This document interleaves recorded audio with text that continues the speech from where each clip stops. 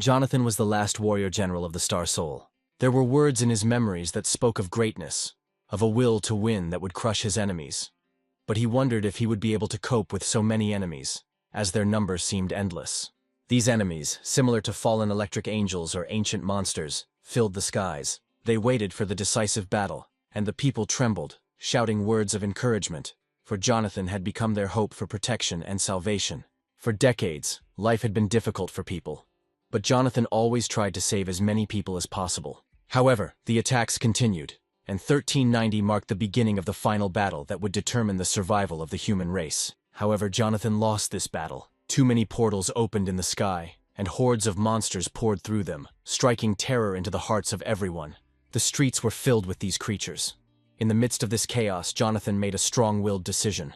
He would die, taking with him as many monsters as he could. Suddenly, a bright light suddenly broke through the pitch darkness. Someone was calling for a hero, but Jonathan had a hard time seeing anything. His eyes had just come out of total darkness. Confused, he realized that he was still alive. Sitting on the edge of the bed, he looked at the mirror, and couldn't understand why he was so young again. He was wearing the student uniform of the Academy of Military Technology in Unding City, Nanzhou Kingdom. He doubted whether this was really his past, and wondered if it was possible to go back 60 years. The academy was full of life, especially around the stadiums and arenas, which were filled with people. The stands roared with delight as the battles of the majestic titans unfolded before them. The threatening cries of the warriors and the tense atmosphere filled Jonathan's mind with memories. He remembered that the academy would soon be destroyed by a wave of monsters. The memory of the monsters attacking the academy shocked him. All these people would die. His classmates and instructors fought to the death, embodying the will to win and the thirst for freedom. Many warriors died in battle, leaving heavy losses and scars. However, their courage became a testament to their indomitable spirit in confronting monsters. Jonathan reflected on how difficult those years had been for him. Lacking the necessary experience or strength, he had witnessed the deaths of those who deserved long, happy lives. Back then, he was a loser. He could do nothing but watch everything fall apart around him. But now everything could be different. Fate gave him a chance to change the course of history. With the knowledge and experience he had gained, he vowed that monsters would not have a chance to harm humans. Jonathan, the Star Soul General, has returned, confident of defeating his enemies and changing the course of history. In the city of Swanu, the last stronghold of humanity, monsters have launched another attack. Cries for help echoed throughout the city, as the monsters grabbed, tormented, and devoured people, sowing fear and chaos in the streets. One of the most vile creatures, known as the Glutton, swallowed people whole in an attempt to satisfy its insatiable hunger. People fled the city in terror, trying to save themselves. However, new monsters kept arriving in the city. When the monster was rampaging through the city, a little boy ran in terror, but tripped and fell. Nearby, the boy's mother turned to look at him in horror. Realizing that this was most likely the end, she rushed to protect her child, knowing full well that this meant certain death. The Glutton, not caring who he devoured, stretched out his giant claws to grab his next victims. The mother, paralyzed with fear, could only hug her child tightly, with tears streaming down her face. The monster stretched out its paws towards the frightened people to grab them and devour them. Suddenly, a beam of light pierced the darkness, so fast it was hard to follow. A huge glowing sword struck the monster, causing it to writhe in pain and roar. Hearing the Glutton's cries, the other monsters sensed a common threat and rushed to help. However, Jonathan's sword seemed to split into several more swords, striking other monsters, his movements barely discernible among the creature's cries of pain. Finally, a powerful blow from his bright sword fell upon the ground, filling the surrounding area with light. A symbol of victory and protection, the sword soared into the sky, leaving behind a trail of glittering sparks that slowly dissolved into the dark skies. These were the swords of Jonathan, who had summoned Star Soul General Duan, and their light defeated the darkness. The mother and son, filled with gratitude and happiness for their salvation, began to thank the warrior. Tears streaming down their faces, people gathered around them, their eyes full of awe as they whispered about their savior. Jonathan soared into the sky, leaving the battlefield, his sword slowly dissolving into the sky, the warrior becoming an ordinary man again. Jonathan's shining armor slowly evaporated, taking with it the burden of the battle, and soon a noble, strong man appeared before the inhabitants, saving the city. Feeling his strength waning, the warrior took out a Star Soul pill from his pocket. Exhausted from the battle, he wasted no time in swallowing the pill. The star energy quickly filled his body, restoring his vitality, determination, and will to win. For decades, Jonathan has single-handedly protected people from terrifying monsters. And this time was no different. The monsters returned, and Jonathan once again stood guard over the city, destroying hordes of enemies. Although the people were scared, they felt reassured, confident that their steadfast star warrior Jonathan would always come to their aid.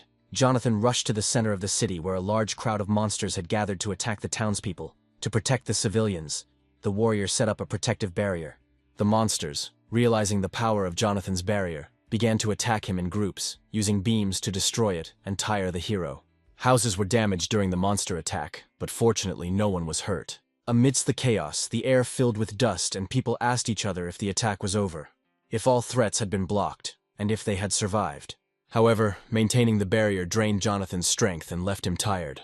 Realizing that his power now had limits, he returned to his human form. Despite his exhaustion, he decided to lead the monsters out of the city to protect the people. Having regained his mighty form, Jonathan once again transformed into Star Soul General Duan, his armor and shining sword heralding the return of the Great Protector.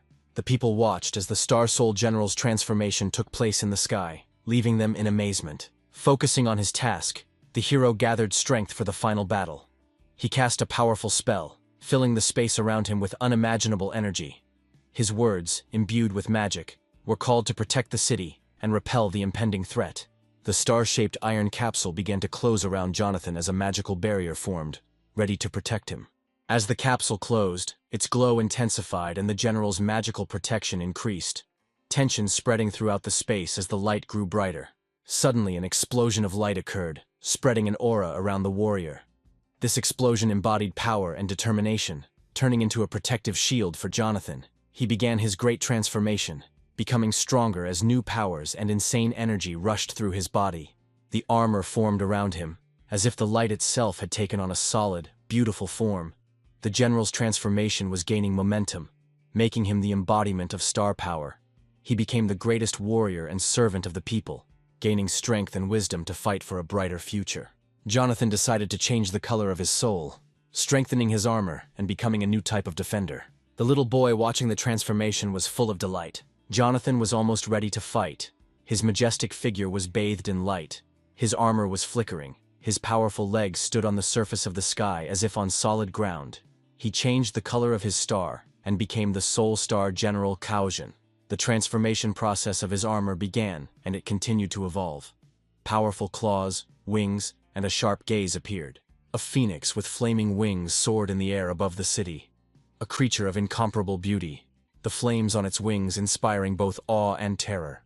General Phoenix rushed towards the enemies, incinerating them with his fiery form. The fire fell on the enemies with such force that they had no chance to survive. Their strength evaporated under the mighty flames, leaving behind only ashes. Phoenix Sen's entire body was engulfed in fire, and the magic accelerated it to such a degree that the enemies could barely discern his attacks. From the shadows, the monster attempted to strike the warrior, its mouth wide open, spewing darkness. But thanks to his supernatural connection with the star, Phoenix noticed the sudden attack in time and dodged it.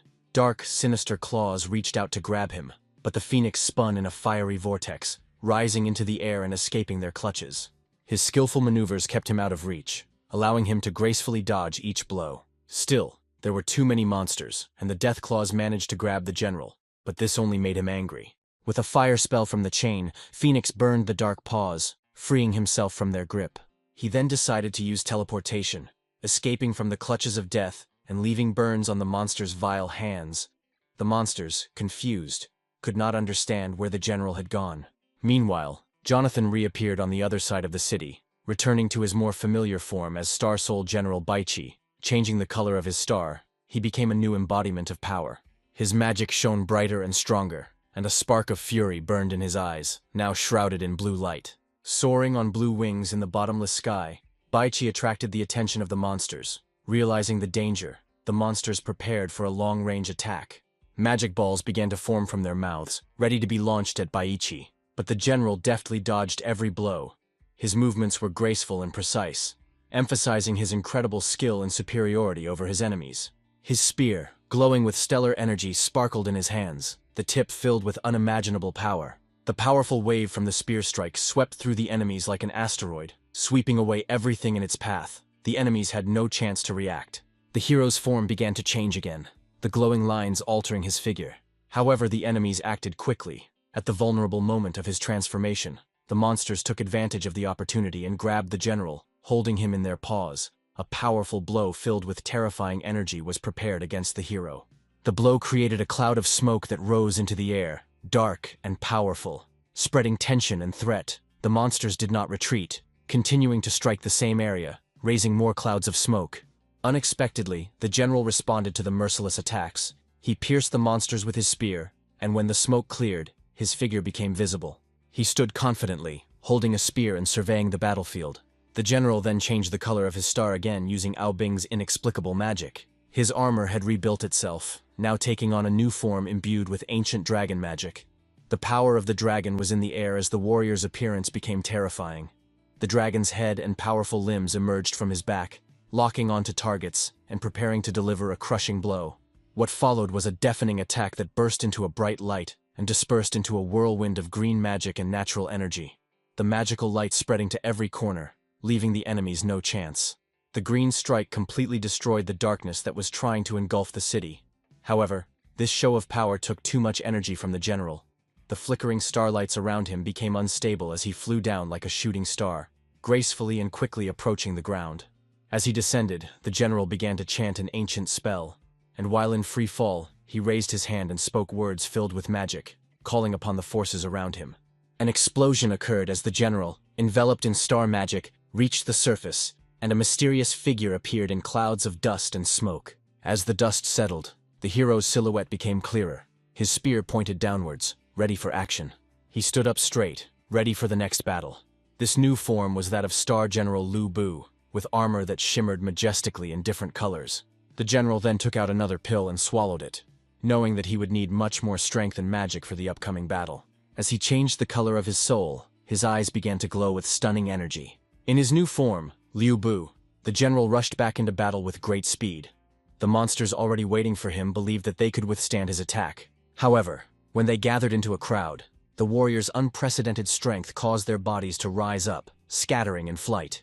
The general continued to rush through the city, cutting down his enemies without stopping for a moment, his eyes filled with relentless energy as the monsters continued to swarm the city, filling the alleys and drawing closer together, ready to meet him face to face. Gathering their forces, the monsters prepared a massive attack, forming a ball of cosmic energy. When the warrior saw the spell being prepared, he realized that it had to be interrupted at any cost. Without hesitation, he rushed towards the center of the death energy ball. The power of the enemy's spell was so great that it destroyed his armor, scattering energy everywhere. It seemed that no one could survive such an explosion. The outline of the hero was barely visible in the light of the explosion. Considering him defeated, the enemies turned away, ready to continue devastating the city. But behind them, the warrior appeared again, taking on a new form. In his emerald gold armor, Star Soul General Guan Yu stood ready to strike. This time he needed a different form, one that would perfectly combine magic and skill. With one powerful swing of his spear, he sent out a wave of air that exploded, knocking down many of the opponents at once. Suddenly, he heard powerful sounds from behind, signaling the appearance of another dangerous enemy. A terrible black figure rushed towards the ground at great speed, crashing with such force that it swept away everything in its path, leaving no trace of the surrounding buildings. The general knew he had to prepare and change uniform again, but the effort was taking its toll. Sweat was pouring down his helmeted face, and he knew he would have to take another pill. But it turned out he had run out of star-restoring pills. The battle had lasted so long that the general hadn't noticed he had run out of his supply. Another powerful spell from the enemies was already heading towards him. The general spun his spear so fast it became a blur, and threw it towards the approaching spell. When the spear collided with the spell, a powerful explosion reverberated across the area, but it turned out that it was just a distraction. Too late, the general noticed the dark shackles flying towards him. The shackles pierced his armor, causing damage, and he swayed in confusion, clutching his shoulder. Pain and exhaustion overcame him, and his vision began to darken. The 5 monsters held the weakened general like a puppet bound by their bonds, calling upon the last of his reserves of strength. The general dispelled his current form, everything around him filling with crimson light as he transformed into Star Soul King Dunyuan. The general's new form released countless scarlet blades that flew towards the enemies, tearing them apart with precise strikes. The blades destroyed the enemies and freed the general from their tenacious embrace. Landing on the ground, he fell to his knees, leaning on his sword. His breathing was heavy and almost exhausted. He no longer had enough energy to maintain his armor, and soon it would disappear. The general realized that his remaining energy would only last for a few seconds. The general was in a panic when he saw that the sky on the horizon was covered with new faults. The city braced itself for a new wave of attacks when the monsters burst into the world, their razor-sharp claws already widening the cracks, their terrifying bodies and powerful jaws visible in the sky. It seemed like there would be no end to the monsters. The ugly creatures flying through the sky inspired fear with their very appearance. They were once again preparing spells to bring destruction upon the city, its innocent inhabitants, and the now tired and wounded general. The army of darkness began its advance. There were so many figures in the sky that they blocked the view. People were panicking, trying to escape the city and rushing to the evacuation ships. Among them, a worried child looked up at the sky, worried about the general. He wondered if one warrior could defeat such a crowd of monsters. The situation seemed dire, but the warrior did not retreat. The star armor system offered escape routes, and the general thought feverishly about what to do. The evacuation ships came into view through the armor systems, which were supposed to direct enemies towards these slow, powerful ships, making them easy targets for the monsters. The system showed a close-up of a mother and son, recently rescued from the glutton, who were aboard one of the ships. The hero was shocked by what he was shown, and the offer made by his armor. Disgusted by the idea of hiding behind the weak to save his own life, the general immediately refused. He declared his refusal to the system, stating that as a man and a hero he could not do such a thing. There would be no salvation, only a battle for the future of humanity, and for the people who still believed in the rebuilding of the world. The general remembered all those who trusted him with their lives and the future of humanity. Instead of using the tablet to recharge his armor, he decided to use his own soul. Once again, his body was covered in armor that glowed with a powerful light. The general felt his soul being absorbed into the armor, and the system tried to override his decision in an attempt to save his life. However, with just an effort of will, the general created a powerful explosion around himself, scattering bright rays across the battlefield. When one of the beams touched the monster, it immediately exploded, leaving no trace. The whole sky was filled with explosions, roars, and bright light. From the place where the rays flew, smoke poured out, so strong that nothing could be seen clearly. When the dim light and clouds of smoke hid everything, the general heard a voice calling his name. He opened his eyes to find himself in a room with a table, a bed, cabinets and shelves, patterned windows casting a soft light. His eyes, still clouded, stared blankly at the ceiling as he wondered what had happened. Scratching the back of his head, he sat on the edge of the bed, and suddenly his gaze froze on the reflection in the mirror. He realized something incredible. His eyes widened as he tried to understand what magic could have turned him from an old man into a young one. He recognized this body, this uniform of the Military Technical Academy. It reminded him of his past, of events long ago, and yet it was still him. This is what the general looked like when he was 18 years old. Jumping out of bed, he looked around the room, trying to figure out where he was and what had happened. His gaze fell on the calendar. It seemed like a joke, but the calendar showed the year 1330. The news struck the general like a lightning strike. Rushing to the window, he saw the country of Tandu on the eastern continent. Comparing the facts, the hero came to a stunning conclusion. He returned to the world 60 years ago. Before his eyes lay a majestic city, combining ancient architecture with towering skyscrapers. In the very center of the city was the stadium of the Academy of Military Technologies, where the Battle of Two Titans took place. The clashes of swords echoed across the arena as the opponents clashed confidently, their movements accompanied by roars and cheers from the crowd. The spectators were rooting for their favorites, and cries of support filled the air. Among the spectators, there was a boy named Lewis, who came close to the edge of the arena. For the first time, he could cheer on the Academy students live. The Titans, absorbed in the battle, hardly heard his voice, but Lewis continued to cheer them on. The dual sword warrior went on the offensive while the red and green shield-wielding paladin struggled to defend himself despite his imposing form. The Titans easily swung their swords and dodged the attacks. One of the warriors decided to use a ranged attack, much to the dismay of the crowd. They were expecting a fair sword fight. As the warrior in blue rushed towards his opponent, swinging two swords in turn, a wave of enthusiastic responses erupted from the crowd. Many viewers recognized this technique, the Great Destructive Whirlwind. They knew that it would leave the enemy no chance. Lewis, realizing the strategy, shouted that the opponent had deliberately forced his opponent to use Whirlwind. The stands did not appreciate such an active demonstration from the unknown young man. But the events in the arena unfolded quickly, making it difficult to see what happened. In the blink of an eye, a piece of armor fell on the battlefield. People were confused, unable to grasp the key point they had missed. When the dust settled, the proud figure of the red and green warrior stood up in victory. No one expected him to win. Luis, foreseeing the outcome, left the stands without delay, knowing that staying could provoke aggression from the crowd. He rushed down the stairs and turned into an alley, but soon realized that he did not know the city well enough. Frustrated, he wandered through the maze of streets, angry at how easy it was to get lost in such a place. Soon he found himself back at a dead end, muttering under his breath about the city's poor design. Having no clear idea of how to find his way, an idea came to him. He decided that he could use the force to jump over the obstacle in front of him and go straight to his goal. Gathering his strength, he filled his legs with stellar energy and flew over the wall, landing on the other side. Louis looked pleased with himself, but an unexpected sight awaited him behind the wall. Beautiful young women were visible through the open window of the women's locker room. Hearing the noise, one of the girls turned to the window. Helena, the class monitor of the 10th grade, noticed the young man. Faced with such a sight, Louis was stunned and his nose began to bleed. Helena, shocked and indignant, turned purple with anger and embarrassment. The other girls, noticing Louis, also screamed in horror. In a fit of rage, they grabbed their swords and rushed at him. Louis ran away as fast as he could, knowing that no one would hear his excuses. Desperate to escape from the angry girls, he found himself cornered. The girls, furious that he had unwittingly spied on them, were determined to punish him. Despite his attempts to explain, the girls decided to drag Louis to the top floor of the administrative building, where the director's office was located. Headmistress Jade had expected to see Louis, but of course not in the state he showed up in. Bruised and tied up, barely recognizable, Louis tried to explain that he had come to enroll in the academy, not to spy on girls. The principal and her secretary, Olivia, reviewed his file, noting that Louis had developed his skills well, improved his grades, and came from a respected family. After the discussion, the principal announced the verdict. Louis would be placed in the 10th grade, a class designed for problem students. Louis silently noticed that the women were giving him strange looks, and realized that his first impression had not been the most favorable. The director ordered him to be untied. Helena, however, objected.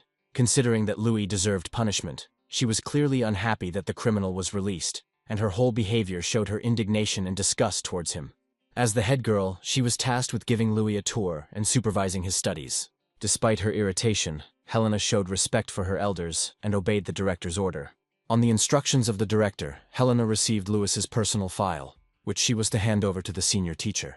Olivia used magic to transfer the data from the file onto a small card, which now contained all of Louis's information, and then she handed it to Helena. Helena, her eyes burning with anger, ordered Louis to follow her. Sensing her displeasure, Louis realized that the excursion would be awkward and difficult. As she said goodbye, Helena gave a signature bow, showing respect to those present. Louis copied her, bowing as well. Puffing with anger, Helena quickly headed for the exit, and Louis had to run to keep up. As soon as the couple left the office, the director and Olivia fell into a brief, awkward silence. Olivia then broke the silence by reporting that a student had gone missing. She took out a folder with a letter from the teacher. The letter explained that one of the students had not attended classes for 3 days and had not been in touch. She was asked whether to report the incident to the Department of Public Safety, as she feared that something might have happened to the student. As she lit her pipe, Jade noticed that he remembered the student mentioned in the letter.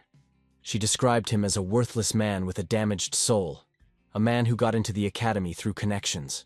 The report stated that after learning the current date, the student stated that there were 3 days left, and then disappeared without a trace. As Olivia continued reading the report, clouds of smoke from Jade's pipe reached her nose, causing her to cough in irritation. Jade continued smoking, smiling sweetly as if nothing had happened. Olivia, irritated, indicated that the student's family should be contacted regarding his disappearance. Meanwhile, Helena and Louis continued their tour of the academy. Now they were heading towards the arena where the practical training for the Star Soul battles was being held. Helena informed Louis that he would need to change into the academy uniform, but Louis was distracted, looking into the distance. Helena, noticing his inattention, stopped and angrily asked why he was lagging behind and not listening to her. She wanted to know what had attracted his attention. Louis stood rooted to the spot, his gaze looking upward in awe and joy. Before them stood a majestic statue, so huge that everything around seemed like dust in comparison. Although everyone at the academy had become accustomed to it, the statue still inspired awe with its detailed beauty and commanding presence. Erected in honor of a legendary hero who lived 400 years ago, the statue was both a tribute and a reminder of the academy's legacy. According to legend, thousands of years ago, terrible monsters attacked the Earth, killing and destroying everything in their path. Humanity was defenseless. But then the immortals descended from the heavens, endowed with unique abilities and dressed in armor woven from stars and souls. These immortals, now known as Star Soul Generals, possessed incredible strength. They crushed the monsters, saving the planet and its people. The immortals also gave people jades that could grant power to worthy Star Soul Generals. Since then, a battle has raged between the Masters, the Chosen Protectors, and the monsters for the right to live on Earth. The founder and first director of the Academy was one of these Star Soul Generals. A monument to him, standing in the center of the Academy, depicted him in armor, clutching the hilt of a sword. Helena explained that the statue contained a jade sealed within it, waiting to select a new general when someone worthy emerged. Louis's eyes lit up as he listened to this story. Inspired, he silently vowed to become as strong and worthy as the Academy's founder. At that moment, noticeable vibrations ran through the statue that were impossible to ignore. Helena stared at the statue in shock, not understanding what had just happened. Louis looked at her questioningly, hoping she could explain what had just happened. Helena could hardly believe her own suspicions that Louis might be destined to become the general's successor. The young man touched the statue and stared at it, while Helena tried to convince herself that what she saw was just an optical illusion. An illusion. She believed that a man like him was unworthy of great power. Meanwhile, Louis, in a futile attempt to awaken the statue again, thought of smearing some of it with his saliva as an experiment. For this stupid idea he received a slap from Helena, who indignantly scolded him. A large bump appeared on his head as she forcefully dragged him to the teacher. A man stood nearby, watching everything that was happening. He overheard their conversation about the legend and the statue's reaction, and he thought with a chuckle that people still believed in such tales. Leaning against a column, he looked around the academy, and it became clear that this man, Jonathan, summoned from the future, had come here with the intention of avoiding the mistakes of the past. Meanwhile, a battle of titans was unfolding in the academy arena, swords cutting through the air with incredible speed, each fighter trying to hit the other. One of the participants fell, and his sword sank into the ground in front of him, and victory was declared for the fighter in blue. The assistant teacher, Theo, who was recording the results of the battle, praised the winning student. Amelia, the 10th grade class teacher, thought about his words. At this point, Helena and Louis interrupted her, bowing respectfully and introducing themselves. The teacher, interested, said that she was interested in meeting a student who had passed a special entrance test. Louis, filled with excitement, began to chatter further, sharing everything that came to his mind about himself. The teacher, however, interrupted him, noting that she did not need his report. She wanted him to demonstrate his skills in the arena. Amelia announced that his next opponent would be Helena. Louis was taken aback and tried to refuse, pointing out that it was his first day of school. Helena, however, was ready to fight, eager for the chance to punish him once more. Several students warned Louis that Helena was an excellent warrior. Meanwhile, Theo expressed concern, knowing that Louis did not yet have the amulet to summon the armor. Then they decided to give him one amulet so that he would have a chance to fight on equal terms. However, Louis beamed with happiness when he received a student charm borrowed from someone who didn't show up for class. Although it was a simple student's amulet, it seemed like a masterpiece to him. The secretary, confused by Louis's reaction, couldn't help but grin. Meanwhile, Helena was already preparing for battle. Calling on the power of her amulet, sparks of magical energy surrounded her. Louis, coming to his senses, activated his own power, bright blue sparks flying around him as magic filled the air. In the arena, 2 ordinary people turned into titans ready to fight. Helena was determined to avenge the incident in the locker room. The stands roared in support of Helena. Everyone wished her victory over the newcomer. She stomped her foot on the ground, causing cracks to form in it as lightning bolts erupted from her armor, and at lightning speed she closed the distance between herself and Louis by swinging one of her swords. Louis reacted just in time, jumping to the side. The ground he stood on shattered into pieces from Helena's powerful blow. She pressed relentlessly, forcing Louis to defend himself as her blows came one after another in a seemingly endless barrage. The scene in the arena was strange. One titan was constantly running away from the other. Even Olivia noted that the fight looked strange. Louis did not try to attack. He only defended himself and dodged Helena's blows. Amelia noted that Louis's dodging skills were quite impressive, while Olivia looked at her in confusion. Louis's shield absorbed the blow from Helena's swords, sparks flying into the air. Despite his efforts, he found it difficult to maintain his defense as the difference in their skill levels became apparent. Some students in the stands shouted that Louis needed to increase his distance if he hoped to have a chance. He ran across the arena, trying to find an opening, while Helena began to attack from a distance. It became clear that Helena was stronger in close combat. Louis, however, managed to reflect the energy beams with his shield. This made Elena furious. She was now ready to kill Lewis out of despair. Determined to end the battle, she ignited her swords with a bright blue flame. The students in the stands were shocked to learn the move Helena was about to use. Even Theo began to worry about Louis. Emilia, however, remained impassive, simply watching as Helena, with her flaming swords, attacked Lewis with great force. Her blue blade struck out and a roar echoed throughout the arena. Some of the students turned away, unable to watch what seemed like an overly brutal attack on a newcomer. To everyone's surprise, Emilia declared Louis the winner. The confused crowd looked more closely at the battlefield and realized that Louis had his sword pointed at Helena's throat. According to the rules, Lewis had won by hitting his opponent's weak spot. Exhausted but smiling, Lewis celebrated his victory. Helena, on the other hand, was in shock, unable to comprehend her defeat. The students in the stands were stunned. No one expected such an outcome. When the battle was over, Emilia asked Louis to share his impressions of the battle and his thoughts on its progress.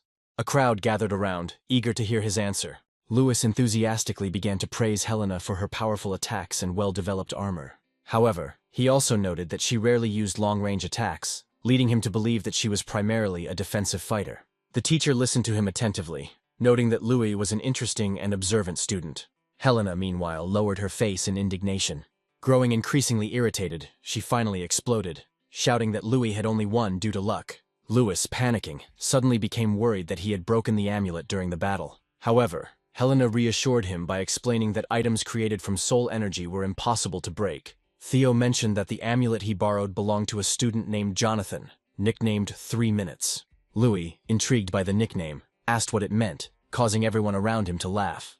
The students whispered and laughed at the fact that the student could not maintain his armor for more than 3 minutes. Trying to stop the teasing, Emilia shouted and sent everyone to the dining room. Suddenly, a bloody stone appeared in the sky, plunging everything into darkness. In an instant, the sky turned pitch black, and goosebumps ran across the headman's skin. It got dark too quickly, and the street took on an ominous atmosphere. Suddenly, the sky began to crack like glass, and monsters began to appear in the cracks. A siren blared over the stadium, and people looked around in confusion, not understanding what had happened. Some of the students began to come to their senses. Looking up at the sky, they shouted about rifts and monsters appearing. The students panicked in horror, not knowing what to do. One of them fell backwards, and they realized that they urgently needed to find shelter. The monsters floated in the air, releasing magical lightning attacks that flew in all directions. The situation looked dire. Some of the creatures fired powerful energy beams from their mouths, terrifying the students as they tried to escape. These rays killed with the speed of lightning, decomposing their victims on the spot, leaving no trace. One such beam flew towards the arena. However, the teachers were already ready to intercept him. They used Star Soul formation to block the beam with a shield.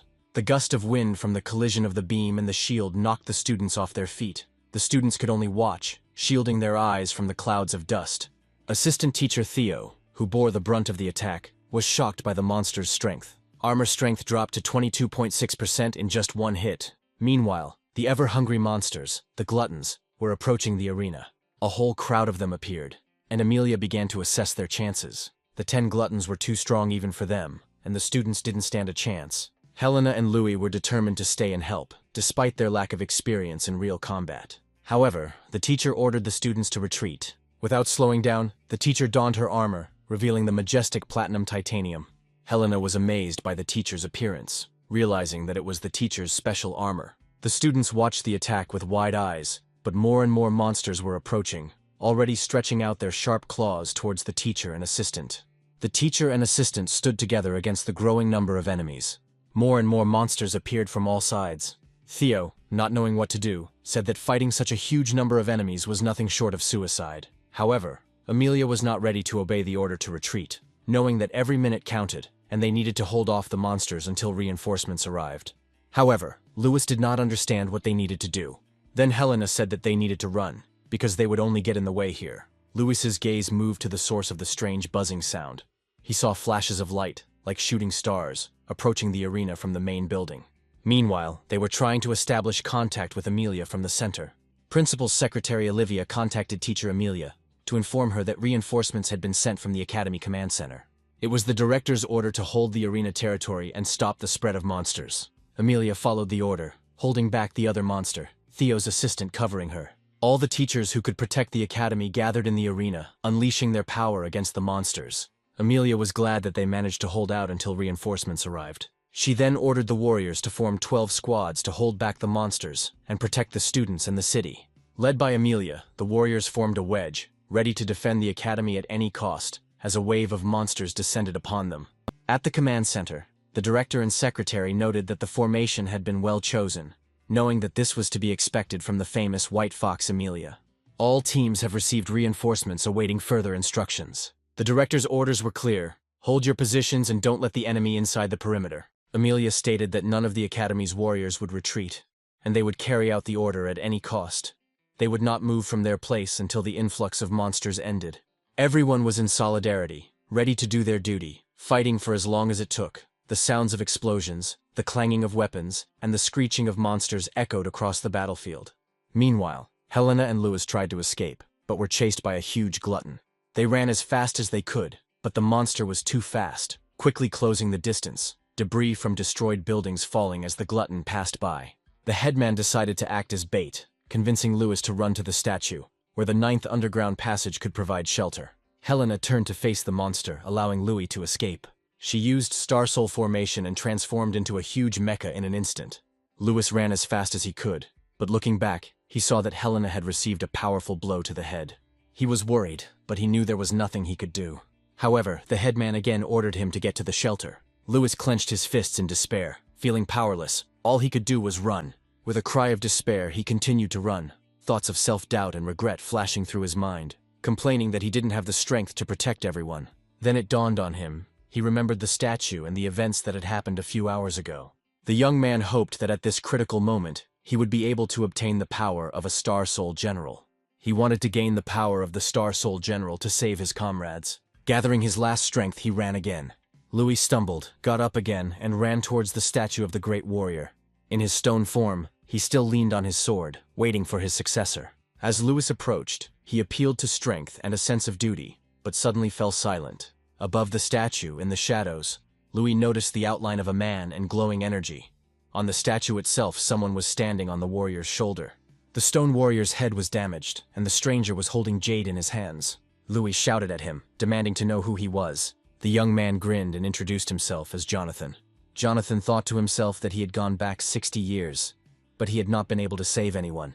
He did not save the teacher, Amelia, and the students. In his helplessness, all he could do was run away. He also did not save his beloved. Although they were not allowed to be together, he felt deep sorrow for all those who died. Jonathan's family fought during the attack on the city, but he was weak and was forbidden to fight. Jonathan remembered how his fellow academy students bravely covered the retreat of their fellow students. He deeply regretted the loss of them all. Their bodies were broken and their lives were cut short. They had all fought bravely, but everyone who was important to him was gone. Those who loved Jonathan and tried to protect him also died despite their efforts. He tried to stop blaming himself for their deaths, but the memories of even his enemies, the ones who mocked and humiliated him every day, came flooding back. Jonathan wasn't entirely sure when or how he first activated the Star-Lord system. Inner demons and shadows of the dead haunted him for decades, lurking in the depths of his mind, reminding him of his weaknesses. The weight of this burden was like a pair of hands on his shoulders. But it was this very burden that helped him awaken a strength within himself, a strength that would save many lives in the future. This same burden also caused his awakening after returning to the past. Now he lived in a young and unprepared body with damaged soul veins. Raising his rank and advancing through the classes would take a long time, however. In just 3 days, he managed to rise 4 levels, which was a significant achievement considering his sickly state. But this was still not enough, since there was little time left. Memories of his death in battle 60 years later flashed through his mind. He remembered being surrounded by countless enemies and blowing himself up to take them with him to the grave. Grasping his jacket with a hand covered in sacred symbols of magical energy, Jonathan still struggled with the shock of waking up young after his death. Given a chance to right his wrongs and save those he cared about, he threw the jacket over his magically glowing body. Thinking about how he was once an outcast in his family, his father sent him to the academy to protect him. In the mirror, Jonathan saw the reflection of an elderly man, driven by memories. But in his youth he did not understand the fate that awaited him and led a shameful lifestyle. After everything was destroyed in the ruins of the ancient civilization, he discovered the Star-Lord system. It traveled with him into the past, like a magical computer that appeared at the request of its owner. Jonathan was glad to see the system there, remembering that it contained the power of Jade and could copy the Star Soul generals of others. Jonathan requested data from the system. The results were bleak. The system was rebooted. His rank was low, and there were no generals. What's worse, his soul veins were damaged. The task ahead was difficult, although the system was reborn with him. Now it was like a clean slate. He would have to start all over again. And yet Jonathan did not despair. He decided to do everything to save humanity. April 11th was circled on the calendar. 3 days had passed since he woke up, and today was the decisive night. The monsters would attack soon. Jonathan began to prepare. Through alchemy, he had made some progress, but his soul veins were still in poor condition. Although he had partially restored them, it was not enough. He needed to create another pill to completely heal himself. Only then would he be able to use the system to its full potential. After that, Jonathan headed to a drugstore in the shopping district of the southern region. He ordered a heavenly dragon stem, but the seller informed him that the item had not yet arrived and would not be available until later in the day. Jonathan was upset, knowing that time was running out, but there was nothing he could do. He had to wait. Wandering around the shopping district waiting for the message, Jonathan was lost in thought. The heavenly dragon's stem was the final ingredient for the pill that would heal the veins of his soul. Since the delivery would take a couple of hours, he decided to return to the academy. The guy decided to prepare traps for monsters in the hopes of keeping losses to a minimum. After some time, Jonathan finished setting up traps that used advanced technology that was more effective than the current era. Unfortunately, due to its low level, it could only place slow arrays. Touching the talisman to the wall, he heard a conversation from the street. The voices were discussing the Star Titans who gave people the power of Star Generals. Jonathan turned toward the noise, listening carefully. Helena spoke of the first headmaster of the academy, pointing to the statue of the great warrior next to the arena. Jonathan smirked as he looked at the statue. In the past, the statue had not responded to his prayers. Leaning casually against the column, Jonathan looked at the stone warrior, knowing that it was not Zoe who had given him the strength to fight. With a satisfied grin, he activated the star system and ordered it to scan the statue. The system showed that the statue did indeed contain jade, but in the absence of its owner, the system could not use it. The vibrations from the scan were felt by Louis and Helena, who looked at the stone figure in confusion.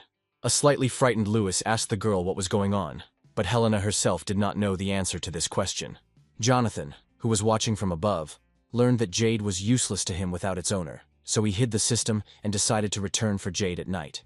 Just then, a message came in informing the pharmacy that the heavenly dragon's stem had been received, and it was time for Jonathan to leave the roof. Having prepared well, he vowed that he would not let anyone die. Walking through the crowded shopping area towards the drugstore, Jonathan suddenly noticed a familiar figure in the crowd. A man wearing a mask and a hood walked past. Jonathan wasn't sure, but his instincts rarely let him down. He watched the figure out of the corner of his eye, then stopped and ordered the system to scan the man. A tense figure appeared in front of Jonathan. The man's mental power was concentrated in his chest. They were like small galaxies connected by electrical discharges. Jonathan watched thoughtfully, recognizing the unique method of concentration widely used in the north. His eyes gleamed from the scan. The man must be a native of Myrene. Although this state was not close, Myrene would eventually adopt the culture of the eastern continent. 3 years later, Myrene will upset the balance of the world by gathering a huge army, which will lead to a full-scale war with neighboring countries. Many people suffered, and one by one other nations were drawn into the conflict. People killed each other, and the eastern continent was destroyed. Jonathan stood thoughtfully in the middle of the street, realizing that this stranger from Myrene was not here by chance. At this historic moment, Jonathan finally reached the pharmacy, which was called the Great Medicine. A pretty girl with a poster in her hands met him on the stairs, smiling and advertising various pills, elixirs, and powders. Upon learning that Jonathan had come for a special order, she greeted him warmly and directed him to a special waiting area. In the luxurious empty hall, Jonathan sat down on one of the sofas. The girl approached him to discuss the payment. She explained that due to the urgency, the price would be higher, since the academy student usually cannot afford such rare materials. Jonathan put his hand in his pocket and admitted that he didn't have enough money. He then pulled out a card and offered to sell several alchemical potions he had brought with him, laying them out on the table.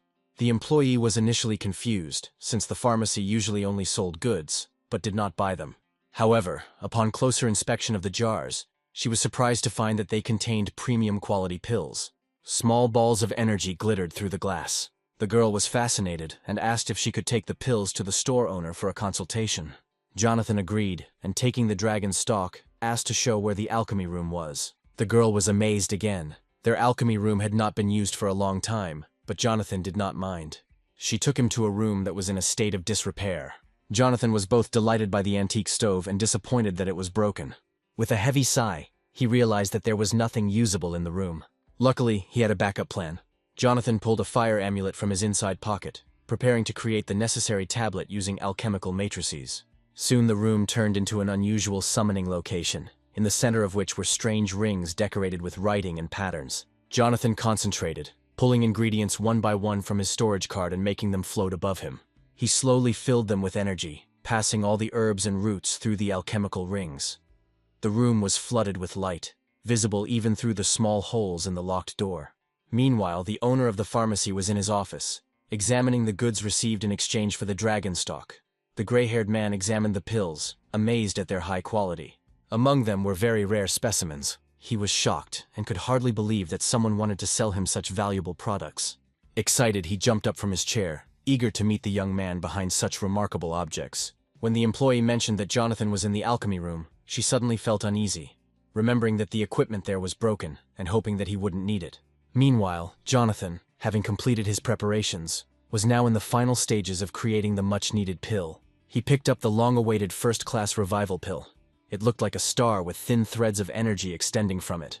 Jonathan closed his eyes and placed the pill in his mouth as the energy dissipated around him like smoke. He sat down on the floor, blue magic circles forming around his figure, signaling the beginning of the recovery process.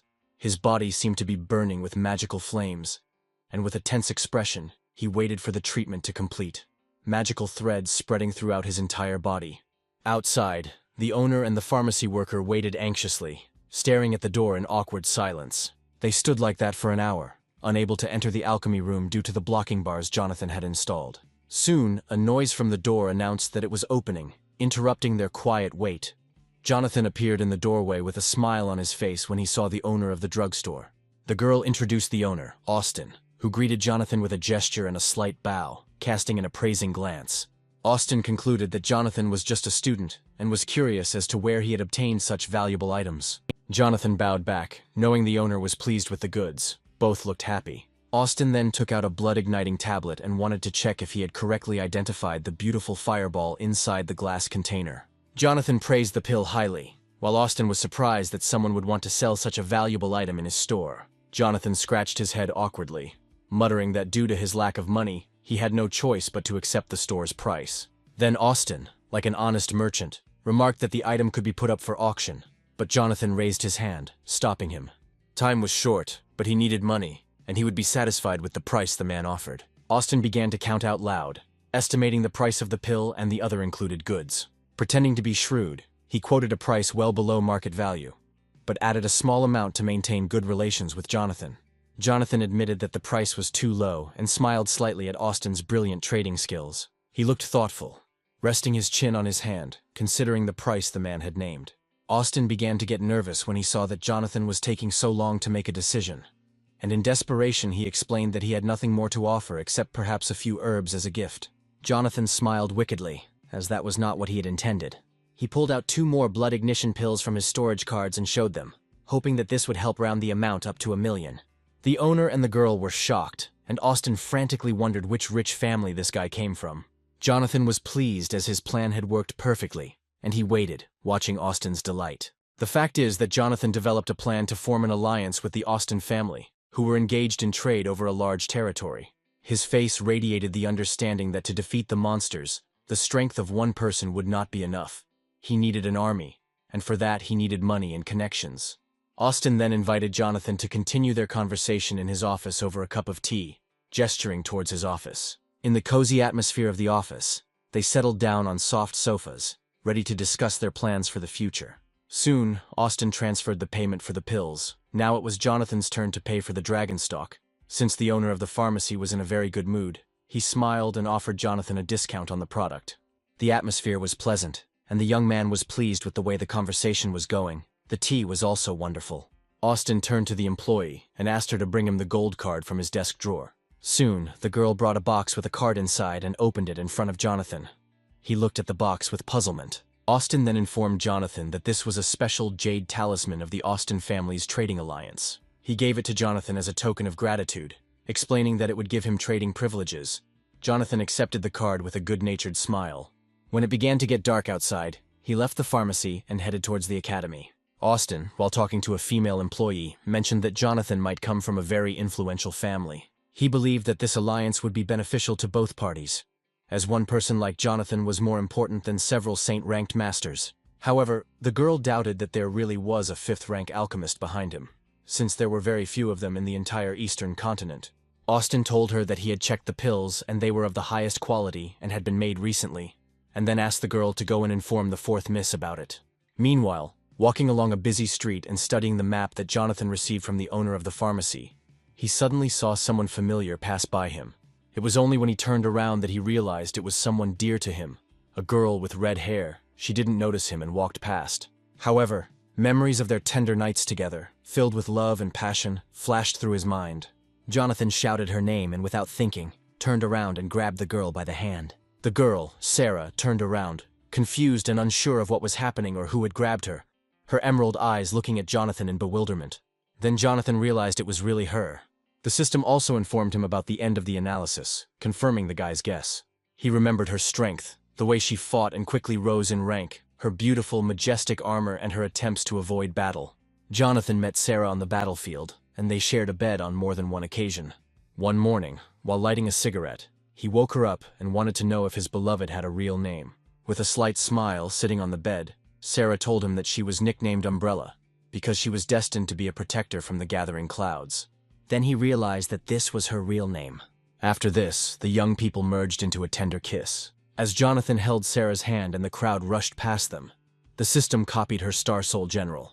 Sarah, noticing this, began to look angrily at Jonathan. At that time they had not yet met, so the meeting seemed strange. She pulled her hand back, jumping to the side a little, and a spiritual sword began to form between the clothes in her other hand.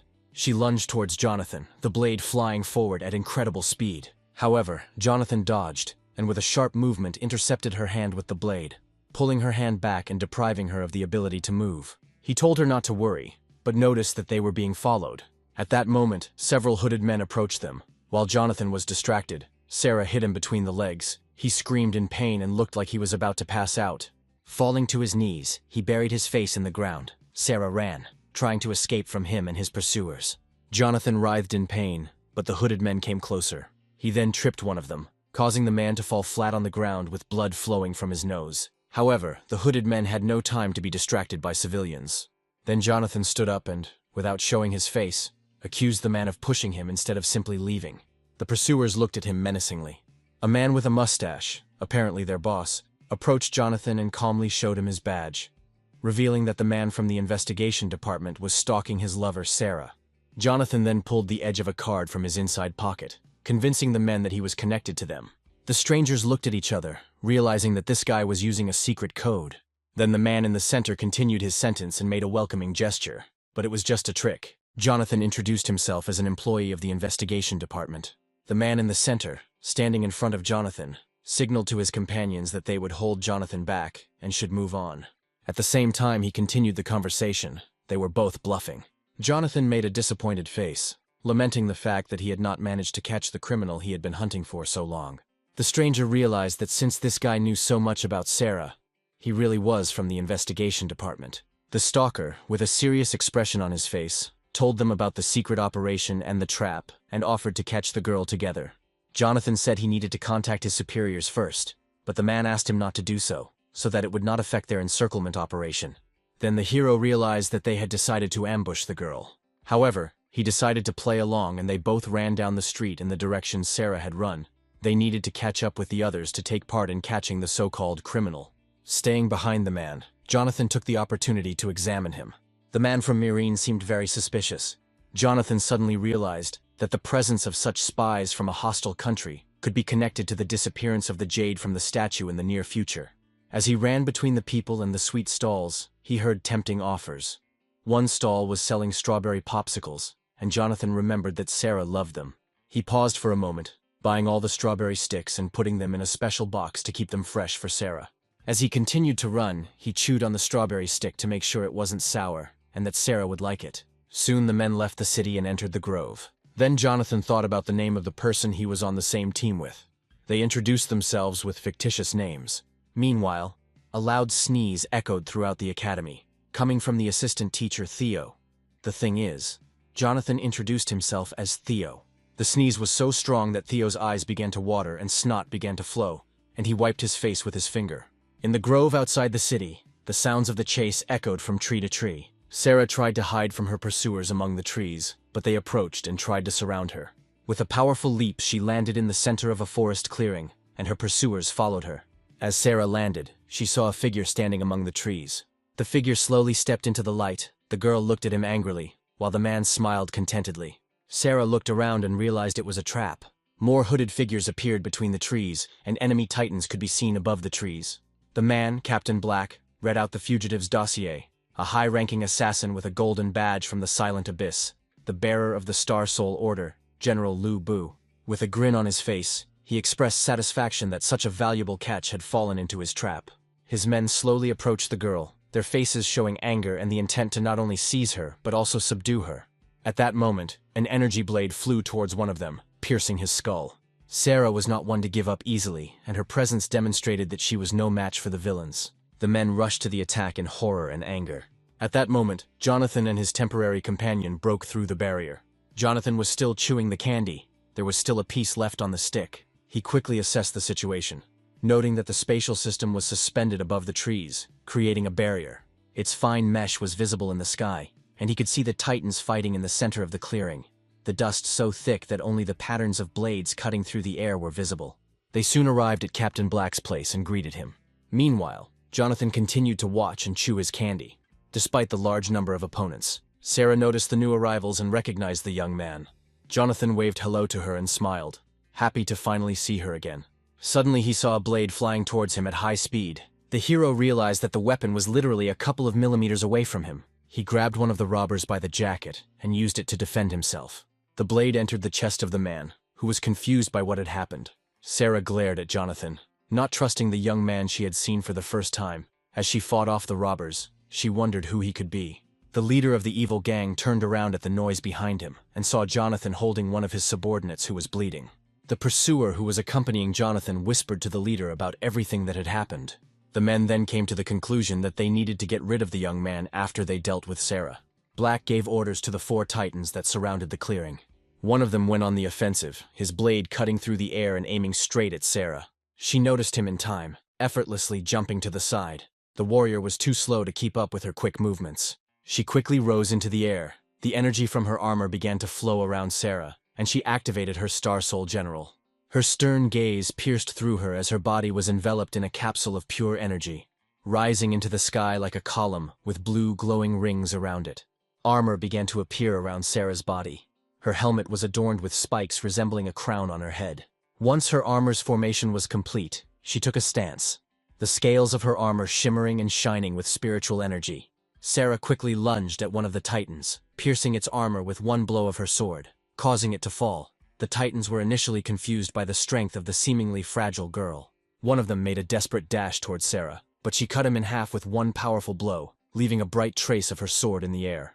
The enemy's armor began to crumble, and the 2 remaining warriors decided to attack together, drawing their swords. Sarah prepared to strike, jumping into the air. With a powerful blow, she sent the enemies flying, and they quickly retreated.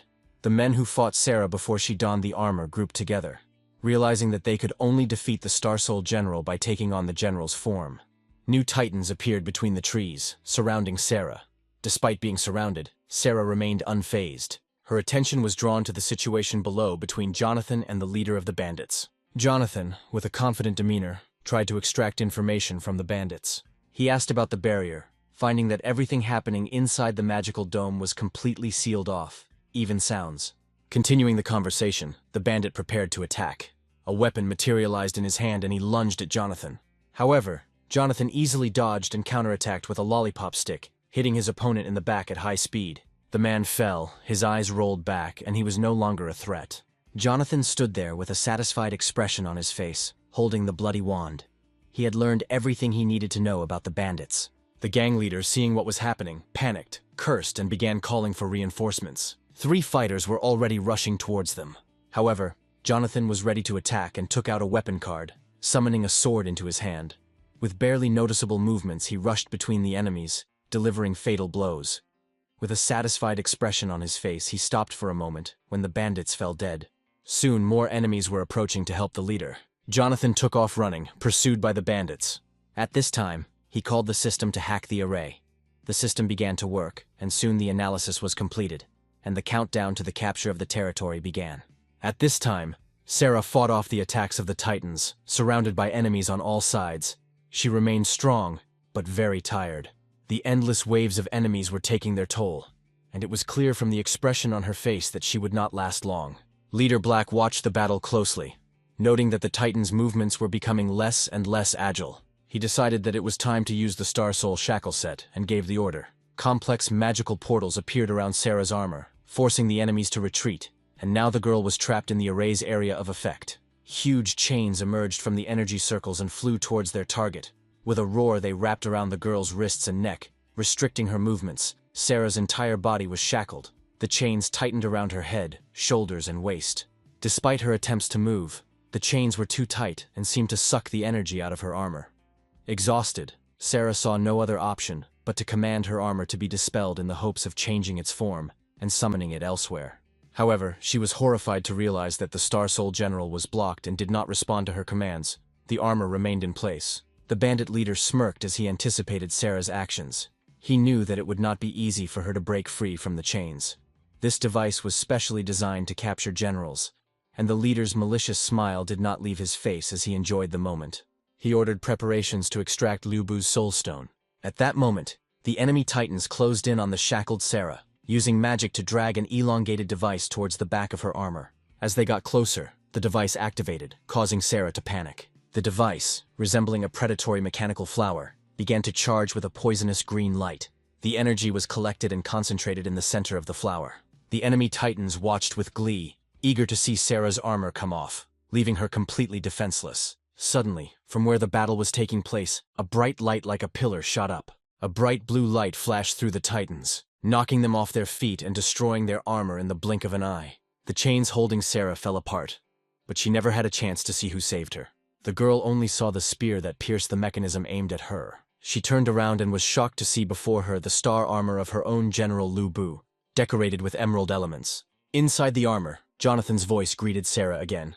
He suggested ending the fight quickly since time was limited. Sarah, however, was shocked and could not understand how a second Lu Bu appeared on the battlefield. Jonathan assumed an attack stance, holding his spear out and making a sharp lunge towards her. Tired and confused, Sarah was unable to dodge in time and screamed in surprise and fear. The spear flew under her hand, hitting the titan behind her who was about to deliver the killing blow. The spear glowed with energy as Jonathan struck the center of the enemy's armor, shattering it. The tip of the halberd pierced the man controlling the titan, who could only marvel as blood began to drip from the sharp blade. Jonathan realized that he had miscalculated the blow, trying to kill the enemy quickly and painlessly. Sarah, having come to her senses, pointed her weapon at the self-proclaimed Lu Bu, demanding to know the name of the general similar to her own. Jonathan noticed that the enemies were still alive and that the battle continued, so he decided it was better to put off the questions until later. Sarah sighed in displeasure, but realized that now was not the time for small talk. They needed to deal with their enemies. The generals, back to back, simultaneously lunged and struck their enemies with spears. Sarah couldn't take her eyes off Jonathan. Even during the battle, his attacks and techniques amazed her. The red emerald halberd turned and flew straight into the center of the titan's armor, piercing it and causing the armor to instantly crumble, leaving the enemy's body hanging on the tip of the weapon. Jonathan looked pleased, knowing that the force of the blow was just what was needed. The bandits fell to the ground, impaled and without armor. Suddenly, one of the enemies snuck up behind him and decided to attack him from the air. Turning sharply, Jonathan pierced the titan's armor with his halberd, bringing instant death to his enemy. At this moment, the hero realized that he was continuing to be attacked from different angles. With enemies attacking from several sides, Jonathan decided to perform another professional fighter's trick. He made a sharp circular lunge, cutting his opponent in half. Sarah was growing increasingly tired from the long battle and the effects of the mechanical flower, breathing heavily after each blow. Soon, another enemy was attacked by the emerald red weapon. As usual, the blow was accurate and killed the enemy in a flash. While trying to catch her breath, Sarah watched Lu Bu's movements. This general's cultivation was clearly at the yellow rank level. The two generals towered over the trees, and the remnants of energy from the crumbling armor of their fallen enemies flew around, reflecting beautifully in Jonathan's armor. The immobilized bodies of the enemies fell among the trees. Sarah watched as Jonathan remained motionless throughout the battle, looking at the last enemy with a cold, indifferent gaze, waiting for the Titan to attack. The warrior with 2 swords stood in front of Jonathan, confused and realizing that he had no chance. Inside the armor of the last enemy was the bandit leader, who was in a panic, trying to understand how there could be 2 Lu Bu. The criminal could not understand how someone who was trapped could kill all his men.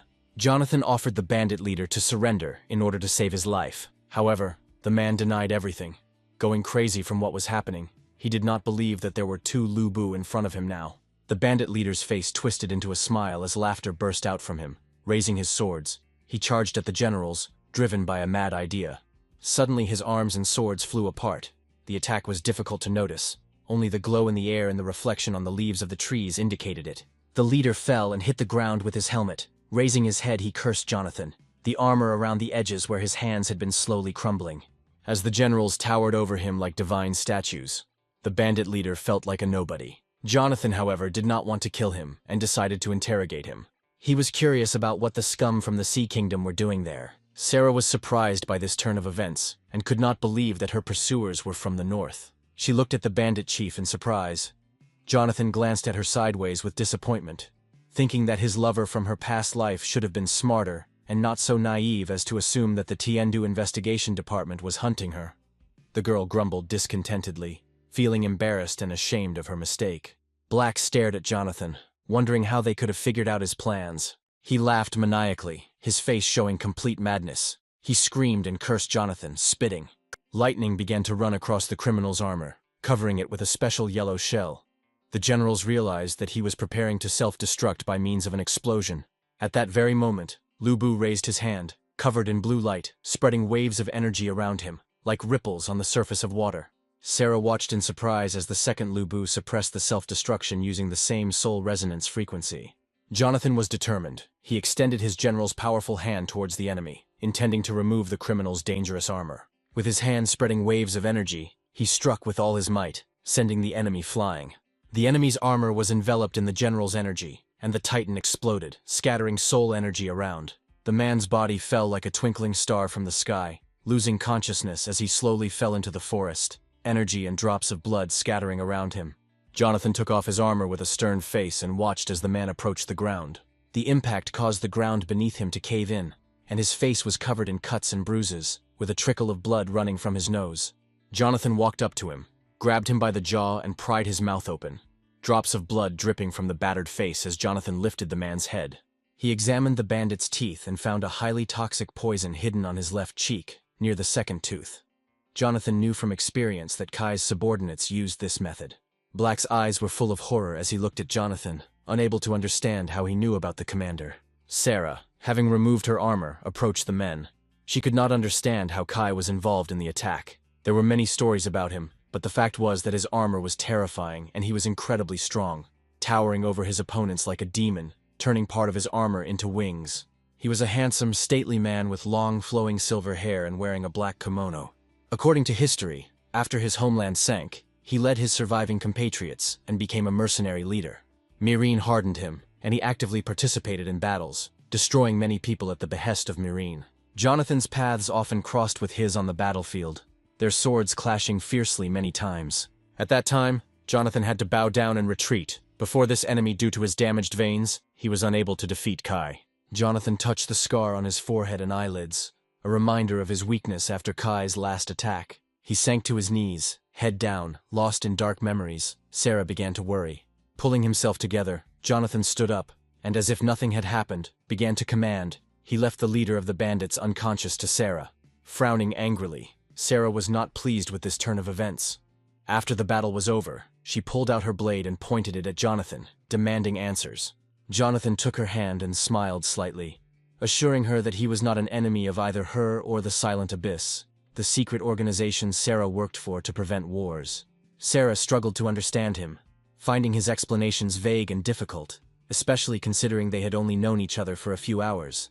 However, she didn't put up much of a fight as Jonathan held her hand with an encouraging smile. He convinced her that there was an enemy against which all states must unite. Sarah had nothing to say. She just listened and looked at Jonathan. She was faced with a choice: trust the man who saved her, or kill him for knowing too much. While she was deep in thought, Jonathan suddenly snatched the dagger from her hands with a quick movement. He put away the dagger and took out a storage card, then handed Sarah a stick of strawberry candies. The girl looked at the candies in confusion, but took them. Then Jonathan stepped aside, leaving the candy in Sarah's hands. Sarah was shocked at how Jonathan found out about her love for strawberry candies. As a blush of embarrassment appeared on her cheeks, she turned to look at Jonathan, who was approaching the bodies of his fallen enemies. Sarah then quickly hid the candies in a storage card to enjoy later. Jonathan later studied the data storage cards of the dead mercenaries and expressed his outrage at their poverty. Sarah was outraged by his behavior, expecting him to bury his enemies, but instead he seemed intent on profiting from them. This revelation shook her perception of him, and she hung her head in disappointment at his actions. Jonathan turned to her suspiciously, worried about what Sarah thought of him. Sarah, clearly displeased, demonstrated her disapproval with her entire behavior, demonstratively turning away while Jonathan searched for money among the corpses. Jonathan sighed heavily, covering his eyes with his left hand, and put the cards in his inside pocket. Living was expensive, and plans for the future involved significant expenses. Then he decided to ask the girl a question about what is the most important thing in governing the world. Sarah looked at him in surprise, not having answers to such questions, but wanting to understand. Jonathan turned to her with a radiant smile and explained that having money makes everything easier. Sarah, however, did not understand anything. Then Jonathan, his eyes shining, began to explain in detail how useful it was to have money. He had never looked so animated before, emphasizing that money could resolve any dispute. It was just a question of price. With a significant amount of money, you can remove any piece from the chessboard, even an important one. Sarah stroked her chin thoughtfully. She didn't quite understand, but she acknowledged that in certain situations money mattered. Their conversation was interrupted by a clap of thunder, and the sky turned black from the ominous lightning that flashed over the city. Despite the evening, it was still too early for such darkness. Jonathan realized what was happening, and was shocked to see that time had shifted, and the monster invasion had begun. Suddenly, Sarah noticed cracks in the sky and looked towards the leader of the bandits, who was already sitting under a tree. She seemed to know whose hands had caused the cracks to appear over the peaceful city. Jonathan, hearing Sarah's suggestion that Marine was involved, turned and glared at the leader. A mad laugh came from the bandit leader, who, despite having his head bowed in pain, was still grinning at his victors. It turned out that several teams were involved, and one of them managed to fix the malfunction. Jonathan approached Sarah, trying to find out what she might know, as it was important information. The girl remained silent with an upset look. Jonathan excitedly begged her to tell him what she knew. Although Sarah was full of doubts, she decided to reveal the secret information under the guise of gratitude. Jonathan then learned that the Myrinese government was indeed behind the monster invasion, using them for military purposes. Sarah found out what the Myrinese were doing, and how they were carrying out their plans. She was clearly upset that she had fallen into their trap. Jonathan was clearly furious when he realized that the Myrinese were behind all of this. The bandit leader, spitting saliva, showered Jonathan with curses and laughed wildly, rejoicing at the death that awaited everyone. Then Jonathan flew up to him and extended his hand with the intention of grabbing the man by the jaw again. His face was dark and angry as he lifted Bandit off the ground, bolts of spiritual energy shooting around Jonathan's body and arms. The enemy, frightened and confused, did not understand what Jonathan intended to do. As the discharge rolled through the enemy's body, Sarah asked Jonathan to stop. His voice was full of fear. The veins of the bandit's soul and body were damaged, and they needed him for interrogation. Jonathan threw Bandit at Sarah's feet. He put a recovery pill in Bandit's mouth to save his life. Turning to Sarah, Jonathan pulled the storage cards from his inside pocket and handed them to her as a token of gratitude and apology. He said that it was time for him to defend the city, and Sarah could not accompany him. However, the girl said her mission was crucial, and many lives depended on its quick completion. Jonathan smiled gently, waving his hand as a sign that no further explanation was required. He understood everything perfectly. Jonathan then logged in to use the Star Soul General Liu Bu's beast. He realized that he would need a lot of energy, and took out a pill to replenish his soul's strength, knowing that he would need 3 times more.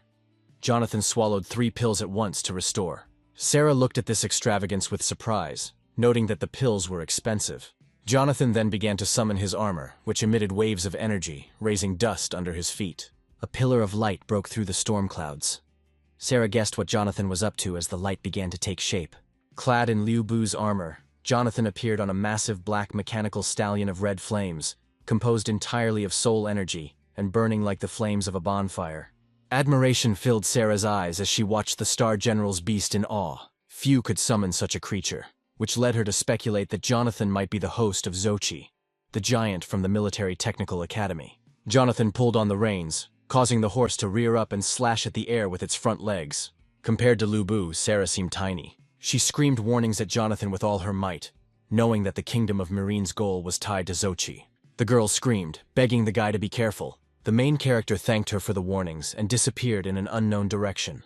Left alone, Sarah wondered where such a powerful man could come from. She sighed and hid her face in her cloak. It was time for her to leave. Soon, Jonathan spurred his horse and galloped towards the military academy, quickly covering the distance to the city. He was focused and upset, fearing that the earlier appearance of the malfunctions could be a result of his return to the past. Then he decided to speed up in order to arrive in the city as quickly as possible. Meanwhile, the city was engulfed in flames, sparks and smoke were flying around, and cries for help were heard everywhere. The Zichan area resembled hell on earth, with destroyed, burning buildings everywhere. In the middle of the street, a teacher in golden armor was kneeling, holding a sword. He appeared wounded and tired after the sudden battle, and was protected by 3 members of the city's army squad who tried to shield him from the crowd of approaching monsters. Several titans lifted the teacher from his knees. Now their task was to take him to a safe place. Teacher Adrian, a young man with golden hair to match his armor and light brown eyes, could barely stand on his feet and thanked his saviors and commander. A stately warrior in almost classical armor thanked Jonathan for bringing the students to help. The warrior looked sadly at the dead bodies, noting that not all of the students had survived the battle. Many died, and it was the fault of the alien creatures that invaded their planet. He looked at the monsters with hatred, screaming in despair. The huge gluttons approached and the warriors spread out to hold the line. But despite their efforts, the enemy continued to advance. One of the students noticed that 2 more monsters had appeared on the left and were approaching. Another warrior, from the senior ranks, looked to the right side in horror. He saw the approaching figures of monsters. Sweat was pouring down his face as he assessed the situation. A crowd of about 40 monsters was approaching from the right. His voice trembled with panic, and the commander tried to call the troops to their military duties. They were ordered to maintain a perimeter to protect civilians. Ordinary people, old people and children who were unable to summon armor, would not have survived in such a situation without military assistance. They could only hide and watch in horror, awaiting the outcome. The Titans could not retreat. They rushed forward to meet the enemy, preparing their blades for battle in the name of the safety of the city. The lives of many people depended on them. Meanwhile, civilians tried to move to safety, hiding behind the rubble of buildings. The monsters opened their terrifying mouths and rushed forward, ready for the greatest battle. The commander struck the first blow with his sword. After this, the rest of the Titans rushed after their teacher. Meanwhile, the monsters continued to attack the commander. One monster caught him with its powerful claws, and the energy light from the weapon blinded and burned him. Full of determination, the commander used a trick. He pushed the monster away, releasing his sword, and, turning, pulled out another blade and cut the vile creature in half. A student supporting teacher Adrian asked if a retreat was possible. He clung weakly to the student's hand, but had no intention of leaving, saying that reinforcements would arrive soon. Meanwhile, the battle with the monsters continued. As more and more monsters appeared, they pushed the students back at high speed, who were unable to withstand such powerful opponents. The monsters attacked swiftly.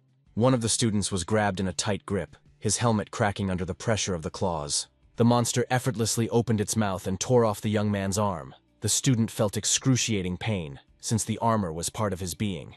The monster prepared to swallow him whole. Its sharp teeth could easily tear through the armor. The young man had no chance to save himself.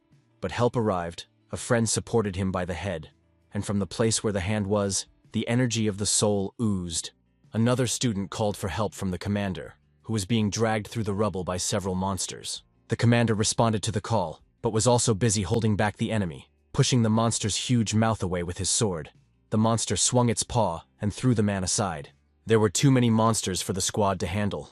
The cries of the wounded could be heard, and the students could not understand where reinforcements were. None of the fighters wanted to die in this battle. The rest of the squad gathered together, even the wounded. Teacher Adrian held his sword and fought off the attacks, but his strength was running out. Suddenly the monster hit him in the chest, causing him to fall. After this, the glutton prepared to hit him with all his might. The students who witnessed this screamed in horror. Teacher Adrian kept their morale up even in such a dire situation. Only a miracle could save him and the entire squad. His eyes filled with tears as he silently prayed for salvation. The civilians hiding in shelters trembled, and the city's defenders and the academy students could not resist the onslaught of the monster. The squad leader was pinned to the ground, unable to help, and he too was screaming and praying for help. As the monster's hands clenched into a fist, aiming at Teacher Adrian, he closed his eyes and tried to protect his head with his hand, feeling hopeless. At that moment, a light like a spear fell from the sky and pierced the monster's heart. Silence fell as both warriors and monsters were stunned by the sudden intervention, civilians peering out from their hiding places to see who had protected Master Adrian. Soon the smoke and dust from the battle began to clear. The familiar red emerald halberd was stuck into the ground among sparks, smoke, and the rubble of destroyed buildings. Soon a figure appeared sitting on a horse. After this, the warrior rode up to his halberd and took it back into his hands. The warrior spun the halberd in his palm, scattering dust and attracting the attention of the enemies. Dressed in red emerald armor, the warrior looked majestic and menacing. His horse, glowing with the energy of the soul, intensified the feeling of awe. The monsters, sensing the strength of the new enemy, growled and rushed to attack. Their mouths were open and ready to tear their victim apart. The warrior spurred his horse and rushed at the enemy. As he galloped, he swung his halberd upward, releasing an energy ball that flew in an arc towards the advancing monsters. The impact sent them flying, the energy setting them ablaze, the monsters that were once feared quickly turning to ash. The city's defenders were speechless, their eyes wide in surprise as they watched the carnage. The civilians looked on in amazement, stunned by the unexpected help. The students asked Teacher Adrian if this was the reinforcement he was expecting, but he was just as surprised. The squad captain, still lying on the ground with his armor shining from damage, watched what was happening, barely raising his head. He noted that their savior was incredibly strong, although he did not dismount from his horse. Soon, Jonathan dispelled the armor, and everything around him was enveloped in his soul energy in a protective ball. He slowly descended and stepped onto the ground, allowing everyone to see his face. Civilians peered out from their hiding places but did not appear, while the military detachment watched with bated breath. Nearby on the ground lay a dead man with a flag in his hand. Jonathan raised the flag, the scarlet banner fluttering above his head, sparks flying around. He shouted a slogan for Tiandu's victory. Everyone began to repeat the slogan, raising their hands in victory. People began to realize that the threat had been defeated and that they were safe. The air was filled with joyful cries, and tears of happiness appeared in the eyes. Teacher Adrian looked at his student through his armor, rejoicing along with the others. However, he was still surprised by the existence of such a powerful warrior in the military technical academy. Meanwhile, Jonathan noticed a girl in an academy uniform lying on the ground, seemingly lifeless. He walked up to her and saw that she was still alive. Taking the soul amulet that lay next to her hand, Jonathan decided that this would be the price for saving her. He put a healing pill in her mouth to make sure she would be okay. Taking the girl in his arms, he carried her to the rest of the squad. Squad leader George stepped forward and introduced himself with a welcoming gesture. He bowed slightly, thanking Jonathan for his help. One of the squad members whispered to the commander whether it was appropriate to address an academy student with such respect. George glared at him, insisting that it was the only right decision. Jonathan had no time for pleasantries and asked George to take care of the girl. Teacher Adrian came to pick her up. Then Jonathan moved away from the battlefield. The warriors watched him go. Teacher Adrian asked the student to introduce himself. In response, Jonathan threw something over his shoulder. The commander caught the mysterious object, and from afar everyone heard the name of the savior and his advice to prepare for further battles. Teacher Adrian was excited about the meeting and curious to see what George had caught. He looked at the hand holding the jar in confusion, his eyes widening as he realized it contained soul restoration pills, the realization hitting him like a thunderbolt. Some students didn't even know what this medicine was. One of the soldiers enlightened the team, noting that the tablet was extremely rare, and one of them had fetched 50,000 coins at auction. The commander could not contain his surprise, and the military noted that this was a very generous act on the part of their savior. Meanwhile, the wounded girl began to regain consciousness, and the conversation around her was in full swing. Everyone was discussing Jonathan. Hearing his name, she repeated it thoughtfully. Meanwhile, the story moves to the city of Undine, hidden in the smoke of battle, with sparks flying around. The rider raced towards the Academy of Military Technology as fast as he could, cutting down the monsters in his path. With each precise swing of the halberd, the monsters fell dead, their massive carcasses collapsing to the ground. The warrior did not look back, knowing that his blows were fatal, leaving behind only the dead bodies of his enemies. He didn't notice the civilian who had climbed up part of the building and was watching him with interest. The man looked down at the carcasses of the monsters and smiled, intrigued by the strength of this man.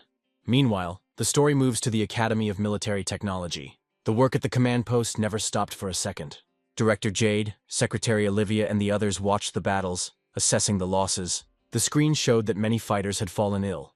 Several units had lost more than half of their soldiers and were in need of reinforcements.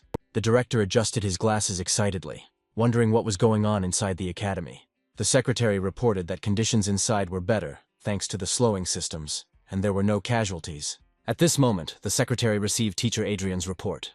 The perimeter in the 3 o'clock direction was completely cleared by the unknown Star Soul General. Olivia watched the screens closely, noting that the 4 and 5 o'clock teams had also detected the unknown and sent an image. A picture appeared on the screen depicting a horseman in the armor of a general, riding a black horse, racing through the city past several troops. Jade, moving closer to get a better look, was surprised to see that the rider was holding a halberd, a rare weapon for a man in armor. She guessed that it might be Soul Star General Lu Bu. The girl was shocked because it was an incredibly rare Star Soul General. Olivia, reacting to this, turned around and began to wait for an explanation. The director explained that Lu Bu was once a brave commander renowned for his strength and skill, and his signature weapon was a halberd. It was assumed that a machine like this could have similar power. Meanwhile, Olivia, having made calculations on the computer, announced that the general was heading towards the Military Technical Academy. Jade, deep in thought, repeated the secretary's last words. Jonathan was already approaching the academy. Outside, the wind carried sparks from the battle, but the nearby houses remained untouched. This indicated that the academy's defense held. The academy teachers did not release the enemy. Jonathan climbed the hill on his horse and observed the situation in the courtyards and arena of the academy. He was glad to see that there were no casualties. Apparently, the pre-arranged formations had improved the defenders' positions and helped them to hold their ground. This meant that he still had time to complete his tasks. He spurred his horse, turned left and jumped over the academy fence. As he jumped, he pushed off the horse to jump even further, and then scattered it. He landed right behind the statue, the impact causing the path beneath his feet to split. Jonathan's general was as big as a stone statue. He examined the frozen giant with the technology of his armor, trying to determine where the jade was hidden, or if it even existed. He needed to get closer. Jonathan commanded the armor to open, and it dissipated in the chest area. He dismounted, walked up to the statue and ordered the system to scan it. The verification process began soon after. It took some time for the system to process Jonathan's request. The location of the jade was discovered. The system highlighted the part of the statue where it was hidden. It was located in the head, the very top part.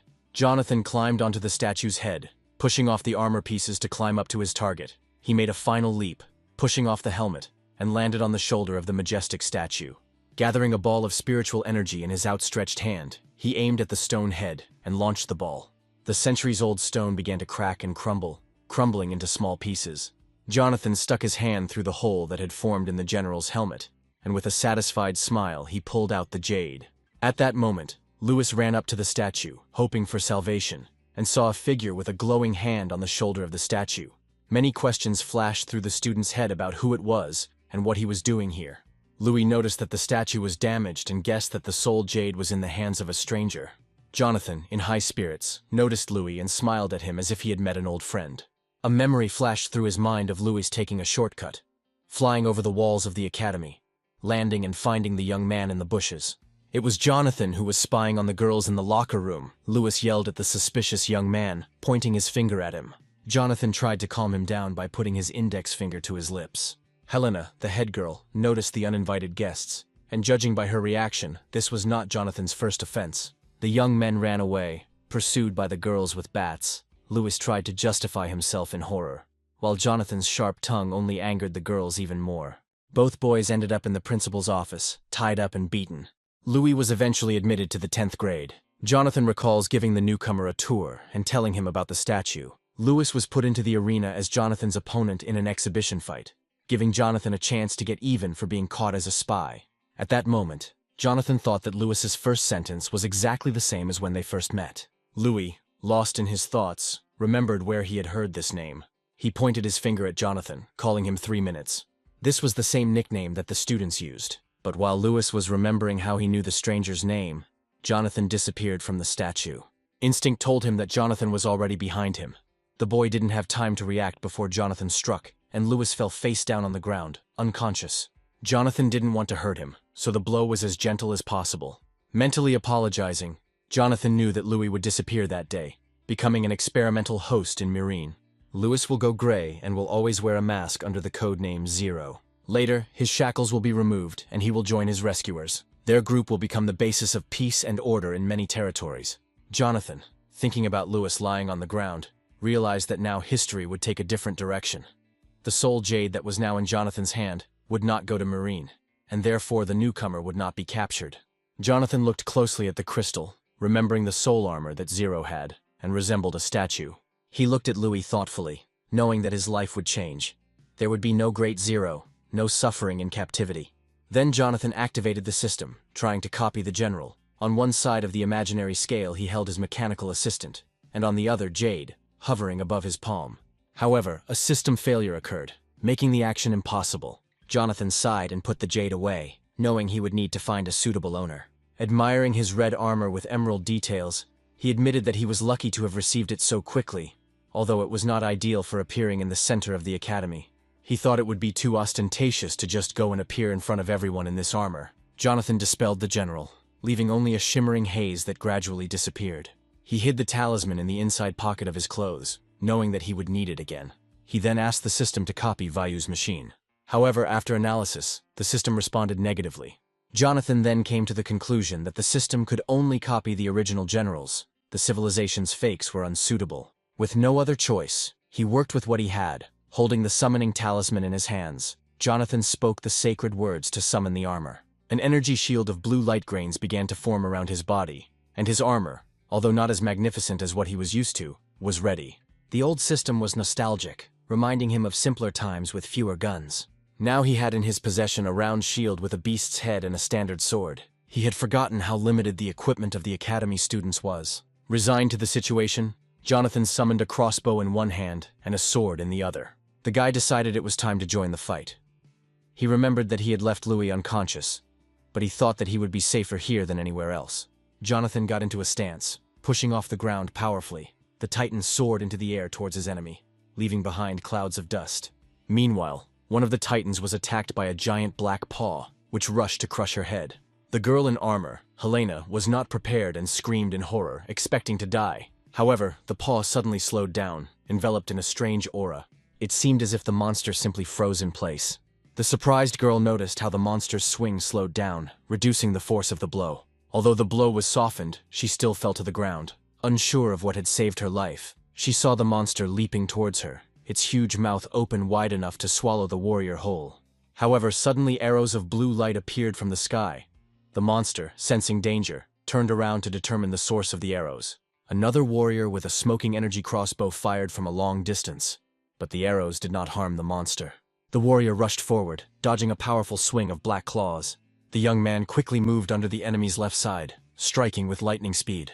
The monster began to bleed, trying to strike back. However, the man once again dodged his attack. After that, he began to shower the monster with a hail of blows, not giving it a chance to respond to his attacks. The warrior then jumped back and performed a maneuver, rising into the air above the enemy with his blade ready to strike. After that, the hero jumped to the side, watching the dying monster. The monster was defeated, and the girl he attacked looked at the hero with admiration. The warrior noticed that the student's armor and weapons were weak. With a downcast face and a grin, he asked the system for a halberd. The weapon began to materialize in his hand, shrouded in a blue glow. The warrior's figure stood proudly in the middle of the battlefield, resting part of the halberd on his shoulder. He noted that this weapon was more suitable. The rescued girl admired the Titan's elegant weapon, which shone with an emerald light. The warrior quickly rushed towards the next enemy, cutting the monsters in half with one precise blow. They fell apart before they could even comprehend what had happened. Helena looked at her savior with bated breath, having no idea who was hiding under the student's armor, and amazed at her fighting power. Jonathan made sure the girl was okay, her eyes shining with admiration. Helena thanked her savior, but the guy said it was nothing. After that, the young man pushed off and disappeared into the sky, heading towards the epicenter of the battle. The girl realized that she was confused, and did not even recognize who was hiding in the armor. Helena noted to herself that she knew this young man. His voice was familiar. Meanwhile, in the area next to the hostel, the battle was in full swing. Students and teachers had to occupy a defensive zone to hold off the monsters as long as possible. The student Melanie, eager to fight, was not stopped by any arguments. Her armor, decorated with the desire to kill monsters, made her look like a messenger from the stars. She jumped towards the monster, and screams of hatred towards monsters were heard. The defending students told the teacher that it was useless to try to calm the class monitor down. This girl was crazy, but strong. Her green eyes sparkled as she charged into battle. Her hair pulled back into a ponytail to keep it out of the way, and she charged with a smile. Everyone was worried about her. Someone shouted at her to turn around, because the monster was rushing towards her, stretching out its black paws. She could dodge a few, but she couldn't handle the crowd alone. A powerful blow landed on her back, but she was not so easily broken. Melanie was thrown back by the powerful blow and looked menacingly at the monster that had hit her. The girl spat out blood and cursed. She then wiped the blood from her nose, preparing for the next attack.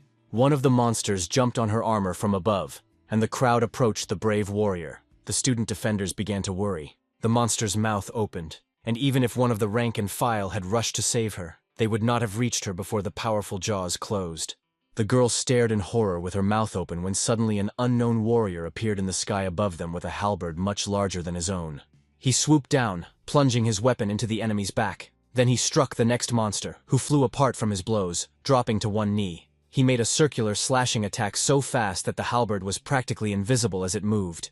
The girl, still kneeling, watched what was happening with awe.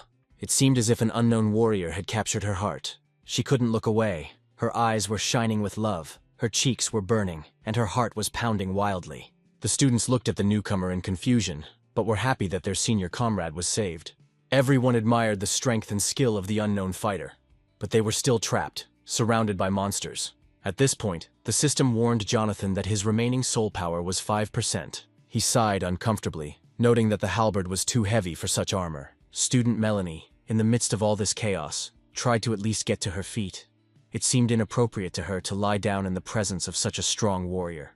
Then Jonathan came up to her and, like a true knight, extended his hand to help her up, and the girl's heart began to beat faster again.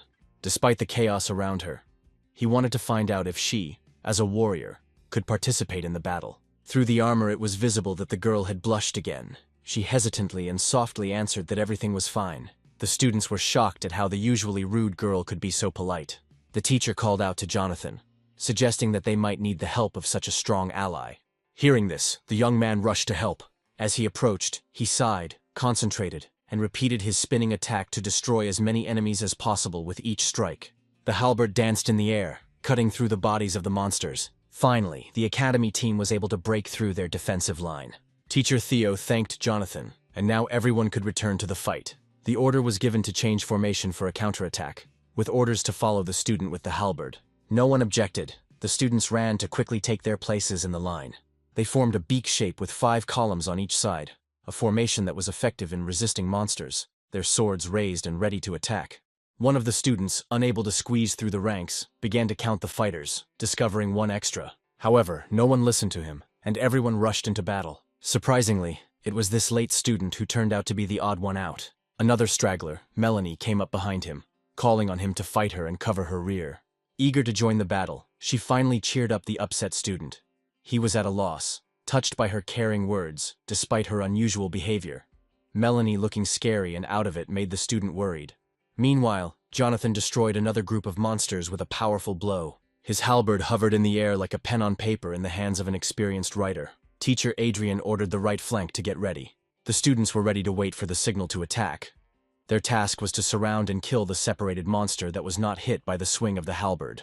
The teacher and students surrounded the prey, and swinging their swords, cut the enemy's body, loudly chanting about the destruction of their opponents. Jonathan, who fought the horde of monsters alone, still managed to keep an eye on the teacher and the students. He noted that their strength was equal to that of one glutton. The system distracted him from his thoughts, reminding him that the armor would soon dissipate. Only 16 breaths left. But on the contrary, this situation made him happy. Having restored his spiritual veins, he was able to use the armor of his current rank for more than twice as long as before. He smiled contentedly as he assessed his cool armor and soul-replenishing pills. But he didn't see the point in wasting money on weak monsters. One thought saddened him. The weapons in this era were very poor. The warriors of the academy would have a better chance of winning without outside help if they had better attack options. It dawned on him that once the battle was over, he would need to think about how to improve the academy's weapons. He had many ideas in his head and closed his eyes for a moment, imagining what he could borrow from the generals for the classic armor. The system brought him back to reality with a reminder that he had 1% and 8 breaths left. Jonathan opened his eyes, deciding to think about improvements later. Meanwhile, the squad's slogan could be heard throughout the battlefield, inspiring them to fight as they charged towards the next monster. There were still 3 enemies left, approaching and ready to attack. The warriors could not relax and stayed close to each other. The halberd flew over the battlefield again. The system once again informed the hero that he had only 6 breaths left. After that, his halberd flew towards the next enemy. Jonathan was running out of mental energy, only 4 breaths left. He estimated the distance to his target, filled the halberd with energy and swung it, sending it flying at high speed. The weapon crashed into the monster, knocking it onto its back. The warrior himself jumped onto the protruding part of the body, driving it deeper into the enemy, and balanced in the air on the tip of the spear. At the same time, the system announced that there was only 1 breath left before dissipation. But Jonathan remained calm, happy that he had managed to help everyone. The teachers and students could finally breathe easy, without worrying about themselves and their friends, and they looked with admiration at the warrior standing on the halberd. Jonathan's armor structure began to dissipate. Everyone watched in surprise as he plunged into the blue light. The young man landed on one knee, particles of energy emanating from him, creating an epic landing. Some students, recognizing the person who came to their aid, could not believe their eyes. When the Titans realized that one of them knew this guy, they asked him who he was. The Titan replied that Jonathan was a complete loser. The reactions were varied. The teacher was very surprised when he realized who Jonathan was. While Melanie was delighted to know the name, she was beaming with happiness. Jonathan said he was very tired. He continued to kneel for some time, giving himself the opportunity to rest. The command staff was watching everything that happened. A close-up image of a tired Jonathan was shown, leaving Olivia and Jade puzzled. They didn't understand that a malicious criminal could save the academy, and many lives at a crucial moment. The monitor showed tired titans and slain monsters. The secretary summed up that the warrior with the halberd destroyed 23 targets, and the remaining 9 were destroyed by the squad of remaining titans. Director Jade adjusted her glasses, still unable to believe what had happened. She couldn't understand how such a disciple could be so strong, and wondered if he was hiding his talent. She thought that perhaps Lu Bu was also under his control. Suddenly, her face tensed up as a guess related to Star Soul General Zochi appeared in her mind. She remembered the powerful titan whose statue stood on the school grounds, who, according to legend, could change his appearance at will and create illusions to confuse his enemies. She bit the tip of her finger thoughtfully, pondering Jonathan's strength, which resulted in her deciding to call the young man in for questioning. Meanwhile, Olivia checked the security situation, and Jade gave the order to search the area. Meanwhile, the warriors of the academy remained on standby, and the teacher reported to them everything that had happened. Everyone was ordered to take off their armor. The battlefield filled with sparks of blue light as the armor slowly disappeared. The students landed in the arena, exhausted and in need of rest. One of the girls was running somewhere. The teacher then announced that everyone should restore their mental strength before the next wave. Jonathan could be seen in the distance, sitting in the lotus position on the ground, and looking at the talismans to activate the generals. It seemed like he was refining them, and had achieved great success. He noticed someone approaching from behind, and his face became serious. The man thanked him for his help and asked him to introduce himself. Jonathan stood up, hands in his pockets, and introduced himself with a satisfied smile. The students resting on the ground released thin streams of energy that emanated from them like steam, and upon hearing that they had been saved by a freshman, they began to whisper among themselves. The girl he had saved in the middle of the battle approached him, introducing herself as Melanie. She shyly covered her face with her hands and thanked the young man. Jonathan was stunned when he heard her name. He wondered if this was the same woman he knew. She was a cunning and powerful opponent, a traitor to her country with a powerful general's soul. If not for luck, the hero would have died at her hands. Unexpectedly for everyone, he approached the girl and grabbed her hand. The young man stood next to him, looking gloomy. The girl sighed loudly in surprise when he pulled her closer. He looked at her carefully, while the students began to worry and get indignant. One of them even adjusted his glasses in surprise, thinking that Jonathan wanted to appropriate such a strong-spirited general for himself.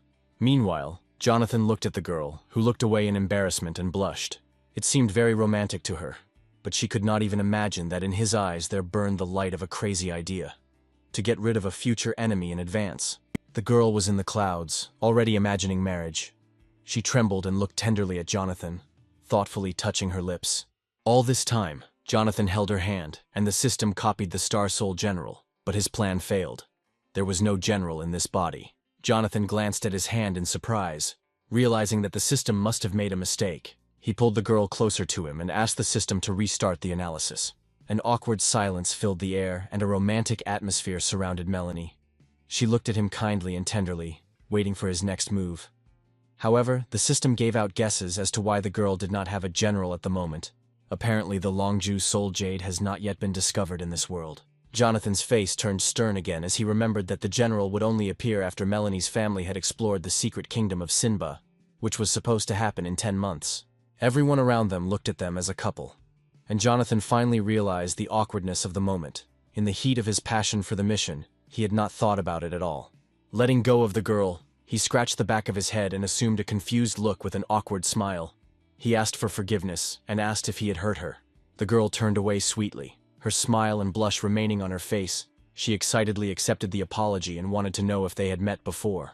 The unwitting spectators were puzzled by this scene. The appearance and voice of the usually rude high school girl were unusual for them.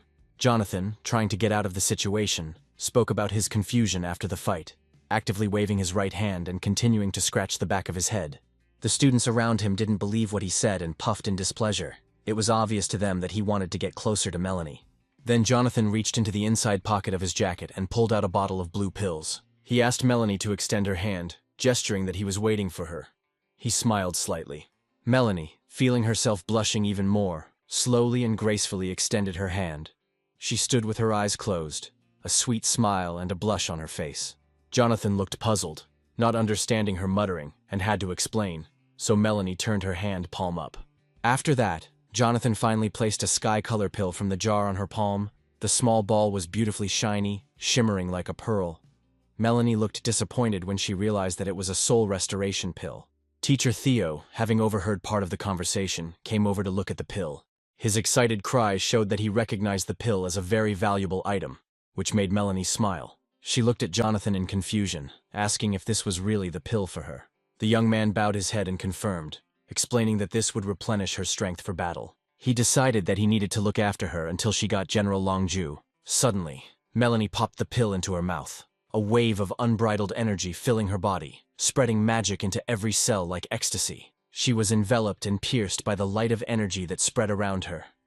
Her jacket was blown off by the vortex of energy as she floated in the air for a while with a look of delight and amazement on her face. She had never tasted such quality products before. The threads of soul energy were still floating in the air. The teacher, with his hands folded in a prayerful gesture, awkwardly and embarrassedly asked Jonathan for spare pills for the others. However, Jonathan, who had only a few pills left, refused. However, the teacher's refusal did not stop the teacher, who approached Jonathan, put her hand on his shoulder and quietly asked for a pill, or at least half a pill. With a distant look on his face, Jonathan announced that there were no pills left, but he could offer something else. He took the talismans out of his pocket. Everyone around him waited to see what would happen next when Jonathan activated the cards. They sparkled, rose from his palm and whirled with the magic of a great magician. He threw the cards up, and a sheaf of sparks stretched from his hand. Everyone looked up as a talismanic circle formed over the battlefield, leaving bright traces in the air, and dust like snowflakes rose from the edges as they spun. Energy fell into the circle formed by the talismans, showering the students and teachers and accelerating their recovery. The people looked up and saw the sky covered with falling glowing grains of sand. One of the guys identified it as a special array of many stars. They had never seen such beauty before. Jonathan soon prepared to leave, noting that not all the monsters had been destroyed yet, and that he needed to take care of the other units. In addition, he also needed to restore some strength to this formation. Taking out the summoning amulet, he put on his student armor again and placed Liu Bu's halberd on his shoulder. One powerful teacher and students far behind in a cloud of dust. The girl wanted to go with him, although she was not yet fully recovered, but was ready to follow him into battle. She took out the only talisman, quickly formed armor, and with a powerful jump moved away from her squad. Before anyone could say anything to her, the teacher shouted after the student, but she was already far away and did not hear him.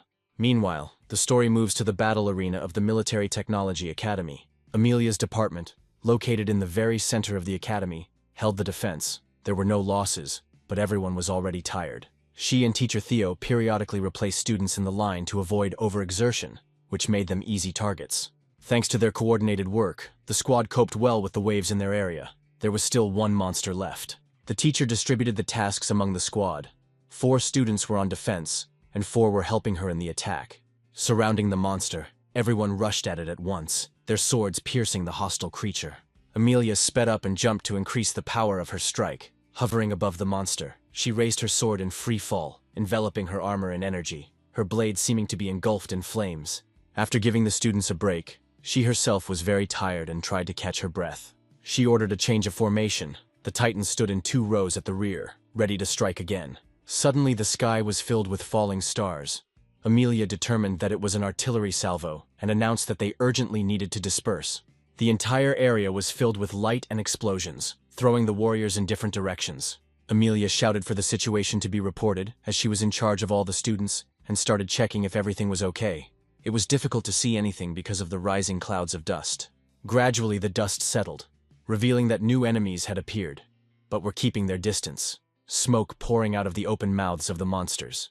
Amelia assumed that the monsters were deliberately avoiding approaching due to the slowing effect in the area, which put them at a disadvantage. Meanwhile, the monsters switched to long-range attacks, forming balls of negative energy in their wide-open mouths, preparing for another volley. The students prepared their shields for defense, but Amelia shouted at them not to try to defend themselves, but to disperse. She quickly explained that the machines were not designed for this type of combat, and would not be able to withstand the firepower of the monsters. She was interrupted by a strange anomaly. A column of several layers of different energy rose above the houses in the distance and flew towards them. A blue beam flashed across the sky, piercing the monster's body and crashing into the building, splitting the wall in half. The beam, shaped like a halberd, immediately crumbled. The enemies became more ferocious, growling and showing their terrifying huge mouths and sharp teeth. They again formed energy balls to attack. Amelia and the students spread out around, trying to figure out what kind of attack it was, and who was capable of destroying the building with one blow. Jonathan was already there and ready to fight. He felt relieved that he had arrived on time and that everyone was alive. He extended his hand to the right and materialized Lubu's halberd. The weapon slowly collected particles of energy from the air. Many of the monsters were firing beams of energy from their mouths, and it was clear that fighting Jonathan was their main goal. Amelia noticed the student who had distracted the monster and screamed at him to get out of there. Jonathan lunged forward, dodging the deadly beams but continuing to advance towards the enemies, lunging and cutting through the monsters. The teacher noticed that the warrior's legs were filled with energy and was amazed by the complex technique that allowed him to glide through the air. She watched as the unknown student flew towards the other monster, waving a halberd. The enemies tried to run away from him in horror. The woman had never heard of such a weapon being used in such a way. The entire squad, as well as Amelia, watched the fighters' pirouettes with amazement. They couldn't believe that something like this could be done using the same student machines they had. Teacher Theo tried to figure out who it was, finding the fighter outrageously strong and even feeling jealous. Amelia looked at Theo's teacher, who noticed her, showing that she was comparing the unknown fighter's strength with the teacher's. And again a powerful beam flew out of the mouth of one of the monsters.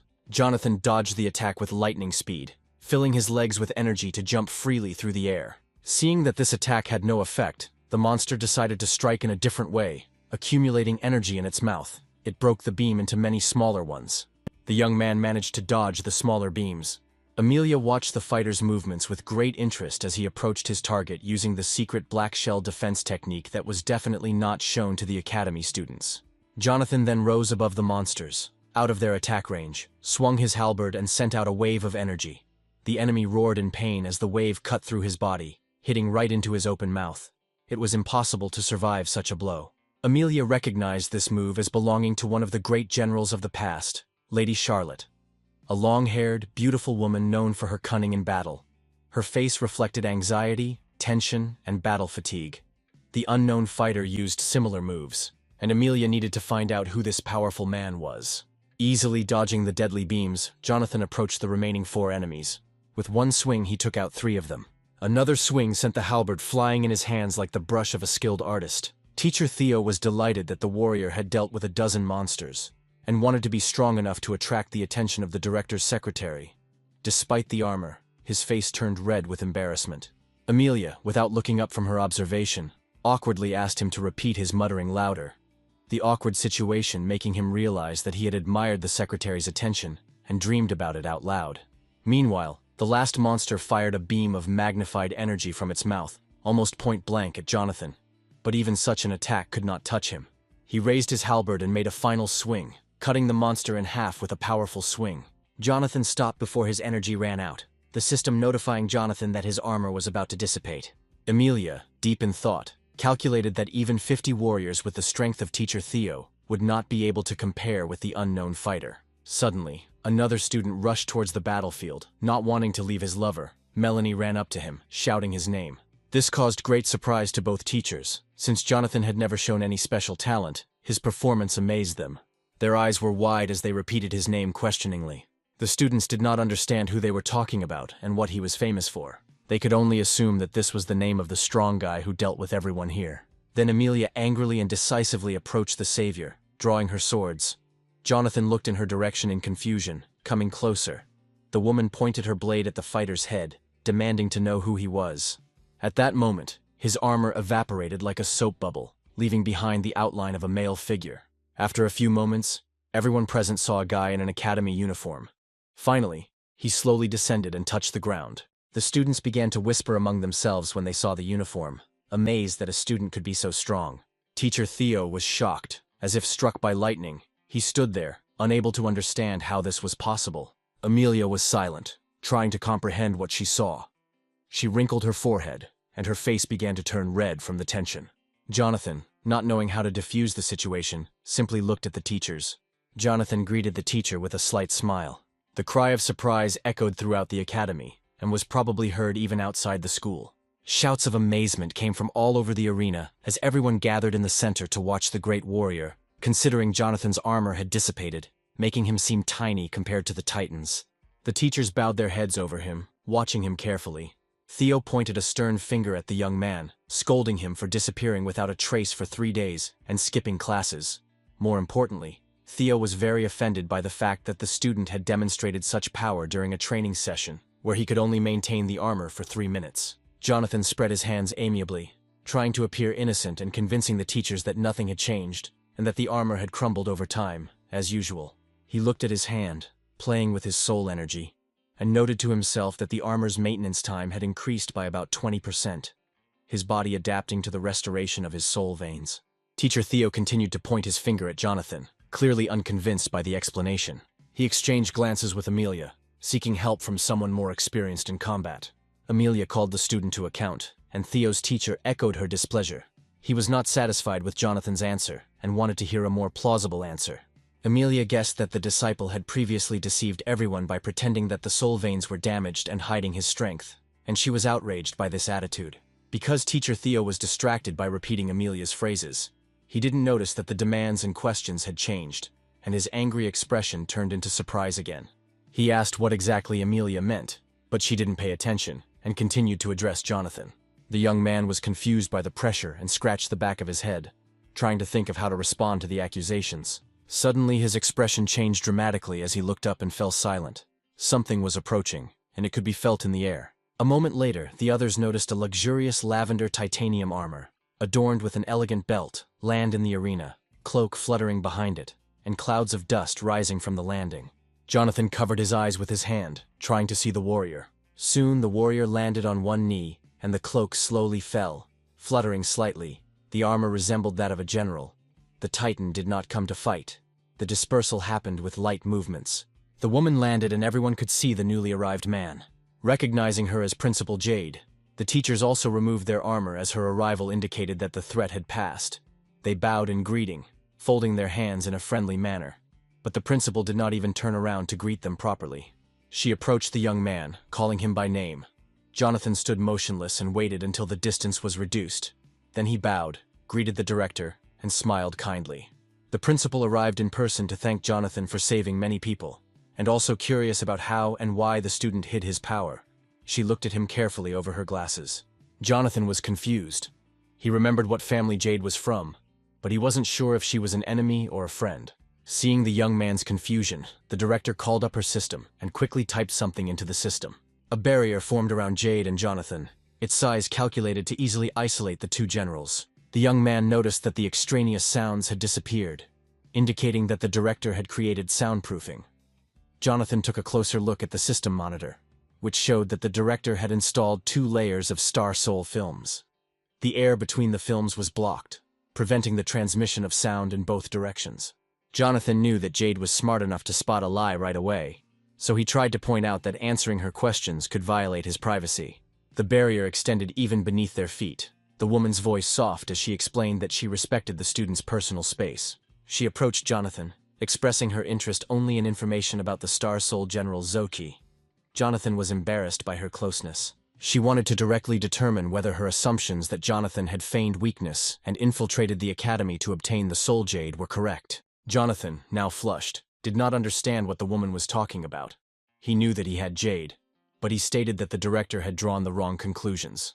Jade began to get angry, believing that Jonathan, as the host of Zochi, had disguised himself as another general and participated in the battles. Jonathan was completely confused, as this was the first time he had heard that General Zoki had the ability to create illusions. The Titans remaining behind the barrier watched and waited with interest. No one heard what was happening inside. Melanie had been trying to overcome the barrier all this time. Usually she managed to do it faster, but the director made the task more difficult. The girl was looking closely at the monitor, eavesdropping on the conversation. Meanwhile, Jade showed footage of Lu Bu during battle and moving around the city. She stated that Zochi can copy not only appearance, but also movements. Walking close to the young man again, she pointed her finger at him, noting that he was still using illusion to hide his true level. Teacher Theo and Amelia were also inside, but they did not participate in the conversation. They only listened with surprise to the reasoning of the head of the academy. Even Jonathan almost believed the director's story. Suddenly, a plan began to form in the young man's head, and a sly smile appeared on his face. He had no intention of hiding his skills, but since the director had come up with a story for him, it would be easier for him to go along with it. He pretended to admire the woman and raised his hand, loudly praising the director's insight. He admitted that he had obtained the soul jade of Zochi. Jade smiled contentedly, crossing her arms over her chest. She had figured out the Song family's plan, but there was no reproach in her words. Even when it came to the theft of Jade, she thoughtfully discussed the possible scenarios and smiled at the young man. Jonathan, in turn, was worried about how this conversation would end. In the background, Teacher Theo was visibly moved and shed a tear. Jonathan became a very kind and righteous man who put the lives of others above his own goals. The young man rubbed his forehead, feeling awkward about the situation. He should have agreed with all of the director's reasoning, since it was logically structured. However, the director's face darkened when she mentioned that all the jades from such generals were registered by the state. If someone obtained a jade without notifying the Starry Sky Administration archives, they might face serious trouble. Jonathan knew this situation could turn out badly. He wasn't even aware of such subtleties. Avoiding eye contact, he tried to justify himself by talking about his family. But Jade wasn't interested in his excuses. She looked at him sternly and offered to make a deal. Jonathan realized that the director had planned this from the very beginning. When he heard this, he angrily asked what she meant by a deal. The woman turned to the system again and carefully studied the pattern of malfunctions. According to the academy, the faults were created artificially, and there was a supposed place where they could appear. The screen showed dots on the map showing the locations of the battles. The director planned to personally lead a research team to take control of these dangerous areas. Jonathan, looking at the monitor, asked what was required of him. The woman sternly told him that his assignment would be a rescue mission. He would need to protect a specific person. Jonathan became more serious as he looked into the director's eyes. The person she wanted to save was probably very valuable. The woman then spoke of the need to protect a member of the royal family, Prince Tanda, Ethan. It was clear from her face that she was not joking. Jonathan did not personally know Prince Tandu. According to history, the prince demanded a military special operation against Mireen.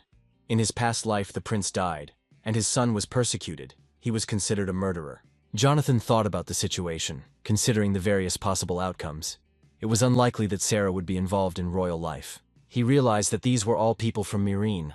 Suddenly, the headmistress interrupted his thoughts, explaining that the deal was that if he saved the prince, the academy would ensure that Jonathan was legally recognized as the owner of Zochi.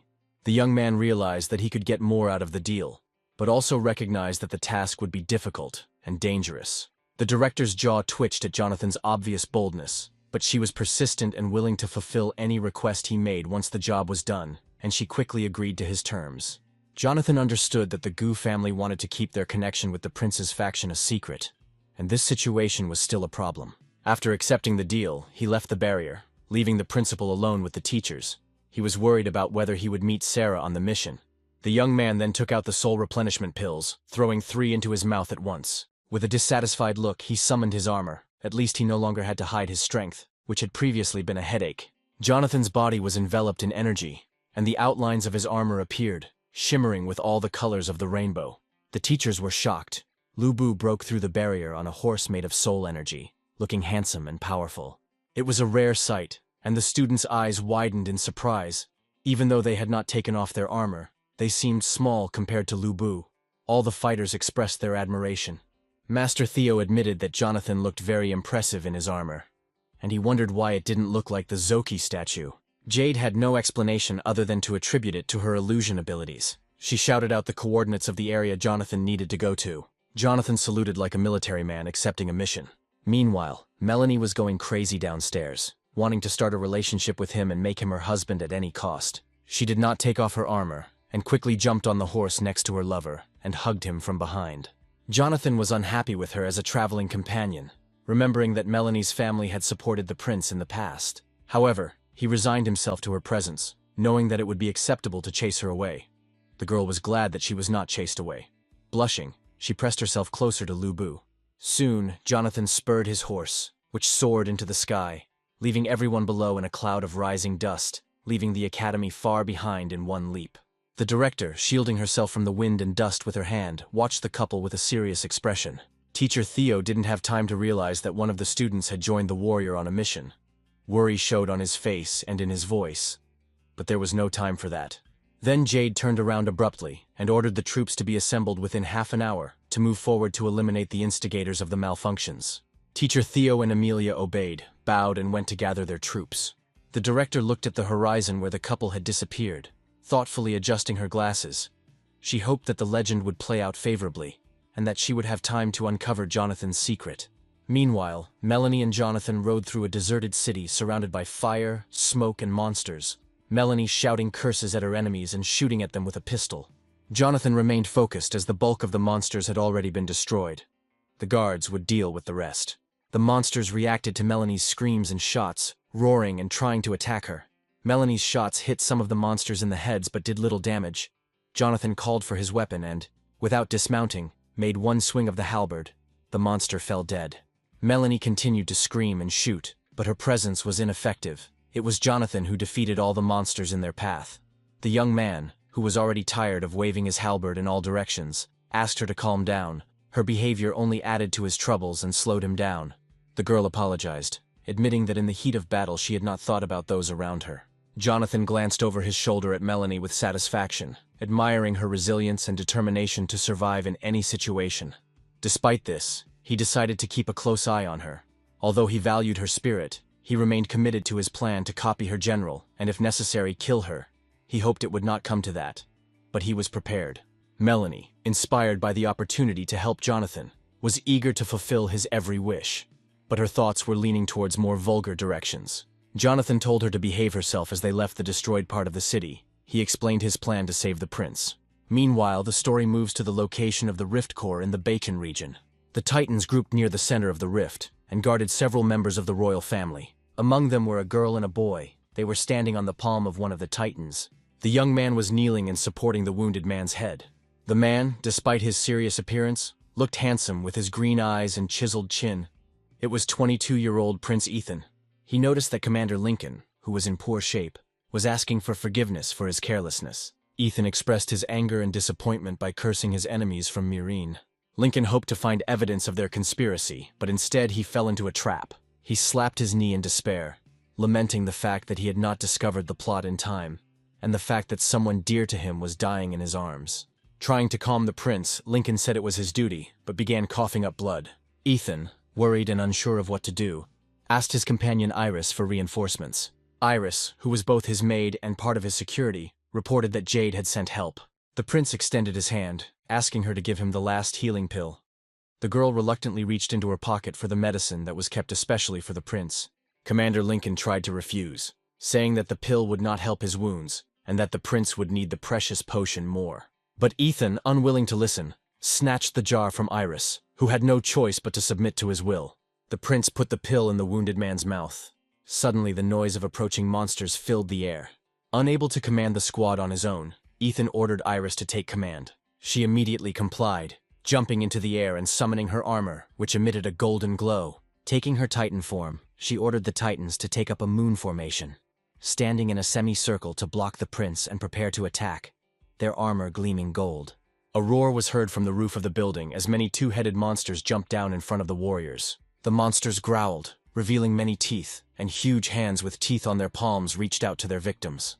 Another enemy appeared in the haze, his figure looking terrifying against the smoke. A black crack with neon lightning split the sky all the way to the ground, creating swirls of ominous clouds over the city. Director Jade, dressed in her purple armor, stood on one of the buildings, watching the rift, her cloak fluttering in the wind. She ordered her forces, hundreds of city guard vehicles, teachers and students to line up. She assigned roles, guards lined up to protect, teachers to attack suddenly, and students to cover the rear. The Titan army, ready to defend their homeland under Jade's command, focused on the crack from which the gnashing of teeth began to come. A dark figure flew out towards the Titans, prompting the director to order everyone to prepare for battle. The soldiers in the rear loaded their crossbows and took aim, awaiting orders. Meanwhile, in another area, under the third fault, a small detachment was waiting. In the center stood an elderly man without armor, slightly illuminated by a white aura. A monster appeared before him, roaring with two mouths and spreading out monstrous arms. The wind and dust raged around them, but the old man remained motionless and smiled slightly. Seeing the enemy, the monster opened its mouth and roared loudly. All the Titans shielded themselves from the dust and stones that flew at them, but the man stood motionless. He pulled out a battered amulet with a broken edge from his pocket. He looked at it tenderly, addressing it as a friend and urging it to fight the Titans. The other Titans discussed the futility of intervention. They noted that at the heavenly rank, the old man could defeat the monster with his bare hands. They chose to remain where they were and watch as the man was consumed by the light of the heavenly soul caused by the armor. At this time, the voodoo-type hellhounds were arriving in large numbers at high speed in the area where the prince was located. They approached the squad like otherworldly hyenas, voodoo, hunting lone survivors or scavenging the remains. One of them climbed onto a ledge and howled into the sky, signaling an imminent attack. Surrounded on both sides, the royal guards panicked. Indignant phrases about imminent death could be heard from their ranks. The Titans, ready to sacrifice their lives for the prince, turned to Lady Iris May with a proposal to distract the enemy so that they could escape to a safe place. Lincoln, in critical condition, knew that his strength was running out and was ready to die in battle so that the prince could live lying on his back. He looked at the enemies and doubted the captain's hasty decisions. Moreover, Ethan sensed that the aura of the approaching enemy was not that of a monster, hoping that perhaps an ally was approaching. Iris looked up in surprise towards the opening from which the figure was approaching, her beautiful lilac eyes full of hope and despair. Meanwhile, the monsters prepared to attack, with one of them developing a massive blade-like growth instead of an arm.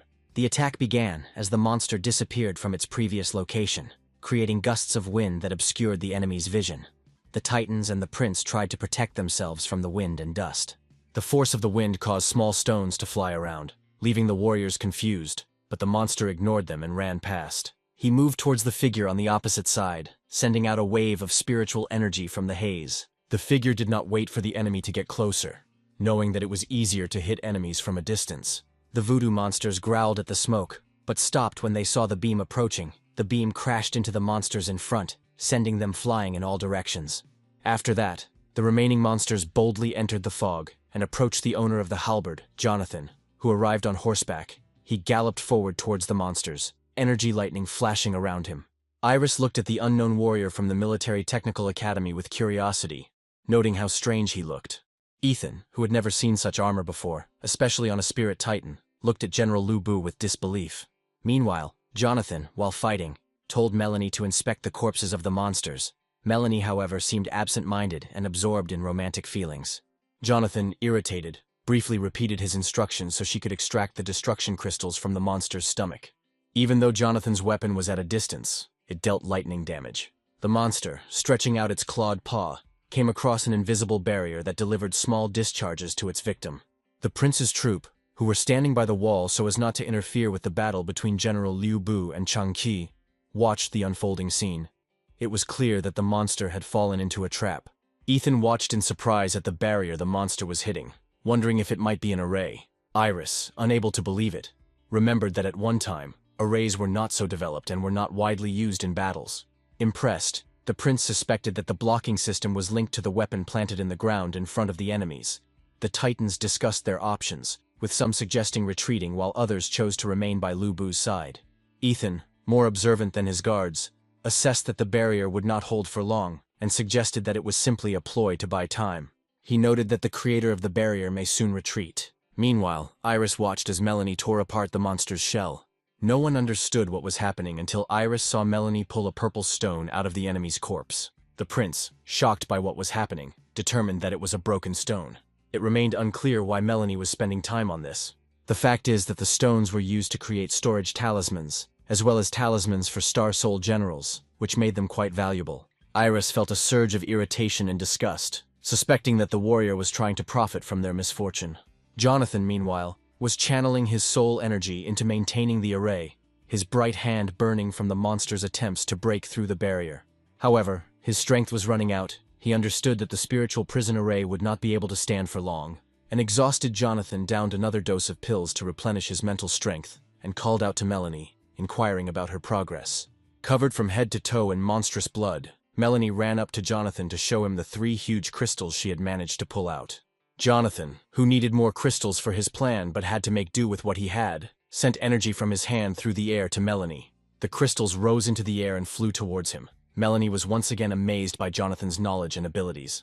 Then Jonathan, galloping towards the barrier with monsters and rift crystals flying behind him, prepared to go on the offensive. As he rushed past the prince's guards, they parted, leaving gouges in the ground. Ethan watched the majestic sweep of the armor from close up. Jonathan turned to look at the prince and met Ethan's gaze. Recognizing the armor of the Star Soul general, Ethan saw a knight of a different color. Jonathan soon dismounted, unharnessing his horse and pulling back his halberd. The weapon appeared in his hand again, and the monster, now free of the barrier, gathered energy in its massive mouth. He fired a beam into the sky towards Jonathan. However, the guy deftly dodged the beam, which flew just centimeters from his armor. The monster then decided to close the distance by jumping towards Jonathan with powerful leaps. But General Lu Bu was not afraid. He swung his halberd, calculating the moment when the monster would be within reach. The silhouettes of their weapons crossed in the sky, with the monster using the sharp appendage on its paw as a makeshift sword and shield. Streams of air and energy spread around them, indicating that the battle would be difficult.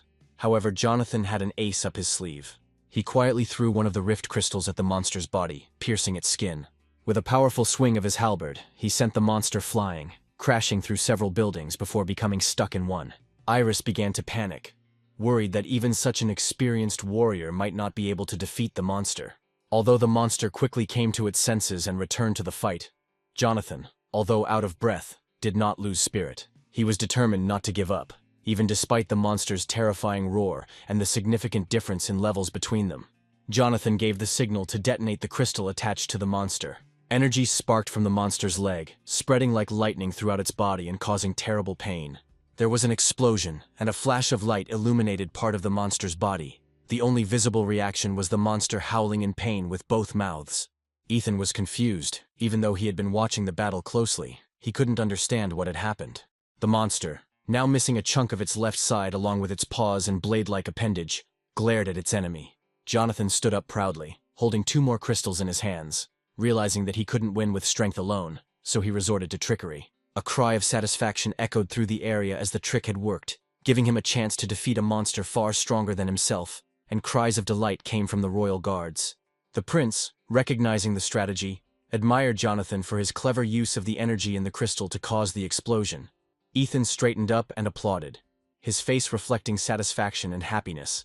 Such a performance was not seen every day. Iris turned to the prince, asking if it was true that Jonathan had used such a valuable rift crystal. The prince confirmed this, noting that defeating a sky rank monster while at yellow rank justified the destruction of the crystals, as there were no previous records of these crystals being used for explosions. Iris, shocked and panicked by the news that their reinforcements consisted of several yellow-ranked warriors, turned around again. Ethan confirmed this by gauging General Lu Bu's strength level. Meanwhile, Lu Bu stood in front of Commander Lincoln, who was also watching the progress of the battle. The maid struggled to understand how the difference between the 3 kingdoms could be leveled out during a battle. It seemed incredible to her. Chanzi, accompanied by 5 voodoo monsters, attacked the general again, raising clouds of dust. Their roar echoed throughout the area as the dogs growled with hungry throats. Jonathan turned to face them, preparing to perform his signature move. He made a full turn, cutting down the enemies with his halberd at high speed. Parts of the dogs, heads, paws, and chunks of flesh, flying in all directions. Jonathan himself looked exhausted. His breathing was uneven. He realized that the monster was trying to wear him down with small hounds. The young man took 3 more recovery pills, maintaining a safe distance. Meanwhile, the monster prepared to attack, and the death ray again illuminated the battlefield and directed energy to his feet. Jonathan barely managed to dodge, sliding under the beam. Ethan continued to be amazed by Jonathan's talent and flawless execution of defensive moves in the black shell. The monster, sensing Jonathan's fatigue, approached with a huge paw. However, Jonathan managed to dodge and strike the enemy's throat from below, but the halberd, unable to withstand the tension, fell apart.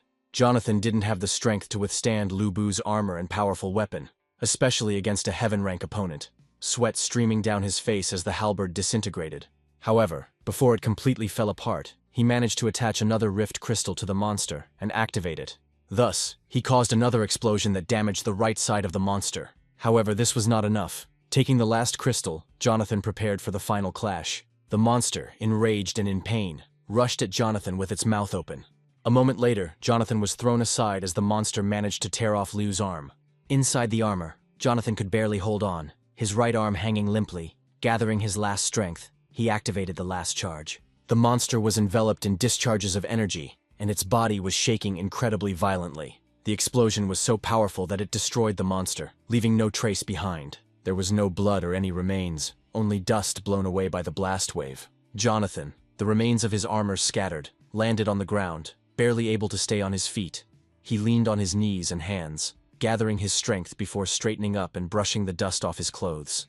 He regretted that he couldn't return the Changqi crystal, because there was nothing left of the monster. Meanwhile, the warriors who had taken up a defensive position were waiting for instructions. They saw that Jonathan was wearing the uniform of the Military Technical Academy, which supported Prince Ethan. Apparently they were given the order to step aside. The warriors formed a passage as 3 men stepped down from the majestic armor. The prince greeted Jonathan and thanked him for his help. Jonathan repeated the greeting and, smiling awkwardly, asked how the second prince was feeling. Meeting a member of the royal family was a rare occasion. Ethan and Iris, wary and suspicious, asked Jonathan how he knew it was the prince he had saved. Jonathan, laughing good-naturedly, explained that the director had sent him on a rescue mission. The prince, softening, apologized for his caution and asked Jonathan to introduce himself. Jonathan introduced himself as a student, which shocked the prince. But Ethan was more interested in Jonathan's last name, remembering the report about a student with damaged soul veins. The prince found it strange that Jonathan was so strong, noting that not every teacher could match his strength. Jonathan sweated, forced to justify himself by citing his rank. A cough was heard behind the prince. In the midst of their conversation, Ethan forgot about Commander Lincoln, turning away from everyone. He coughed up blood and asked about the doctor. Iris checked the reports and found that a rescue team was already on the way and would arrive in 3 minutes. The prince, concerned about the commander's critical condition, noted that it was a miracle that he was still conscious. Jonathan, not knowing about the losses in the detachment, asked to examine the wounded man. He approached the armor where the commander lay. However, Iris blocked his path, believing that Jonathan had already saved them. Then the prince asked the maid to be polite and step aside. Then Jonathan jumped onto the huge hands and stood next to the commander, ready to come to the rescue. Jonathan began his initial diagnosis by placing his middle and index fingers on his chest, where the heart is located. He listened to the veins of the soul, and with a serious expression concluded that although the wounds on the body were not critical, the veins of the soul were destroyed. Therefore, healing in the usual way would not be enough. The prince's eyes filled with hope as he looked at Jonathan, wondering if there was a way to cure his dear comrade. Jonathan then rummaged in his jacket pocket. Although he knew of methods for treating such injuries, he currently had none at his disposal. His only option was to administer restorative pills. He took out a jar of emerald beads and poured them into the commander's mouth. The prince was shocked by the unfolding events. Jonathan then threw the can to Iris, who caught it while Ethan watched in amazement. In order for the commander to hold out until help arrived, Jonathan needed to give him the pills one by one. Meanwhile, in the Dongchen area, the old man's battle with the monsters continued, and Changqi, with his mouth wide open, rushed at his opponent. Despite his age, the old man, now dressed in armor, no longer looked defenseless. The yellow-gray appearance and straight sword have been dormant for a long time until today. The old man, serious and focused, changed his fighting style. His sword began to glow, striking the space around him with lightning. A huge amount of energy burst out from the sword, filling the street like a raging river, crushing everything in its path. The energy gushed along the main street for many blocks ahead. The monster, stunned by the energy, merged with it, becoming part of the raging flow. An explosion followed, and the explosive crystal burst like a balloon. The river of energy gushed out, leaving only its remnants swirling around the street. The warrior watched as the drops of energy dissolved into the air. The other warriors watching from above were amazed by the old man's strength, and they whispered among themselves about the great heaven-rank warrior, noting that even at his old age, he could easily defeat such powerful monsters. One of the fighters, recognizing the old man, informed the others that old man Joseph was not only a heavenly rank master, but was also on the verge of Saint rank, and the warriors trembled at his strength. When they looked down again, the old man had disappeared. They were too busy chatting instead of doing their duties. They turned their heads in all directions trying to find the warrior. But he was nowhere to be seen. Meanwhile, strange-looking equipment was shining brightly on one of the buildings, and bright red discharges were bursting out of the core, similar to the flames of a fire lit by travelers at night. The hooded and kitted-out people crowded around the strange object. One of the participants suggested that it was time to retreat, noting the high cost of the devices they had been working on for a long time. However, another man, pulling his scarf higher over his nose, told him not to worry, and insisted that it was time for them to move out and join the rest of the troops. Suddenly, a ghost-like figure appeared on the visor of the building in front of them, and he was outraged that they had not asked permission to leave his territory. One of the club members recognized the man, and a look of horror appeared on his face. It was the same old man who had defeated Chang-Chi with one blow of his sword. In a panic, the uninvited guests rushed to the sides. They urgently needed to call the armor and kill the old man. However, before they could utter the calling phrase, one of them received a slap in the face. The force of the throw knocked him onto his back. He didn't even have time to finish his words before he fell and lost consciousness almost immediately. He wouldn't wake up anytime soon. The people of Meereen were shocked that their captain had been taken out so easily, without even having time to summon his armor. They looked at their comrade pinned against the wall as the old man knocked out the Meereen members with a kick. In an instant, the entire enemy squad was lying on the floor, standing no chance against the elder. After knocking the talkative young man over with his foot, old Joseph began a didactic tirade, but there was no one to listen. Then, old man Joseph slowly approached the captain of the gang, picking up his shoes along the way. The captain leaned unconscious against the wall. Old man Joseph grabbed the intruder by the collar, jumped higher, and dragged him by the cheek to the edge of the roof. He looked around the city, which was ablaze with fires. From his vantage point, old Joseph could feel that the monsters were almost finished. Only one remained, which he expected would also fall soon.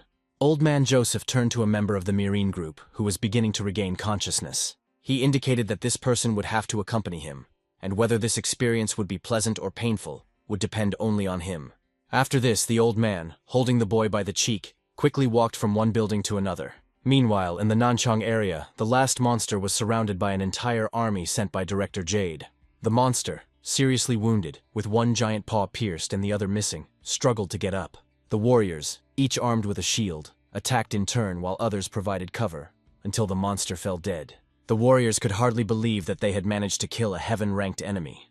The realization of their victory did not come to them immediately, but as soon as it did, their courage increased. The Titans joyfully shouted and waved their swords. Jade watched the proceedings, observing the joy of the soldiers. Her excellent leadership had ensured a smooth battle. Despite her being in armor, her appearance inspired confidence, but no one could see the tired face under the armor. She wiped the sweat from her forehead and sighed heavily, exhausted from the battle with the heaven-rank monsters.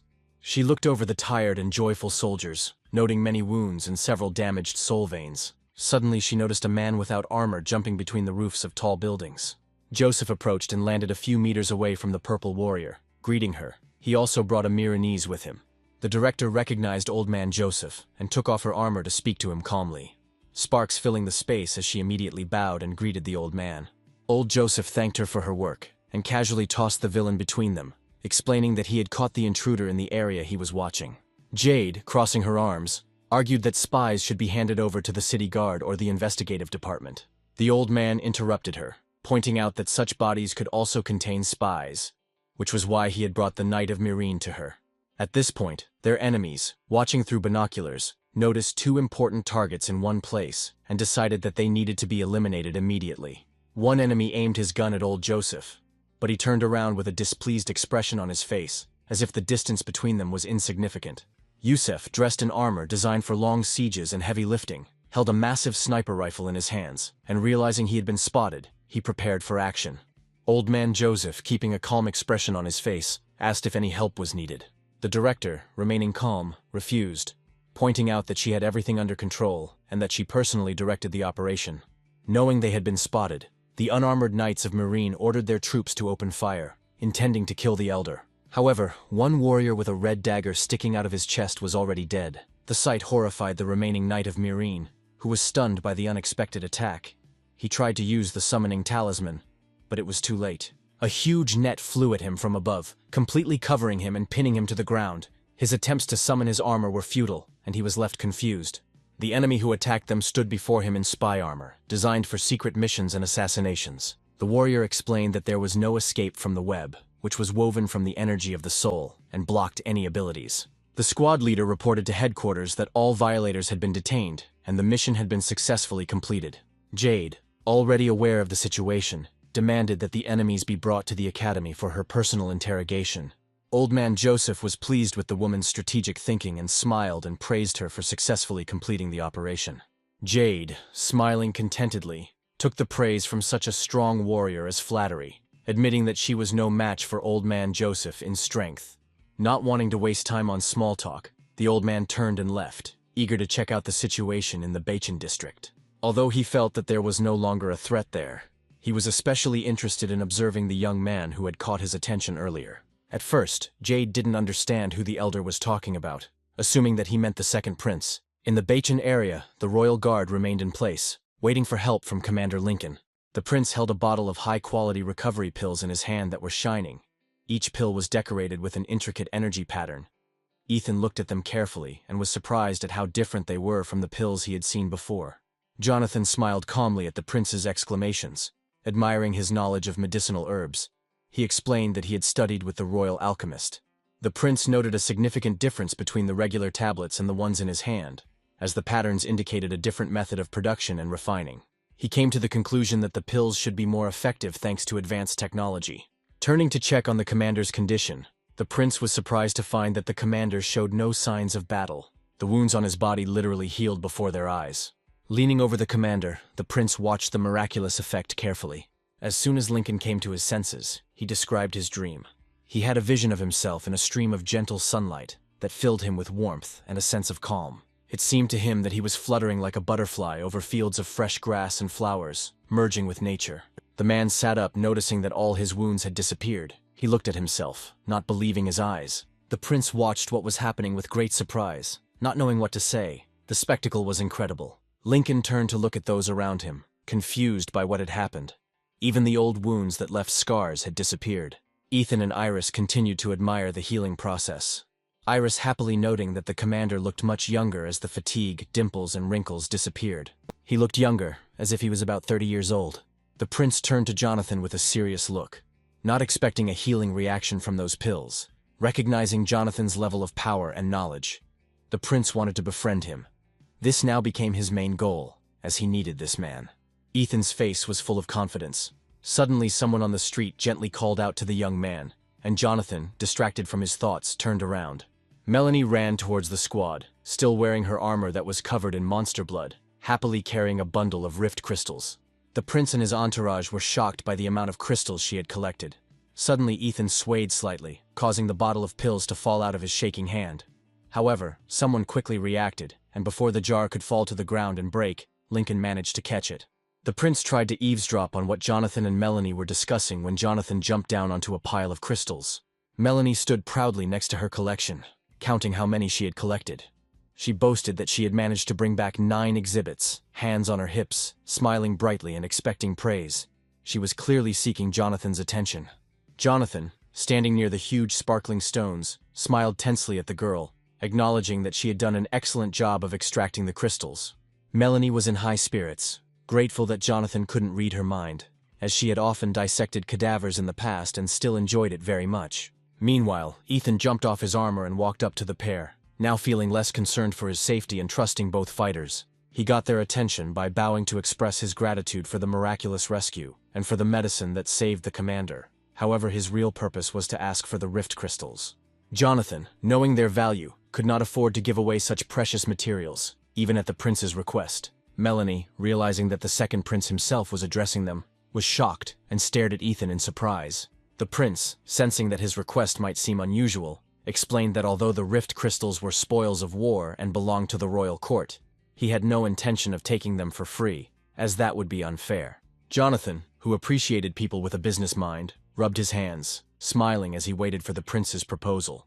Ethan then tried to hint that the crystals, being strategic materials, should be sold at a reasonable price, gesturing to lower the price tag. However, Jonathan, an experienced negotiator, made it clear that he would not be influenced and would set his own terms.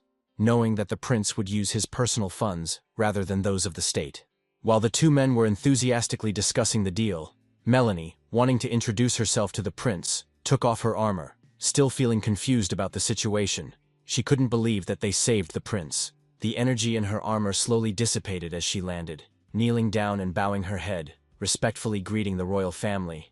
Given her family's position, familiarity was out of place. She introduced herself and waited for permission to rise.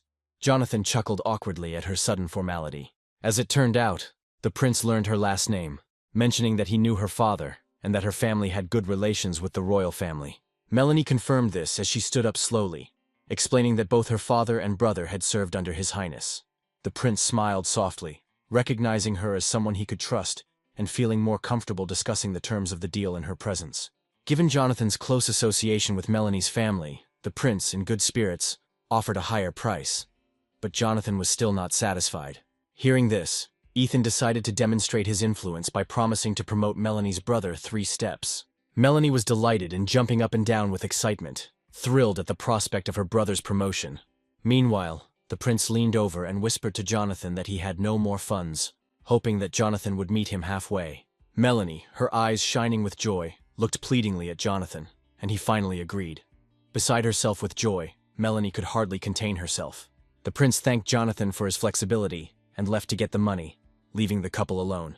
After this, Jonathan looked thoughtfully after Ethan, not realizing that Melanie admired him. Considering that the prince survived, Melanie felt that her family had no reason to betray their homeland. She moved closer to Jonathan, eventually standing right in front of him, forcing him to acknowledge her. She grabbed his clothes and hugged his chest, creating an awkward moment. Melanie then asked for a rift crystal, but Jonathan was puzzled, not understanding why she would ask for it when she could easily extract them from corpses. Making a cute face, Melanie shyly folded her index fingers together, her eyes sparkling and her lips pouting like a child's. She explained that these were all the crystals she could collect, lowering her head and fidgeting. She searched all the monsters and brought him the undamaged crystals, hoping that he would give her at least one. Meanwhile, the prince, surrounded by guards, tried to get money from Iris, the maid, clutching the card to her chest with tears in her eyes, hesitated, not wanting to part with the funds they had saved for so long. She looked at Melanie and noted that since her family had served the prince faithfully, Melanie could have personally killed several monsters to get the crystals for him. Commander Lincoln attempted to calm the maid down by patting her on the shoulder and explaining that while it was possible to obtain the crystal, it was difficult, and it was not easy to kill the monsters without damaging the stone inside. The prince, glad for his commander's support, admitted that killing the monster was difficult, but killing it while keeping the crystal intact was even more difficult.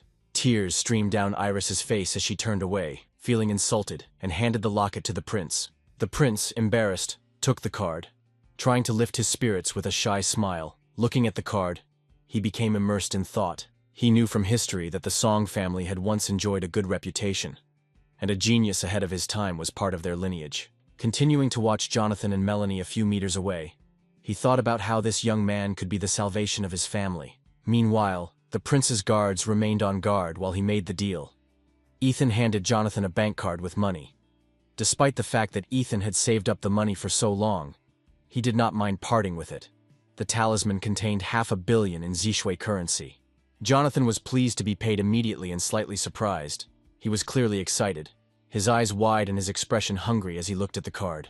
The prince was pleased with the deal and proud that he had managed to surprise the young man. Crossing his arms over his chest with a proud expression, he noted that currently, Zishui coins were worth more than the currencies of other countries.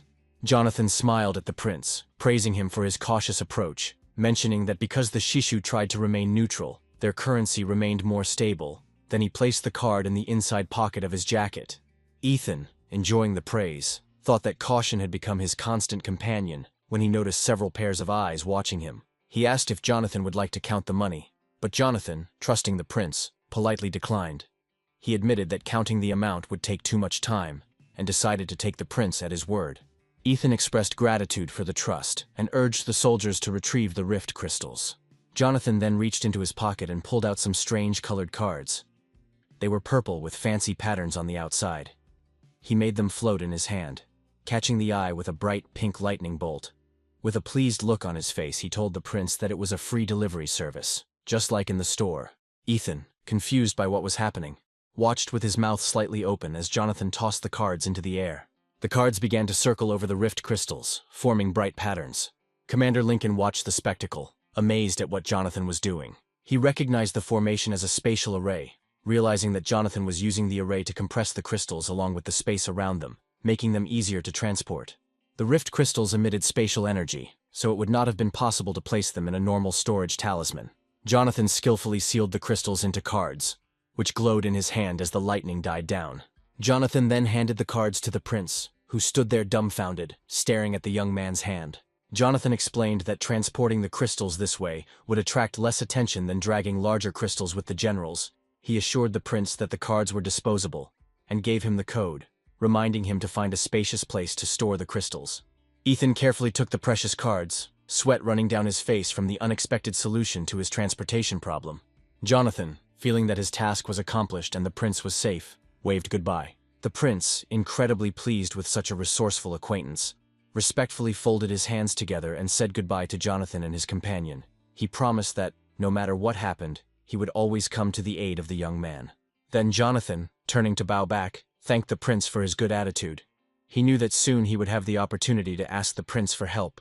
When the couple had moved a decent distance away, the prince's face darkened. He thought to himself that if Jonathan did not become his ally, then he should do everything so that he did not become an enemy. Jonathan was also lost in his thoughts. He did not feel Sarah's aura, which meant that she had safely left the city. He had a lot to do at home, and when he thought back to the past, images of the destroyed city filled his mind. He remembered how the wave had destroyed everything, and how it had taken him, a refugee, 20 days to reach his family only for them to die in a massacre at the border. He was too weak to help them, and that memory squeezed his heart. Determined to change history, Jonathan clenched his fist. This time he vowed to save everyone. There were 2 months left before the attack on the border, and he was determined to become stronger to protect his loved ones. Suddenly he stopped, feeling an aura quickly approaching him. He turned around and realized that the enemy was nearby, preparing to defend himself. Jonathan swung his leg to kick. Among the clouds of dust he could not clearly see the enemy, but despite the strong blow, the enemy remained standing, being thrown back several meters. A male figure became visible in the dust. Grabbing Jonathan by the leg, the unknown man seemed glad to meet the young man. The prince's party struggled to see what was happening in the distance, watching anxiously to see who had attacked Jonathan and what would happen next. The frightened prince realized that the enemy was strong, emitting a terrifying aura, perhaps of heavenly rank or even higher. Commander Lincoln, no less tense, sensed the aura and realized that it was close to the holy rank. He knew that such an opponent would be too tough for them. When the dust settled, Jonathan saw an older man standing in front of him, clearing his throat. The man commented on how impressed he was that Jonathan had managed to hide his abilities throughout his entire year at the academy. Jonathan suddenly remembered that he had seen this man before. He was a guard at the gates of the academy. This revelation surprised Jonathan as he realized that the guard was actually a heaven-ranked warrior, Melanie, who did not recognize him at first, pressed her hand to her lips in shock after Jonathan identified him. Jonathan greeted the man with a pleased expression, calling him the Iron Guard, a nickname he had earned from rumors about the academy.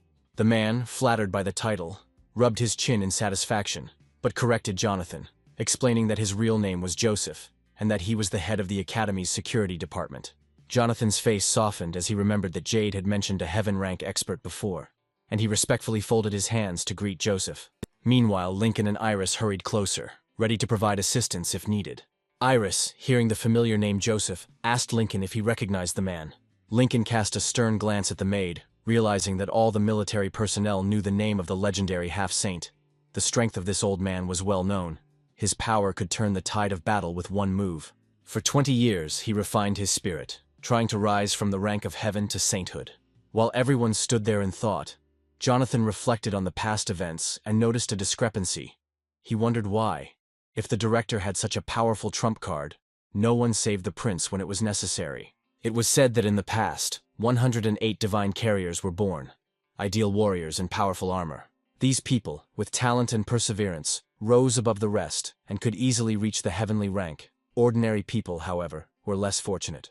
They had to rely on blood and sweat to advance in rank, and moving from one rank to another was dangerous to the soul. The commander concluded his explanation by saying that the heavenly rank was generally the limit of a person's capabilities, and even reaching that level was a serious challenge. yet Master Joseph was close to becoming a saint. At that moment, Jonathan, the prince, the commander, and the maid all stood before the old man, realizing that they were in the presence of a great figure. The commander was the first to bow his head, introducing himself and paying his respects to the half-Saint Joseph. Everyone followed his example, except for Jonathan, who looked around in surprise. The old man laughed, admitting that he usually didn't like such moments. Jonathan, still looking at him, reflected that in the past, there had been no preparation that would enable a man to break through to holiness. He saw this as a fantastic opportunity for himself, and a crazy smile appeared on his face as a wild idea struck him. He thought that Master Joseph would be the perfect candidate for an experiment in training people to achieve holiness. Joseph felt Jonathan's worried gaze, comparing his expression to that of a chef who had found the perfect ingredients, making the situation even more alarming. Jonathan quickly looked away, recognizing how impressive the old man was. The hero quickly realized that ruining his relationship with this test subject would be unwise. Joseph's face became stern as he frowned, asking Jonathan not to pretend. Jonathan remained silent, waiting for Joseph to continue as the old man was clearly intimidating him.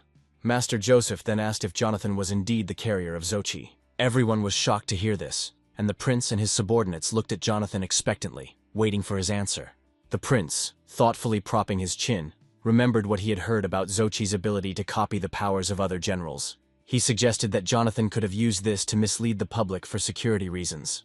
Jonathan, feeling frustrated that even the prince could not grasp the real situation, decided that it was easier to go along with their assumptions than to explain the Star-Lord's complex system. Everyone continued to wait for his answer, while Jonathan, looking embarrassed, laughed nervously and scratched his head. He asked them to keep everything a secret. Then Ethan, both happy and confused by Jonathan's request, called him brother and promised to keep the secret. Jonathan thanked the prince, admitting that after saving him and the royal guard, he expected nothing else. However, Master Joseph was not so easy to deceive. He looked at Jonathan suspiciously and hesitated, leaving it unclear what he was thinking. Then Joseph asked if it was true that the local heavenly ranked monster was killed by Jonathan. There was a silence between the people, and Jonathan awkwardly confirmed the information. Since Joseph had not witnessed the battle, he was curious as to how an academy student who only had a yellow rank managed to defeat an enemy 3 ranks higher. The silence was palpable, and the weight of Joseph's question weighed on Jonathan. Master Joseph suggested that Jonathan might be hiding his true power, or perhaps his family had special secrets. Iris, wanting to protect Jonathan, began to mention the use of crystals, but the prince interrupted her, suggesting that it was best not to disturb the young man in case there was something he preferred to hide. Iris quickly realized that she had almost said too much, covering her mouth with her hand and putting on an innocent expression. However, Jonathan brushed off the prince and his subordinates, seeing no reason to hide the details of the battle from the master. He told the story of the monster and how he used the rift crystals to defeat it. Old Joseph was surprised that Jonathan included the rift crystals in his war strategy. Although Joseph had a lot of experience in various fields, this was the first time he heard about crystals being used for more than just making talismans. Jonathan explained with a confident expression that it was not as easy as it seemed, noting that using crystals required a special technique that only a few could understand. Intrigued, everyone moved closer, not wanting to miss out on any of the secret knowledge. However, Jonathan was not about to share his knowledge. But since it was not a big secret, he explained that in order to make the crystal explode, it was first necessary to apply a matrix to it and catalyze it using alchemy. It was a complex process that required considerable experience. The prince, once again amazed, admitted that it would be difficult for an ordinary person to repeat such a feat. Jonathan smirked smugly, crossing his arms over his chest, and explained that while learning how to explode rift crystals was possible, it would not be an easy task. Suddenly Jonathan stopped, squinted, and looked around. He sensed danger approaching, and although no one else noticed, he felt the need to warn everyone. Old Joseph tensed and began to sense the aura of the stranger. Despite the fact that the strangers had managed to sneak up on them unnoticed, Joseph was more worried that Jonathan had discovered it faster than he had. The royal guard quickly ran up, forming a semicircle around the prince and the others. Finally, figures appeared on the roofs of the nearby buildings. Even from afar, it was clear that the figures were dressed in armor, and there were many of them. They surrounded the group.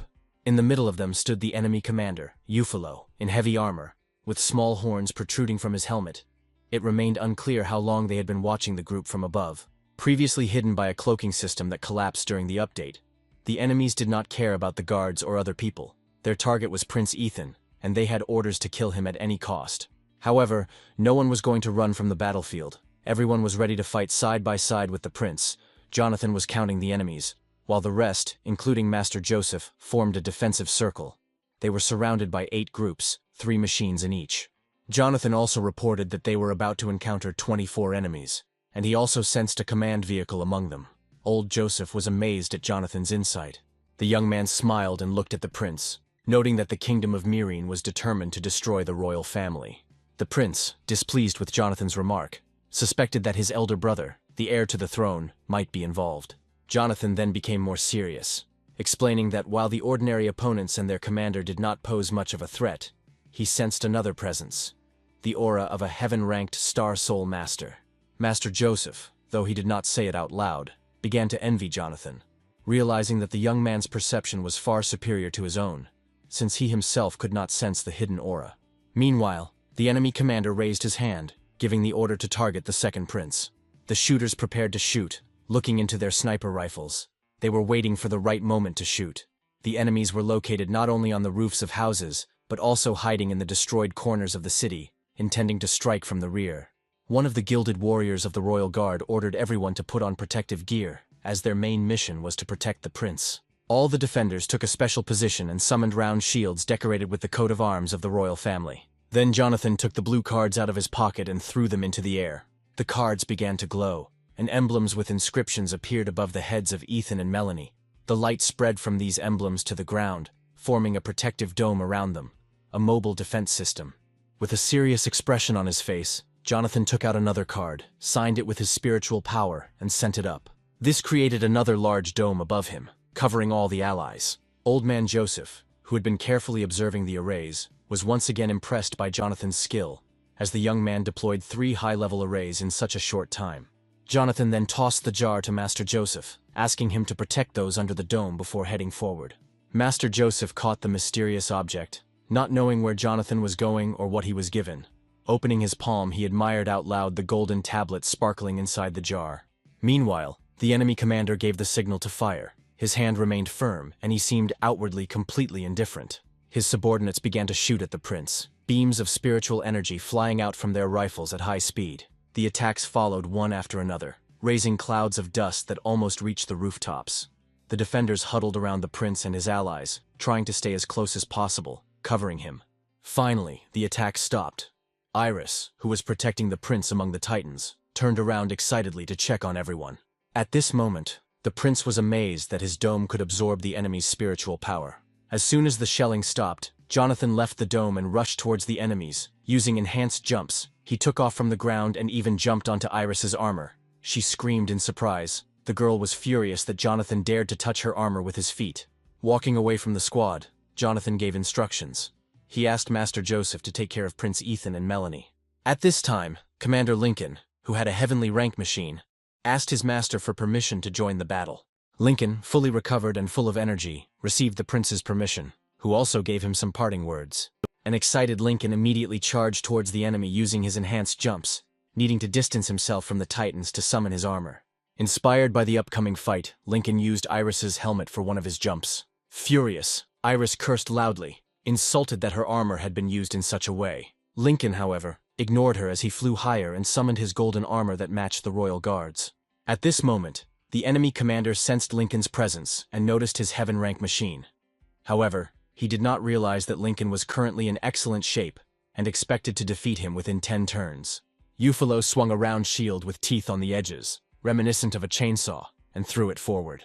He spun in the air, cutting through it with his sharp blades. However, Lincoln easily dodged the attack, slowing down just before the shield could strike and moving slightly to the left. However, the shield flew a few more meters before turning around and returning like a boomerang. Iris, who had been watching the battle with concern, tried to warn Lincoln of the impending danger. He turned his head to judge the distance and held a spear with a unique tip split into 4 blades. With one precise blow, he shattered the shield into pieces. An enemy warrior standing on the roof cursed Lincoln's arrogance and criticized the decorative appearance of his armor, arguing that such decorations had no practical value and reflected the decline of the country. With hatred fueling his attacks, he took on Lincoln, determined to prove his point. Their weapons clashed, creating sparks and the sound of steel scraping against steel. However, Commander Lincoln refuted the enemy's accusations, insisting on the superiority of his system. He also reminded the mercenary that he had no right to judge him. Meanwhile, one of the enemy soldiers, who looked out from around the corner, seemed confused. He searched for Jonathan, the young man who created the arrays, but no one had seen him since he left the dome. Being a cautious and experienced fighter, Jonathan emerged from cover and quietly approached his opponent from behind. With a powerful blow to the back, he inflicted a mortal wound, instantly killing his enemy. The enemy fell to the ground, not having time to resist. For Jonathan, it was an easy victory. He grinned evilly, pulling his weapon out of the enemy's body, which began to disintegrate. The noise alerted the other enemies, who turned to see their fallen comrade, warning each other, realizing that the battle would no longer be easy. All the soldiers pointed their pistols at Jonathan, deciding that they needed to eliminate him quickly. However, Jonathan was fast enough to dodge their beams, causing the soldiers, who were standing parallel to each other, to accidentally hit their own comrades. As the enemy approached, one of the fighters urged the others to engage in close combat, believing that this would increase their chances of defeating Jonathan. But before they could materialize their weapons, Jonathan struck again. With one swing, he cut through the armor of his opponents, his blade cutting through the spiritual armor as easily as a knife through butter. Jonathan didn't need to put in much effort. On his third strike, Jonathan performed his signature circular swing, causing pieces of the enemy's armor to fly off and crumble before falling to the ground. The opponents barely had time to react before they saw Jonathan's halberd raised above them, beautifully decorated with red emeralds. This was the last thing they saw before their death. Panic spread among the Titans. They were not warned that such a formidable enemy would be next to the prince. Jonathan's halberd again entered the body of another enemy, cutting off his head and leaving no chance of survival. Exhausted, Jonathan realized that using his halberd, Lu Bu, required great strength, so he quickly swallowed several soul-replenishing pills to restore his energy. Meanwhile, the most fierce battle was unfolding in the center of the street. Where the commanders clashed, they gracefully crossed blades, skillfully dodging each other's attacks. Despite the ferocity of the battle, the enemy commander noticed the veteran general Liu Bu in the rear, chopping down his men. The commander mistakenly assumed that it was Sarah who had come to the prince's aid, and cursed the mercenaries who had failed to capture her. Meanwhile, Lincoln, angered by his opponent's ability to observe the battlefield, raised his hammer for another blow. Their fight continued when the enemy jumped up, kicked Lincoln's hammer away, and raised his own weapon with both hands, the enemy commander's armor being in poor condition due to the intensity of the fight. Meanwhile, on the rooftops, Jonathan was quickly dispatching the remaining enemies, his third blow landing on another soldier in the chest, piercing his armor, leaving the soldier's body hanging on the tip of Jonathan's weapon. Nearby, other soldiers, overcome with panic, hastily loaded their weapons and pointed them at Lu Bu, knowing that if he came any closer, they would be doomed. Jonathan, leaving the wounded man on the street below, rushed to his next target. The wounded man fell at the feet of Prince Ethan, who was watching the battle. He watched with ease as his guards fought, knowing that these soldiers were no match for him. Ethan then gave orders to his guards, telling them to cover Jonathan while he cleared the area, realizing there was no point in remaining on the defensive. The guards complied, materializing crossbows in their hands. Staying close to the prince, they provided support to Liu Bu over long distances. The King's Guard opened fire on the Milanese soldiers, who were now unable to even look out from their hiding places to assess the situation. Meanwhile, Jonathan calmly flanked the enemy, moving stealthily, while the soldiers of Mirin watched in horror. They shot at Jonathan, but none of their shots hit their target. Jonathan, warming up his legs with spiritual energy, effortlessly dodged their attacks. He switched to a technique that was different from the one he used before, and the prince noticed this. The prince noticed that such movements were characteristic of the Black Shell Guards, a group of 6 talented heroes who had risen through the ranks early. Their leader was once a member of the Song family. Unfortunately, the 5 heroes were killed 16 years ago, leaving the new leader of the group, who remained neutral, as the only survivor. The prince wondered if the Black Shell leader still maintained contact with the Song family, but knew that he remained loyal to Tangdu.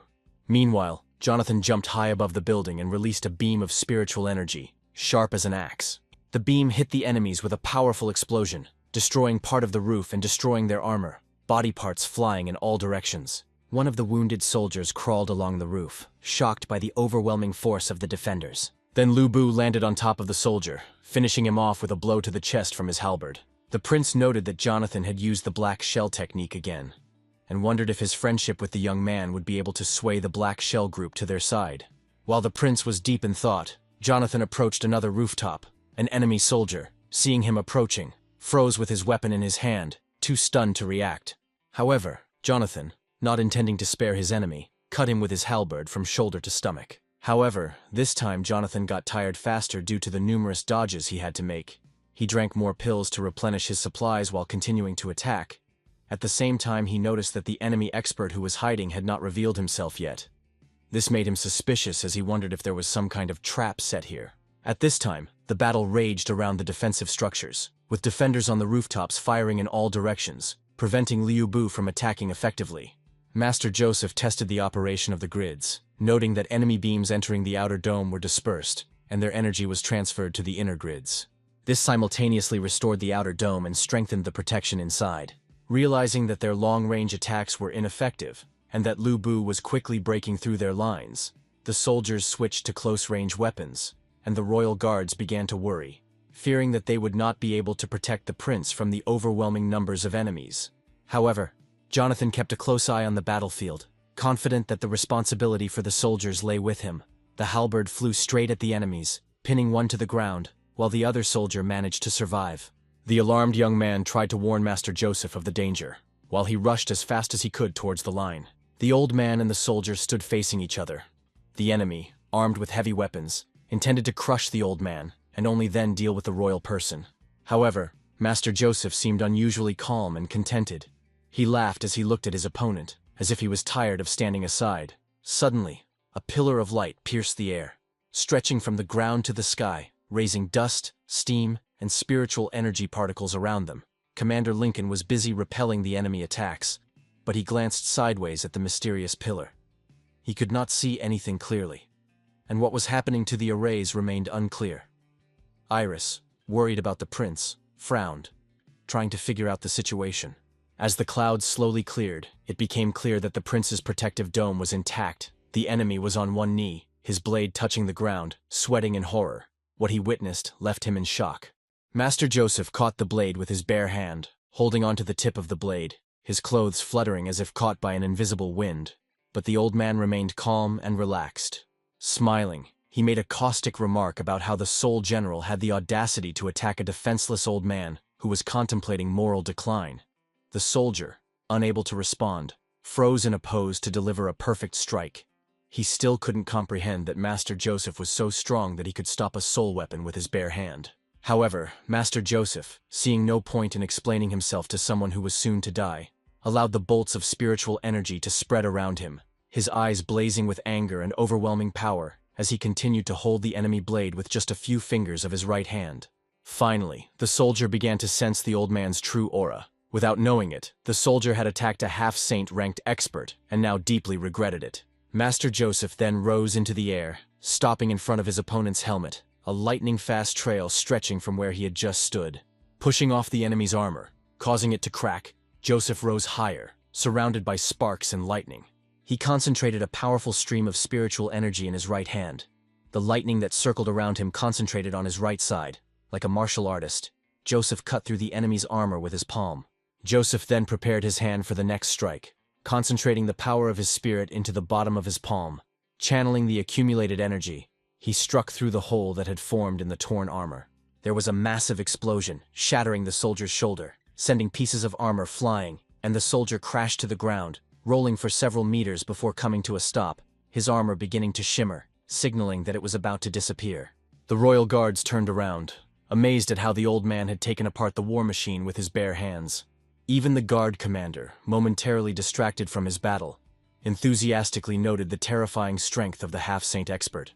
Jonathan, watching from the edge of the roof, remained silent, but thought to himself that the old man might have overdone it. However, he smiled, believing that Master Joseph's plan was to provoke the hidden expert to reveal himself. Meanwhile, Lincoln's fight continued. Knowing that the prince was safe, he could now fully focus on his enemy. He pushed back his opponent, who was still shocked by Master Joseph's display of skill. The commander, ready to strike, rushed at his opponent, raising his axe. The enemy did the same, and they rushed towards each other screaming, knowing that only one of them would survive. Lincoln swung his axe from below, hitting the enemy commander with such force that he flew back several meters, hitting the ground several times before crashing into the wall, causing pieces of it to fly apart.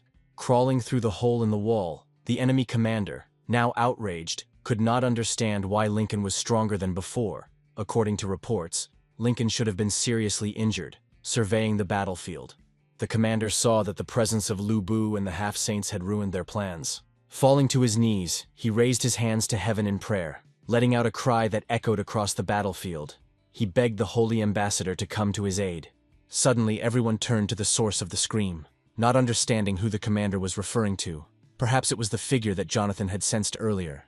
Then a figure appeared on the roof of one of the dilapidated buildings, completely enveloped in a red aura resembling flames with lightning dancing around it. It was Amara, dressed in a red dress and a black fur-lined cloak that fluttered in the wind, her face hidden by a horned mask made from an animal skull. As it turned out, she was an inspector of the Pingtian sacred sect, an expert at the peak of the heavenly rank. When Amara looked at the soldiers with displeasure, the prince immediately recognized her mask. She was from a demonic sect, a formidable and insidious enemy. Iris shuddered, feeling uneasy, as she recalled the demonic sect's ruthless reputation. Old man Joseph, whose plan had worked, looked sternly at Amara, knowing that her presence meant a serious disaster. Jonathan was also stunned by the woman's appearance. He recognized her clothes as those of the Pingtian sacred sect, which was called demonic due to its dark history. According to historical records, the eastern continent was once ruled by emperors of divine rank.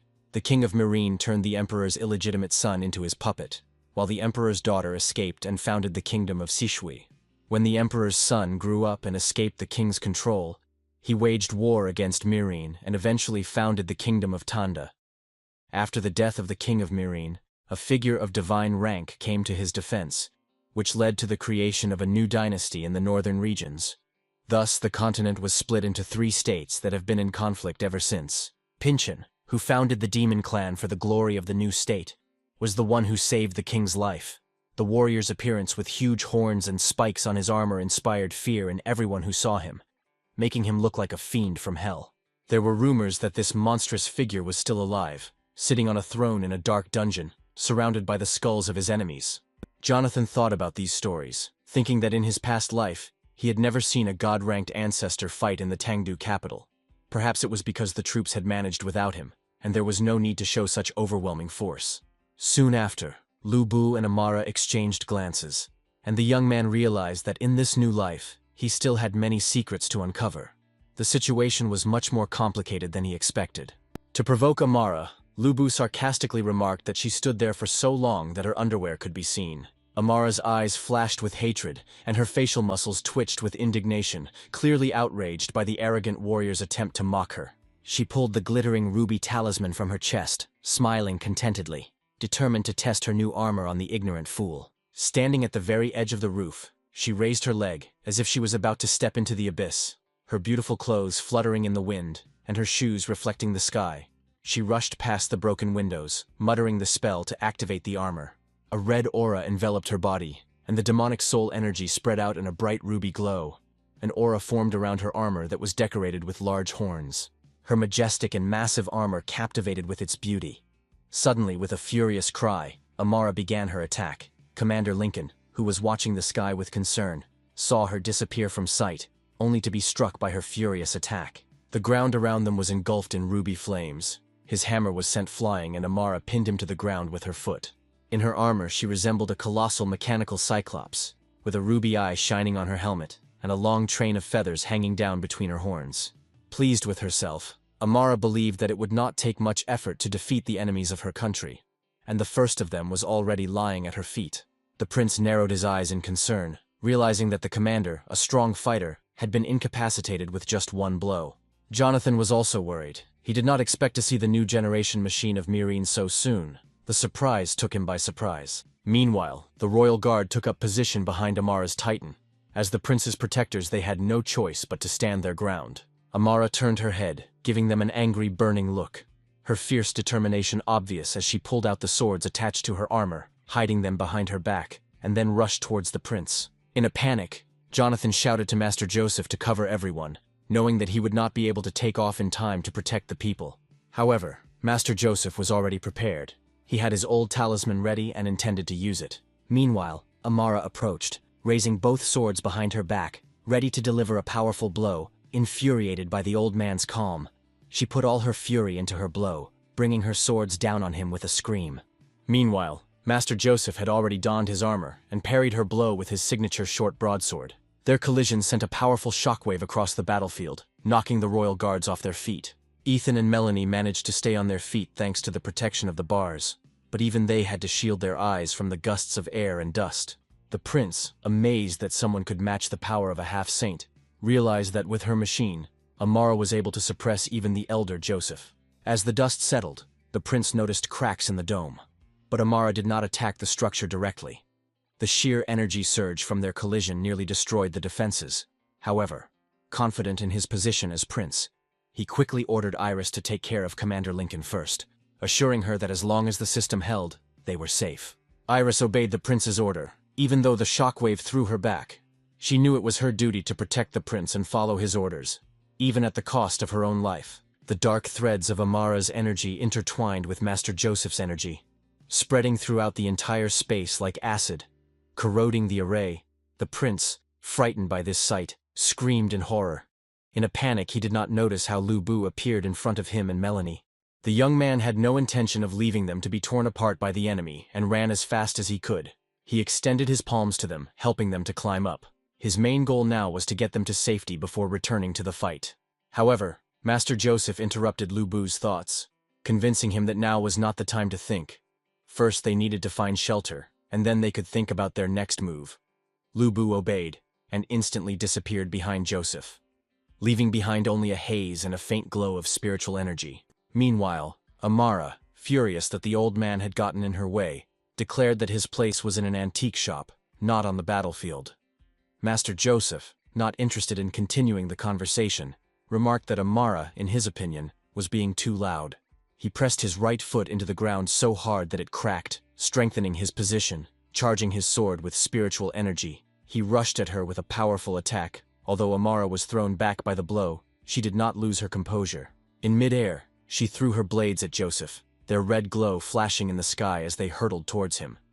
The swords flew past Joseph, leaving behind a pink energy trail. For a moment he didn't understand what had happened. When he turned his head, it became clear that the attack wasn't aimed at him. He screamed to warn Lu Bu. Hearing the warning, Lu Bu quickly changed course, zigzagging to the right before returning to his original path, the enemy blades smashing into the building behind them. While Joseph was momentarily distracted, Amara took advantage of the opportunity. She flew straight at him from close range. The old man did not have time to react. The force of her blow sent him flying far down the street. Joseph then thrust his sword into the ground to slow down. It stopped, cutting through the ground for several meters. Ruby blades followed him, but he easily deflected them. She only managed to hit him because she caught him off guard. The woman summoned her main blades that were stuck in the building. They began to glow as energy returned to her minotaur armor, and clouds of dust and smoke rose from the collapsed structures. Master Joseph lost sight of his enemy, realizing that Amara had decided to take advantage of the element of surprise. However, she landed behind him, but now that he focused, he felt her aura, a ruby blade aimed at his head. But he dodged in time. The blade flew past his helmet. Taking advantage of the opportunity, Master Joseph counterattacked, swinging his sword at her stomach, the weapon barely grazing Amara's majestic armor as she jumped back, and Joseph immediately followed her. He swung his blade through the air, trying to reach her as sparks of energy flew around, filling the atmosphere. However, Amara dodged and slid behind him, jumping up and sending out a wave of energy. Although the master blocked it, the force of the wave still sent him flying into the wall. From a safe distance, the prince, along with Lu Bu, Ethan and Melanie watched the battle. Ethan came to the conclusion that the witch was overpowering the elder Joseph, and seemed ready to win. Jonathan agreed, adding that although the elder Joseph was at a higher level, Amara's machine gave her an advantage. Nevertheless, Jonathan knew the old man had a hidden card to play. Amara's entire armor glowed scarlet, emitting sparks of her soul energy. She rushed at Master Joseph like a fiery meteor. However, the old man was not taken by surprise. He prepared himself by taking a special stance, enveloped in lightning discharges. His determination and aura scared Amara, although she didn't quite understand why it happened. Jonathan, who had been watching the proceedings closely, realized what the old fighter was up to. With complete confidence, Master Joseph stood ready, knowing that she would not be able to avoid his next blow. He raised his blade high, and a pillar of bright golden light shot up into the sky, illuminating the battlefield. Amara, floating in the air, suddenly saw a huge lightning bolt approaching her. Although fear flashed in her eyes, it was quickly replaced by a mocking smile. The prince noted that if the most powerful blow missed the target, there would be no hope of victory. Melanie, in disbelief, exclaimed that a half-saint could not have made such a serious mistake. The prince also began to panic, unable to believe that someone of Joseph's rank could waver. Only Jonathan seemed to remain calm, knowing that the elder Joseph was far from finished, and that his true intentions would soon be revealed. Master Joseph continued to release energy into the sky, his armor shimmering with gold and acid colors, strange vapors swirling around him, and green lightning crackling. This technique was meant for another enemy. The sword in his hand crumbled, merging with the flow of energy as the release of soul power intensified. Magical clouds swirled above him, and golden lightning poured down like rain. Amara tried to dodge, but the lightning seemed to follow her, driving her into a corner. More and more lightning bolts fell, mercilessly aiming at her. Suddenly a powerful charge formed in the sky. Amara, realizing that there was no salvation, covered her body with her hands. She knew that this would not be enough. Her curses were drowned out by the thunder, as her armor was enveloped in golden light, the silhouette of her body barely visible among the lightning. Explosions were heard everywhere, and the collapse of buildings left the royal guard in awe. They had never seen such devastation in their lives. Their eyes widened in shock as the lightning storm finally stopped. Nothing was left untouched. The entire area was destroyed. Buildings were either toppled or completely destroyed. In the center of the battlefield, a figure stood in the dust. It was clear from the silhouette that she could barely stand. Amara's armor was torn to shreds as if it had been devoured by wild animals. Her arms hung motionless at her sides, but it was amazing that she remained conscious. Those watching were amazed by her resilience. After such a devastating blow, death seemed inevitable. But Amara refused to give up. Ethan and Melanie were equally amazed by the demonic expert's endurance. It was no wonder she was considered Myreen's trump card. Jonathan, however, gritted his teeth in disappointment. He had hoped for Master Joseph's absolute victory, but he knew that Amara's armor had protected her. Although she was in great pain, she did not take off her armor. Her body was burning with pain, but she admired her enemy. In desperation, her hand reached for the control panel. A round system unit appeared under her fingers, and in front of her was a monitor with strange symbols. It was clear that this was access to the hidden settings of her armor. Amara didn't want to resort to such a method, but the thirst for victory overwhelmed her. She activated the Heavenly Demon's disintegration mode. As the system started up, her appearance became truly demonic. A mad smile spread across her face, and her eyes glowed bright red. Flames engulfed her armor, seething with soul energy, filling the gaps left by the damage, beams of energy shooting out from her head. The prince, watching in horror, realized how terrifying an opponent she was. Beads of sweat running down his face as Amara's aura completely overpowered the elder Joseph's. She laughed wildly as the swords appeared in her hands again, her entire posture expressing her superiority over her master, claiming that in this state, she was much closer to the rank of saint than he was. Jonathan, upon hearing her explanation, could not believe his ears. The experimental technology allowed her to increase her combat power by an entire level, posing a serious threat to all surrounding states. Despite the significant damage that Master Joseph had inflicted on her, he was now struggling, exhausted, out of breath. He still wanted to show that he could continue to fight. In the blink of an eye, Amara disappeared from the sight of those around her, leaving behind only a bright trace of energy. Her demonic armor suddenly materialized in front of Master Joseph, causing him to recoil in fear. Master Joseph was unprepared for this turn of events. It had been a long time since he had faced an opponent superior to him in strength, which left him confused. Amara swung her leg, completely covered in aura, so much so that her armor was invisible. The force of the kick sent the old man flying at high speed. He saw himself moving away from his opponent as a shockwave emanated from her. Amara, determined to kill the half-saint, disappeared and instantly appeared above Joseph with her weapon raised. She struck him from above, causing him to fall down. He was unable to react to such fast attacks. Another blow sent him flying upwards through the ruby energy. He took the beating in silence, and if it weren't for his armor, one would think he had passed out. Those below couldn't keep up with the general's strikes and movements. Master Joseph was flying through the air like a volleyball, all the while thinking about how to avoid this mess. He knew he had to find a way to counterattack, an idea coming to him when Amara raised her leg to kick again. Joseph grabbed her leg, and their auras intertwined, spreading onto his armor. They hung in the air like two scarlet demons. Joseph thought that by holding onto his opponent, it would be harder for her to dodge. However, he didn't have time to attack before Amara's blade was aimed at his unprotected chest, piercing straight through the armor, the tip of her blade exiting his back. Despite the mortal wound, Joseph sighed weakly, but did not let go of her leg. Then Amara grabbed Joseph's helmet with her left hand, looked him in the eye, and raised her weapon for the final blow. With a quick movement, she cut his helmet off, causing sparks of energy to appear at the site of the cut. Holding his head, she watched as his body disintegrated and fell towards the ground. She wanted to ensure victory for herself, so she prepared to deliver the finishing blow. She turned around and punched him in the chest, his armor instantly disappearing, and Joseph crashed into the ground with such force that cracks formed underneath him. Amara landed and walked over to Joseph's body, holding his helmet in one hand and her sword in the other. She paraded the helmet in front of him with a mad look and mocked him, calling him trash. Pleased with her false victory, she clenched her fist, crushing the helmet, Joseph's soul energy dissipating around her hand. She laughed maniacally, intoxicated by the sheer power, her laughter echoing through the ruined streets of the city. Master Joseph, still alive but in critical condition, was coughing up blood, making it difficult for him to breathe. Slowly, with trembling hands, covered in bruises and abrasions, he reached into his pocket and took out the treasured jar with the golden pill that Jonathan had given him. It was his last hope. Joseph wanted to save it and return it, knowing that it was extremely expensive. The transcendental pill allowed lower-level earthly masters to advance an entire level. Jonathan looked at the monitor, hoping to get a better look at the master. He knew that in Joseph's case the effect of the pill would be weakened, but it would still increase his strength and partially restore his powers. Jonathan, always cautious, was glad he had given the pill to the elder in advance. The man sat on the ground looking at the elixir, knowing what it was but never having seen such a pill in person. He had only read about them in books. The small treasure shimmered in his hand, radiating the energy of the sun. He never thought that someone would give him such a miracle. Master Joseph silently thanked Jonathan, although the young man could not hear him. He placed the unusual pill in his mouth and closed his eyes, hoping to feel the energy of the pill flow through him. Streams of light enveloped his body as the tablet dissolved, releasing a golden haze that warmed him like tea on a frosty night. It seemed that he was leaving the mortal world.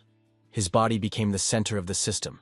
His spiritual world was now full of light and harmony. Suddenly Joseph saw his reflection at his feet and was surprised.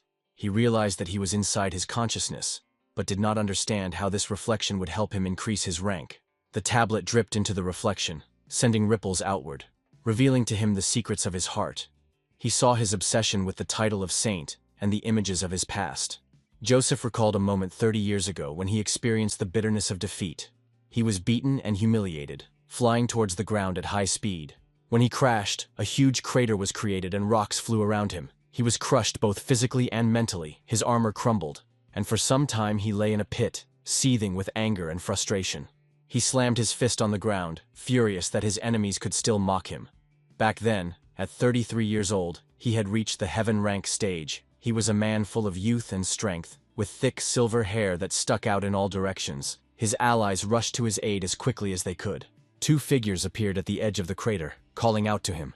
His companions Tanya and Hong, both at the initial stage of the heavenly rank. Worried about their comrade, they ran to check on him, expecting him to be left alone after his bitter defeat. Joseph, surprised by their arrival, saw them hurrying down the mountain. Their words of encouragement echoed as they reminded him of the oath they had once made to die shoulder to shoulder in battle. Although Joseph felt a little out of place recalling it, he smiled tightly and thanked them. Above the defensive wall in the air, the enemy general who had put Joseph to flight, he looked down arrogantly at the warriors who stood without armor. The three of them, Joseph, Tanya, and Hong, stood side by side, watching the enemy and waiting for his actions. However, the intruder seemed to be in no hurry to attack. In his hand, the general held a cage of soul energy, inside of which a beautiful blonde woman leaned against the bars, her eyes downcast. Tanya pulled out the summoning talisman and shouted at Hong to follow her example. In the center of the crater, two titans formed from the glow, one holding a rapier, while the other wielded a massive blade. Joseph panicked and tried to warn his comrades and dissuade them from attacking, telling them that the Star Soul General Vanessa was too strong for them to handle. As the enemy flew into the air, her aura spread out in purple waves over a great distance, making her look like a huge dark demon. With one movement of her spiritual energy, Vanessa shattered the rebels' armor, causing them to scream and fall to the ground. Her aura was so overwhelming that it pinned everyone to the ground, making them unable to move. Tanya, overcome with anger, realized that one Holy Spirit expert had killed 3 heavenly ranks in the blink of an eye. Joseph cursed under his breath as he tried to get to his feet. Barely holding himself up on his knees and elbows, he saw the master in the enemy's armor decide to open up. A woman dressed in armor appeared before them, hovering over the wall as if towering over her fallen enemies. The woman told Joseph that he should have learned a simple truth after his defeat, her face expressing complete indifference as she regarded all those below the rank of saints as mere ants under her feet. It turned out that her niece was sitting in the cage. The girl had run away from home and was now begging for her friends' lives to be spared, promising never to try to escape again. Joseph cried out her name, his face showing such deep pain as if losing her was worse than death itself. They exchanged glances from afar, perhaps for the last time, the girl's eyes full of bitterness. Her aunt, predicting a great future for her niece, told her that as a talent of the Huang family, she was destined to achieve the same rank and protect their country, ensuring the prosperity of the family for 100 years. She looked down on the three warriors, comparing them to insects, stating that in time not even ashes would remain of them. However, she explained that Joseph's talents were different. They lived for centuries, retaining their youth. The girl, realizing that mere mortals meant nothing to the saints, fell to her knees with tears in her eyes, begging her aunt not to kill Joseph. However, her aunt ignored her pleas, judging the situation to be that Joseph had stolen the daughter of Huang's house and was trying to escape. But out of concern for her niece's mental state, the aunt decided not to kill Joseph. However, she made it clear that she would only spare the lives of his comrades on the condition that his foot never touched the ground of Sichuan again. Bending down, Joseph gritted his teeth in indignation. His hand reached for the knife hidden in the hem of his clothes. Slowly and with great determination, he took hold of the handle and pulled out the weapon. The girls looked at him with worried expressions, knowing that their lives depended on his next move. Any rash action would ruin all their efforts. Then Joseph raised the knife over his head with a stern face. Then, with his left hand, he gathered his hair into a bun and, in one swift motion, cut off his thick silver locks. Holding his top knot high for all to see, he made a sacred oath, vowing to give his life to reach the rank of saint. Only after reaching that rank would he return to Shishui to ask for the hand of the youngest of the Huang family. His face contorted in pain as he released his hand, letting the wind blow away the cut hair, and as he said goodbye, he asked the girl to wait for him. With tears in her eyes, she agreed, promising to wait as long as necessary until they could both be free. These precious memories burned within Master Joseph's soul, his eyes shining with sunlight as the energy flowed in waves through his body. His power began to spread outward in an endless stream, destroying Amara's aura. It was terrifying in its power, but Joseph's aura had completely transformed, now shining with a beautiful sunlight that gave life, but also brought death. The energy emanating from it spread around, and the enemy tried to defend themselves from the blinding light. This aura was so unusual that the pressure from it made everyone feel heavier, pressing them to the ground. Amara became even more angry, unable to understand what caused such a transformation in the old man. She realized that it was the aura of the saint rank. The pressure was taking its toll on Joseph's allies as well, with Commander Lincoln lying on the ground, struggling not to be blown away by the gusts of wind coming from the master. Meanwhile, Lu Bu protected the prince and Melanie from the rocks and wind that flew in all directions. The prince, recognizing this aura, no doubt realized that this was the presence of a saint. Melanie looked at her lover's helmet, realizing that it was because of the pill that Joseph was able to break through to the rank of saint. She still found it hard to believe. Jonathan, meanwhile, was glad that Joseph was able to temporarily break through to the saint rank. Although the effect was temporary, it would be enough to neutralize the enemy. He smiled softly, confident that this inequality between carriers and mortals on the battlefield would be eradicated through his efforts. However, he also believed that one tablet would not help Joseph reach the saint rank forever, so he would need to talk to the master and share some tricks with him. Master Joseph, now overflowing with energy flowing through his veins, had long dreamed of feeling such power. Now he understood Vanessa's point of view, who saw others as nothing but ants. Reaching out to the side, he felt his talisman lying on the ground. It was now rising under the influence of his holy energy. The talisman floated towards Joseph, sparkling with small lightning bolts. He tensed his fingers, through which lightning bolts of spiritual energy crackled, as if he was already holding something. The talisman soared into his hand, sparkling in the air. The old man noticed this, and now his whole appearance inspired horror. An angry expression was frozen on his face, and traces of blood were visible on his lips. He looked sadly at the tattered talisman, an old friend who had accompanied him through many trials. His opponent's hands were also shaking. The witch who once seemed so powerful could only stand still, too scared to move. The master's aura was so overwhelming that she couldn't take a single step. She stood there, terrified of what would happen next. Joseph seemed to be standing in the center of a blazing fire, flames engulfing him as he prepared to summon his Star Soul General. It seemed as if he had merged with the sunlight, and every cell of his body was absorbed by its power. His armor, still shining, seemed majestic due to his shining aura. Amara, feeling the Sun Warrior's gaze on her, wished she could sink into the ground to avoid the humiliation of being defeated by her once-defeated enemy. Master Joseph enjoyed the moment, looking at his armored hands, through which energy was oozing. The power of a saint was truly enormous. As memories of Vanessa came back to him, he now understood why she had seemed so formidable. Amara tried to move away in horror. Frightened by the majestic appearance of the saint, she began to beg him not to come closer. Joseph, however, looked at her without compassion, his stern demeanor suggesting an imminent attack. His hand pressed to his chest as he thought about his only previous encounter with the saint in combat, when Vanessa had floated over him, shattering his dreams with a simple wave of her hand. Then Joseph swung his weapon, sending out shockwaves that made the enemy tremble in fear. Waves of shock spreading from every movement the general made, and Amara froze. Her breath caught in her throat as she watched in horror, the humiliation and anger from his previous encounter with Vanessa still burning in his heart. And he remembered those wounds as if they had been inflicted only recently.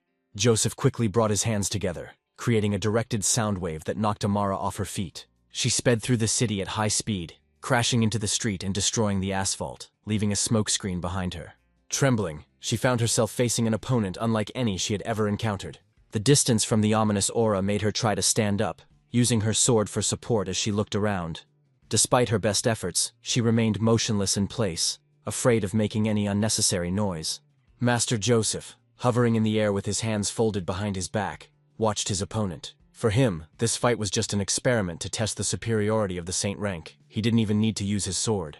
Jonathan, realizing that Joseph, infatuated with his newfound power, intended to kill the Milanese expert, shouted at him to spare the woman.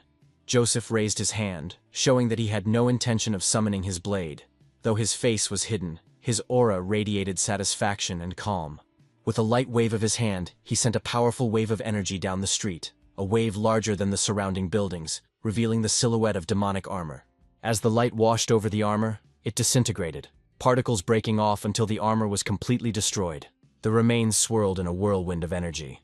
When the chaos died down, Amara's body could be seen floating in the air, surrounded by a solar orb. Master Joseph controlled the orb, causing the unconscious prisoner inside to slowly float in its energy. Suddenly the warrior folded over, making strange sounds as he reached his limit, his armor bursting like a balloon, and Joseph found himself floating just above the ground with sunlight scattering around him. He landed and tried to speak, his voice full of excitement. Thanks to Jonathan, he had achieved what he had long desired. Behind him, a few meters away, Amara fell, the ball of energy softening her landing, leaving a faint glow around her. The enemy commander, hiding in the ruins of the building and watching the battle, cursed and swore at his opponents. Having lost his trump card, the commander ordered a retreat, ordering everyone to hide and await further orders. He carefully moved between the buildings so as not to be discovered. But now, deprived of his former confidence and intimidation, he came face to face with the royal guards who were waiting for him. The remaining enemy titans were also surrounded, their hands raised in surrender. On the other hand, the enemy infantry were kneeling with blades on their necks. The area lying in ruins was covered with dust and battle sparks. Soon the forces of the military academy arrived and took control of the area. Jonathan watched the scene from the roof of the building, where they saw Director Jade in his purple armor. He was surprised by the woman's foresight, noting that she had chosen the perfect time. Amidst the destruction of the previous battlefield, a camp had been set up, and they had much to do, helping the wounded, collecting evidence, and conducting interrogations. Jade greeted the second prince amidst the chaos, trying not to show her deep concern for his safety. The director and the secretary bowed to the royal personage, and the prince asked them to stand up, extending his hand to the director. Jade, still kneeling on one knee with her head bowed, apologized for not being able to come to the rescue in time. The prince smiled warmly, his hair blowing in the wind, and assured the director that the result was a success, making the accusations unnecessary. Ethan noted that although Jade was not present, she made up for it by sending Jonathan, and both the prince and Jade turned their attention to the young man standing to the side. The woman tried to describe the skilled and strong young man, but was interrupted by the prince. With a serious look, the prince suggested that there was something more behind Jonathan that remained a mystery for now. Jade squinted, wondering if her assumptions about the ancient civilization matched up with the young man's past. The prince voiced his suspicions about Jonathan's powerful teachers, which disappointed the headmaster. Meanwhile, Jonathan discovered a cracked ruby card that belonged to Amara. He discreetly hid it in his inside pocket, and then approached Master Joseph. Seeing that the old man was apparently in critical condition, Jonathan inquired about his well-being. Master Joseph waved his hand to indicate that everything was fine, indicating that there was nothing to worry about, while at the same time he was shaking slightly, a side effect of the pill he had taken. The young man explained that Joseph would be better in an hour, still holding his hand. Then Master Joseph bowed his head, mourning the missing pill. He thought that if he had used it at the beginning of the battle when he was still strong, he might have been able to overcome the wall. The young man whispered in Joseph's ear and offered to give him another pill so that he could finish what he had started. Joseph's eyes widened in surprise and he let out a worried cry, realizing he had spoken too loudly. He looked around anxiously to see if anyone had overheard them. Joseph leaned closer to the young man and whispered to confirm if he had heard correctly about another unique drug. The young man answered evasively, looking away, and mentioned that although the pill was not there, he had considerable experience and could prepare it himself. Having calmed down, Joseph asked how he could repay the young man. At this point, Jonathan noticed several military personnel watching them, perhaps attracted by Joseph's outburst of anger. He motioned for the soldiers to come over and ordered them to grab Amara, who was lying unconscious on the ground, and take her to Director Jade. The soldiers, initially hesitant, stood up and accepted the order. Then one of them began to doubt, wondering if an academy student had the right to command them. The second soldier, with a confused expression on his face, remarked that it didn't matter where the order came from as long as they were helping the director. The soldiers approached Amara, who was lying on her back in a beautiful red dress, her breathing ragged as they lifted her up and carried her towards the tents. Jonathan was curious about what information she could provide, but was interrupted by the old man's elbow to the stomach. Smiling, Joseph said that he had long known that the young man was not a carrier of Xochi. Jonathan walked away, rubbing the sore spot and pretending not to understand the old man's remark. Master Joseph cleared his throat, and with a serious expression mentioned that during his travels, he had dealt with secret civilizations. Leaning closer again, Joseph smiled strangely and narrowed his eyes, suggesting that he wanted to know if helping the student and keeping his secret would count toward covering half of his debt. The young man scratched the back of his head, smiled and turned away, realizing that the old man was not as straightforward as he thought. Then Joseph continued with a gentle expression, guessing that there was something of the secret kingdom in the young man. This lack of concern reassured Jonathan. When the men noticed someone approaching, they realized that the conversation would have to be continued later. Olivia slowly approached them, greeting with a bow. The men looked at her carefully. The old man, worried that she came alone, tried to ask about Jade's whereabouts. However, Olivia ignored the question and got straight to the point, telling the master that they now had a device that caused cracks in the sky. She also mentioned that the second prince and the director went to check the device. The girl asked if they would like to continue the examination. Despite the damaged roads, she was still able to call the airship. Master Joseph, inspired by his previous conversation with the young man, declined, stating that he was tired and wanted to return to the academy.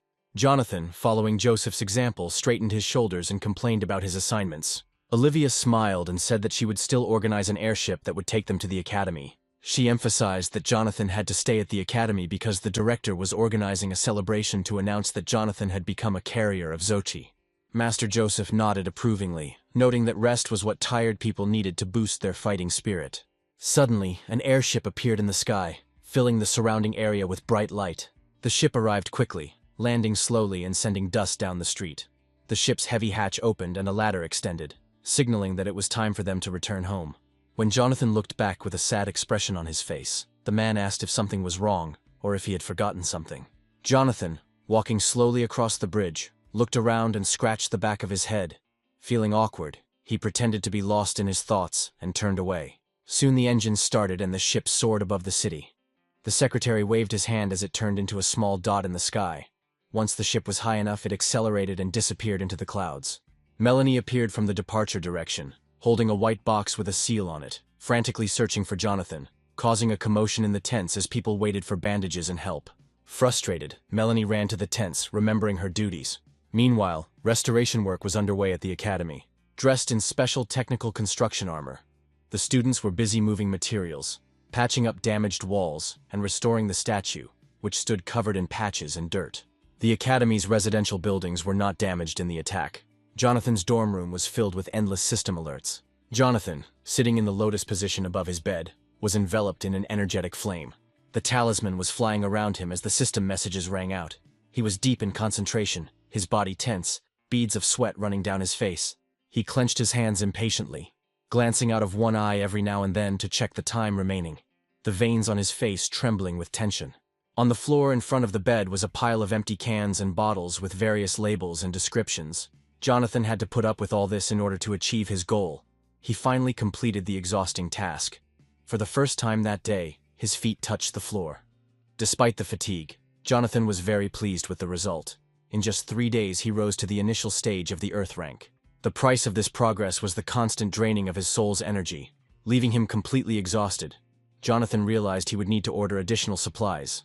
He took the system watch from the table and immediately put it on his left hand. In 3 days he had completely lost the habit of technology, and now he felt awkward.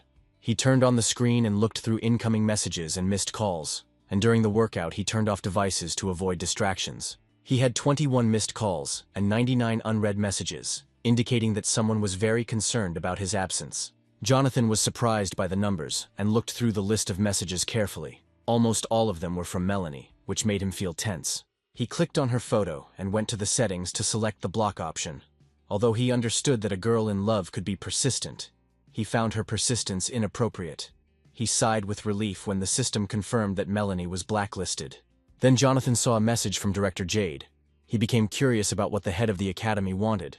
Decided not to delay, he initiated a video call. When Jade appeared on the monitor, she looked unhappy and stern. She started screaming so loudly that it seemed like she was about to crawl out from behind the monitor and slap him. She complained that she couldn't get through to him. However, Jonathan looked distant and hurt, picking his nose and glancing sideways at her. He remembered the ceremony where, in a large hall filled with students and teachers, the principal forced him to attend and announced to everyone that he was the bearer of the Star Soul General Xochi. Jonathan cursed the headmistress, his irritation evident in the way his face turned red. Due to his fame, he was denied access to certain areas, forcing him to lock himself in his dorm. Jade tried to defuse the situation by explaining that adding Jonathan to the official announcement list was for his own good. Jonathan looked at her with disbelief, raising an eyebrow. He supposed she might have her own motives, but he admitted there was some truth to the idea that publicity could be beneficial. Jade, now calmer, changed the subject and informed him that his machine was ready to be shipped. Jonathan was surprised. He did not expect the armor, the plans for which he had recently provided, to be ready so quickly. The armored vehicle factory was destroyed during the attack, but the academy temporarily sheltered its workers, which allowed the vehicle to be quickly prepared. Jonathan was pleased with this news and said that he would be there soon. He ended the call and rolled up the monitor, returning to the system clock. Jonathan thought the director was an intelligent woman, making her intentions difficult to guess, and with a stern face, he thought about it, and decided it was time to leave. He planned to reach Saint rank within a year, so he saw no point in worrying about others' plans. Leaving his room, he walked around the dorm, looking at the destroyed city.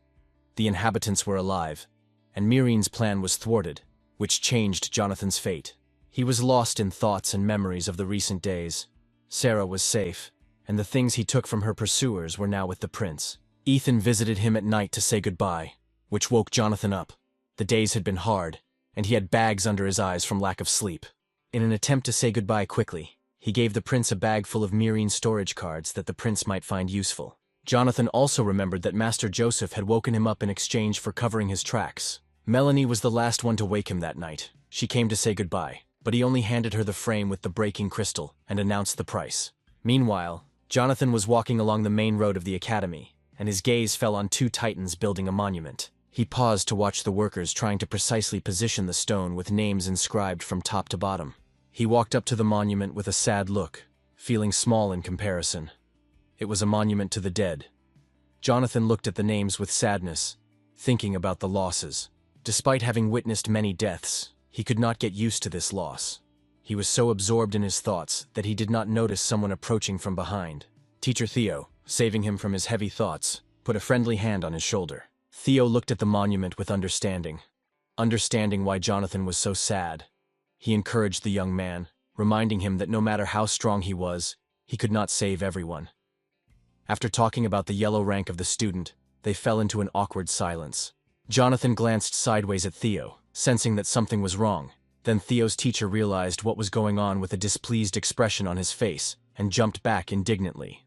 Jonathan was already at the mid-stage black rank, even surpassing Theo, who was at the initial stage. Theo seemed heartbroken. He had worked for years to reach his rank, only for Jonathan to overtake him in a matter of days. Theo loudly expressed his disappointment, trying to reveal the secret of Jonathan's rapid progress. But Jonathan, not wanting to waste time on this, tried to calm down and got ready to leave. Theo called after him, accusing him of hiding his true level. Jonathan sighed, continuing to walk away without any intention of convincing anyone.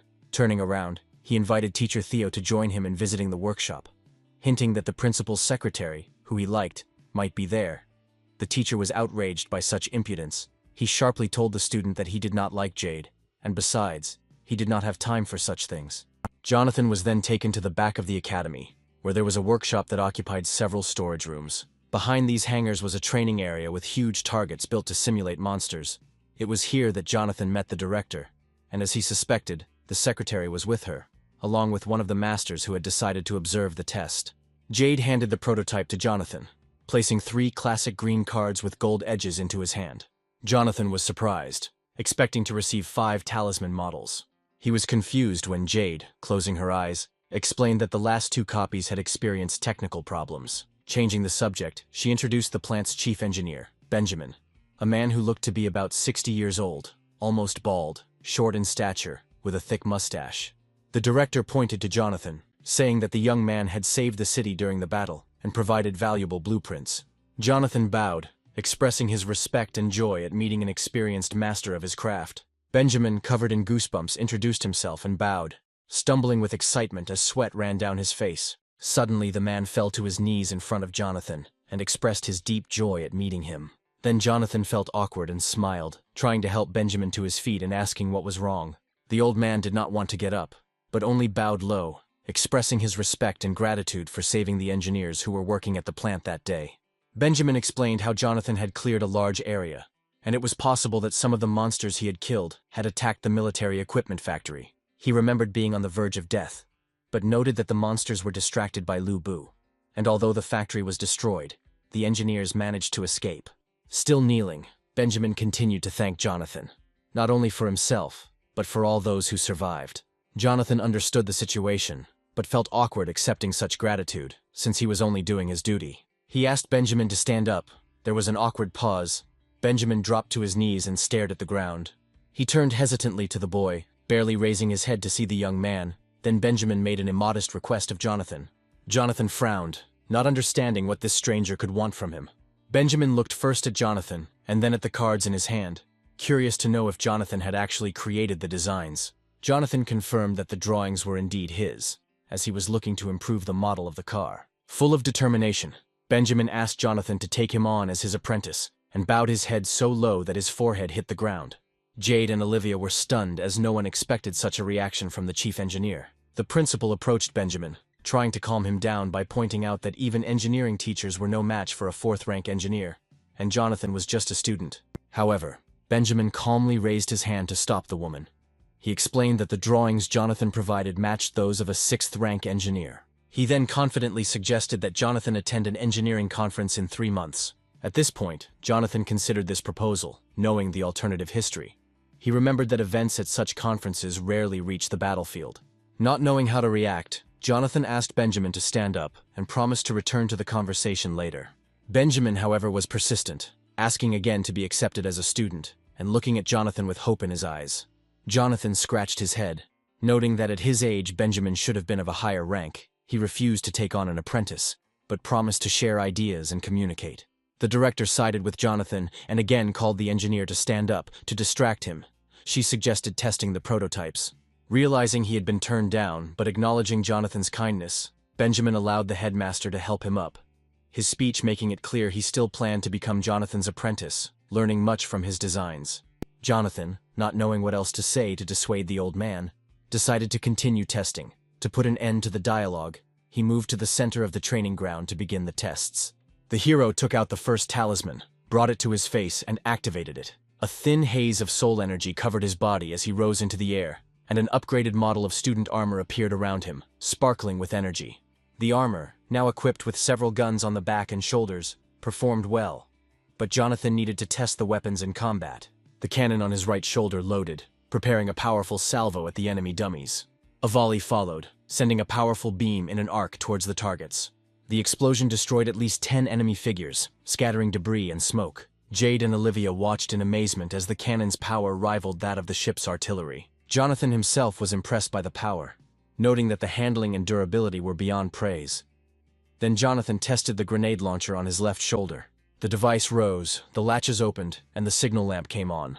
The target was aimed and the salvo signal sounded. 6 missiles shot forward, leaving behind a trail of spiritual energy, and simultaneously crashed into one target, causing the space around it to tremble. The director was surprised that the rockets did not explode immediately, indicating that they acted like grenades. Jonathan waited for a moment, and then enthusiastically snapped his fingers to detonate the remote charges. Explosions followed, each blow so powerful that fire and smoke hit everything. Jade froze at the sight, realizing that such a weapon could easily destroy monsters and pose a significant threat to enemy armored vehicles. After observing the targets, Jonathan came to the conclusion that the machine consumed a lot of soul energy and was only suitable for those who could quickly restore energy. With a satisfied expression on his face, Jonathan pulled out the second card. It was time to test the next model. He dispelled the first armor, still floating in the air among the sparks of energy, and summoned the second student armor. This model had 4 blades on each arm, designed for flying swords. However, Jonathan was disappointed to find only 8 swords. Deciding to test them, he disconnected the swords from the manual controls, guided by the blue light of the soul energy. When the warrior identified his targets, the swords flew away from him at great speed. Jade watched the scene with wide eyes and mouth in surprise. A sensor-controlled weapon powered by soul energy was attached to the student's armor. Completely focused, Jonathan kept his head down and waved his burning arms as if conducting an orchestra, the blades moving gracefully and dangerously around the targets, creating intricate patterns in the air. The speed of the swords sent a wind through the area, and Jade, covering herself with her hands, voiced her thoughts that such a weapon in the hands of an elite fighter could easily destroy opponents of the same level. When the dust settled, everyone saw that the targets had been completely destroyed, leaving no trace of the original images of the monsters. Now they were just broken pieces of wood. Jonathan realized that the weapon was flawless for elite users, but unmanageable for students. He decided to demonstrate another example. Changing his armor again, he appeared in the form of a warrior with a shield and a cannon. Benjamin noted that this model, which combined a shield and a weapon, did not feature new technology, but offered the user more tactical options. Jonathan asked the director to create moving targets using a matrix. Jade, her head tilted slightly in surprise, didn't immediately understand what was required. Jonathan explained that he needed small, agile monsters for the demonstration. Jade understood the request and called a group of experts, asking if 3 voodoos would be enough. The warrior had already prepared his stance and weapons, stating that at least 10 opponents were needed to fully demonstrate the capabilities of the armor.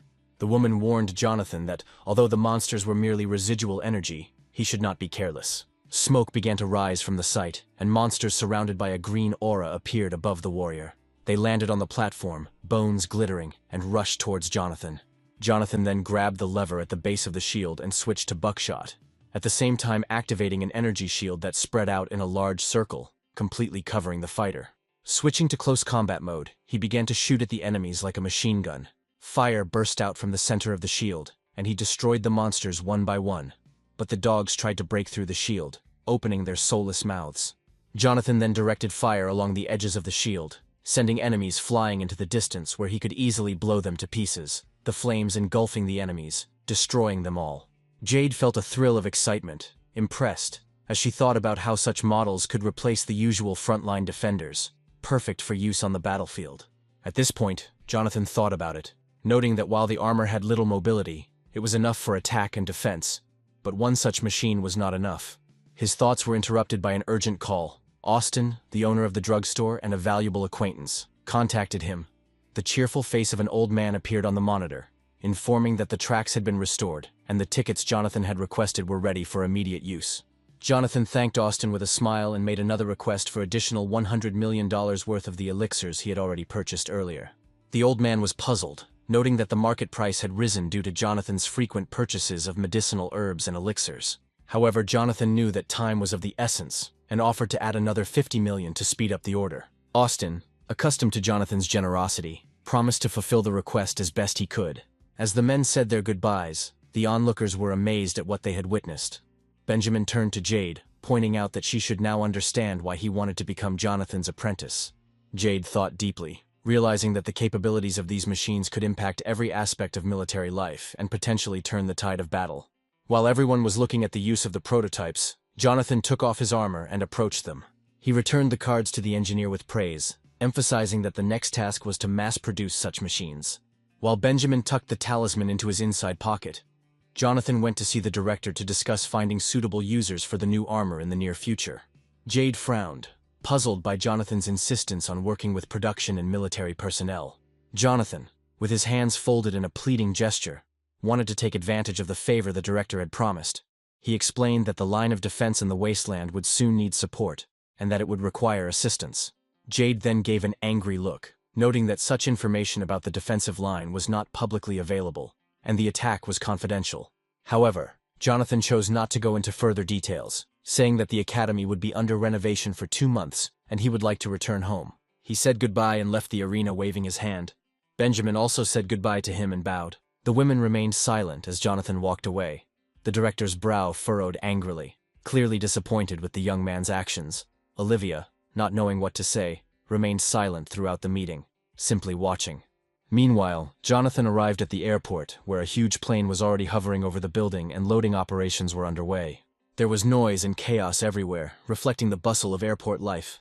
As he walked through the lobby, he noticed the commotion below, with some flights being delayed and luggage being lost. His attention was drawn to a girl in a red dress with red hair pulled back into 2 ponytails. Jonathan was captivated by her face with soft, deep emerald eyes that seemed familiar to him from a past life. He remembered with horror that last moment when he held part of her fragile body, when the city was on fire and there were monsters everywhere. The destruction was colossal. Only exhausted and wounded people remained in the city, who had lost everything. In the midst of the chaos, the girl was a ray of kindness. Jonathan remembered fleeing a devastated area where people were tired and desperate, having walked a long way through the desert, hoping to avoid further attacks. At some point they found a place with clean water and shade, allowing the tired to rest. Jonathan walked away from the group to rest, feeling the relentless heat of the sun and his own fatigue. The little girl found him in the crowd and stood over him, happy that she had found the Star Soul Master. She came up to him with energetic leaps and kindly offered him a packet of steamed buns. Despite her dry mouth, she beamed with joy, hoping that by feeding him, he would be able to summon the Star Soul General and protect all the refugees. Jonathan, noticeably hungry and thinner, was tempted by the bun, but felt that he did not deserve such kindness. He forced himself to turn away, trying to refuse the treat, but a loud rumbling in his stomach gave him away, either from prolonged hunger or from the proximity of food. The girl's stomach rumbled quietly in response, and they both laughed awkwardly, and the tension of the moment eased. Despite Jonathan's refusal, the girl decided to share with him. She broke the bun in 2 and handed one to Jonathan before sitting down next to him. While they were eating, the girl began to tell a story, wondering if Jonathan was really from the Military Technical Academy, having recognized his uniform. Jonathan, hiding his face in embarrassment, remained silent, but took a bite of the bun. The girl continued, mentioning her sister, who also studied at the academy.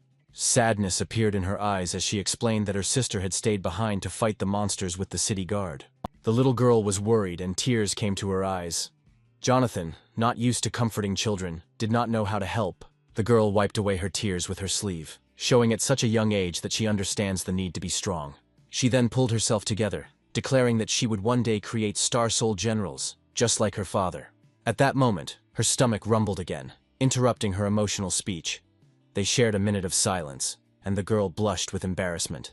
Jonathan looked away, scratching his nose, feeling awkward as he tried to convince her that he didn't like radish buns. The girl, not understanding his attempt to refuse, put her hands on her hips and scolded him. She said she wouldn't leave until she was sure he had finished his bun. Unable to resist her persistence, Jonathan demonstratively stuffed the entire remaining bun into his mouth, his cheeks puffing out and crumbs adorning his face. The girl smiled, pleased with her success, and patted him on the back, calling him brother. Jonathan, although exhausted, found a reason to hold out for a few more days. The girl, who had big plans for her future, invited him to be a tester of her inventions as soon as she grew up. Then Jonathan looked away again, scratching the back of his head, unable to refuse such a pure and innocent request. The happy girl extended her little finger to seal their agreement. She stated that it was very important and asked Jonathan to extend his hand. They sealed their promise with their little fingers. While their hands remained clasped, the girl introduced herself as Lily, and Jonathan, a smile appearing on his face, introduced himself back, allowing himself to smile genuinely for the first time in days. They spent some time together on a sandy outcrop, away from prying eyes, until Lily's mother began looking for her. Screams echoed across the desert as a woman with long hair was knocked down while searching for her young daughter. The girl ran to her mother, turning back to wave goodbye to her brother. She promised that they would see each other soon. However, the desert sand was full of dangers, and suddenly a huge centipede appeared and attacked the people, causing panic. Jonathan summoned his armor and rushed to protect everyone. Despite the damaged veins of the soul, he managed to provoke a powerful explosion that enveloped the surrounding area in a thick cloud of smoke. Although he managed to defeat the centipede, he was wounded. Blood was running down his arm. He was unable to save everyone, but many people survived. Jonathan's wound was deep, and he was quickly losing strength, leaving a bloody trail in the sand. When he stopped, he saw on the sand 2 severed hands belonging to a mother and daughter, who remained together until the end. Jonathan recognized the sleeve and realized with horror that the girl he had seen earlier, Lily, was dead. Overcome with grief, he fell to his knees and screamed at the top of his lungs, lamenting the unfairness of life and his inability to keep his promise. Meanwhile, above and inside the airport building, numerous ships were departing and arriving. The sky was clear. The movement was smooth. The Tan family stood at the terminal, a man named Ryan, the head of the family, arguing with the conductors at the checkpoint. Despite having tickets, they were denied boarding because the head of the family had purchased them a week before departure, making them invalid. His wife, a sweet young woman named Roxy, tried to reassure him by suggesting that they might have to leave later. A young teenage girl, Elia, intervened in the conversation, asking if she, as a Star Soul Master from the Military Technical Academy, had the right to board.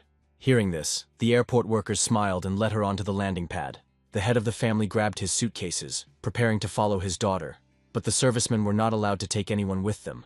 An awkward pause hung between them. The girl could fly, but the rest of the family would have to wait a week for the next flight.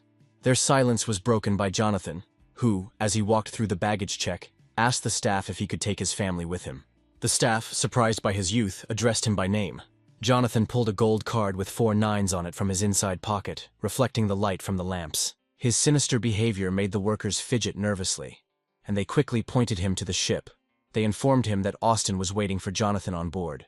The young man walked casually through the terminals while staff bowed and wished him a pleasant flight. The Tang family remained silent, shocked by this scene. Roxy pulled her husband back, asking how he could have such powerful friends. Ryan, sweating and adjusting his glasses, found it hard to believe he knew anyone with an Austin Union honorary member card. Meanwhile, Elia turned away and told her aunt and uncle that she knew this young man. Her face flushed with embarrassment, and then Lily looked at her with happy eyes, wondering how she knew Jonathan. The girl asked uncomfortable questions, so Elia asked her to shut up. She watched Jonathan walk away, thinking about how much he had helped her. If it weren't for the commotion and the armor, she might have recognized the girl he had saved during the attack on the academy. Ryan looked at his relative in confusion, while his wife covered her mouth with her hand from laughter. Meanwhile, one of the employees, at Jonathan's request, called the family to the VIP passage. They hurried down the beautiful ramp, worried about being late but relieved that they had hit the jackpot. From above, the ship resembled an imperial palace with luxurious buildings, classical roofs, and a central garden. Jonathan's cabin was on the upper level, accessible by a spacious and comfortable elevator. A few moments later, he arrived at the right floor, where he was greeted by a pretty employee in a red dress. The Tang family tried to keep up, and the employee walked up to one of the doors, opened it, and bowed, indicating that her work was finished. Manager Austin was waiting for Jonathan inside. The room was decorated with crystal chandeliers that cast a beautiful light on the luxurious furniture. Seeing the long-awaited guest, Austin stood up and bowed to Jonathan, greeting him as if they had not seen each other for many years. Jonathan returned the greeting, smiled, and thanked for the good cabin. The Tang family, except for Lily, followed his example and also bowed. Austin was surprised that Jonathan considered the best cabin on the ship merely good, but he tried not to show his disappointment. Jonathan then introduced his companions to Austin, who greeted them with laughter. He said he was promoted to general manager thanks to his successful deals with Jonathan. Ryan was shocked to realize that the general manager had as much power as the mayors. Jonathan and Austin exchanged pleasantries before the manager invited them into a private business discussion. Jonathan then informed his companions that he would be away for some time and advised them to make themselves comfortable. The head of the family, his wife and niece, bowed, feeling awkward in such a luxurious setting among important people. At that moment, Elia's cheeks flushed with excitement as she thought about how impressive this young man was.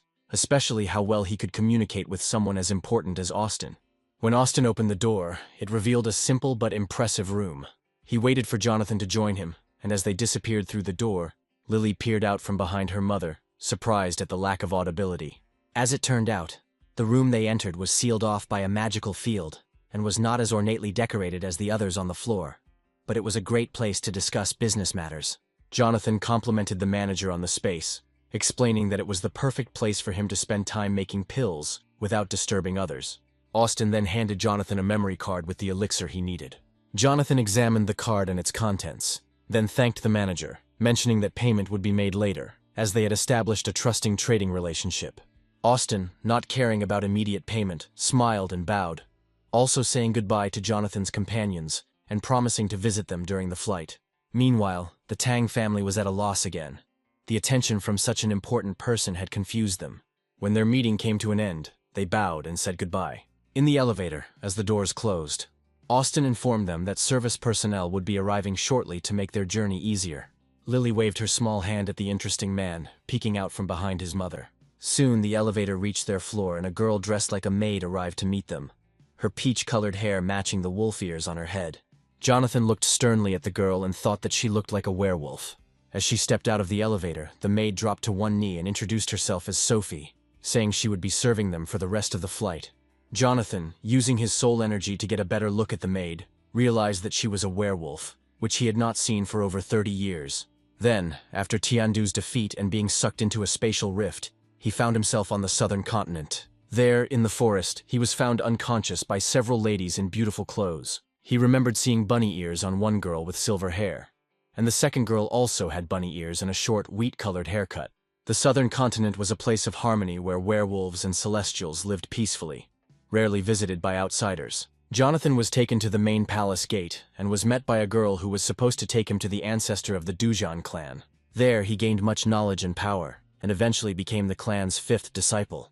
Although his soul general was sealed by the 5 elements array, preventing him from copying generals. However, he still made a significant contribution to the clan. While visiting a tavern, he heard a legend about a reborn man who was destined to save worlds and protect his home. One elf told him this story in quite some detail. Jonathan spent quite a lot of time with the girl, listening to her story. Meanwhile, the maid, worried by Jonathan's absent-minded expression, reminded him of a wonderful period in his life. He apologized, feeling nostalgic for the southern continent and unsure if he would ever return. Sophie tilted her head to the side in confusion, her ears twitching slightly. In order not to attract unnecessary attention, Jonathan asked for a menu, and the Tan family, who were sitting separately, did not notice his strange behavior. Soon the maid handed the guy a beautifully decorated gilded menu, as expensive as the decor. Jonathan began looking through the menu and asked the Tan family if they were hungry, offering to order for them. Lily was the first to react, rolling over on the couch to face Jonathan and excitedly demanding steamed buns. However, her mother quickly covered her mouth with her hand, apologizing for her daughter's behavior. She leaned over and told the girl that no one would be eating regular buns here, and that she had one in her bag especially for her. Lily pouted, insisting that one bun was not enough. However, Jonathan, ignoring the family's argument, turned to the maid and asked for 5 servings of steamed buns.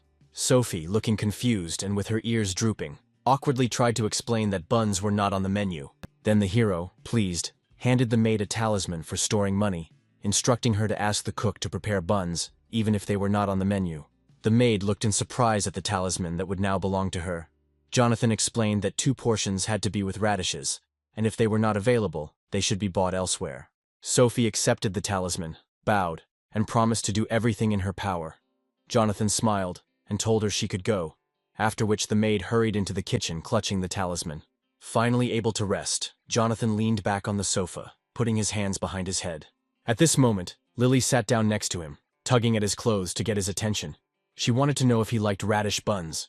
Jonathan, who had never liked the taste of them, admitted that although he had not liked them before, he now found them not so bad. The girl enthusiastically rummaged through her cute duck-shaped handbag, repeating that radishes were nutritious and healthy. Her family did not share her enthusiasm, loudly declaring that only she liked this dish. However, having found her treasure, the little girl settled herself more comfortably on the sofa, looking sincerely at the young man and holding out a bun to him, offering to share the meal with him as a token of gratitude.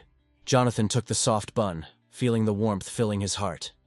He remembered how once upon a time it was this girl and this bun that saved him from loneliness, despair, and the desire to give up.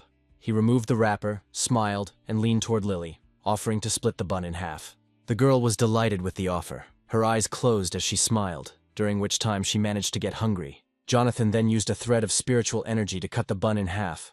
Finding that the dough was soft and easy to separate, he handed part of the bun to the little girl and kept the other part for himself.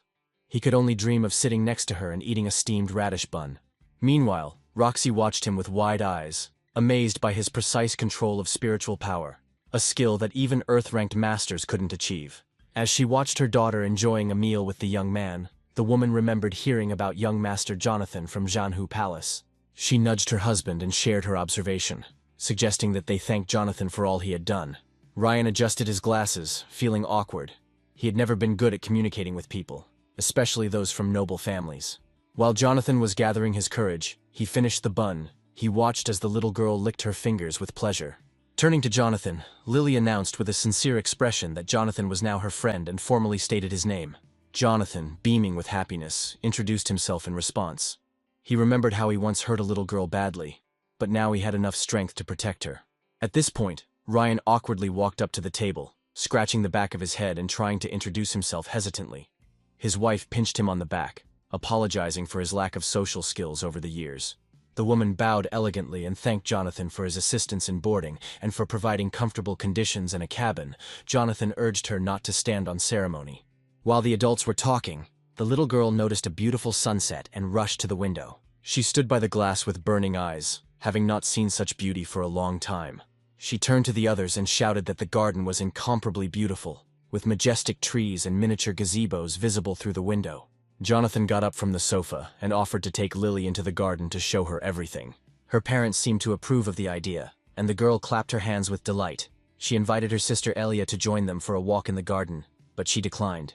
Meanwhile, in another part of the airship, a girl with short silver hair admired the beautiful scenery. She turned to the young man behind her and asked him to walk with her in the garden. A young man, also with silver hair, sat on a chair, twirling a summoning talisman decorated with patterns in his hands. He was not delighted with the walk. Several hours passed since then, and the landing was complete, the plane undocked from the airport, its engines roaring. In the beautiful garden, high above the cities, life was in full swing. At sunset, in a clearing near a huge tree, Sophie's maid thanked a beautiful woman in a long dress. She held in her hands a fresh crop of radishes, just dug up. The mistress of the kitchen advised her to find them in the central garden. Vivian, the ship's singer, was well versed in the ship despite her frail appearance and light clothing. Holding her fan, she raised her lilac eyes to the sky, amazed that someone who could afford luxury would order simple radish buns. Inspired, Sophie rushed into the kitchen with a radish in her hands. The light coming through the tree canopy illuminated her dress. A moment later she disappeared from sight, leaving Vivian alone in the shadow of a tree from which yellow leaves were falling. At that moment, 2 more people with silver hair entered the garden, and the girl managed to persuade her companion to take a walk among the trees. They were stopped by a ship's employee who informed them that for safety reasons, all passengers must remain in their cabins until the ship had reached optimum speed, and the entrance to the garden was closed. The girl named Nora made a displeased face. Trying her best to convince the young man to visit the garden, she began to scream and wave her arms, acting like a child. Her companion, Faye, and the employee watched the events without emotion. The young man approached Nora and gently placed his hand on her head, stroking her hair. He promised that they would return later and would definitely take a walk in the garden. Nora, still screaming and waving her arms, now turned her irritation on the young man, who had to press his forehead to hers and keep a safe distance. Meanwhile, Sophie, approaching the door, looked over the list of ingredients for steamed buns that the local chef had given her. The combination seemed strange to her, since it would not have been successful in her home country. As she approached the doors, they opened automatically, and she was surprised by the scene unfolding before her. Nora and Faye collided, sending radishes flying in all directions. The maid lay motionless on the floor, only lamenting about the spoiled radishes. Several radishes burst from the collision. Meanwhile, Nora was sitting on the floor, holding her head and crying. The girls hit their foreheads hard. Faye lifted the young lady by her clothes, looking at her tear-stained face to check her condition. Nora screamed in pain, not only from the physical injuries she had sustained, but also from embarrassment that her dress was dirty and unladylike. Then Sophie knelt down in front of the young lady, shaking off her clothes and apologizing repeatedly. She was in such a hurry that she did not look where she was running. However, at that moment, Faye hit her in the sternum, closer to the collarbones. The maid didn't even have time to react before she was thrown back, breaking through the door and landing face down on the stone path in the garden. The setting sun illuminated her stained dress, and dust from the impact swirled around her. The scarf that covered her neck fell off, revealing a metal collar, indicating that she was in slavery. The clerk watched the proceedings warily, his hand on the baton behind his back. The young man, clearly angry, continued to hold Nora in his right hand. His yellow eyes were full of hatred, and he felt disgust towards the long-eared slave, believing that she was unworthy of touching the noble lady of the Samarin family. The girl in his arms began to resist and protested, declaring that she did not want to spend money on compensation for the death of a slave. In anger, the young man deliberately crushed the radish lying at his feet, breaking it into several pieces. Sophie, raising her head and with difficulty opening her left eye, plaintively asked him not to trample the food intended for the young master. Then Faye stepped through the crack where the door had been a few moments ago, heading towards the maid, cursing and insulting the werewolf race. He came across another radish, which he also crushed under his foot, showing no concern for who the slave was carrying the food for. Rolling over onto her stomach, Sophie crawled towards the young man, trying to beg for forgiveness and save at least some of the food. She grabbed him by the leg of his trousers and asked for forgiveness again, tears streaming down her face, traces of blood visible at the corners of her mouth. Veins appeared on Faye's face, twisted in a grimace of disgust. He was outraged by the audacity of the werewolf who grabbed him by the clothes. Without hesitation, he kicked her again with the leg she was holding onto, blood spurting upward as he kicked her in the head. The servant and Nora stepped aside, making no attempt to stop the madman. The servant wanted to intervene, but was stopped by the girl, who grabbed him by the shoulder and smiled kindly, showing a card with a large sum of money. From the girl's explanation, it was clear that the young man's family had been killed by werewolf slaves, and now he was overcome with rage whenever he encountered them. Since the girl didn't mind if Faye killed the maid, they would compensate the owner for the damages if necessary. Meanwhile, the young man prepared for further action, screaming as he wanted to hit her, although he initially wanted to keep his hands clean. He didn't notice someone approaching him from behind. Jonathan, unable to remain indifferent after witnessing this scene, now held the young man's hand tightly.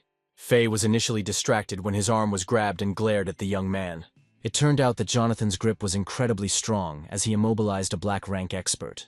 Thinking about this, he continued to hold the girl by the dress. Jonathan's gaze was stern and dark as he set out to find out who dared to attack his personal maid.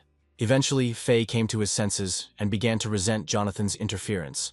The white-haired youth threatening Jonathan, knowing that no one around him would dare challenge him and that he was superior in strength to most people. However, Jonathan was ready to take on the challenge, ready to see what this young man could show him. Given Faye's recklessness, he was prepared to activate his Star Soul General right here, pulling out the activation talisman, aware of the potential destruction and loss that it would cause. However, at that moment Nora approached the men, seeking an explanation. She handed Jonathan a wallet containing 50,000 Jeyu coins. The young man looked at the money suspiciously, took the card, and then turned his gaze to the strange couple. He remained silent, but did not touch the narcissistic Faye, just waiting for them to leave. Faye cursed under his breath and crumpled his numb hand, expressing his dissatisfaction. He didn't want to leave without saying the last word.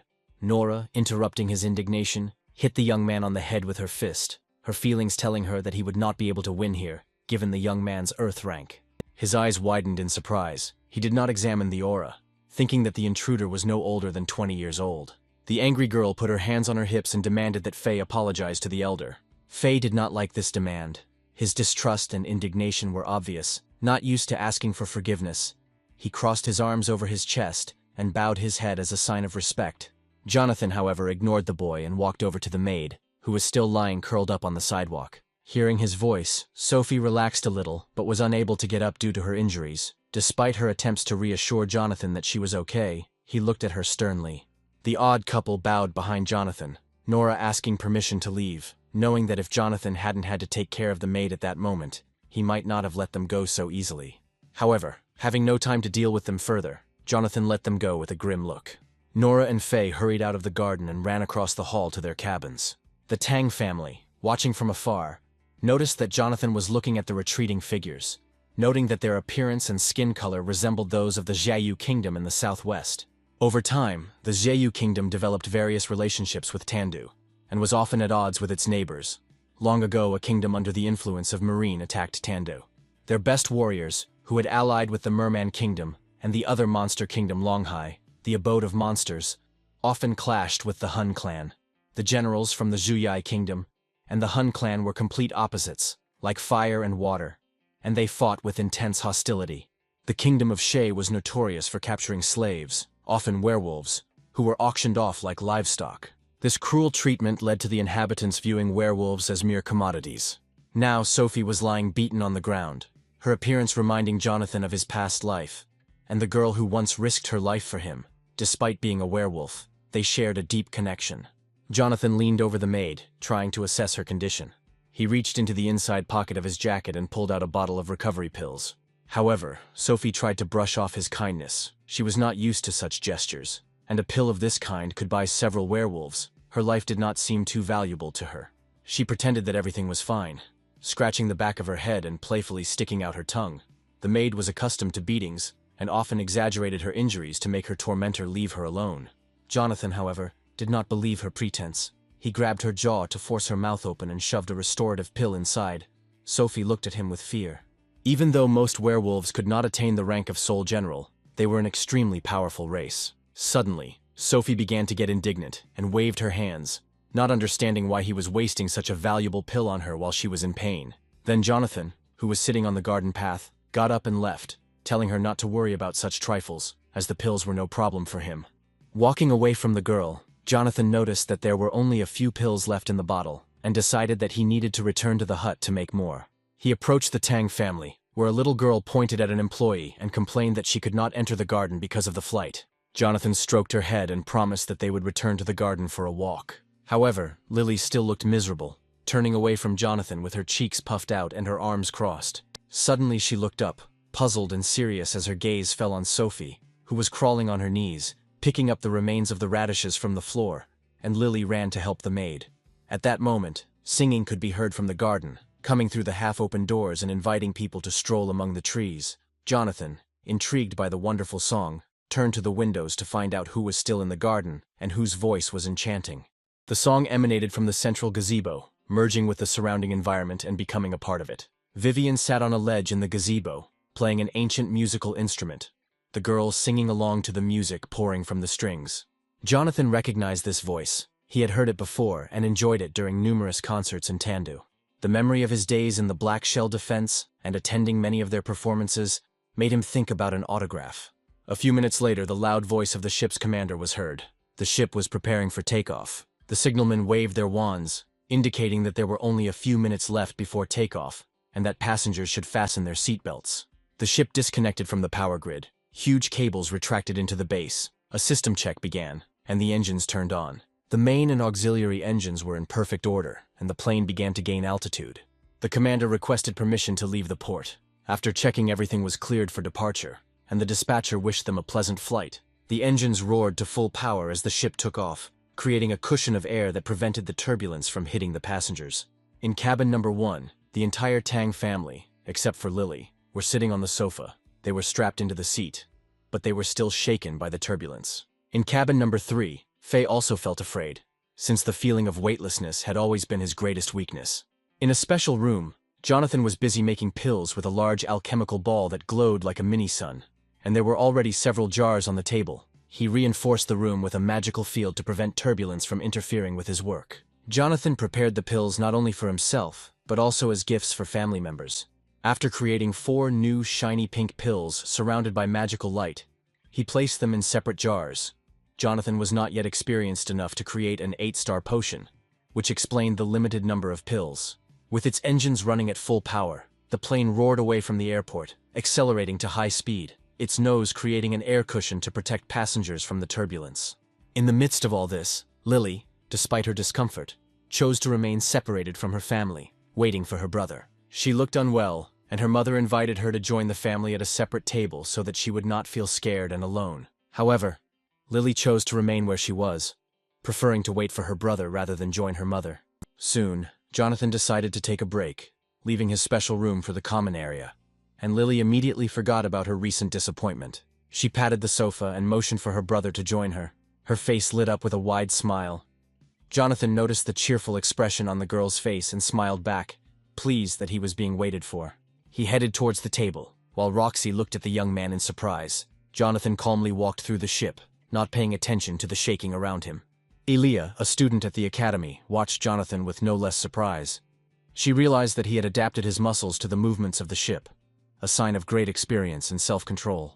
Ryan, oblivious to the young man, was in such a bad state that he could barely hold his head up, almost semi-conscious. Jonathan, meanwhile, sat down on the couch next to the girl and opened the monitor to send a message. The little girl, worried about her brother, pointed to his seatbelt and urged him to buckle up for safety. She asked what he was doing. Jonathan, smiling calmly, explained that he was writing a message to his family to let them know he was returning home. The ship had already moved far from the city, gliding over the calm water, cutting through the clouds and heading towards the setting sun. Meanwhile, a message arrived in Yunnan City, and in the Song Manor, a huge sensor built into the main building recorded all incoming messages. The general manager, David, a middle-aged man in a gray suit, informed the head of the family that the airship with his grandson on board had taken off and would arrive the next day at noon. Santiago, the head of the family, an elderly gray-haired man in a gray robe, ordered that his sons and grandchildren also come to the estate to gather around the table. He looked at the monitor, reading the message from his youngest son, and ordered the warships to escort the ship carrying his grandson. The manager hesitated, asking cautiously if the warships could be used for personal purposes. The old man, angered by this question, scolded his subordinate, insisting that protecting his grandson was no longer just a family matter. The manager bowed apologetically and asked permission to leave as he had an urgent task to complete. Senior Song was left alone in the spacious office, staring at the photo of his grandson above the message. Among the expensive items on the table was an old black-and-white photograph depicting a man and woman tenderly holding a child. Santiago picked up the framed photograph and studied it carefully, thinking about how this little boy had grown up, healed his damaged veins, and gained great strength. Meanwhile, the ship Jonathan was on board stabilized and flew smoothly across the sky, and the captain announced that the passengers were free to move around. Sophie finally delivered the order to the first cabin, bringing 2 trays on a trolley. She placed one tray in front of Jonathan and Lily. The girl impatiently grabbed the steaming bun and popped it into her mouth. With her mouth full, she asked the maid how she felt. The girl playfully raised her fists, smiled, and happily declared that she needed to thank the young gentleman for the pill, as she felt even better than usual. Aaliyah held the bun demurely, a blush appearing on her cheeks.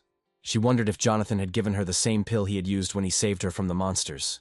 Lily, chewing thoughtfully, said sternly that if she were in her brother's place, she would definitely beat up the person who harmed Sophie. However, before he could finish, the girl fell silent, looking suspiciously at the filling of the bun.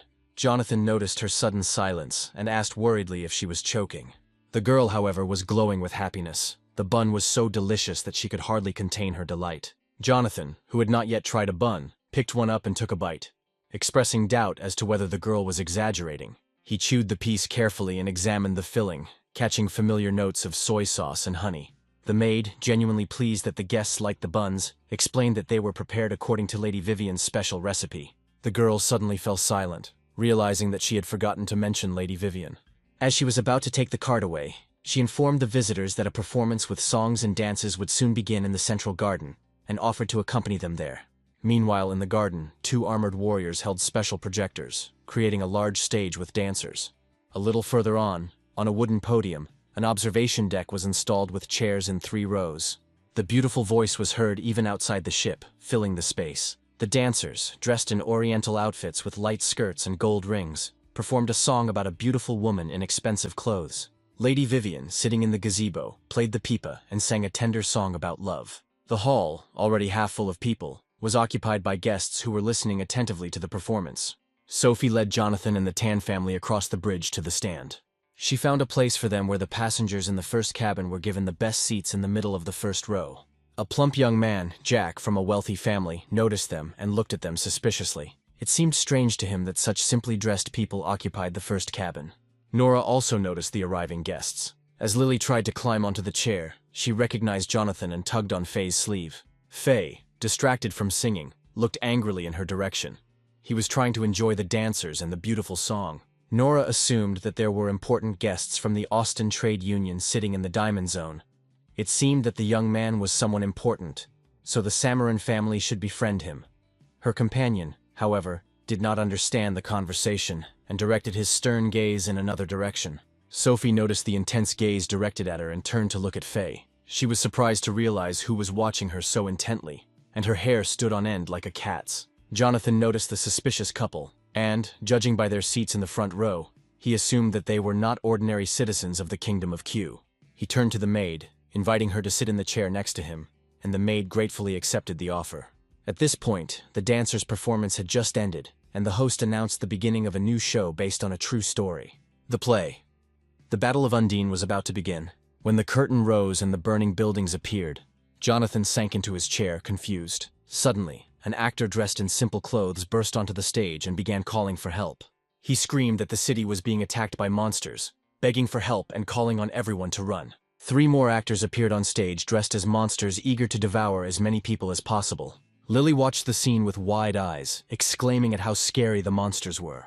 On the opposite side of the stage, 3 actors in fake student armor raised fake swords and engaged in a brutal battle with the monsters. The battle was chaotic. Screams were heard from all sides.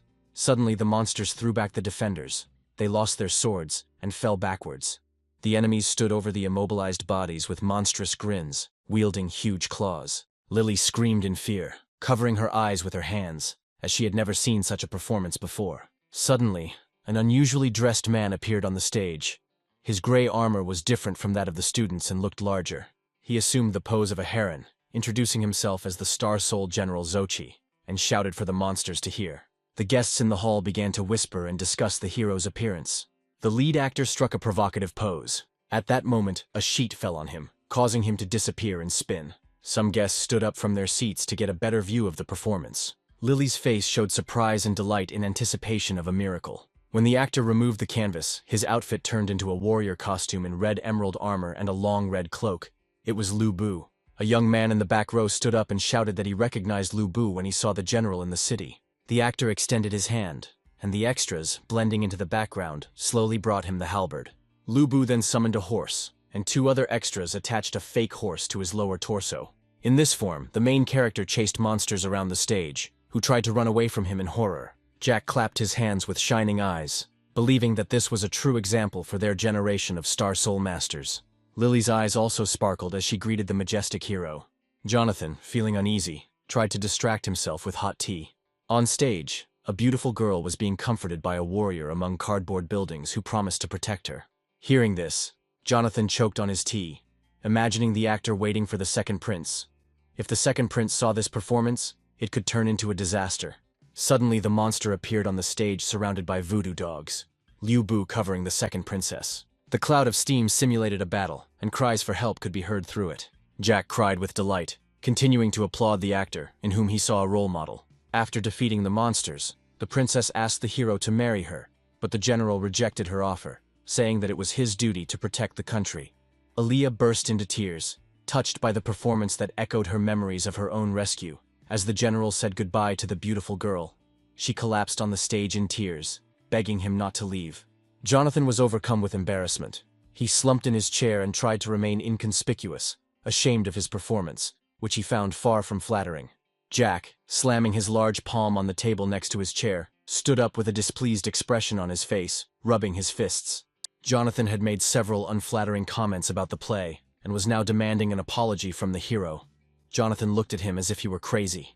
In front of the man stood 2 burly guards, one young and one older, with a mustache and beard, staring at Jonathan and demanding an apology. Jonathan didn't want to start a confrontation on the Allied ship, so he had to apologize. Nora turned to her companion with a sly smile, seeing this as an opportunity to make friends with the passenger from the first cabin. Faye looked at her with displeasure, wondering if she was trying to start a fight. The girl stuck her tongue out at him, thinking that a fight was unlikely since she could rely on the guy from the first cabin. Meanwhile, Jack continued to be indignant, considering the apology insincere and wanting to hear more sincere words. Then little Lily took Jonathan's side. She didn't like that someone was bothering her brother. She pointed at the fat man and indignantly shouted that they had already apologized. Jack, deeply offended by being called fat, shouted back and insulted Lily. Meanwhile, Nora teased the rich man by sticking out her tongue. Then Jack, with a serious expression on his face, warned that if they wanted to fight, they would get it. Displeased, Faye pointed out that the fat man had ruined their enjoyment of the show and was ready to punish him. He pulled out his beautiful summoning talisman from under his clothes. One of the older guards, with an angry expression on his face, pointed out to the savages from the Xiaoyu kingdom that they shouldn't be so arrogant. Fei showed his disdain for such arrogance with his behavior, confident that he could quickly deal with both guards. The senior guard pulled out his card from the summons, believing that he could punish the impudent boy. Jack tried to defuse the situation with a few words. At that moment, the host's voice was heard asking the guests to give the floor to the beautiful lady standing next to him. Everyone turned their attention to the stage, and most people froze in surprise when they recognized Lady Vivian herself. She stood next to the host in her usual soft peach-colored outfit, with her wheat-colored hair falling over her left shoulder. Jack, feeling awkward, bowed shyly, realizing that the author of the play had come onto the stage herself. Fei was also happy to see the girl up close. His cheeks turned pink, and his eyes reflected admiration. Jonathan looked at the beautiful lady with a nostalgic smile and tenderness, knowing that in 3 years she would become famous throughout the kingdom. Lady Vivian began her speech by explaining that she had heard the quarrel from her gazebo and had come out to make peace with her guests. Jack scratched the back of his head awkwardly, closing his eyes and asking the lady to continue her speech. The girl first thanked everyone for their love for her work, but noted that the story, based on a legend, was a literary work and not a reflection of the truth. Turning to Jonathan, she acknowledged that he might have been involved in the real battle depicted on stage, and she could only humbly accept his corrections. She also mentioned that some changes were made for commercial reasons, and apologized for this, bowing from the stage as she spoke, a blush of embarrassment appearing on her face. Jonathan felt awkward and scratched the back of his head, trying to defuse the situation. He noted that the play was not so bad. Lady Vivian smiled back and asked the audience to enjoy her singing as well. Jack, now realizing that he had become too excited, asked forgiveness from the lady and everyone around him. Meanwhile, Lily continued to tease the fat man by sticking her tongue out at him. Then Fei finally threatened the guard by holding his finger to his throat, indicating that next time could be fatal for him. The old man frowned and walked away with the rest of the guards, casting an angry glance at the impudent young man. Meanwhile, the host, smiling, announced that the audience would be treated to a wonderful composition performed by Lady Vivian called Statue of the General of the Star Soul. The girl sat in front of the audience on a small chair, holding a musical instrument in her hands. Her hands began to slide softly over the strings, creating beautiful music. As she closed her eyes and began to sing, the air around her seemed to fill with flickering lights, and the wind died down. The audience remained silent, enjoying the beautiful voice. It seemed that even nature had frozen, and only the leaves were slowly falling to the ground. Jonathan closed his eyes, feeling that the world had ceased to exist. It had been a long time since he had last heard the voice of his singer, and he felt nostalgic. Behind Lady Vivian, the curtain parted, revealing clouds of steam, and beautiful girls in red and green dresses appeared, gracefully dancing, the girl playing and singing exquisitely. After finishing the song, the singer and dancers took a bow, and the audience responded with applause, demanding an encore.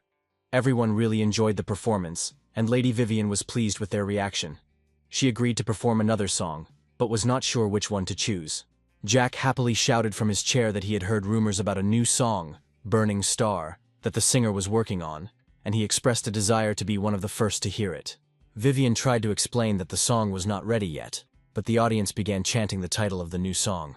Then Lady Vivian, agreeing to fulfill the wishes of the public, was pleased that her work was so well received. She hoped that even without the ending, the song would be a success. Jonathan watched the scene with satisfaction, remembering that Burning Star had brought fame to the prima donna, although he had no idea that the song had been written so long ago. The singer sat down on a chair and touched the strings with a gentle expression on her face. Her beautiful lilac eyes looked somewhere over the hall as she began to sing to the unknown hero. Jonathan, absorbed by the beautiful voice, closed his eyes and began to sing along, knowing many of the girl's songs by heart. The song resonated with him, reminding him of times in his life and the battles he had gone through. Although sometimes he forgot the words due to time, he continued to hum with his eyes closed. As he sang one line, he began to think that his new life had begun, and that he could correct his past mistakes. When he opened his eyes to applaud, he was struck by the deathly silence around him. Even Lady Vivian was silent, and Jonathan was confused by the unexpected silence. He looked around, searching for an explanation. All the spectators in the hall stared at him, and the girls covered their lips with their fingers. Lady Vivian stood on the stage with her head down, her hands, still holding the instrument, shaking.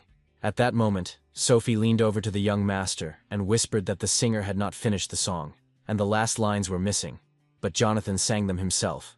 Jonathan was horrified to realize that this could negatively affect the singer's career, since it was this song that made her popular. Lady Vivian, with a peaceful expression on her face, thanked the young man, explaining that the words of the song resonated with her feelings. She felt like she had met a soulmate. She looked at him tenderly, admitting that her heart skipped a beat when she heard those words, feeling a deep connection. Jonathan felt awkward and looked away, feeling like he had cheated on an exam. He had never imagined that his attempt to enjoy the evening could end like this. Huge gray clouds began to gather around the ship, which moved through them as if riding the waves. Lady Vivian looked at her hands in surprise. Her body and clothes were covered in emerald flames that reached towards the sky, seeming to evaporate. Suddenly she realized that she had broken through to the next rank. Gentle whirlwinds lifted her clothes and hair, and a blush appeared on the singer's face along with a gentle smile. Although she had been at the top of the yellow rank for a long time, the young man's words caused her soul to break through. Suddenly she screamed as if in ecstasy. The emerald flames trembled along with her body and spread around her like an aura. Surrounded by the rushing, murmuring streams, she looked up at the sky as an emerald aura shot up in a bright column, dissipating high above the ship and scattering delicate sparks across the dark sky. Jack jumped up from his chair, not believing his eyes. His favorite singer turned out to be a star master of the soul and rose to the next step before him. Jonathan watched calmly as it happened, knowing that relaxing the mind and finding harmony often solved problems that prevented breakthroughs. Suddenly, a purple lightning flashed in the sky between the gathering clouds, foreshadowing trouble. Jonathan could not ignore it. He felt an aura of evil and looked at the sky, suspecting that perhaps some mistake had occurred. The clouds continued to gather, seeming to pursue the ship, and lightning flashed periodically. Meanwhile, Lady Vivian, after the procedure of elevation, lay, sweating, on the stage in a semi-conscious state. At that moment, Jack stood up, bowed respectfully, and congratulated her on breaking into the black ranks. The audience behind him remained seated, applauding and shouting words of congratulations to the singer. Still the center of attention, Lady Vivian rose slightly and thanked everyone present, her face flushing softly. As she began to come to her senses, she stood up and turned to Jonathan, thanking him for his guidance and asking to speak with him after the show. However, the young man did not have time for this. He raised his hand, signaling everyone to be silent and listen to what was happening around the ship. Lady Vivian's lilac eyes widened as she questioned the young man. As the storm around the ship intensified, clouds began to envelop the building, and lightning struck closer and closer. Panic erupted at headquarters when staff reported a malfunction in the airspace. The captain of the Hong family's airship 802, a stern old man in a red uniform, seemed very angry and ordered the ship to prepare to accelerate. But first, the defense system needed to be activated. A sky-colored shield appeared around the ship, causing the clouds to retreat several meters. Alarms blared throughout the ship, signaling that passengers were in danger. Sirens echoed in every corner of the plane, and guests in the garden heard a message from the ship's staff, informing them that the ship needed to speed up as monsters had been detected nearby. Above their heads, the people who had just witnessed the wonderful spectacle saw a huge crack dividing the sky into two, countless flying bifan monsters, which only appeared in groups and were of high rank, flew through the crack towards the ship, resembling vultures. They froze in the sky and, opening their huge beaks, began to collect energy balls for an attack. They simultaneously shot bright beams towards the ship. Even one such monster could cause irreparable damage and kill many people. The deadly rays were hitting the special high-level system installed by the ship's staff, and with so many monsters, it was unclear what kind of defense would be enough. Panic broke out in the garden. All the guests jumped up from their seats. The whole ship shook. But Jonathan remained calm and stood firmly on his feet. Lady Vivian struggled to stay on her feet due to the constant blows, and the ground seemed to be slipping out from under her feet. She found herself on the edge of the stage. Jonathan noticed that the singer was in danger and rushed to her. She fell from the stage into his arms. He then carefully placed her on the ground and they exchanged pleasantries. He checked to see if she was okay, and the girl thanked him for saving her. After that, Jonathan looked at the formation with a stern face, expressing concern that the defense would not last long. Lady Vivian pressed her hand to her chest, looking at the sky with excitement. Meanwhile, at headquarters, one of the employees, with a look of horror on his face, reported that the ship was completely surrounded by monsters. The captain, furious and unsure of what to do, realized that with the defenses activated, the ship would not be able to reach its maximum speed. A bead of sweat trickled down his temple as he decided to send out a distress signal and request support. Meanwhile, the staff had to engage in combat. Warriors in armor with long-range weapons were distributed around the perimeter of the ship to shoot at the flying monsters. A large number of trained warriors were stationed throughout the ship, their main task being to prevent the monsters from destroying the defensive array that was the main stronghold of their defense. Jack was carried by 2 guards who tried to take him to safety, but he resisted, wanting to fight. He tried to convince his uncles that he needed to join the fight by showing courage and anger. At this point, Faye and Nora were sitting on the floor behind chairs, and the young man seriously asked his companion what she thought about joining the fight. Nora, always prudent, looked at the young man and decided that she would fight, but not for others, but rather for herself. Meanwhile, Jonathan and Lady Vivian watched the barrier glow from the blows. Jonathan took out a green summoning talisman with patterns. Aaliyah, who was watching the couple from the side, noticed the talisman in Jonathan's hand and was surprised. Her eyes widened as she recognized it. She thought she had lost the talisman in the battle. She blushed sharply and covered her mouth with her fingers, finding it very cute that her savior had used her talisman. It was an exciting discovery. The monsters attacking the ship showed no signs of retreating. The vibrations spread throughout the entire defensive grid, and in some places the defense became especially thin. The enemies sensed vulnerability and gathered to attack small areas at the same time. The command post received this unpleasant news from the personnel responsible for system maintenance, who reported that monsters were trying to penetrate a weakly protected area. The captain, with a stern face but panic in his eyes, reacted excitedly. He sent another squad to provide security, and the threat to the guards was displayed on the screens.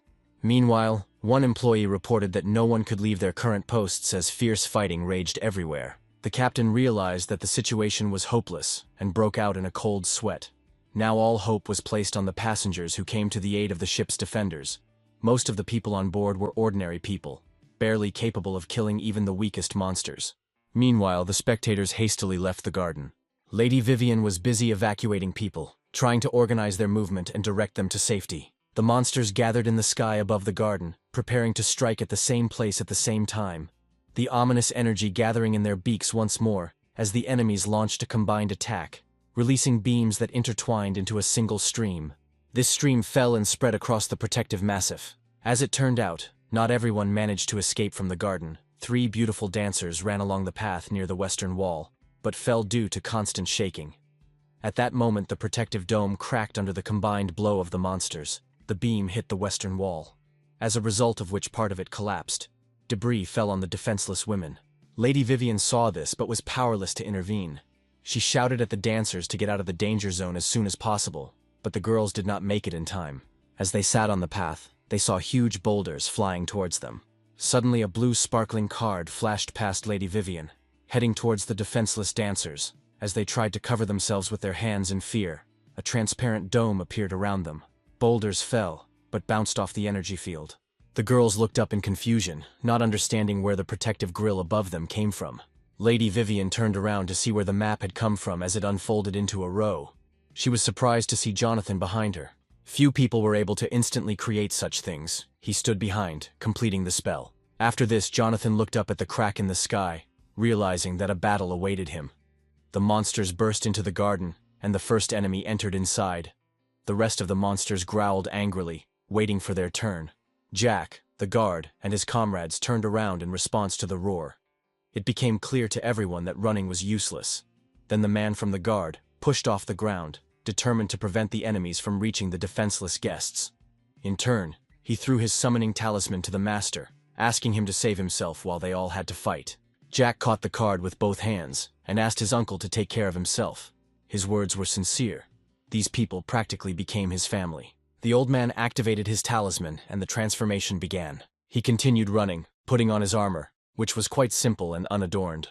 Steel flashed brightly as he raised his battle axe, his classic simple weapon striking the monster's hard carapace, sparking brightly like steel striking steel. The man's blood boiled as he swung his axe, trying to break through the enemy's defense. Sparks flew in all directions, leaving bright streaks in the air. The monster still couldn't move. While everyone was watching the battle between the man and the monster, Jonathan was distracted by a message from the system and stepped aside. He listened carefully as the system recommended leaving the area due to increased danger. The young man thought that the monsters attacking the ship did not pose a serious threat, but the system apparently detected an enemy of a higher rank than the Saint. He turned to look at the Tang family and the others, deciding not to abandon them, even though it was impossible to hide among so many people. Thinking back to the recent battles, he had obtained several summoning talismans and copied Lu Bu. This might not be enough to deal with a strong opponent. Jonathan rested his chin thoughtfully, regretting that he didn't have other generals with long-range mobile attacks. As it turned out, despite all his efforts, Jack's bodyguard was unable to break through the enemy's shell. The monster struck with its hind leg, throwing the warrior aside. He fell, and the monster immediately directed a beam at him. The man disappeared in a cloud of energy and dust. The people recoiled from the rising wind. Nora and Faye watched the fight. The girl assessed the situation and came to the conclusion that the old man's current abilities were too weak. She sent the young man to fight the monster. Faye glanced sideways at his companion and took out his talisman, seeing this as his chance to demonstrate his superiority. He summoned armor that was completely different from Jeuyu's machines, the more angular shape making it look more like a cyborg than a warrior. As it turned out, the bodyguard was still alive, cursing and trying to get to his feet. The monster hovered over him in the air, preparing another beam from its open beak. At that moment, a beam of yellow energy flew at the enemy, crashing into his head and preventing him from shooting at the fallen guard. The man turned towards the noise, trying to see what had saved him. He looked towards where the beam had come from and saw Faye standing there with his hand outstretched, covered in bright yellow energy, circles spreading out from the shot he had just fired. The old man sighed heavily, looking sternly at his savior. He recognized Jeuyu's armor. He rose to his feet, not wanting to show weakness, and wanted to continue the fight, hoping that they could defeat the enemy together. Faye fired at the monster again, and several beams flew out from his hand. The bodyguard fought in close combat, closing the distance with a jump and swinging his axe. Meanwhile, Sophie asked the Tan family and Jonathan to go down to the lower deck. Ryan agreed that it would be safer than remaining in plain sight in the garden. Then Lily ran to her brother, who picked up the girl in his arms and turned to Sophie with a serious expression. He asked the maid to look after his friends and asked if there was a lifeboat on board. The girl confirmed that there was a boat for the ship's personnel, after which she took Lily from the boy's hands. The girl resisted and reached out to her brother, confident that only he could protect them. Sophie then handed her over to her mother, urging them to move out while they could still move about normally. Roxy turned to call out to Elia, who looked back at the fight. However, the girl asked her aunt to hide on the lower deck without her. With a smile, she pressed the newly minted talisman to her chest and closed her eyes, preparing to protect not only herself, but also the passengers. Meanwhile, Faye and the old man pushed the monster out of the garden and continued to attack from different sides. Despite their previous skirmishes, they fought valiantly, the young man volunteering to act as a distraction, while the old man looked for an opportunity to wound the enemy. The old man attacked the monster from all sides, and now his judgment was more lenient towards the impudent young man. Their combined strength and speed made a good team. The monster succumbed to their tactics, chasing Faye, and forgetting about the second enemy. Trying to catch the agile fighter, he became vulnerable. The young man noticed the enemy's loss of attention and pointed it out to Uncle Wu, suggesting that a successful attack was possible. The old man approached the distracted monster from behind, jumped up, and was about to hit him on the head. He shouted while swinging his axe, but because the man was loud, the monster reacted quickly. He hit him in the stomach with such force that the axe flew out of the warrior's hands. The old man lost his balance and fell, crashing into the eastern wall and trees, raising a large cloud of dust. Jack pointed in panic to a crack in the massive structure. The warriors managed to hold back one enemy, but several more monsters had already broken through the crack. Vultures hovered over the garden, roaring loudly in search of victims. Faye darted between them, trying to join the others. The young man hoped to slip by unnoticed. One of the monsters clutched a beam in its beak to attack not only the old man, but everyone below. Elia and Lady Vivian were the first to notice the enemy's plan, but were powerless to do anything. They screamed in panic. The second guard responded to their screams and rushed to protect everyone from the powerful attack. He activated his soul talisman as the beam destroyed everything below the monster. Nothing could be seen through the clouds of fire and smoke, and the monster continued to shoot. The guard, dressed in classic armor, covered the master with his shield and turned to him to check if everything was okay. Jack sat down on the grass and stuttered that everything was fine, his gaze full of surprise riveted on the guard. Aaliyah, protected by her student shield, and Lady Vivian, who were standing a little away from the attack zone, were able to cover themselves with their hands. The dome shimmered at Lady Vivian's feet. Aaliyah looked around, trying to make sure that everyone was safe. Her gaze was riveted to the dome at the singer's feet. When the dust settled, she saw that her family was inside the dome. Someone had installed a security grid to save them. She was shocked, and realized that only Jonathan could have done this. The girl looked around, but the guy was not nearby, where he had just stood. Streams of energy were still diverging in different directions. It turned out that the young man was saving another life. He stood apart from the others, having installed a protective grid above himself, and held Nora's clothes in his right hand. As he held her like a kitten, the girl looked embarrassed and blushed. She thanked him for saving her, but was shocked that someone could repel a monster's attack with their bare hands. Then Jonathan silently released his hand, letting go of Nora. He didn't feel very warm towards the couple, but was determined not to let anyone die. The girl barely touched the ground when the young man disappeared. The massif dissolved, leaving behind small circles and dust. Jack, still sitting on the ground, looked at his golden summoning talisman. The young man was trying to convince himself that he could fight. His body was covered in cold sweat, and he was clearly scared. He brought the talisman closer to his face and summoned the armor without even getting to his feet. The guard turned to see what was happening to the gentleman around whom the classic steel armor was forming. Even through the armor, it was clear that the young man was shaking with fear. But he assured the man that everything was fine. He needed to overcome his fear, get up and take up arms. Several monsters flew towards them with nasty screams, spreading their paws in different directions to grab their victims. The new guard looked at the approaching enemies with unwavering determination, covering himself with his shield. Meanwhile, Jack was frantically trying to figure out the system, poking at different icons to find and summon weapons.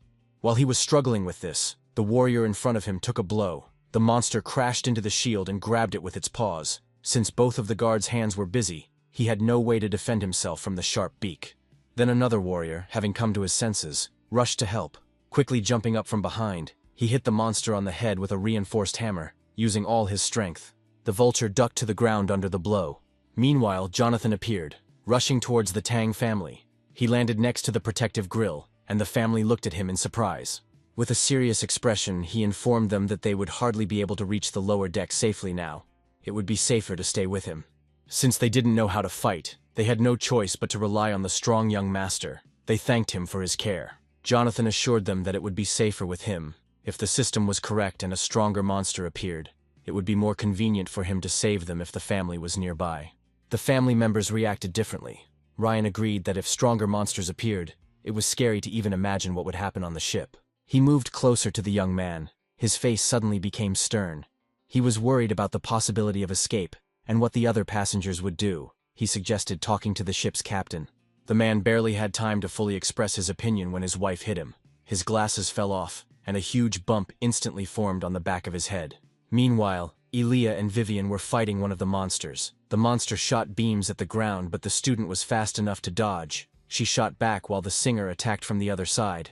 The monster, unable to catch up with its agile opponent, turned its attention to Lady Vivian. Elia was unsure if the singer had a speed advantage over the monster, which caused her to panic, and she tried to warn the girl of the danger. The death ray struck the spot where Lady Vivian's red and yellow armor had been moments ago.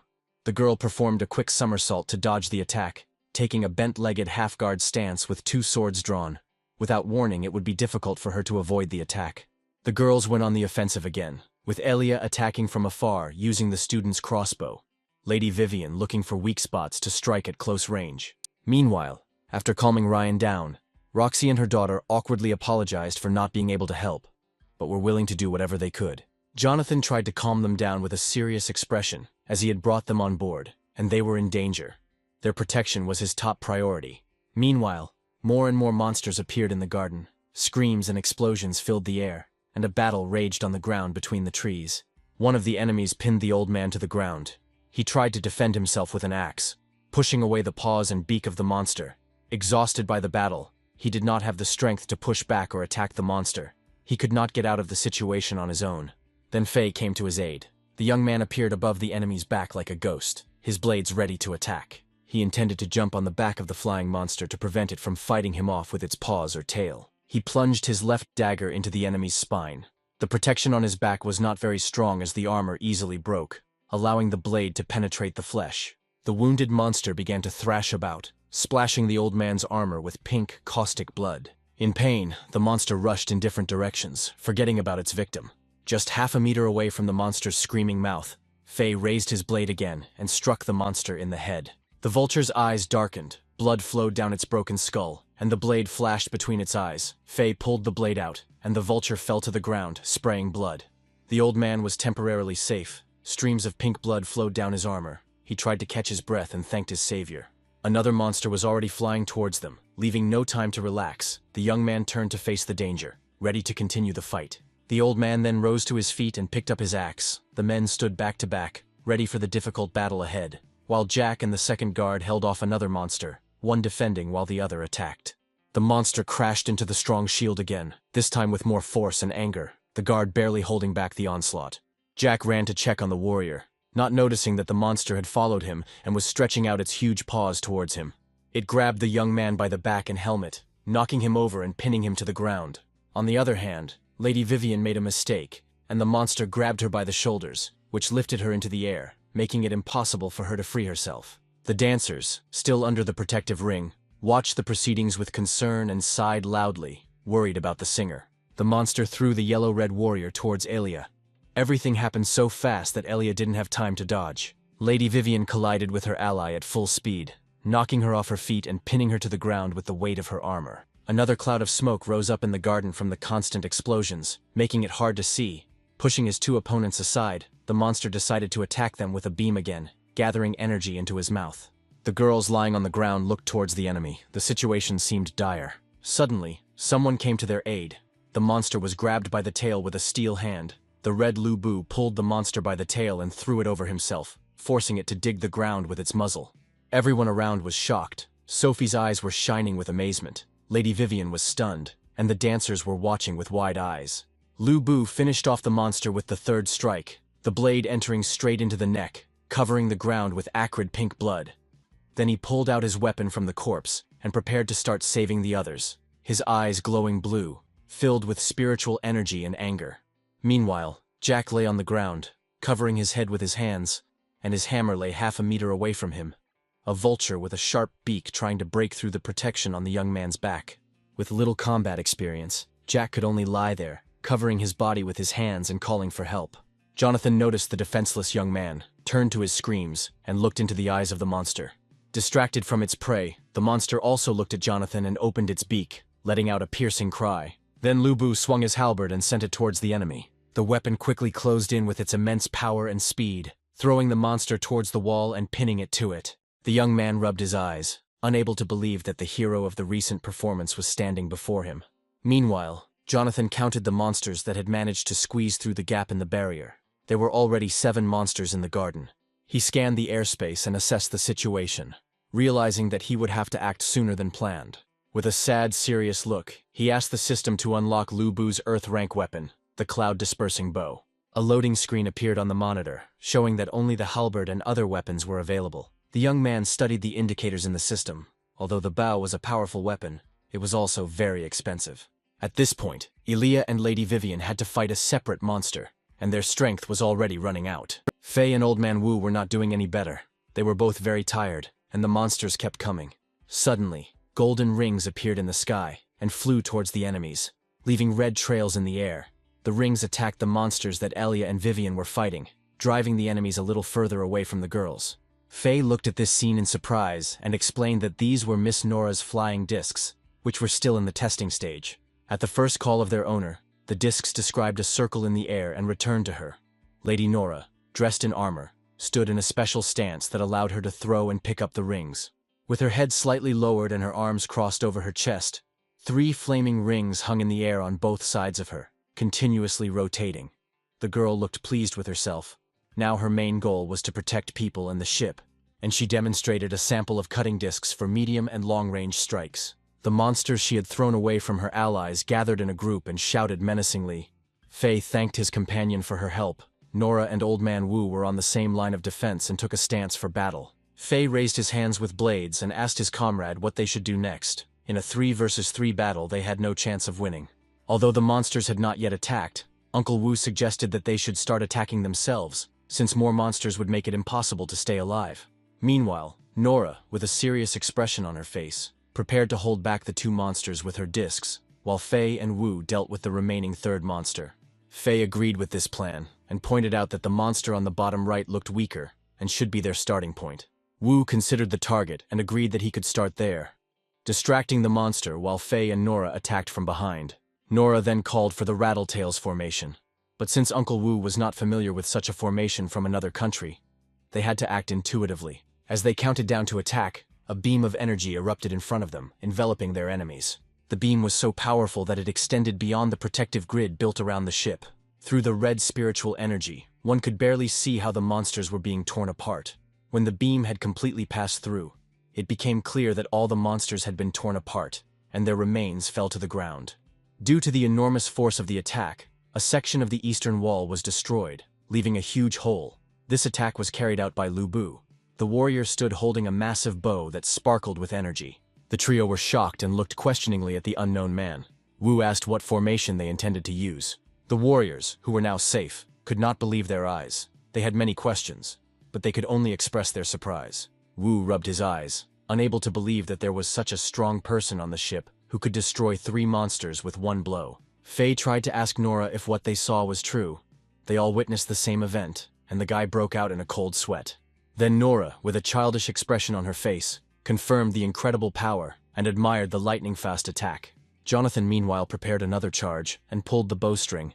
The energy particles collected from the air formed an arrow. Jack was shocked to see a real participant from Undine City in front of him, his face showing a mixture of surprise, panic, and admiration. The other fighters turned their heads in his direction, repeating what they heard with surprise. Jonathan stood frozen in his stance, holding his bow, unsure whether to answer, so he remained silent. He felt upset and awkward because of the reactions of those around him, and realized that he had overdone it. The young man looked at the wall he had punched through, from which smoke was pouring. There were residential buildings on the other side, and he hoped that there were no people there anymore during the attack. At that moment, Lady Vivian brought him back to reality. She shouted at him to be careful. Jonathan reacted quickly, turning his head to see 3 monsters approaching him. Their beaks open in a menacing manner, and they screamed. Realizing that he would destroy everything here with his bow, Jonathan asked the system to unlock another weapon, the claws that ripped the sky. The system began processing, and an image of a strange weapon appeared on the monitor, resembling a hand with 3 long fingers. As soon as the system finished its work, Jonathan began to change weapons. Suddenly, a strange weapon resembling a spider appeared in the air. The gray part of the device was stuck to his hand, while the red and emerald-colored half was moving away from it. Lu Bu took a stance. His claws dug into the ground for support. He charged his weapon with soul energy and lunged, cutting the nearest monster in half. An arc of energy and enemy blood formed in the air. The next monster, seeing the death of the first, stopped and hovered in the air. Jonathan turned his head towards it, noting that it was within attack range. He then plunged his sky-rending claws into the monster, ripping open its stomach and causing blood to gush out. The third monster tried to retreat, screaming and writhing in the air. Lu Bu, holding the corpse of the monster he had just killed, quickly closed the distance and jumped onto the back of the third monster, grabbing it with his claws. He knocked the enemy to the ground, dragging him along with him and striking him with lightning from his soul. Lady Vivian, flushed and wide-eyed, was amazed at Jonathan's strength and suggested that he might be able to help her. Elia also looked at the hero with fear and trepidation, covering her mouth with her hand. In her eyes, Jonathan seemed even stronger than before. Jack, delighted, clenched his fists in excitement, his eyes lighting up at the chance to see in person the hero he had admired for so long. Meanwhile, Lu Bu stood silently at the edge of the garden wall, holding the charred corpse of the monster, which was still smoking, in his right clawed hand. He threw the lifeless body down and it fell to the ground with a crash, raising a cloud of dust. Then Lu Bu rose above the garden. Jonathan looked around the area with a stern expression. The main threat the system had warned about had not yet manifested itself. Meanwhile, Lady Vivian and Fei watched as Nora, surrounded by rings, approached them. The young man asked if Nora was really a passenger from the first salon. The girl bowed her head and smiled awkwardly, confirming his assumption. Fei looked at the warrior in horror, relieved that he hadn't caused any more trouble, and retreated. Nora noted with a sarcastic smile that if their argument had continued, Fei would have ended up in a coffin.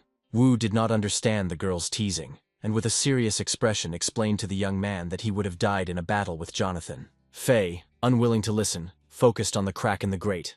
But the enemies continued to appear, leaving no time for distraction. Dozens of monsters hovered over the garden, trying to tear the passengers apart. The headquarters where the staff who controlled the array and the ship lived was also surrounded by monsters. Panic began inside. One of the staff informed the captain that the array was unstable and would soon shut down. The crew and passengers had no choice.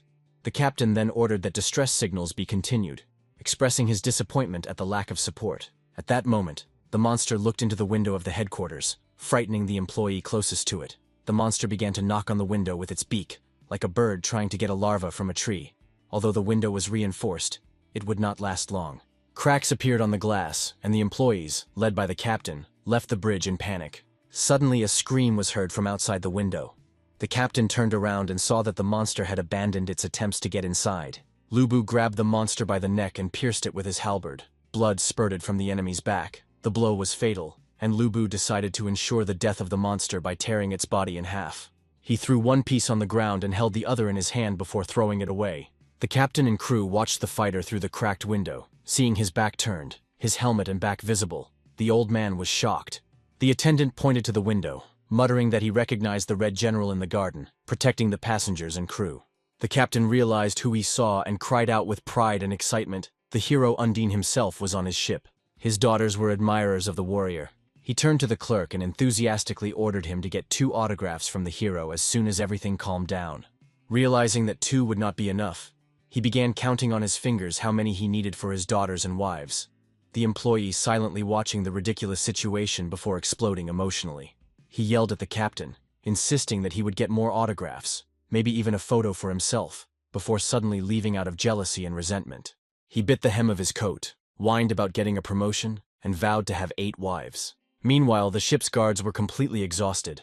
The warrior and the guard commander discussed the overwhelming number of monsters and the injuries among their comrades. The guard commander pointed out that they could not retreat, because the lives of the passengers depended on them. The warrior continued shooting, but doubt appeared on his face, and he hinted that he needed to take care of his 80-year-old mother. Another warrior silenced him by sternly stating that everyone had families, and that they would be provided for after their death. The first warrior swallowed nervously, sweat streaming down his face. His eyes widened in fear. The ship's defenders continued to fight off the monsters, firing crossbows at the enemies filling the space above them. But despite their efforts, the monsters continued to advance. One of the vultures flew straight at the captain and the first fighter. The captain pushed the fighter away so that the monster wouldn't hit him, while remaining in the strike zone himself. Then the monster crashed into him, throwing him off the wall. The captain fell, losing his weapon, and landed on the roof.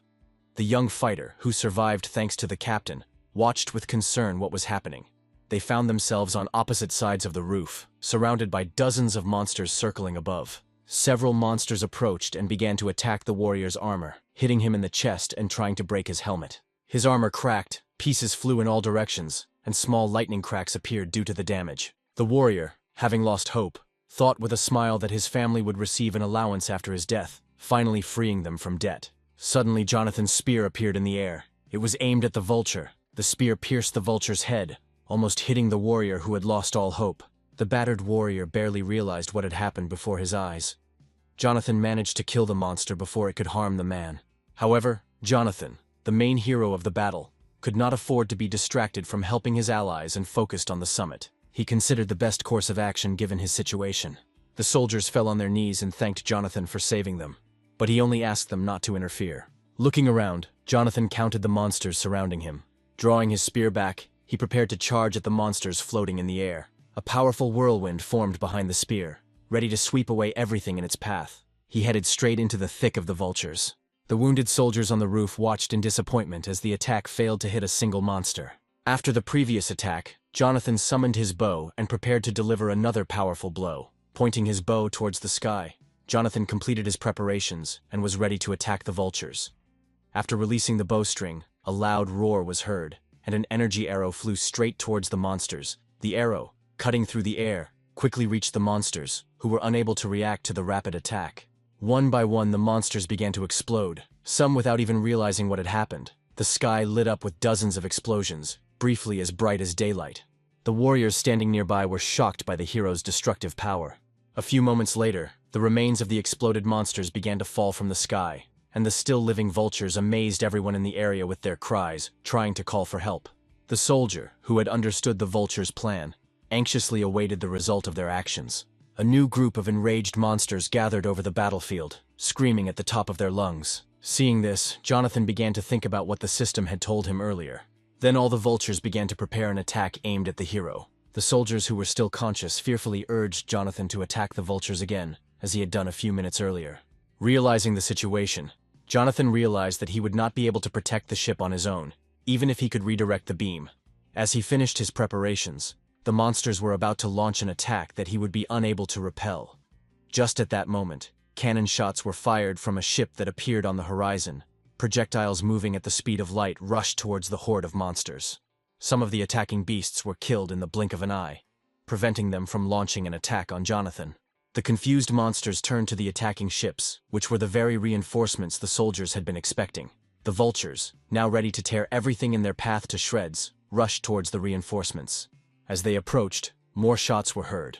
Almost all of the attacking monsters were killed with one cannon salvo. The second ship that arrived began to establish contact with the Hong family's ship. A cry came from the captain's cabin on the Hong family's ship that the reinforcements they had called for had arrived. The main screen in the captain's cabin turned on, and everyone turned to see it. 2 representatives of the Red Phoenix Army appeared on the screen, asking for evacuation under their cover. All that remained in the sky were the small remains of the monsters with 3 ships, one of which was badly battered. With tears in his eyes, the assistant commander joyfully exclaimed that help had arrived. However, the commander could not understand why the ships of the Red Phoenix Army came to their aid from such a distance. The agitated assistant claimed they were just passing by. With no time to think, the commander ordered all energy to be directed into the traction furnace to join the Red Phoenix forces. When the energy transfer occurred, the ship's protective grid was removed, creating a beautiful sight. The soldiers on the ship, who did not immediately understand what was happening, clung to whatever they could, waiting for acceleration. Jonathan stood surrounded by the remains of the vulture horde, looking in surprise at the ships before him. He realized that these were the ships of the Red Phoenix Army, specifically the Yunjin Women's Army. Meanwhile, on the Red Phoenix Army ship, the representative studied the map of the battlefield. Near the map stood Manager David and a girl with long purple hair. The girl was alarmed by the restraint of the former head of the city, Juan. He asked not to be addressed by his old title, and mentioned that he was now merely the manager of the Sun Mansion. She apologized for her mistake and changed the subject. Enlarging the map, they saw Jonathan in armor standing on the roof. The girl wondered in surprise if this was the hero who had saved everyone in the city of Undine. She was a little annoyed because the Marquis of the Hong family had always been lucky despite being an unpleasant person.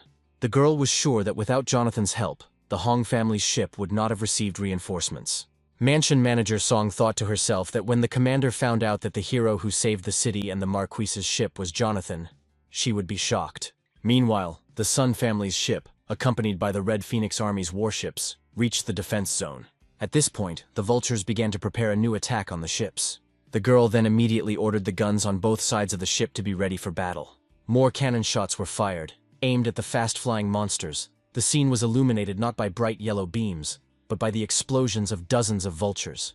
Realizing that the Marquis's ship was now safe, Jonathan began preparing to sail, to the gratitude of the soldiers for saving him. Suddenly, the system informed Jonathan that cracks were forming and ordered him to leave the room within 5 seconds. Jonathan, surprised, could hardly believe what the system had just told him. Inside the ship, amidst the ruins and clouds of dust, a group of people stood next to each other. When the dust began to settle, everyone was able to see each other and assess the situation. Jack, sweating and breathing heavily, was subjected to ridicule from Faye. He proudly declared that all the men in his region were as brave as he was, and began to calculate the insurance compensation for the damage done to the ship. At this moment, Mrs. Nora's eyes were shining with happiness. She was grateful for the help given to her in this battle. Meanwhile, Miss Vivian brought tea to Elia. The girl was surprised to discover that Miss Vivian was talented not only in music, but also in fighting. After that, everyone stood with relief in a free place in the dusty field, feeling that they were finally safe. Like thunder in broad daylight, Jonathan landed among them in armor, shaking the ground beneath him. In an excited voice, he tried to quickly say something to the people. The hero ordered people to jump on his hand to escape from the ship. Confused, Ryan asked for an explanation of the situation and what was happening outside. Meanwhile, the vultures hovering in the air began to scream loudly, as if something was wrong. The excited protagonist looked at him in shock, hoping that there was still time to act. Suddenly, a crack the size of 100 ships appeared among the vultures, and through the growing crack, eyes were visible, their gaze piercing to the bone. When the monster's head became visible, its enormous size and danger became obvious. The young man was overcome with fear. He could not understand how such a monster appeared. It was a monster of the coon species. A whale-like monster emerged from the crack, filling the entire sky, its blood-red energy making it clear that it was a menacing and evil creature. The eyes of the people in the captain's cabin of the Hong family ship widened in disbelief. The captain was unable to answer his assistant's question about the type of monster. The Red Phoenix Army commander was equally puzzled, unable to comprehend the nature of the giant, and whether it was the one the third madam had mentioned. The monstrous figure almost obscured everything that was visible above the ships. When the system alerted Jonathan, he froze at the sight of the huge creature. Jonathan, noticing Cunha's strange behavior and significant fluctuations in the monster's mental strength, he also noticed how the monster opened its mouth, seemingly ready to scream. Realizing what was about to happen, Jonathan urgently ordered everyone to cover their ears over the radio. But not everyone was able to hear him in time. A stunning scream erupted from the monster's mouth, so powerful that people's blood vessels began to burst and blood began to flow from their ears and eyes. Even soldiers in armor could not withstand the intensity of the sound. Almost instantly, the people on the ship began to bleed from their eyes, ears, and mouths. Jonathan then set up a barrier to protect those around him. But the noise was still unbearable. The hero struggled to stay on his feet, unable to imagine the full force of the divine-class monster's roar without the protection of the barrier. The ship's captain, kneeling, was bleeding and trying his best to cover his ears. The captain's assistant also covered his ears to avoid the sound effects. The warrior Jonathan had saved was bleeding as he tried to stand up, his ears and eyes covered in blood. The army commander, protected by the heaven-rank barrier set up by the manager, was surprised to discover that the roar was merely the monster's outburst of anger. The girl's face showed emotions of indignation and fear, and a light sweat appeared on her from the tension. The shipyard manager thought that if the monster roared again, they would be in serious trouble and would need to prepare for another roar. The commander, having gathered her strength, ordered the guns to be prepared for battle. The ships floated through the air, changing their formation. Only the Hong family's ship remained motionless, its cannons ready to strike the monster if it prepared to attack. But despite its readiness, the monster remained in place after its initial appearance. Suddenly, Jonathan appeared on one of the screens of the warship, asking them not to attack the monster. The army commander and David were shocked, not expecting such a request. They turned to the screen where Jonathan asked them in an excited voice to listen to him. David reacted faster than the young commander, and the girl was surprised by Jonathan's presence. She did not expect to see him in such a situation. Jonathan was no less surprised to see David on the ship.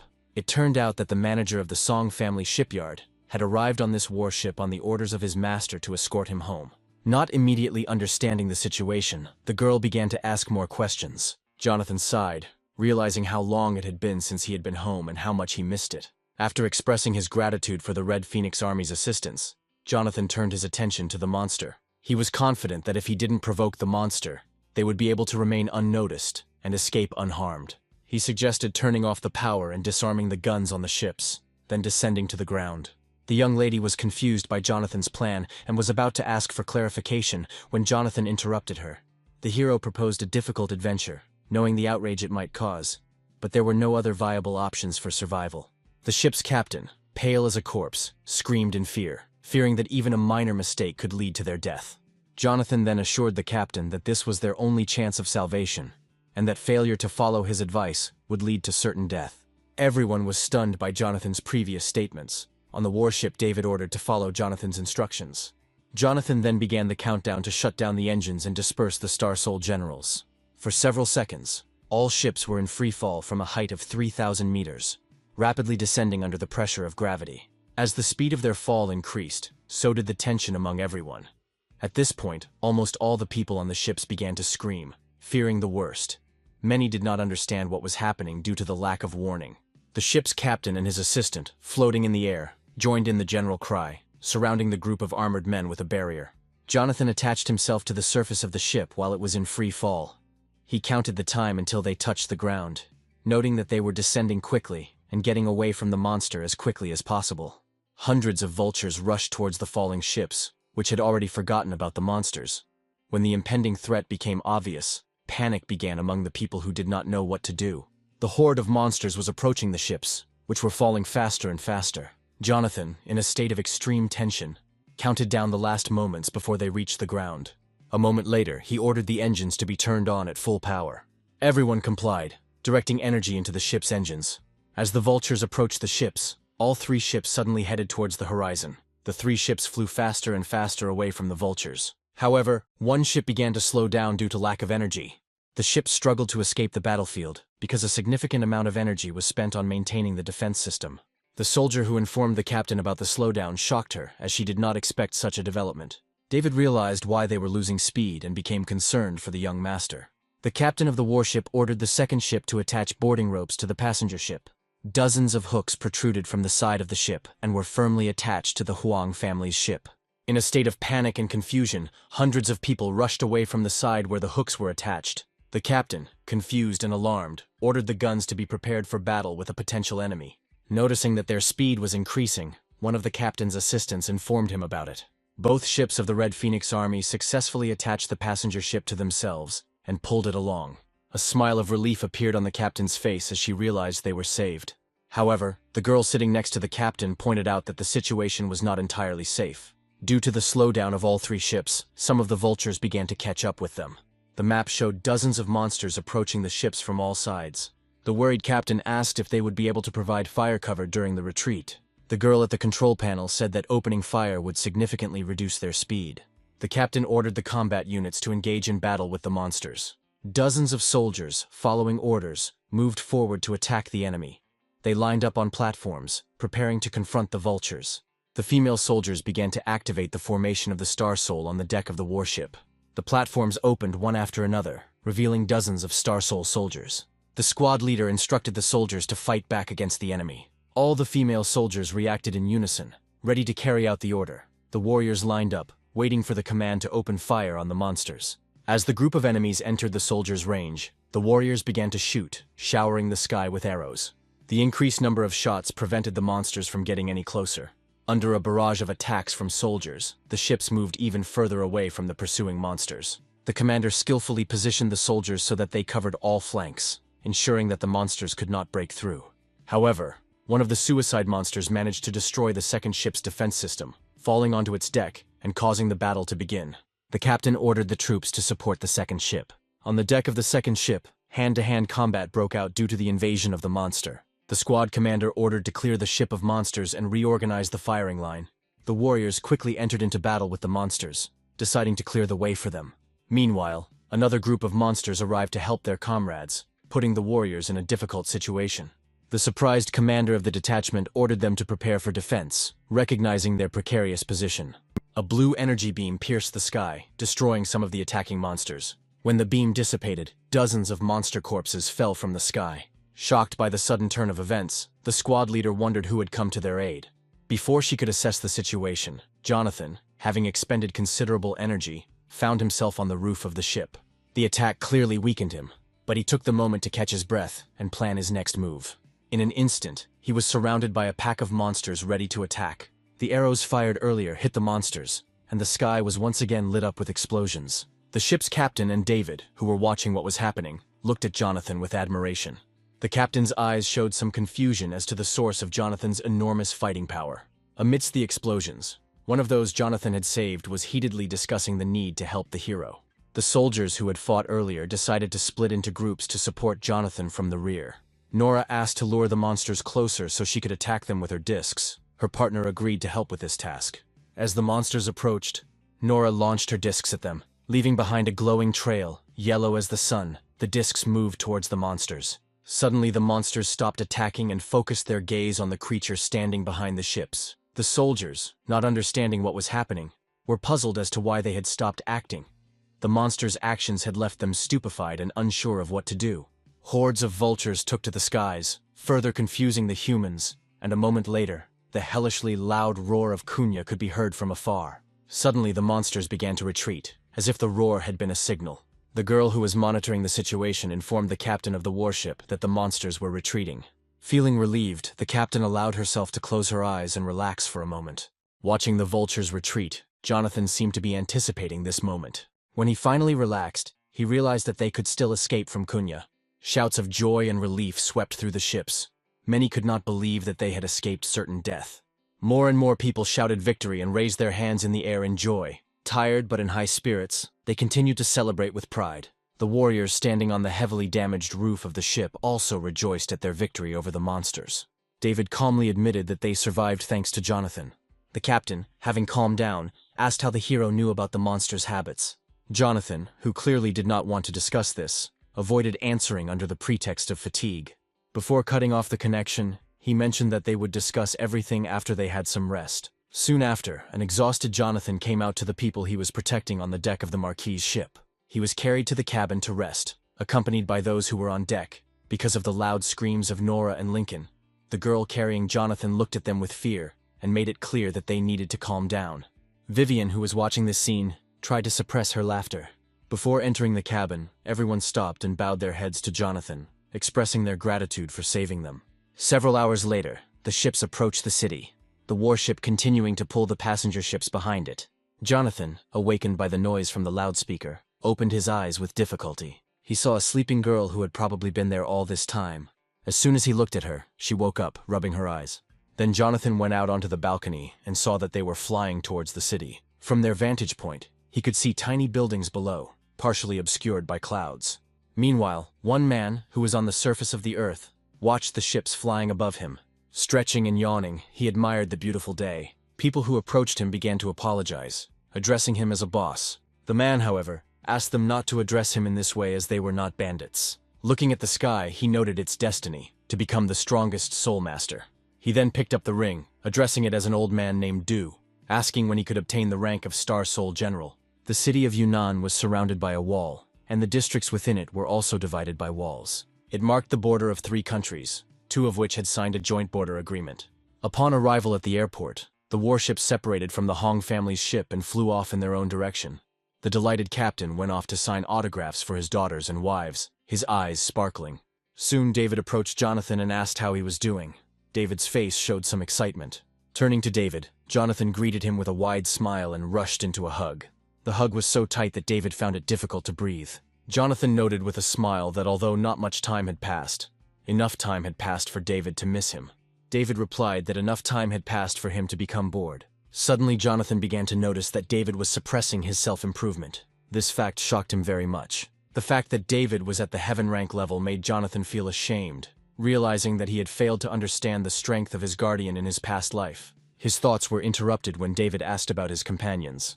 Jonathan introduced his friend and her family, who were standing next to her. He then introduced them to the manager of the Song family's eastern court. Bowing her head to David, Roxy introduced herself and her niece, Alia. At first glance at David, Roxy could tell the strength of the man standing in front of her. The man, after putting together the information, came to the conclusion that Roxy's father was the head of the Shen family. The woman confirmed this in her own words, stating that her father was indeed the head of the family. Then David kindly offered them a flying boat to take them home. The woman, with a smile on her face, refused, saying that their driver had already arrived. Turning to Jonathan, Roxy invited him to visit their family if possible, and thanked him again for saving them. Jonathan accepted the thanks and asked if the woman had written down his contact information. Lily patted her bag with a smile and assured him that she had written everything down. Jonathan invited the girl in a soft tone to join him for dinner. With a happy smile, Lily said that she would be happy to have dinner with him. She also asked if she could take Elia with her. The girl was embarrassed by this request, but Jonathan assured her that she could bring whomever she wanted. Interrupting the conversation about dinner, David mentioned that their flying boat had already arrived, and it was time to leave. After saying goodbye, they went their separate ways to their boats, Jonathan silently waving goodbye to his friends as they left. David then asked Jonathan to use the emergency exit, where a compartment was waiting for them. After this, the main character and David headed towards the platform.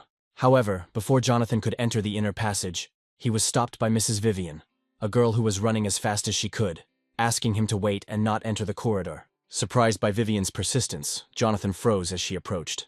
Handing him a piece of paper, she asked him to meet her during her stay in the city. Blushing and hanging her head, she expressed a desire to get to know Jonathan better, before rushing off without giving him a chance to respond. Jonathan, puzzled by what had just happened, was interrupted by David, who mentioned the banquet hosted by the head of the family. David also noted that his fiancée Karen will also be there. Hearing this, Jonathan thought seriously, in his past life, after he miraculously survived in the desert of death, a girl came to him, who now interfered with his thoughts. Then David said again that it was time for them to go. At that moment, Jonathan realized that his uncles and brothers, who had treated him badly, would also be at the banquet. When they stepped onto the platform, 3 flying boats were waiting for their passengers. A fair-haired, one-eyed man stood by one of the boats. Bernard looked up and saw the approaching passengers, greeting them with a smile. Jonathan greeted a man he hadn't seen for a long time. The servant opened the door for Jonathan and greeted him formally. Jonathan then turned his gaze to the driver, who bowed his head respectfully. Bernard, the driver, asked Jonathan if he was happy with everything or if any changes were needed. Jonathan, clearly displeased, walked inside and said he didn't want anything. While driving, Bernard asked about Jonathan's level of development and whether it was true that he had failed to reach the Earth rank. However, Jonathan remained silent while David asked the driver to focus on the road. Bernard fell silent and turned his attention to the road, clearly ashamed of his questions. Jonathan immediately felt that the driver was also a heaven rank. Bernard's comments about the Earth rank suggested that he might know something, and this theory was confirmed by David's prompt intervention. This suggested that David might know more than he was letting on. Meanwhile, Jack continued to sleep soundly until Uncle Wu called out to him and woke him up. Jack, still sleepy, remembered the time when he fought side by side with heroes and idols. Suddenly realizing something, he jumped out of bed with the intention of inviting the hero to dinner to become friends with him. However, upon learning that the hero had already left, Jack burst into tears. Determined not to let this matter go unnoticed, he ordered Uncle Wu to investigate, insisting on a report even if it was just a pendant. Jack reflected on the amazing power hidden in the family that had been demoted to the border. He realized that the stronger a family becomes, the more dangerous it becomes, and the risk of extermination increases. While Jack was pondering this, Jonathan, the hero, asked his companions when David arrived. The butlers, trapped in uncertainty, tried to handle the situation without causing panic. Jonathan felt relieved when he saw the measures taken, including the use of military secrets to calm the public. Jonathan then took out the card Vivian had given him and asked David to find out about the 2 prisoners he had met on the passenger ship. David, looking at the card, immediately understood its origin. This design was commonly used by the 6 nobles of the Sia kingdom, a kingdom controlled by the barbarian king. These 6 nobles were divided into 3 factions to balance power. The moderate faction led by the Samaran family, which controlled 70% of Siuga's technology and economy. The expansionist faction led by the Mulu family, which owned half of Siuga's military power. And the neutral faction, a puppet faction led by the Sukum family. The protectionist faction, created 400 years ago to save the empire, opposed Mulu's hegemony and rejected Tendu orthodoxy, always dreaming of restoring the glory of the Guangfu Empire. After sharing this information, David turned to Jonathan, noticing that he was distracted by the note Vivian had given him. The note specified a meeting in the restaurant's upper suite, and David, noticing this, cleared his throat and remarked that Jonathan's fiancée, Miss Karen, would probably have something to say about the situation. Jonathan, realizing the implications of his words, interrupted David, saying that he had the matter under control. Despite his composure, Jonathan expressed concern to David about the possibility that the Kingdom of Shia was secretly collaborating with the state of Myrine to attack them. Dvoretsky dismissed the idea, noting that it did not fit with the core strengths of the moderate and neutral factions unless the previous leadership was no longer in power. Soon after, they returned to the Song Dynasty mansion. Their ship landed right on the square in front of the house. Several men were sitting near the house and playing a board game. Suddenly, they noticed that guests had arrived in the yard. Bernard opened the ship's doors for the hero, and he stepped outside. On the way home, he met an old man in a wheelchair and several younger men. As it turned out, the old man was Mason, the gatekeeper of the Eastern Song Mansion. The main character greeted him, saying that they hadn't seen each other for a long time. Jonathan quickly stepped forward to help Mason. As they shook hands, Jonathan noticed sweat on his face. He realized that Grandpa Ma was also a powerful fighter at the middle stage of the Heavenly Realm.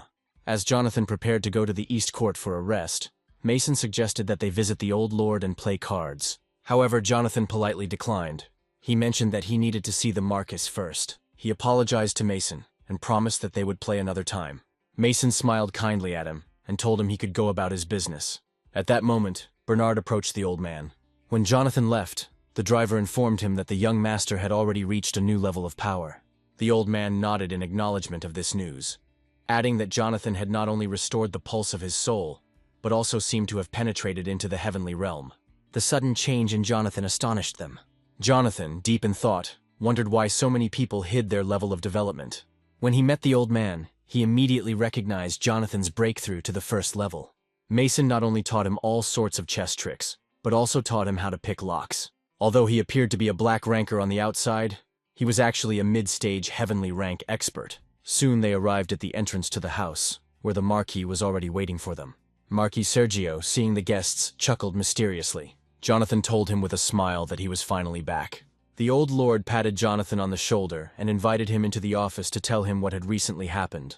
Jonathan, touched by the old man's wisdom, realized that he had been hiding his own immense power as a semi-holy source of strength.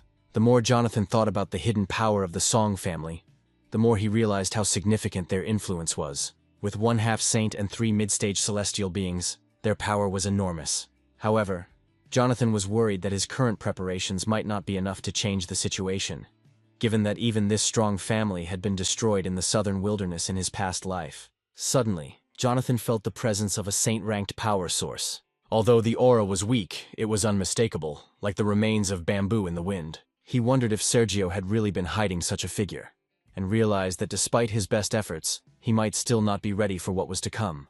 The story soon shifts to a study in the central courtyard of the Song family mansion. Jonathan, who had just returned, was summoned by the old Marquis to the study for a game of chess. Although Jonathan had improved his chess skills, the old man still won, praising Jonathan's achievements, but acknowledging that the overall situation was already decided. After this, the old Marquis invited the manager to leave the room. Soon David disappeared behind the door.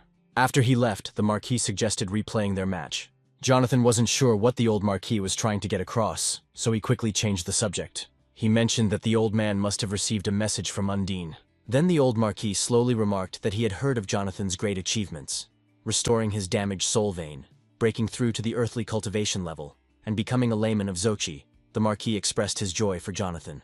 Although the old Marquis did not press for details, Jonathan was left wondering how to explain his sudden rise to power.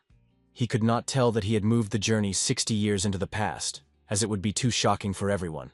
Instead, he decided to falsely claim that he had mistakenly entered a secret realm, where he had spent a year observing the future. When Jonathan began to explain, he hypothetically asked the old Marquis if he would enter an ancient secret realm and receive great opportunities there. However, before he could finish his speech, the old Marquis interrupted him with a wave of his hand. He noticed that Jonathan had made a mistake in the chess game they were playing, and suggested that they continue. Jonathan felt helpless and returned to the chessboard. After the game had been going on for some time, the old Marquis suddenly remarked that if a chess game was lost, it could be replayed. He added that although all the pieces on the chessboard were identical, if one of them were to accidentally jump off the board and become a player, it would completely change the course of the game. This cryptic statement stunned Jonathan, as if the old man were reminding him not to seek a role beyond his station. Meanwhile, the story moves to the palace of the Lord of Yunnan City. Karen argued with her father Carter over Jonathan. Karen insisted that there was no need to marry Jonathan, but Carter, remembering the kindness the Song family had shown them 20 years ago, was determined to fulfill the terms of the engagement.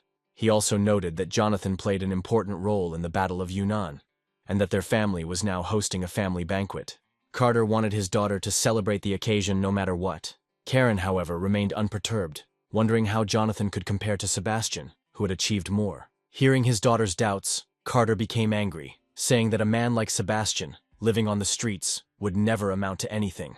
His assessment of Sebastian made Jonathan's fiancée, Karen, regret her previous attitude, saying that Sebastian, now the leader of the White Dragon Gang, would soon become the general of the Star Soul Cow. Even if Jonathan was truly an amateur at Xochi, he still couldn't compare to him. Just when Carter was about to call off the engagement, they were interrupted by someone from outside. Christopher, the head of the Kong family and Carter's father, was floating in the air. Karen was very happy to see that her grandfather could fly. Christopher quickly corrected her, explaining that true flight was a technique only achievable in the divine realm. He simply broke through the bottleneck of the heavenly rank and was able to take a step into the air. His family was delighted when they heard this. After recovering his strength, Christopher was invited into a room where he was asked about his current abilities compared to the old Marquis of the Song family. He thought for a moment, noting that although the old man had spent many years in the early stages of the heaven rank, this was probably his limit. Christopher, having just broken through the heavenly realm himself, felt confident that he could challenge the old Marquis. Karen then suggested that he go to the Song family to break off the engagement, and if anyone disagreed, he would deal with them. When Carter urged his daughter to speak more respectfully, Christopher brushed him off. He stated that he overheard their previous conversation, and believed that Karen and Sebastian would be a good couple for the good of the Kong family. Carter said that if their granddaughter married into the Song family, it would only guarantee prosperity for a few decades. However, Christopher replied that if she married User Cow, in that case, they could accumulate centuries of wealth and perhaps even restore their status. Christopher believed that if they could bring Karen into the Kong family, in that case, they will be able to provide him with the resources to become stronger. He believed that such a development would ensure their rise. He then turned to his granddaughter and asked if she had enough confidence to win Sebastian's favor. The granddaughter blushed and replied that they had been together for a long time in different aspects of life, but decided not to develop this topic further. Pleased with her answer, Christopher prepared to break off his engagement to Jonathan. However, Carter believed that the divorce should be done properly and for a proper reason. Karen said she had originally considered citing Jonathan's mental retardation, but that wasn't an option now. However, Christopher, disregarding the need for such formalities, claimed that his strength as a heaven-level power was sufficient reason. Then Carter said that the same Marquis from the Song family was also at the same early stage of the heavenly rank. But Christopher claimed that if the old man from the Song family dared to interfere, he would not hesitate to strip their family of power. Christopher had already prepared by purchasing special items from the Hong family's auction house, including the enhancement pill. Meanwhile, the story shifts back to the Song family's mansion. The old Marquis took him aside to play chess. While reviewing their game, the old man repeated his cryptic remark about the chess pieces and players. Jonathan paused in thought, trying to grasp the full meaning of this statement.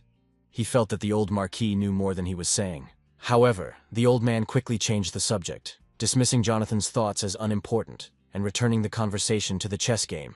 Jonathan revealed that he had mistakenly entered an ancient secret kingdom, and within it, he had received an important opportunity. Soon after, the southern wilderness exploded, and the Great Wall of the Desert was destroyed in an instant. The Song family soldiers heroically sacrificed themselves. Later, a wave of monsters invaded Yunnan and rushed north. The final battle at Tendu City ended in a catastrophic defeat, and Jonathan went into exile in the country of Sichuai, where he secured the patronage of the Empress. Meanwhile, outside the door, David obediently took his master. He noted that 4 hours had already passed since they arrived here. Suddenly he heard someone approaching him. Harry, the head manager of the central courtyard of the Song family mansion, rushed into the office. He asked if Mr. Howard was in the room. Seeing the steward in such a panic, David asked what had happened. The steward breathlessly replied that Mr. Howard's condition was unstable. He insisted on meeting with him immediately. However, when the steward tried to enter, David stopped him. Harry didn't understand what he was talking about. David then explained that Marquis Sergio had important matters to discuss with the young master the previous evening, and that it would be best to talk again later. Meanwhile, in the study, Brother Marquis and Jonathan discussed their final destination. He spoke about the last stronghold of the human race on the northern continent. Coming out of this fog, he smiled and admitted that his story sounded incredible. He was afraid that the old man might think he was making it all up. But even he was confused, wondering if he had been trapped in a fantasy formation or had actually time-traveled 60 years into the future. The old Marquis, muttering softly, seemed surprised that it had taken Jonathan so long to explain this.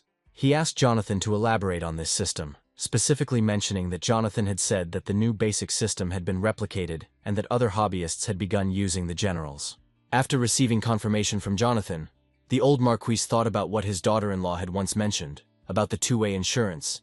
He did not expect that this young man would live to be 60 years old before his death. Thinking about the future, the old Marquis reminded Jonathan that the Star-Lord system was of great importance and should never be revealed to anyone else. As for the cover, the old Marquis thought it was quite clever and told Jonathan to continue pretending to be a Zoki carrier as a disguise. Jonathan immediately nodded in agreement, acknowledging that the old man was his true source of luck at this time.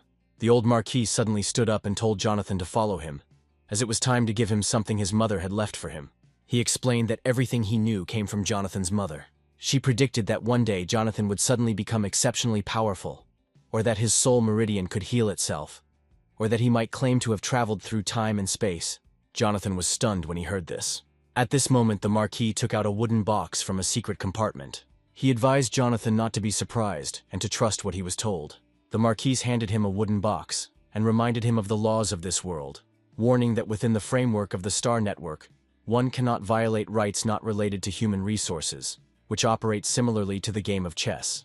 Jonathan, deeply shaken, wondered what his mother knew about the Star Network and her connection to it. However, the old Marquis ignored his reaction and simply reminded Jonathan that the game they were viewing was modeled after his mother's design.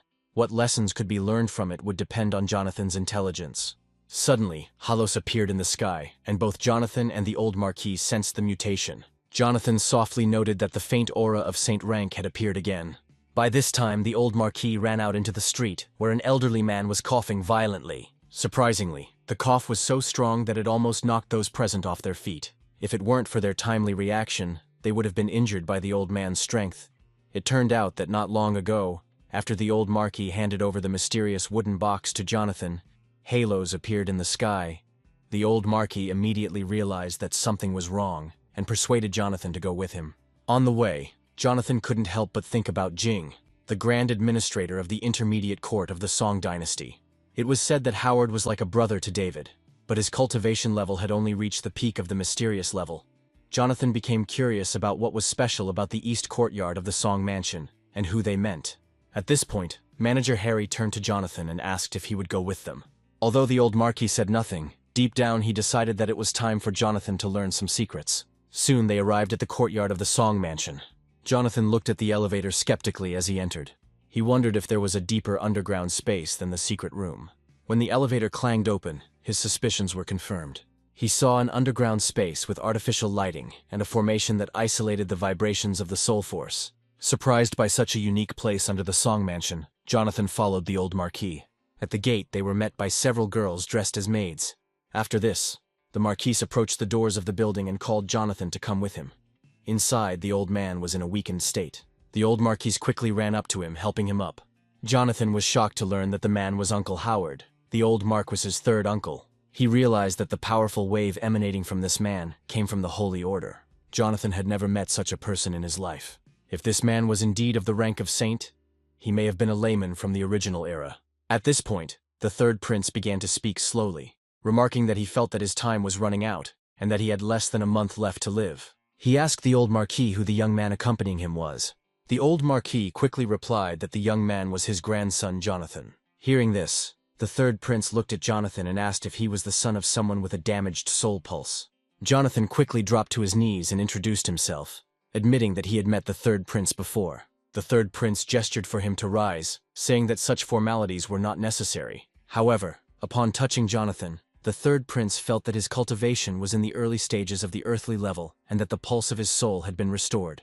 Jonathan was happy and immediately called the third prince to express his gratitude. He then instructed the system to copy the third prince's jade mech, but after a while there was no response. Confused, he wondered why the star system wasn't working. At this moment, the third prince suddenly clutched his chest. The old Marquis quickly approached him and asked what had happened. Suddenly, the third prince began to cough violently. His cough caused a powerful vibration of soul power that shook everyone present. The old Marquis quickly erected a rigid barrier to block it. Jonathan used his agility to avoid hesitation. This spectacle made a deep impression on the old Marquis, who realized that even the power of the Holy Spirit could not harm Jonathan. He thought to himself that Jonathan's strength was far from ordinary, but Jonathan was puzzled. He wondered why the star system couldn't reproduce the third prince's jade fur, given that the third prince was a source of saint-rank power hidden within their Song family. After the third prince's fluctuations in soul power dissipated, the old Marquis hurriedly approached, worried. But the third prince waved him off, assuring him that it was simply a lack of control over his power. The third prince noticed that his body was like a cracked vessel, with saint-level soul power leaking out uncontrollably. He didn't expect Jonathan to be so skilled at dodging, admitting that Jonathan did indeed inherit his abilities from his parents. The old Marquis then explained that Jonathan had been given an opportunity, while outside that not only restored his soul's pulse, but also greatly increased his strength. He added that Jonathan had even had a vision of the tragic fate of the world, which in more than a month would be flooded by waves of monsters. Hearing this, the third prince expressed concern about the ancient civilization's secret realm, asking if their Song family could survive. Jonathan replied that their family would be almost completely destroyed. This news shocked the third prince. Sensing the tension, the old Marquis changed the subject, suggesting that whether Jonathan's vision of the future was reality or a dream, they should be careful and prepare in advance. He also felt that Jonathan should know some family secrets. The third prince took a deep breath and revealed that he had once served as one of the 8 generals of Tiandu and was the bearer of Kao's star soul. Jonathan frowned in surprise, as this was a secret he didn't know in his previous life. The third prince explained that there were pills that not only improved development, but also prolonged life. This discovery excited Jonathan's grandfather, as longevity was something they desperately needed. Jonathan was shocked to learn that the third prince was a Chao user, as it did not match his past life experiences. He also realized that the star system did not react when he touched the third prince earlier. At this point, the old Marquis asked Jonathan if he had seen Howard in the future he had mentioned. Jonathan explained that in the future, the third prince never appeared, and that Cao passed on his legacy to a young man named Sebastian. The third prince, upon hearing this, thought that he had probably passed away by then, and Cao had turned into a new soul jade, looking for its next user. The young man Jonathan mentioned was likely Cow's next user. The old Marquis, muttering to himself, wondered if there was another way to prolong Howard's life. He remembered reading in the literature that there were pills from the southern continent that could increase life expectancy. And if they could bring such benefit to Howard, he was willing to risk everything. Hearing this, Jonathan suddenly remembered the 7-star survival pill, which could extend one's life by 3 to 5 years. The 8-star life extension pill, whose effects lasted for 5 to 10 years, and the 9-star frivolity pill, whose effects were known to last for over 30 years. The old Marquis looked at Jonathan in confusion and asked where he knew about these longevity pills. He then asked if Jonathan had saved the second prince, and if they could ask him to intervene. Jonathan interrupted the old Marquis and assured him that they did not need to bother the royal family because he himself knew how to prepare the longevity pill. Hearing this, the old Marquis excitedly grabbed Jonathan by the shoulder, asking when he learned alchemy. He was amazed that Jonathan was able to refine a pill to such a high level. He noted that the royal alchemists could hardly refine a 6-star pill with a success rate of less than 1 in 10. To dispel the old Marquis's doubts, Jonathan took out a high-level pill. Seeing this, the old Marquis became even more delighted and surprised. He felt that the pill was worth at least 7 stars or higher. Jonathan smiled and confirmed that it was indeed an 8-star heavenly spirit pill that could slightly increase one's heavenly level cultivation, although it could only be used once. When Jonathan handed the pill to the old Marquis, the old man made a decision. He decided that Jonathan should be given the same rights as a homeowner, with all the human and material resources at his disposal. He just hoped that Jonathan could improve his skills and help the Song family survive the coming wave and overcome the impending disaster. Jonathan understood what the old Marquis meant, so he stepped forward to examine the third prince's body. Just as he was about to check the prince's pulse, the third prince quickly pulled his hand away and held his left one out in front of him. He explained that his right arm was a biomechanical prosthesis obtained as a result of a major war. During the course of it, he lost his right arm and almost lost his life. That's why he pretended to be dead and hid. Jonathan finally understood why the star system wasn't responding. The prosthesis was not a product of their era, but rather an artifact found in the ruins of an ancient civilization, using technology far beyond their time. When Jonathan touched the third prince's left hand, the star system began to read the data. When it reached 70%, there was a data error. This left Jonathan both surprised and confused. He wondered how this could happen, but both the old man and the third prince were equally confused. Jonathan quickly released the prince's hand, assuring them that everything was fine. The hero asked third great-grandfather if his cultivation had never improved since he was seriously injured. He suggested that the error might have been caused by the third prince's lack of a physical body, which affected the meridians of his heart and soul. Jonathan told the old man and the third prince that he would first look for materials to refine the Order Life pill, and then find a way to revive the third prince with a new arm. The third prince was shocked by Jonathan's capabilities, surprised that Jonathan would even offer him the opportunity to grow an arm. At this point, Jonathan took out another pill, explaining that it was a 5-star spring pill. Although it would not prolong the prince's life, it had a strong healing effect that could ease his physical pain. After giving the third prince a pill, Jonathan got ready to leave. Before he could do so, the old Marquis informed him that all the resources of the Song family were at his disposal. After this, he told David to stay there and await further orders. As soon as Jonathan entered the elevator, he asked the system what caused the error in the data. The system responded that the data corruption was caused by unknown reasons, and that it was beginning to recover the missing data. Jonathan instructed the system to calibrate the damaged areas first. He planned to refine a pill that would increase the third prince's lifespan, then focus on restoring his right arm and copying the data after he recovered. The story moves to Jonathan's house. Meanwhile, the maids were busily tidying up Jonathan's room, making great efforts to please him. One of the girls, Leona, paid special attention to the young master's bedroom, hoping that he would be pleased. Another maid, Sona, made fun of Leon for working so hard, laughing at her for being bullied by Jonathan. Leona, with a shy and delicate expression on his face, told Sonia not to speak like that about their young master. Sona, however, did not take her seriously, and joked that Leon was just being stupid for caring about Jonathan, whom Sona called a useless pervert. Leona immediately came to Jonathan's defense, saying that he was no longer a waste of time since he could now train properly. Seeing this, Sona spread her hands, admitting that Jonathan was no longer a weakling, but adding that he still couldn't help but be a fool. Sona couldn't understand why Leona was so protective of Jonathan, reminding her of what happened last year when Jonathan tricked her and Zoe into following him. Hearing this, Leona became agitated and begged Sona to stop talking. Just at this moment, another servant of the Eastern Court, Layla, tried to stop them from continuing their argument. and reprimanded them to finish their work. The two maids quickly lowered their heads and returned to their duties. However, Zoe, another maid, thought only about food and showed no interest in her work. Layla noticed this and told her not to shirk work. Suddenly, Zoe announced that she urgently needed to go to the toilet, and she couldn't hold it any longer. Sona hissed in displeasure, realizing that this girl would find 1,000 reasons not to work. Hearing this, Layla corrected them, saying that they should not behave vulgarly and use such words. Then Zoe screamed again that she wanted to go to the toilet. Layla had no choice but to let her go.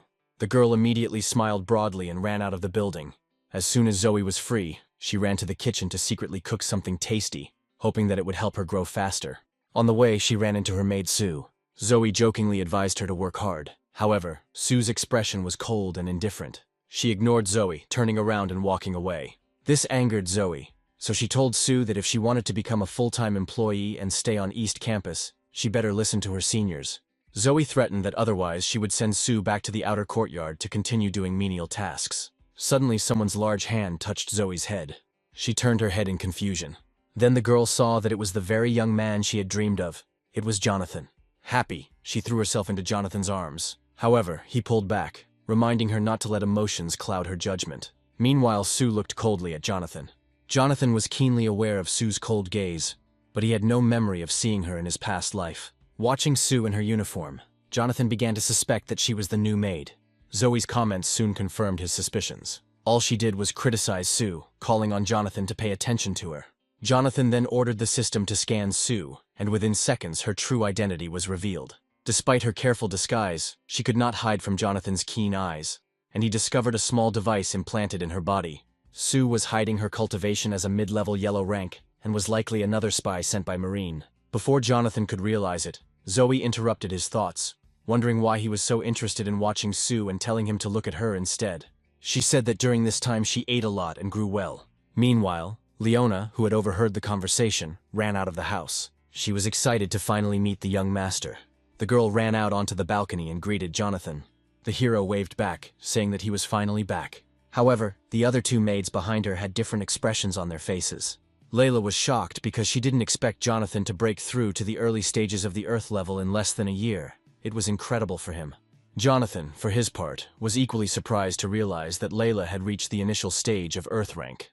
He couldn't help but wonder if this was another trick of the old man's. Meanwhile, the story moves to an underground secret room of the Song Mansion called the Mortal Grottos. After Jonathan left the underground cave courtyard, the old Marquis instructed David to begin preparations. From now on, all members of the Song family were to follow Jonathan's instructions, and all of Jonathan's instructions were to be carried out immediately. In addition, hidden guards were to be assigned to ensure Jonathan's safety at all times. David immediately understood his intention, confirming that this meant transferring even the command of the guards to Jonathan.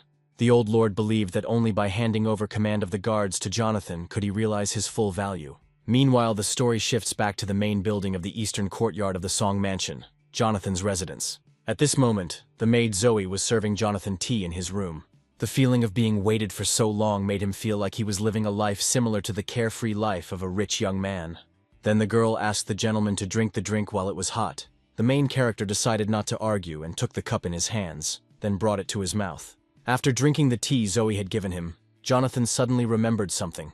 Zoe was very happy when she realized that the gentleman had a task for her. He instructed Zoe to keep a close eye on Sue's movements. He stressed that the maid must prioritize her safety and avoid detection. Having given these instructions, Jonathan dismissed the maids. The girls politely left to go about their business.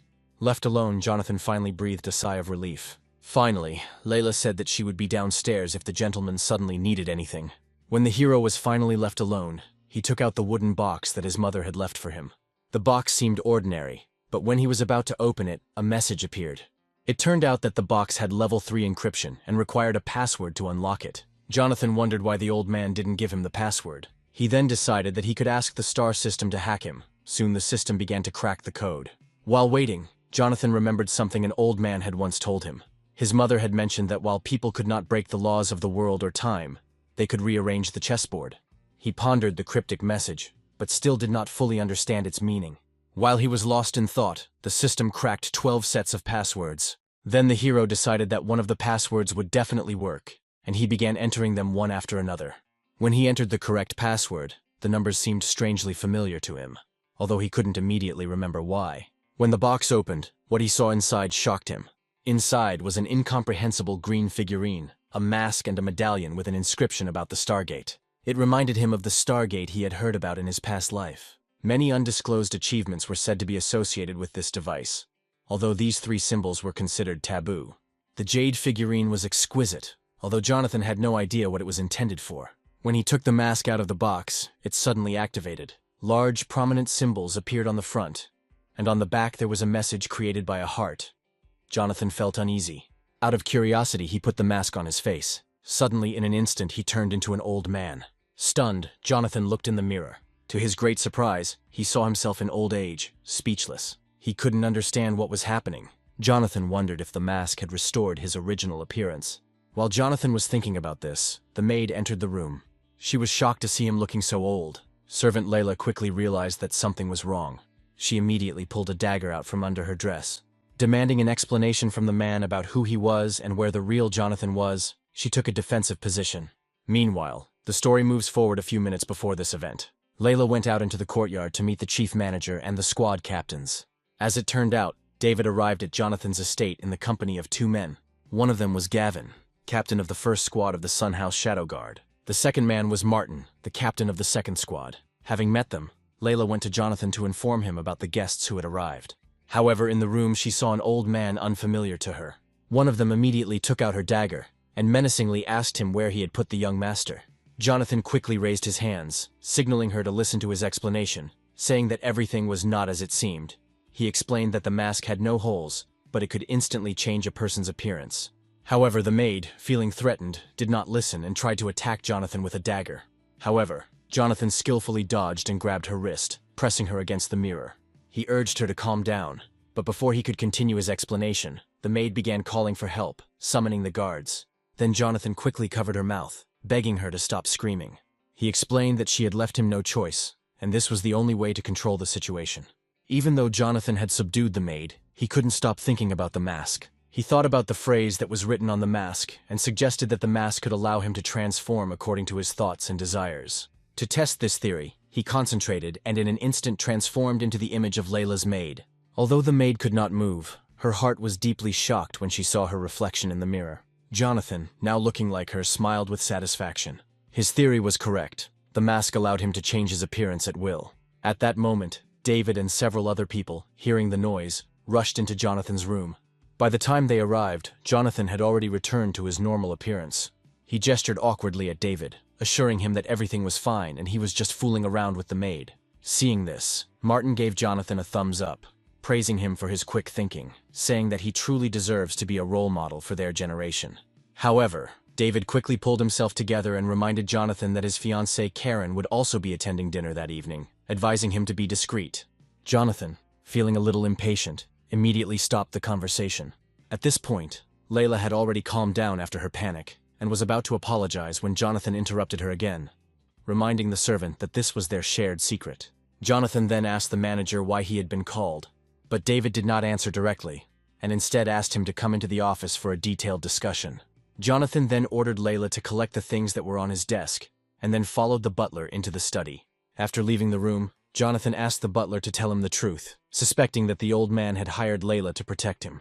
The manager did not deny this, and, although he was supposed to keep this information secret, explained that the Shadow Guards must now obey Jonathan's orders. Thus, he revealed that the Qing dynasty servant was a high-level expert from the third group of Shadow Guards of the Song dynasty, which effectively made him one of Jonathan's subordinates. The manager continued to explain that the Shadow Guards of the Song Mansion were divided into 3 groups, each with specific duties. The first group was responsible for actions, the second for reconnaissance, and the third for security. The old Marquis ordered that Jonathan would now be the sole commander of all Shadow Guards, including those in the first and second groups. He introduced Jonathan to 2 key leaders of the Shadow Guard, one named Gavin and the other Martin. Before Jonathan could express his opinion on their unusual names, the butler, knowing Jonathan's temperament, warned him to speak carefully. David explained that both Gavin and Martin were orphans who were taken in by Jonathan's mother. It was she who gave them names. They were deeply grateful to her, and their names had important meaning for the ancient civilization. The thing is that they were derived from the names of brave men and demons. Upon hearing about the ancient civilization, Jonathan couldn't help but feel a surge of curiosity about his mother and her mysterious origins.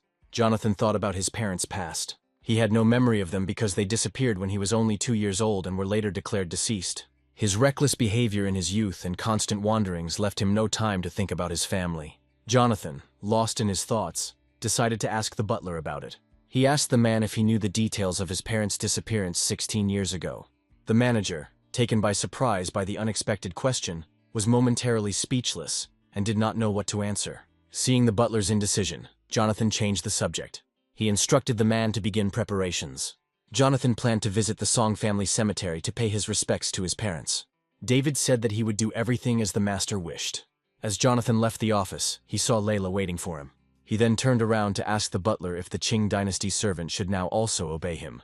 The butler confirmed this, and Jonathan called over the servant, informing her that he would now serve under him as part of the Song mansion's hidden guard. Layla immediately knelt down and reported that she was hidden stake number 28 in the third group of the hidden guard. Jonathan, touched by years of silent protection, thanked the servant for his loyalty and rewarded her with a card. To Layla's surprise, Jonathan also gave her an Emperor Spirit pill. It was a 5-star pill worth millions of dollars that had the ability to enhance human self-improvement without any side effects. Everyone present was amazed by such generosity, knowing that even in the heavenly capital, such pills were considered priceless treasures. However, Jonathan paid little attention to the value of the pill, since he had many of them. He was more focused on recruiting reliable people to strengthen his forces at this critical time. Gavin and Martin had apparently never seen such expensive things in their lives. At first, Layla was speechless, because even in the Tiandu kingdom, such a pill would be a priceless treasure. However, the hero assured her that he had many similar elixirs. Jonathan also reminded Gavin and Martin to wake up and do their jobs, assuring them that good work would bring rewards. Grateful for his words, they knelt and swore their allegiance to him, promising to serve him until death. Seeing their determination, David felt more confident, knowing that Jonathan was making the right decisions for the future of the house. Later, Jonathan assigned the team to investigate a case involving a certain person, and the group prepared to head to the Song family cemetery. Soon they boarded the transport and went to the desired location. On the way, the driver Bernard asked Mason what he thought about Jonathan's return. Mason responded with another question, wondering if the young master had changed since his return. They both exchanged glances and looked back at Jonathan, who was handing over a list of medicinal herbs to manager Austin. Jonathan asked him to help him buy herbs. However, after looking through the list, Austin admitted that he had never heard of some of them. He asked Jonathan to wait while he consulted a pill specialist. Jonathan said he would look forward to his response. At this time, Austin was at the headquarters of the Red City Chamber of Commerce in Nanzhou. The manager walked down a long, rich corridor, at the end of which a girl sat at a table. He turned to Julia, the legitimate heir of the Hong family and responsible for all business in Nanzhou, for advice. As Julia looked through the information about Jonathan, he looked at her thoughtfully. With a smile on her face, the girl acknowledged that Jonathan had significance and potential. Standing up from her seat, Julia asked the manager to arrange a meeting with the young Marquise of the Song family. Meanwhile, somewhere above the river, a heavenly motorcycle was passing by. Sarah was sitting on it, and every now and then she asked someone for permission to enter. Soon the system informed her that she had passed the test. After that, the girl headed to the building, which was located right behind the huge waterfall. She drove through the open door and turned her motorcycle sharply, trying to slow down. When Sarah finally stopped, the system greeted her and congratulated her on her return from the mission. After that, the girl got off the motorcycle and walked down the corridor. At that moment, a little girl ran along the next corridor. The girl was Sarah's younger sister. Her name was Daisy. She burst into tears when she saw her older sister.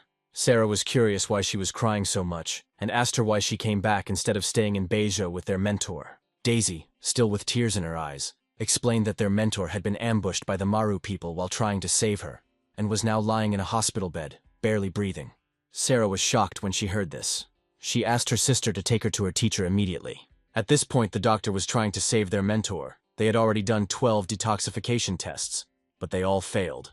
As they were preparing for the retest, Sarah and Daisy entered the room. Sarah, not believing her ears, went straight to her teacher's bed. Her teacher was a strong figure, one of the few in the early stages of the heavenly rank. However, she looked weak now, and when Sarah returned, she felt relieved that she was safe. The doctor then explained the woman's condition to Sarah, stating that although the external damage was no longer severe, a strange toxin was destroying the meridians of the heart and soul. Sarah was greatly shocked, wondering if even Silent Abyss technology could create an antidote to such a toxin. The doctor, feeling helpless, admitted that they could only use the filtration technology to prevent the toxin from entering the brain, but there was not much time left. The toxin was apparently a new type, and no detox plan could be found in the Silent Abyss's knowledge base. The doctor added that the toxin was cleverly structured, using soul power to combine chemicals to form poisonous units. Thus, it made it similar to the methods of alchemists. Upon learning that the alchemist could decipher the toxin's action, Sarah immediately remembered the pill Jonathan had given him. This gift was in gratitude for the information she revealed to him. Without hesitation, the girl took out that very card. She then emptied all the pills inside onto the table. The two doctors were delighted and quickly began to analyze the tablets. One bottle in particular caught their attention. Upon opening it, they confirmed that the white tablet could be an antidote. They immediately began their analysis. Meanwhile, Daisy asked Sarah how she had acquired so many pills, jokingly suggesting that she might have robbed the Hong Kong Chamber of Commerce pharmacy. Sarah, sweating profusely, assured her that she had not robbed anyone, explaining that all the pills were gifts from the mystery man.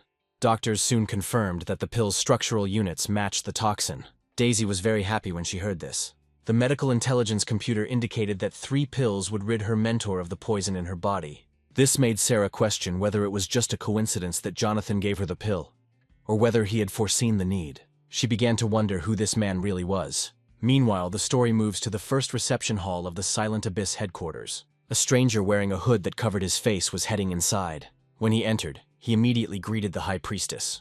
The High Priestess immediately inquired about the condition of her mentor. Her subordinate informed her that the poison's effects had been controlled by a pill Jonathan had received from the target character. The mysterious woman immediately collected information about Jonathan, copying it into the database. She noted that Jonathan had become a Star Soul General. The priestess assumed that a responsible adult had already taken control of Jonathan's body. Suddenly, she asked why he didn't use the prepared container. She wondered if their master had really returned to them. Meanwhile, the story moves to the Song family cemetery. While making a fire, Jonathan suddenly sneezed. He seemed to sense that someone might be speaking badly of him. Martin, who was accompanying Jonathan, joked that sneezing did not necessarily mean that someone was speaking badly of him. Perhaps the girl was thinking about him. David gave Martin a glare, signaling him to stop talking nonsense, causing Martin to silently pout. Jonathan, however, had already confirmed his suspicions. After scanning the system, he found that there were no accidents involving his parents in the cemetery.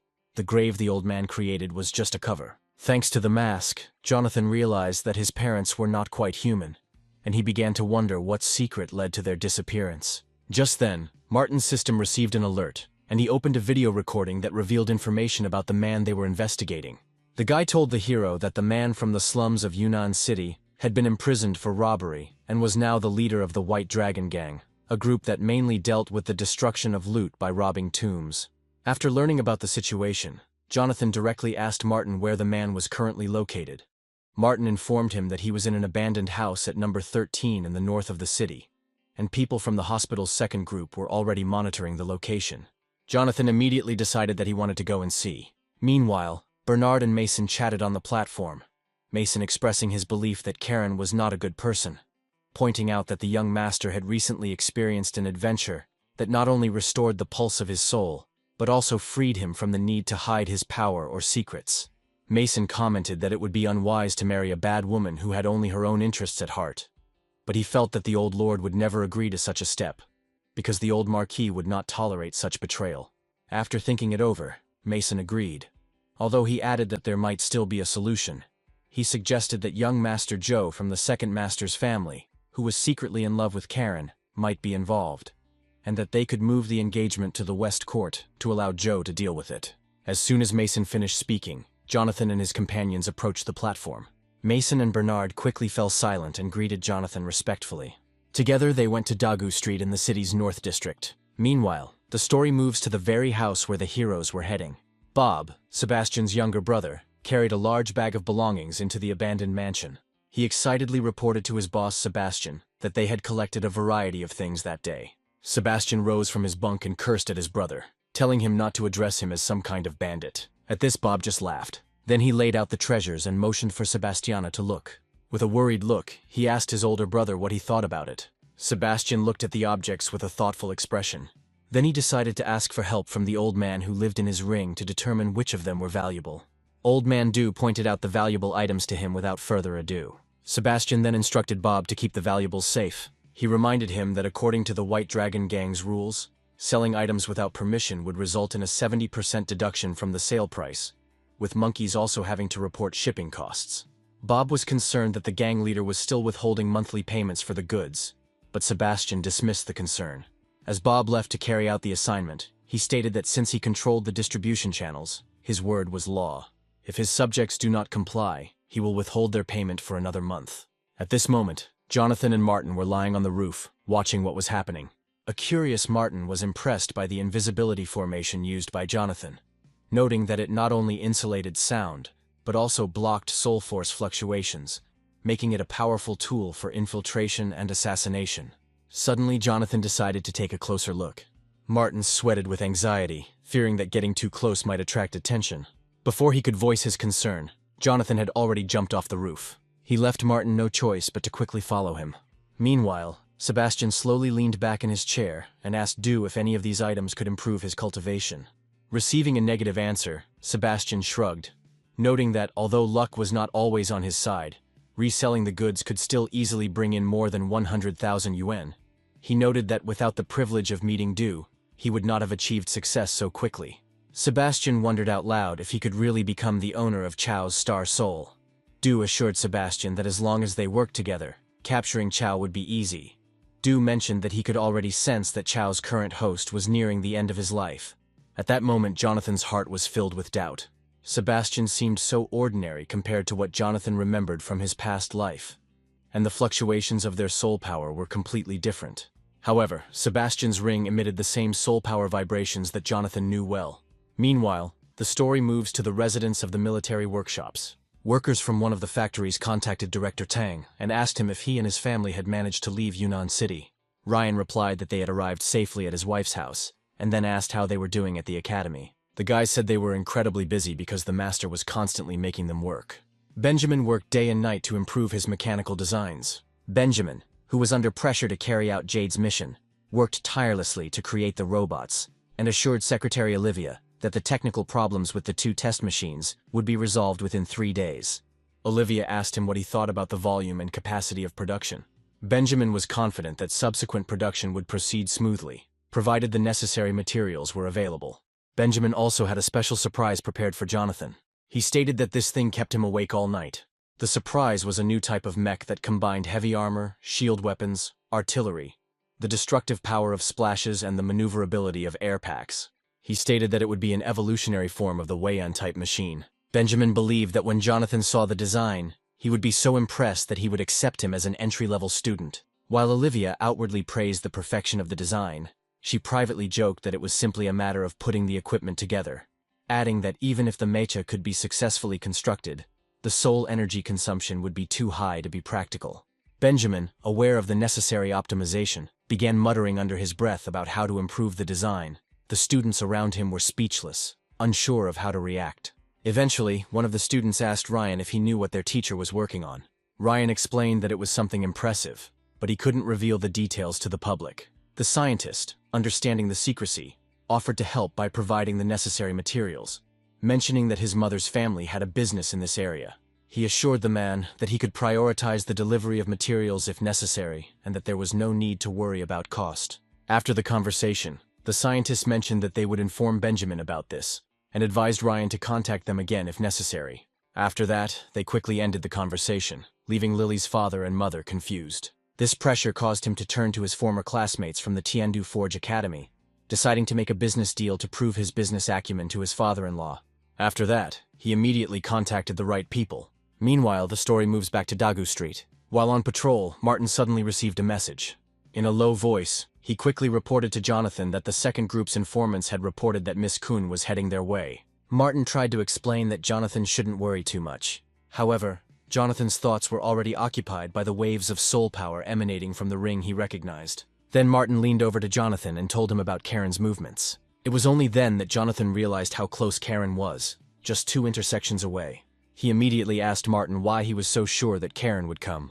Martin reluctantly explained that he had heard rumors of personal connections between Miss Kun and the leader of the summer patrol, although he urged Jonathan not to be angry since they had not been confirmed.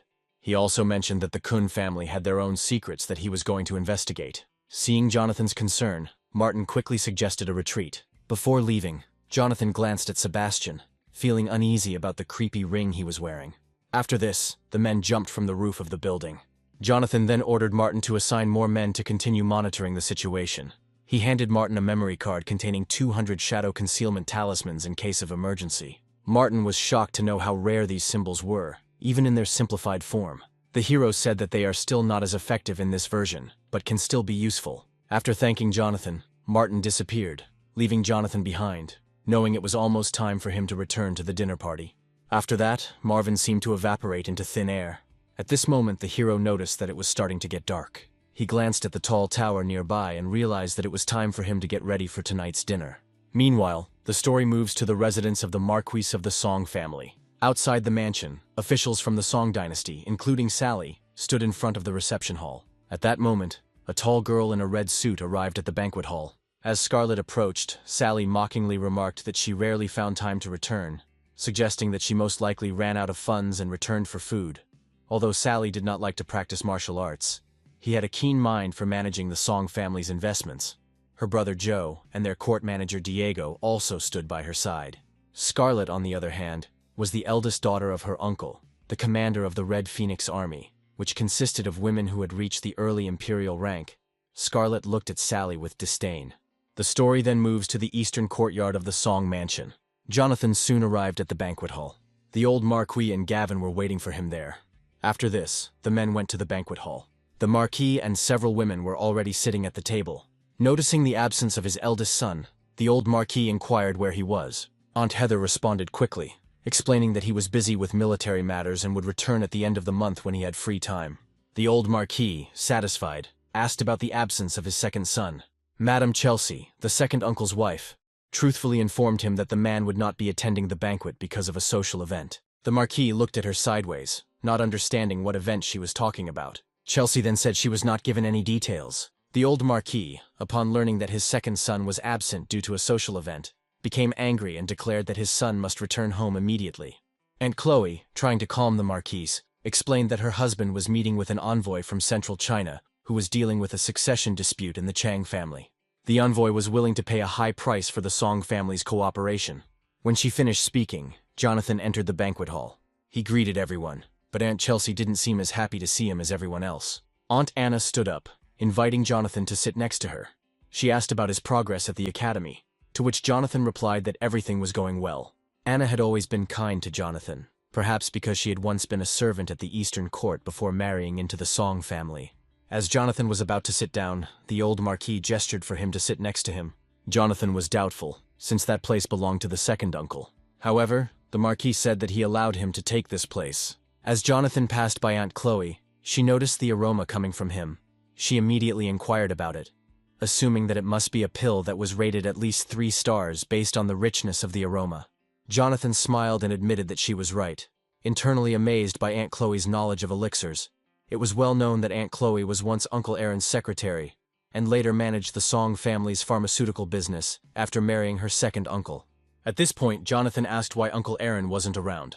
Aunt Chelsea, with a disdainful expression on her face, replied that Uncle Aaron was busy socializing at a dinner party and would not be able to return. Jonathan, seeing this, took his place without further comment. He knew that Chelsea was a utilitarian and pragmatic person, always looked down on him for his lack of ambition. Aunt Chloe, although she was profit-oriented, still put the collective interests of the Song family first. Despite this, Jonathan couldn't understand why Uncle Aaron didn't approve of Aunt Chloe. At this point, Jonathan noticed that his uncle had not arrived either. Aunt Heather, puzzled, immediately explained that Uncle, who led the Iron Hand army stationed at the Great Wall of China, could not leave so easily. She asked Jonathan to forgive him, and mentioned that Ian and Sam would be arriving soon. She suggested that the younger generation should socialize more at the banquet in the West Fifth Court. If Jonathan had any questions, he could ask Scarlett for advice. Jonathan agreed with a smile, admitting that his uncle was known for his stubbornness and strict adherence to rules. His impression of his uncle was that he was a tough and honest soldier. Jonathan, familiar with such behavior from his past life, found it somewhat contemptuous. He suspected that his uncle's strictness was just a facade covering deeper problems. Aunt Heather was also a stickler for rules. At that moment, Sam came into the banquet hall. Aunt Heather immediately scolded him for wearing flashy clothes and asked him to change. However, The old Marquis intervened, saying that it was simply a family banquet that did not need to be too formal. After this, Sam greeted Jonathan, addressing him as a younger brother. Jonathan corrected Sam with a slight smile, suggesting that he call him brother, since Sam, an exceptionally talented young man, had reached the early stage of the Earth level at only 16 years old, a talent that made him arrogant and contemptuous of others. In his previous life, Sam showed great loyalty and courage despite his arrogance, sacrificing himself to help evacuate residents during a crisis, and eventually dying of exhaustion. Now Sam, still smiling and teasing Jonathan, wanted Jonathan to acknowledge his superior rank. However, Jonathan was not one to tolerate nonsense. He straightened up and released a wave of powerful spiritual force. Sam was amazed to realize that Jonathan had reached the early stage of the Earth rank and had restored his soul pulse. Heather and Chelsea were also very surprised that this guy was emitting an Earth rank aura. Anna smiled sweetly, as this was exactly what she expected from Jonathan. Sam was surprised because he thought Jonathan had problems with his soul veins. The hero chuckled, asking if Sam would now call him brother. Seeing Jonathan's show of strength, Sam reluctantly agreed to acknowledge Jonathan as a brother. However, Jonathan, determined not to be outdone, took out a pill and swallowed it. Suddenly, the ceiling of the banquet hall was covered by a powerful wave of energy. With a loud bang, Jonathan's level of development soared to the average Earth level. Sam, shocked, immediately hugged Jonathan's thigh, declaring that Jonathan would be his brother in the future. The quick change in attitude left Jonathan a little taken aback, and he wondered if Sam had confessed too hastily. Sam's sudden change in attitude was caused by his desire to get more pills. When the Marquis heard his words, he immediately hit the guy on the head, silencing him. All the women watched intently, and Heather felt like she wanted to sink into the ground with shame. Meanwhile, Chloe suddenly asked about the pill Jonathan was holding. She suspected that it might be the legendary Emperor Spirit pill. When my aunt found out that it could be a 5-star pill, she was skeptical. The Marquise, watching all this, laughed, thinking that there was still a lot they didn't know about Jonathan. Heather noted to herself that such a pill was extremely rare and was passed down from generation to generation. Aunt Chelsea recalled that a recent auction at the Hong Kong Chamber of Commerce had brought in a significant profit on a batch of pills, and the price of the pill was likely even higher. Jonathan appreciated his aunt's insight, acknowledging that she understood the pill's special effect. This pill, according to ancient records, could raise the Earth-level power plant to a higher level without side effects. However, it was only effective the first time it was used. The old Marquis was pondering how best to use the Emperor's Spirit pill, given its potential to advance the Song family's mid-level forces. He didn't look too shocked, as he had seen these pills before. Meanwhile, Heather saw this as a rare opportunity. She thought that getting such a pill for her 2 children would be worth sacrificing a little of her face. However, she was worried that showing too much affection for Jonathan could be seen as being overly affectionate towards him, which could be perceived negatively. Despite Heather's hesitation, Aunt Chelsea had already taken action. Although Jonathan felt awkward about all the attention he was receiving, he thanked the woman for inviting him to sit next to her. Heather was shocked when she realized that Chelsea had beaten her to it, and then said that her son had been very rude to Jonathan, and now he needed to apologize. Then the boy realized his mother's intentions and did an amazing somersault. Upon landing, he approached Jonathan and offered him tea. He explained that the previous remarks were just a few jokes, and expressed the hope that brother Jonathan would not take them to heart. Seeing Sam so eager to make amends, Jonathan suggested that Sam should perform well, and there was an opportunity to help him break into the heavenly level. Sam was overjoyed at the prospect. At this moment, Sam's brother and sisters also arrived at the banquet hall. Sally was the first to enter the hall and immediately greeted her relatives. Among the guests, she also noticed Jonathan. Sally soon noticed that the atmosphere had lightened and was puzzled by the presence of a man she had considered insignificant sitting in his father's place. Despite the old man's favoritism towards her, it seemed unreasonable that his mother had also changed her attitude. Sally was puzzled how her mother, who had always been powerless to change, could be so polite to someone else. Without waiting for Sally to comment, Joe immediately entered the room and began shouting at Jonathan for sitting in his father's seat. Upon hearing this, Sally immediately shut her brother's mouth. Joe's bad mood was used as an excuse to calm Jonathan, who was advised not to take it personally. Jonathan, not particularly concerned, watched Sally with a feeling of disdain. Although Sally did not like to practice, her intelligence and understanding of current affairs made her similar to the cunning foxes. However, Sally's genuine talent and attempts to maintain his genius image contrasted with his difficult relationship with Jonathan. In his past life, Jonathan witnessed Sally's arrogance and experienced hardship during the war. Jonathan remembered the last battle at Tiandu. Joe, who was fortunate enough to be under the Empress's protection, was exiled to the kingdom of Sishui. They were reunited under terrible circumstances, and Joe constantly pursued those responsible for the downfall of the Song family. Reflecting on the past events, Jonathan wondered if there might be a traitor in the Song family. Meanwhile, a girl in red entered the hall. Scarlet, standing across from Jonathan, was surprised to learn that Jonathan was the hero who saved the city. Despite facing the ferocious divine-level beasts, Jonathan remained calm and managed to bring everyone back safely. Scarlet found it difficult to judge Jonathan. Jonathan, aware of Scarlet's financial problems and her reluctance to discuss money matters, took the opportunity to thank her for arranging a boat to pick him up. This gesture surprised Scarlet quite a bit. Then she said that she was just fulfilling her grandfather's request. This eventually led to a discussion about military losses, and the Marquis proposed drawing up a list for compensation. Sally, realizing the situation, spoke up about how Scarlet had only come here to settle accounts with her grandfather. She felt she had discovered the secret of Scarlet's politeness towards Jonathan, and she assumed that Jonathan must have great potential. Meanwhile, Jonathan was shifting the blame onto the old Marquis, suggesting that he should bear the costs. However, the old Marquis was not stopped by the bill of several million. Jonathan, feeling uneasy despite having tens of millions on hand, was concerned about his current spending habits. As more and more guests arrived at the banquet hall, among the new arrivals were the pleasant daughter, Celia, and the old Marquis's fourth son, Mike. Celia, the director of education of the Yunnan Military Preparatory Department, was in the early stage of the Earth level. On the other hand, Mike, an old bachelor, had difficulty with both literature and martial arts. He was a simple man living in the shadow of his younger brothers. Mike, leaning on Jonathan's shoulder, asked if he wanted to go out for a drink that evening. Jonathan, smiling, politely declined and suggested they discuss it later. He felt that Mike's true level of development was still uncertain, but Jonathan considered him a real mystery. At this moment, the Marquis asked who had not yet arrived at the banquet. Realizing that almost everyone had arrived, he asked the maids to call the remaining guests here. Unexpectedly, Mike quickly invited Jonathan to sit with him. However, the hero said that today the Marquis invited him to sit next to him.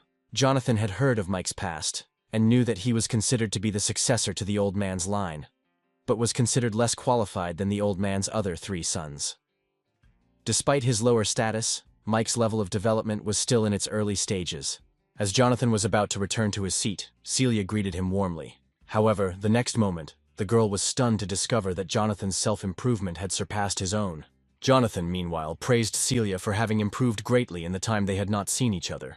In his past life, Jonathan did not pay much attention to his past, only knowing that he was a well-trained teacher who had reached the early stage of the Earth level before the age of 30.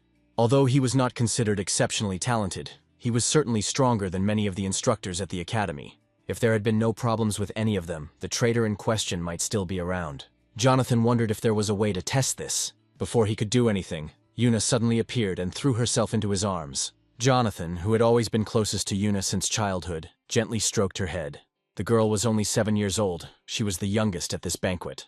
At this moment, another young girl of 13 years old, Unity, approached the hero. She came over to greet Jonathan.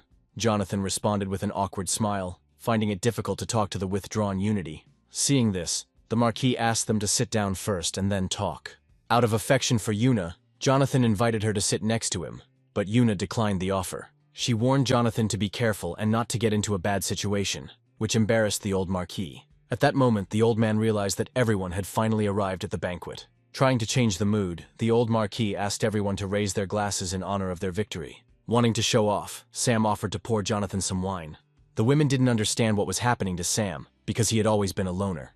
The guests wanted to start drinking from their glasses, but manager David quietly stopped them. David quickly reminded the old Marquis that the Kuhn family had not yet arrived. The old Marquis, who had forgotten, instructed manager Mu to summon them. However, he decided that this glass would be a penalty. David, in turn, said that he would try to hurry up the late guests. Unexpectedly, the old Marquis waved off the offer, noting that Carter, the lord of the city, deserved due respect. Meanwhile, Joe was excited to hear that Karen was coming. However, Sally stopped his enthusiasm by reminding him that Karen was engaged to Jonathan and warning him to behave appropriately. Despite Joe's dismissive attitude and his intention to break off the engagement when his own self-improvement improved, he had a disdainful attitude towards Jonathan as a useless fool compared to himself, a young genius. Sally, confused as to why everyone seemed to prefer Karen, called her a loose woman. However, she quickly received a reprimand from Joe.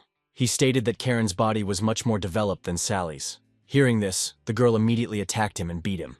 Their argument was interrupted by Aunt Chelsea, who reminded them to behave properly. Taking advantage of the opportunity, Joe quickly went to greet Karen. The second aunt tried to call out to Joe, but the old Marquis said he could go. At this point, Layla reported to Jonathan that valuable information had been discovered, and they waited in the adjacent lobby. The Marquis, without further ado, sent the boys off to do their business. He told the manager to go with them too. At this point, Sam was wondering where they were headed.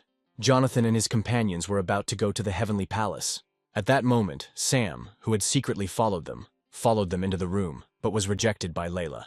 Meanwhile, Martin took out 3 photographs taken by his trusted people, along with a recording device. According to their citation group, the Kuhn family had 2 hidden cameras installed. It turned out that the head of the Kuhn family had broken into the heavenly realm and was planning to publicly dissolve their marriage at a dinner party. The old man from the Kong family also loudly declared his intention to challenge the Song family. Karen led her family on a secret investigation, and some of their conversations were recorded by secret security. When Martin played the tape back, the content was shocking and potentially damaging. The old Marquis, mocking the Kuhn family's attempts to challenge them, asked Jonathan how he planned to handle the situation. He offered to reveal the Song family's cards if Jonathan was willing to keep the engagement. However, Jonathan firmly refused, expressing little interest in the engagement. He preferred to avoid complications, and saw no need to reveal the Song family's secrets. The old Marquis, feeling that his family had been humiliated, was determined to intercede for Jonathan. However, the hero had some cards up his sleeve. Jonathan had already planned to cultivate 3 heaven-level experts, and then challenge Carter. Meanwhile, the story moves back to the banquet hall. At this point, Sam, who had been eavesdropping on Jonathan and the others' conversation, was disappointed by the isolation formation set up in the side room. While he was silently seething with anger, Scarlet scolded him for his behavior and ordered him to sit down. Sam, in pain, complied. Suddenly, a strong fluctuation in soul power erupted in the heavenly hall, shocking all the guests. Despite the muffled noise, it was clear that a breakthrough had occurred. Sam agreed with this assessment because his father's recent breakthrough was similar. Just as Sam was about to say something, Scarlet quickly covered his mouth. Sally observed this and concluded that it was a fluctuation in the soul's power, recognizing it as significant. Unfortunately, her own low level of development did not allow her to feel anything, but she sensed the potential for profit. At this moment, Celia turned her attention to the heavenly hall. At first she thought that the atmosphere was tense, but it didn't seem like there was a fluctuation in his father's soul force. Realizing this, she became frightened and broke out in a cold sweat. Mike noticed her anxiety and, puzzled, asked if she was okay. Celia could only pretend to be calm and signal that he was okay. Meanwhile, Sam was in high spirits. He knew that Jonathan must have something remarkable. The movement that had broken through the heavenly staircase must have been caused by him. Sam excitedly explained that Jonathan had taken the Emperor's Spirit Pill in front of them, which had allowed him to break through from the early stage of the geological level to the middle stage. The Emperor's Spirit Pill, which could save 2 or 3 years of hard work, greatly shocked Scarlet. She realized how valuable the pill was, and realized that Jonathan was using it to boost his fighting spirit. Sam noted that selling the pill could cover the Red Phoenix Army's military expenses for several months. When Scarlet found out about the pill, he was shocked and grabbed Sam and shook him vigorously. He could hardly believe that Jonathan had more than one of these rare pills. Sam, now dizzy and disoriented from the shaking, figured helplessly that Jonathan had probably had more than 10 drinks. Sally was confused by her siblings' reactions. She suspected that they had discovered something important and planned to ask her mother about it later. By this time, Scarlet had regained her composure. As the commander-in-chief of the army, she knew the value of the 5-star pill, but she understood the importance of maintaining dignity in front of her families. Suddenly, another wave of soul power swept across the heavenly hall. She knocked Scarlet and Sam down and smashed a jug of wine on the table. The brother and sister, unable to hide their shock, were stunned by the 3rd wave of heaven-level aura. Sam wondered if he should have followed them sooner, wondering if he had broken through to the celestial realm as well. Meanwhile, the story moves to the outer courtyard. Jonathan sighed, noting that the hastily organized formation could only withstand 3 heavenly tier breakthroughs. The Marquis thought that he hadn't expected Jonathan to be as knowledgeable about arrays as he was about alchemy. At this point, David felt that the old Marquis's experience in formations was surprisingly insufficient. Meanwhile, the hero looked at the girl in surprise. Layla was amazed at how quickly the breakthrough happened, causing Jonathan to break out in a sweat. He said Martin and Gavin were at the top of the Earth level. It only took them 2 layers of obstacles to break through. But on the contrary, Layla was at an early stage of earthly development. and Jonathan had to forcibly raise him to the heavenly level. Layla honored Jonathan by swearing allegiance and expressing her desire to become Jonathan's sword in the fight against all enemies. Seeing this, Jonathan immediately used the purification talisman. He understood that despite Layla's limited qualifications, her elevation to the heavenly level was not a disadvantage. In an instant, the erasure symbols worked, and Layla appeared in a completely new appearance. She bowed and thanked Jonathan for his help. By this time, Gavin and his companions had united their holdings. They told the hero that they were okay. Their bodies were engulfed in flames. Gavin, inspired by the power of the heavenly rank, felt the desire for a good fight. Martin, rising into the air, experienced a wonderful sensation. Jonathan cautioned them against overconfidence, reminding them that they were still in the early stages and that the real goal was to become saints.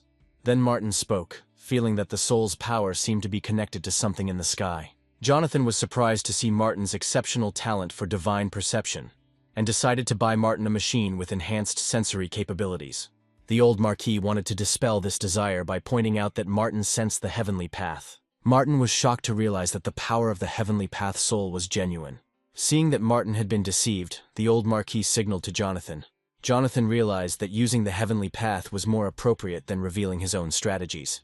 At this point, Gavin asked if Jonathan wanted to meet Carter directly. However, Jonathan quickly waved his hand, indicating that there was no need for a direct conflict with the Kun family, preferring a subtle and reserved approach. Martin then suggested that they could disguise themselves as the Eastern City courtyard to welcome the distinguished guests from the Kun family.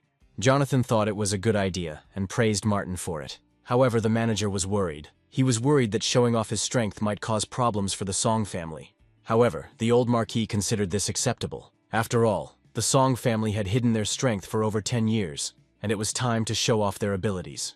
Otherwise, those around them would only perceive them as weaklings. Meanwhile, the story moves to the gate of the outer courtyard of the Song house.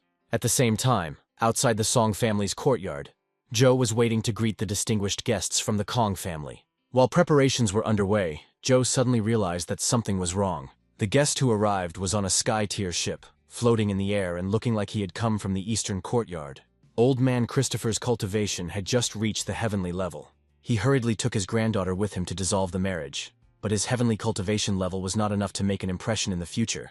Even the gatekeeper would be able to suppress him. Just recently, the old man from the Kun family met Karen's boyfriend, Sebastian. He acknowledged that although Sebastian came from a prestigious background and had many achievements, he displayed extraordinary fighting prowess and was considered a capable talent. Jonathan also had several relationships with Sebastian.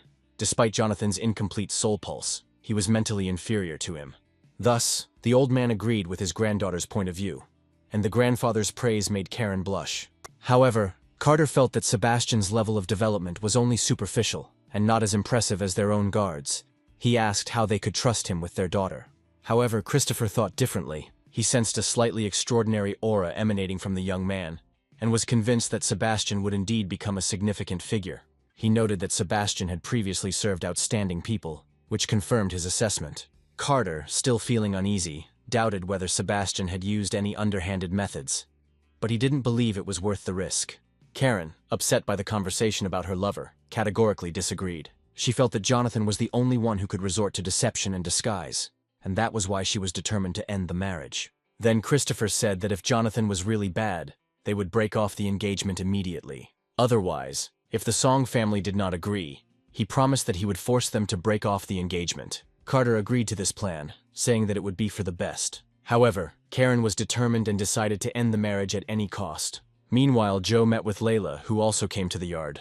He was shocked to see her. He learned that she was a servant of the Eastern Court. Layla, Martin, and Gavin bowed and addressed him, mentioning that they were waiting for young Master Jonathan to greet the distinguished guests of the Kun family. Butler Joe remained wary, however. Joe told him that he was not blind and understood everything too, but the old man continued. He felt that the two guards were similar to those he had seen before. He suspected that they might be part of a secret group prepared by the old Marquis. Despite his doubts, he decided not to overdo it and focused on the current situation. The manager's confusion gave Joe pause for thought, and he had yet to discover the reason for it. By this time, representatives of the Kun family had arrived, and preparations for their meeting were in full swing. Their ship landed with a crash right in the middle of the landing pad. Karen was the first to exit the ship. Seeing her, Joe quickly bowed and greeted him. Karen, however, pretended not to recognize Joe and feigned curiosity about his presence. Joe quickly revealed that Jonathan was his cousin, making Karen his first cousin. Although Karen's outward praise seemed sincere, she secretly mocked Joe and questioned his motives. The girl thought to herself that one look at his depraved expression was enough to understand that he was simply addicted to her beauty. Meanwhile, Carter and Christopher got out of the transport. Karen was polite and kind, hugging his father and complimenting Joe. Joe, who quickly reciprocated, greeted his influential guests. Carter then approached Joe, complimenting him and suggesting that his father must be the commercial genius of the Song family. Joe cleverly boasted about the Song clan's achievements. At this time, old man Christopher, who had been watching the conversation, began to get irritated. He released his heavenly tier aura to intimidate the Song family. The terrifying pressure immediately caused a stir among those with a lower level of development. Joe quickly recognized Christopher as the leader of the heavenly level. At that moment, Carter realized that his father was giving the Song family a chance to retreat. Then Layla asked Martin if he wanted to take action. Having received approval, Martin released his own breath to counter Christopher's aura. The two auras collided and eventually dissipated, leaving Carter incredulous. Everyone present on the site fell silent in bewilderment. He wondered if the Song family was really as simple as they seemed at first glance. Karen, who had a low level, was a little confused and didn't understand why Grandpa suddenly held his breath. Joe's servant wanted to express his opinion, but the boy ordered him to shut up. Meanwhile, Carter had already bowed in respect to Layla and the men and asked who they were. The Jing dynasty representatives began to introduce themselves, explaining that they were servants of the Eastern Court of the Song dynasty and had recently served as gatekeepers of the Eastern Court. They were there to await young Master Jonathan's order, and especially to welcome the distinguished guests from the Kun family, inviting them inside. After learning that these three were just servants of the Eastern Court, Christopher felt a wave of disappointment. He was already in shock when facing three heaven-rank experts. The old man believed that his high upbringing would make him look down on his future son-in-law. But the situation backfired. Meanwhile, the story moves back to the banquet hall. Sally sat next to her mother, who told her about Jonathan's situation. She was stunned and asked her mother if she was joking about the treasure Jonathan had. Her mother assured the girl that this was true. Then Sally realized that the unusual behavior of Jonathan's siblings made sense. The thing is, there could be significant power hidden behind Jonathan. Sally then assured her mother that such valuable property should belong to their Western court. She was afraid that Aunt Chloe might take over his father's pharmaceutical business. At that moment, the door to the hall opened and Jonathan and his friends walked inside. Watching Sam and Scarlett standing in front of him, Jonathan thought they must have felt the recent breakthrough. Then Sam approached Jonathan and asked if he had experimented with anything valuable. Jonathan, without hesitation, said that there was nothing better than the experimental pills, and Sam, wanting to help, followed him. As the hero approached the table, Sally stood up from her seat and offered her place to Jonathan. The guy decided to agree without further ado. The servants then announced that the Kun family had arrived, and young Master Joe and his team greeted them. These words made the Marquis think about something. The old Marquis signaled to David and whispered something to Manager Mu, who was deeply involved in the affairs of the mansion.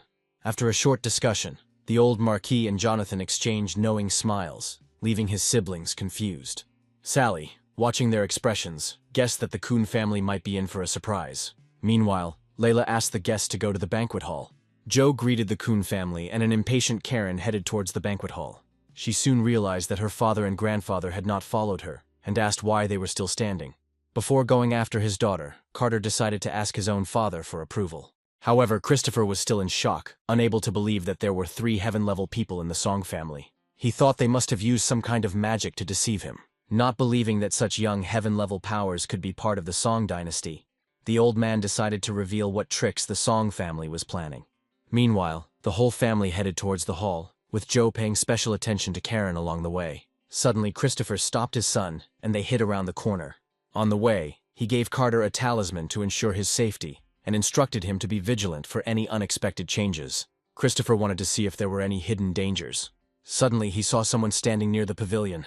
It was Bernard, the driver from the Song family. One look at him instantly scared Christopher, causing him to drop to his knees and lose his composure. Carter rushed to help his father and inquired about his well-being. The old man said he was fine, but when he looked back at the pavilion, Bernard had disappeared. This left him speechless. At that moment, Karen came up to them, not understanding what had happened, and then he picked up the dropped talisman. The old man turned to his son, asking him to help him get up. After that, they all went further into the hall together, but Christopher still couldn't come to his senses, not understanding where a person with such strength came from here. At that moment, a man in a wheelchair appeared around the corner of one of the houses. This made Christopher break out in a cold sweat. The man was Mason, the gatekeeper, who stared at the old man with a cold gaze. Christopher, greatly shocked by this sight, vomited blood and fell to the ground, his heart aching incredibly. Carter and Karen quickly came to his aid and asked why he was bleeding.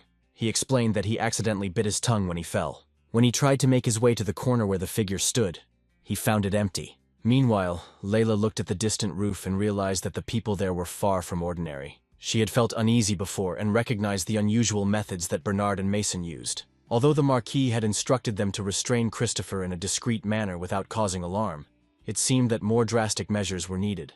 Mason said it was necessary to maintain the dignity of the court and to solve the problem of the old man's behavior. At this point, Christopher was convinced that what he had seen was real. He believed that the Song family had indeed been harboring numerous experts, and he decided to report this to the court upon his return, claiming that the Song family had been involved in deliberate misconduct.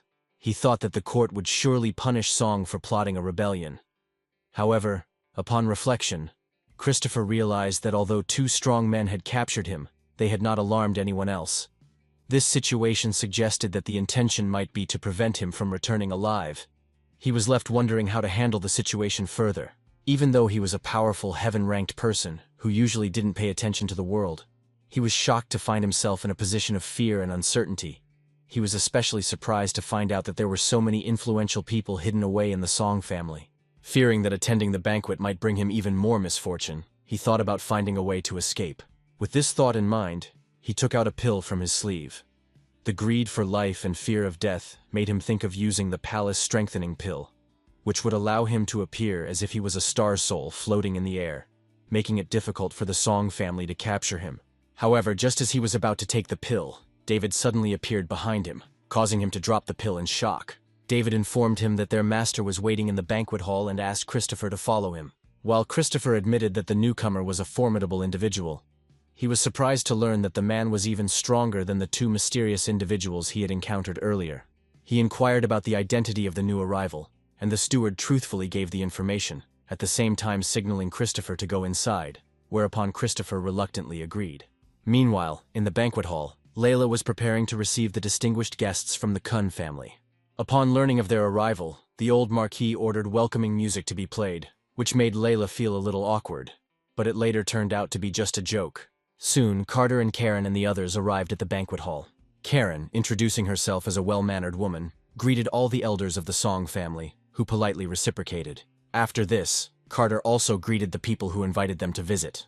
After exchanging pleasantries, the old Marquis asked his eldest son to seat the guests of the Kun family. It seemed that only Carter and his daughter were present. The old Marquis was surprised by the absence of the elder of the Kun family. At that moment, everyone saw Christopher waving, smiling and reminiscing, as if meeting old friends. Carter watched his father's sudden change in behavior with suspicion. Ever since their arrival at the manor, Christopher had been acting strangely. Carter wondered if his father's behavior was due to him relying on the divine sense of the heavenly tier powerhouses, and if he had noticed anything unusual in the Song mansion. The old Marquis seemed to have discovered something, for he was full of energy, and his gaze was intense. At that moment, Christopher felt like he was in an ice cave. Suddenly he stumbled, falling to the ground. All the guests present looked at him in surprise. Karen feigned disgust, mentally cursing her grandfather for seeming weak and embarrassing himself. Jonathan, who was watching the scene, joked about Christopher's self-punishment. His words caused general laughter at the table. The old Marquis waved his hand to stop the teasing and pretended to show concern for Christopher. Christopher, having stood his ground, explained that he had simply tripped. He then rose to his feet, excitedly greeting his older brother. He then asked David to help him retrieve the dropped item. David assured him that nothing would be lost at this banquet without reason. He then shouted to his servants that whoever found Christopher's lost thing would receive a reward. At this point, the old Marquis asked if he had put up any array at the door. Jonathan, smiling, did not deny it. He knew that both he and the old Marquis were simply playing. Once everyone was seated at the table, Jonathan announced that it was time to serve wine and food. Soon the maids arrived in the hall with trays. They poured wine for each guest, although Christopher and Carter were very awkward at the table. Karen looked at her grandfather and father doubtfully, wondering why, despite their previous intention to end their marriage by force, they were now sitting down to eat. Deciding to get to the bottom of this, she stood up to explain the reason they had come here today. But Christopher stopped her. Christopher didn't want his granddaughter to interfere. Carter then persuaded his daughter to sit down and have a snack, suggesting that they first observe the situation. During this time, Christopher apologized to the old Marquis, fearing that he would face destruction if he displeased him. The old Marquis, smiling, reassured him, noting that Karen was the apple of their family's eye and that a certain degree of arrogance was inevitable. Then he raised his glass and proposed a toast. After this, all the guests at the table began to chat with each other and laugh. Karen sat to the side, pondering her situation. Despite her father and grandfather's prohibition against talking, she wanted to cause trouble and considered using Sam. Joe immediately noticed his beloved's gaze on him and told Sally about it. At that moment, Jonathan received a test message. Then he got up from the table and asked his grandfather for forgiveness, saying that he needed to go out for a while. Once outside the hall, he contacted manager Austin. As it turned out, he brought good news that negotiations were currently underway with an important member of the Hong Kong Chamber of Commerce. The sand sculpture city of Shadiao was located on the eastern border of the Xia Kingdom, surrounded by the Desert of Death. It served as the Summer Rain Defense, a military stronghold tasked with suppressing the demon race. As Shadiao rapidly expanded into the eastern desert region, more and more people began to gather in this city. Built less than 100 years ago, the city underwent several additions, eventually becoming a fortified area with a wall and 4 distinct districts. The inner city was inhabited by privileged families, protected by multi-layered city walls and leading a decadent lifestyle. On the other side was the western district where 90% of the military stationed in Sand Sculpture City lived. This area was known as the place with the highest defense intensity in the city. Surrounding the inner city was the Central City District, which served as a commercial market where all kinds of services and entertainment could be found. At the very edge of the city was the Outer City District, where the lower slaves and dispossessed wanderers lived. This area, which the common people often called the slums, was the poorest part of the city.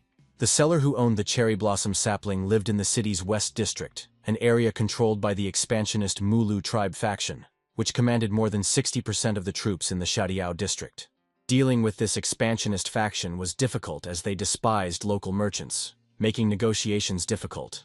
The Austin Chamber of Commerce, representing the neutral or moderate faction, might have had a say. But in this situation, its influence was limited. Besides honeysuckle, it would take about 10 days to deliver other medicinal materials to the Song Mansion. However, the Samarin family, who were knowledgeable in medicinal herbs, refused to deal in foreign currency. Instead, they needed materials from ferocious animals to make deals.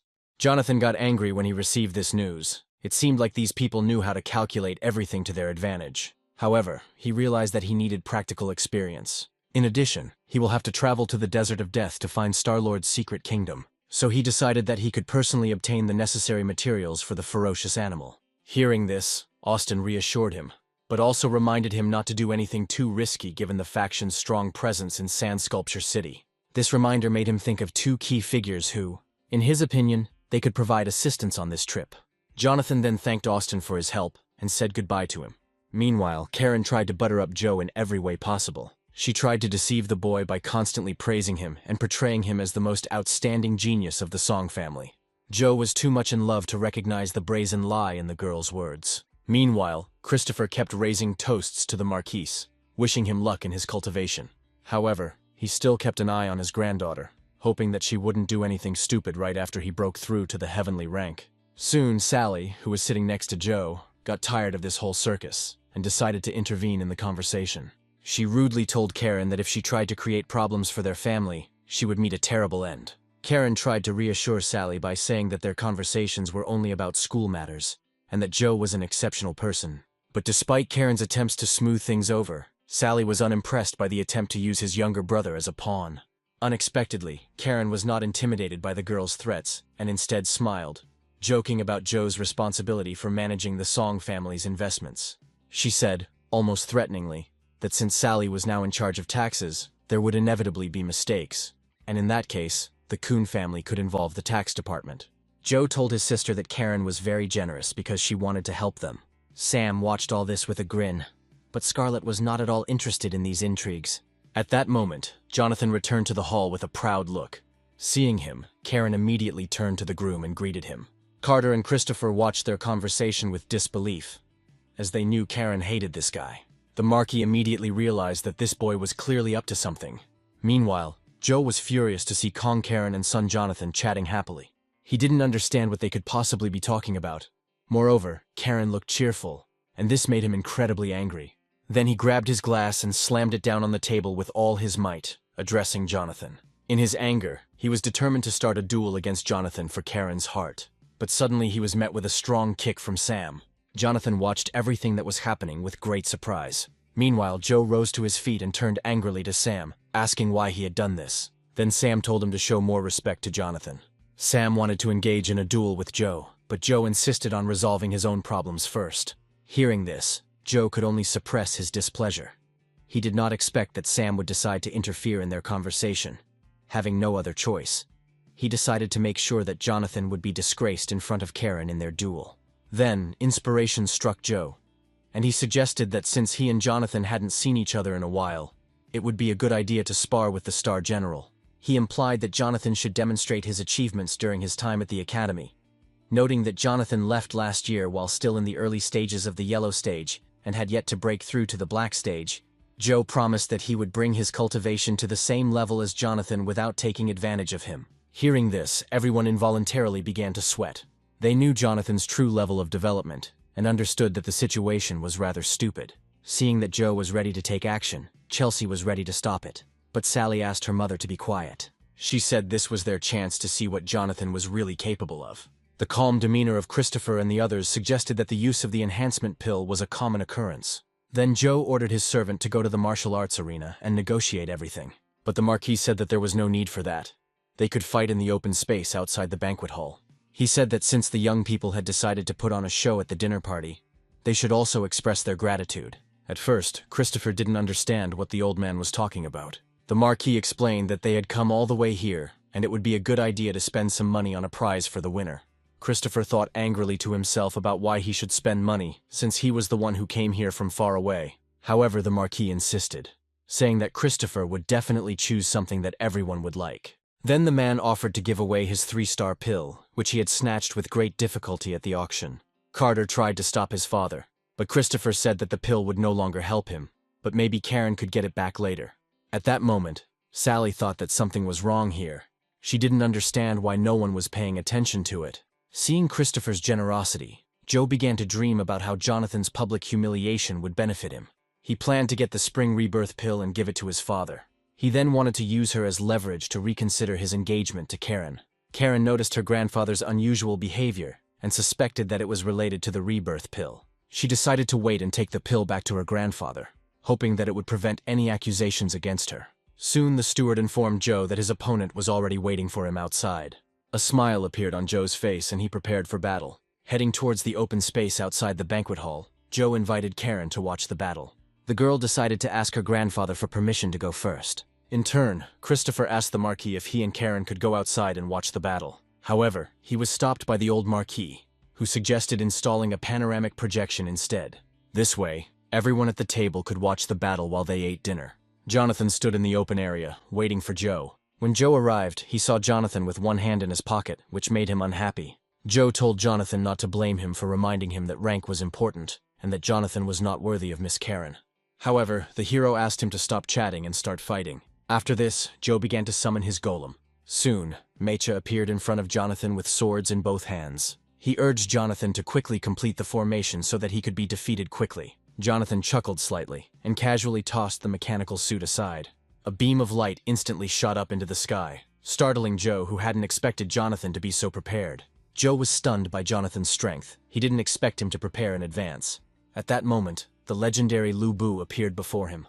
Joe was further shocked when Jonathan's attack, the falling moon strike, severed one of his arms and sent him flying several meters away. Before Joe could react, Jonathan had already thrown himself over his shoulder, leaving him feeling completely defeated. Joe's expression showed his disbelief in Jonathan's unexpected strength. He didn't believe that it was really him standing in front of him. Jonathan confirmed with a slight grin that it was indeed Jonathan, because he was back. Meanwhile, the story moves to an area 100 miles away from the city of Shajiao. 100 miles from the city of sand sculptures, a group of people on camels rushed towards the city. Despite their slow progress, they managed to avoid encountering any assassins. Suddenly, one of his subordinates gestured to the leader to look at the sky. As it turned out, there was a huge, ferocious beast above them. Meanwhile, everyone was amazed by the sight, as it was horrible to see Joe's student mechanics destroyed with just one move. The new General Soul was surprisingly brave. At this moment, Carter also realized that Jonathan, whom he had thought useless due to his incomplete soul veins, had suddenly become a formidable Soul Star general. Christopher then quietly asked about Jonathan, wondering if he was the legendary Star Soul general known for descending with compassion. Carter explained that for the past 5 years, Jonathan had been secluding himself in order to break into the heavenly rank. This isolation had led to some unknowns about him. It was rumored that the Star Soul general had the ability to transform into another form, which would make sense given Jonathan's display of power. Christopher was greatly shocked by the possibility that the Star Soul general could freely change form during battles. The old Marquis, observing the general's shock, let out a satisfied roar. He mentioned the previous Beast-Tide battle in Yunnan, assuming that everyone had heard of it. Sally felt a surge of excitement as she remembered that during the Battle of Yunnan, the tide of battle had been turned by a red-armored Star Soul general, perhaps the same person as Jonathan. At this moment, Celia spoke up, noting that the Star Soul general who had changed the battle situation was also the first president of the military academy. He was a top-notch student at Jew Academy, and was awarded the title of hero at the celebration ceremony. Then the Marquis decided to reveal the secret, saying that all this time this man was Jonathan. Everyone was surprised to learn that the man was Jonathan. He explained that the Marquis had revealed Jonathan's identity for his own safety, and it was not too late for everyone to realize it. The old Marquis, feeling proud, had originally planned to announce the news during the banquet. But before he could do so, Aunt Chelsea suddenly inquired about the Marquis' origins. She noted that if the Marquis was truly a Star Soul general, he would have given birth to a powerful saint-ranked person, and the family would have returned to its prime. She noted that the Marquis' family's power would also have greater weight in the legal succession of his children, and she hoped for a share. Anna also expressed regret for her previous treatment of Jonathan, but stated that they needed to make amends. The old Marquis hoped that Jonathan would be able to treat Joe lightly. Although it was still too early to discuss holy orders with Jonathan, he still turned to Christopher for advice. Christopher quickly stood up with a smile, praising Jonathan's extraordinary luck and talent, which he believed was a blessing for the Song family. He also turned to look at Karen. She chuckled, but quickly changed her expression to a smile, congratulating Jonathan and at the same time internally mocking him. He thought that Jonathan's achievements, although impressive, were unlikely to strengthen his position. At that moment, Mike had a gloomy expression on his face. He felt that despite Jonathan's growing fame, he himself remained the same person as before. Suddenly Celia noticed Joe on the dueling field. He stood up and prepared to expose Jonathan's supposed deception. Joe couldn't believe that this was his real power. He believed that it was some kind of trick. He began to boldly disassemble and restore his armor. Jonathan, not expecting Joe to have such skill, decided to use Tong's cultivation as a basis and challenge Joe's abilities. During the battle, Jonathan, using Lu Bu, pretended to be a student of the academy and suppressed his own cultivation to the peak of the mysterious level. Joe, seeing this, couldn't help but laugh, realizing that Jonathan's previous demonstration was a hoax. As Joe flew towards Jonathan, he attacked furiously with both swords, but Jonathan effortlessly dodged all of his blows. Watching this, the gatekeeper and the master were surprised, because they had never taught Jonathan witchcraft. Jonathan then began to counterattack, mimicking Joe's movements and sending him flying with powerful force. Joe was furious, accusing Jonathan of using underhanded tactics to deceive him. Jonathan, ignoring Joe's complaints, ridiculed him, noting that soldiers never tired of being deceived and pointing out Joe's incompetence. He criticized Joe's reliance on empty rhetoric and poor skill compared to more competent figures. This made the guy very angry, and he decided to attack the hero, but he deftly dodged the attack. Joe continued to attack him, but all his blows literally missed their target. Meanwhile, Bernard and Mason watched the battle from the roof of a nearby building. Mason even suggested that it was Bernard who taught the hero this technique, but the man stated that it was not him. Mason then assumed that the girl had secretly trained the young master when they weren't looking. Meanwhile, the battle continued. The warriors collided with each other with their bodies. Suddenly, Joe noticed that Jonathan was right behind him. Then the hero took the weapon in his hands, jumped into the air, and decided to attack the guy from above. Joe looked at his opponent in surprise. He didn't understand why Jonathan kept copying his movements. After this, the hero flew through it, ending up behind the enemy. In an instant, Jonathan kicked him in the chest, sending him flying. He understood that although this guy's fighting skills were quite high, he was still completely incapable of adapting to real combat. Meanwhile, Joe lay on the ground, scolding Jonathan for using such underhanded moves. Then the hero said that in war there is no prohibition on tricks, thinking to himself that this would be an excellent opportunity to extract information from him. Jonathan went on to say that Joe spent too much time on theory and useless nonsense, which was why his second uncle had always neglected him. Joe was horrified, not understanding how he knew about his family's secrets. After witnessing Jonathan's public duel, people admired his strength, comparing him to a cat playing with a mouse. Layla, Sam, and Scarlet, standing just outside the arena, watched the battle live. Sam was amazed at how beautiful Jonathan's attacks were. However, Scarlet was distrustful of his rich combat experience, as she could not understand why Jonathan, whom she had previously underestimated, was so strong. Meanwhile, Layla stood and watched the fight with a mesmerized face. At some point, she finally noticed David was missing. David stepped aside with Mason and the others, which alarmed them as David appeared as a ghost every time. Stuart asked with a gloomy expression why young Master Jonathan was using the Black Tortoise defense movement technique. Mason, speaking in classical Chinese, explained that their anonymity and seclusion were intended to avoid suspicion. Mason then questioned whether it was possible that Jonathan's skills were taught by the same girl, but the butler considered it unlikely. He noted that she did not have the free time to teach Jonathan. Bernard quickly intervened, explaining that it was not a top-secret matter. It was normal for young Master Jonathan, being the child of the third master, to have such skills, and his achievements were also normal. Meanwhile, in the dueling arena, Joe slowly stood up. Although it seemed like he was deceiving Jonathan, he was internally puzzled as to why Jonathan knew so much. He wondered if his sister's suspicions were true, and if Jonathan's skills were related to his father's licentiousness. Joe decided to explore other methods. He then took the opportunity to launch a surprise attack. Jonathan was even a little surprised by such an unexpected attack from Joe. His double sword spun quickly, piercing what he thought was Jonathan's body. However, Jonathan disappeared and reappeared behind him. Jonathan acted quickly, grabbing Joe by the head and lifting him up. Before Joe could even figure it out, the hero attacked him from above. In an instant, he was behind his opponent and grabbed him by the shoulders. The men were amazed at Jonathan's ability to take 7 steps with his soul power suspended. They considered contacting Chief D, but received no response from Butler. The fact is that he had already disappeared, leaving only a note asking to first consult with the Marquise. Everyone in the banquet hall was shocked by Jonathan's impressive performance. Christopher was in a panic when he realized the depth of the Song family's resources. He felt the need to leave quickly. Seeing Joe's defeat, Karen cursed silently, worried that Jonathan would get his hands on Grandpa's pill. She hoped that Sebastian would bring the White Dragon to easily return the pill and deal with Jonathan accordingly. Meanwhile, Jonathan interrogated Joe again, asking who he thought was the bastard. Joe furiously declared that Jonathan was the bastard. Then Jonathan, in a rage, hit Joe with such force that he fell to the ground. As he fell, his armor dissolved into thin air. Then Jonathan stepped on Joe's back. He gave him another chance and warned him not to show disrespect. Meanwhile, the caravan on the outskirts of Shadyao sank into sand and soil. When they emerged, the monster had already left, but had vomited mysterious substances. The merchants were shocked when they saw the creature and reported it to the sand sculpture seller. After that, they headed to the edge of the cliff and saw red crystals there that were left behind by the monster. The crystals spat out by the ferocious divine-level beast were identified as legendary. Meanwhile, Jonathan continued to keep his foot on Joe's back. After his victory, Jonathan asked him again who he called a bastard, but Joe feigned ignorance. The guy didn't understand why this issue bothered him so much and decided to discuss it with his sister later. At this time, Jonathan, skeptical of his lies, decided to conduct a thorough investigation. He instructed Joe to admit defeat voluntarily. At first, Joe didn't believe that the guy would let him go so easily. After this, the hero headed towards the exit of the arena. Everyone in the restaurant was amazed at how easily Jonathan won.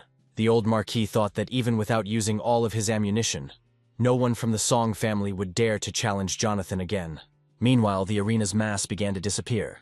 At that moment, David appeared behind Layla. As he approached, Layla asked if they should deal with that nosy maid hiding in the bushes. However, David said they chose not to scare the snake. Jonathan had already taken other measures. However, the girl knew nothing and continued to evaluate Jonathan's strength. She sat in the bushes and wrote down all the information about him in detail. As it turned out, at the same time another maid was sitting on the roof of the building. It was she who followed the girl on Jonathan's orders. Meanwhile, the Marquis took a pill from Christopher. He commented on how exciting the rivalry between the two brothers was. Christopher could only respond with a smile, praising Jonathan as a dragon among men and a perfect match for their family. Jonathan suddenly interrupted Christopher, telling him that there was no need for false praise. He called the situation just a little joke and asked how important it could be. Upon seeing Jonathan, Karen seemed to pay respect, constantly praising Jonathan as the most powerful. However, internally, Karen was already planning a countermeasure, deciding that Jonathan needed to be dealt with.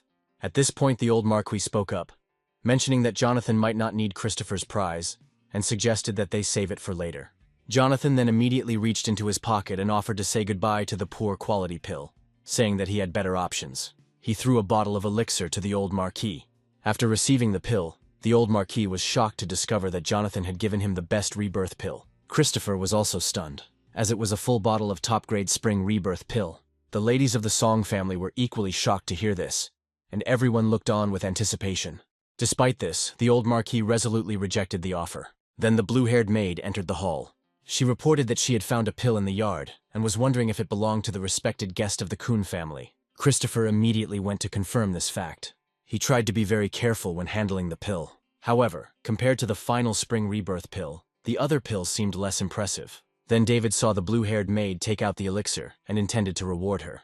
However, Jonathan interrupted her, suggesting that they present the award instead. He pointed out that given the maid's insufficient cultivation level, she could choose one of two options: a 4-star skincare pill that could make her skin as white as jade, or a 4-star anti-swelling alcohol pill that could increase her cultivation skill.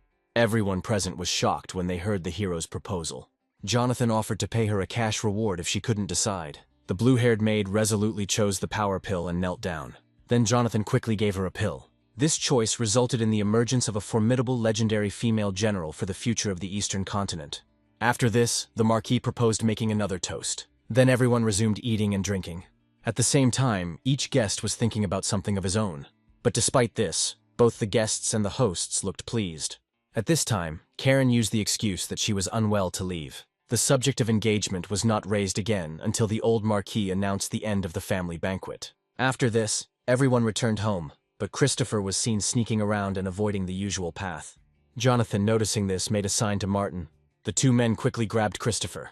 As it turned out, Christopher had been beaten and his face was covered in bruises before he was brought before Jonathan. Seeing him, Jonathan chuckled, asking why he decided to come back. Christopher was alarmed and felt a tightness in his chest. He clenched his fists and made a sudden decision, kneeling down and offering to serve the young master as his subordinate from now on.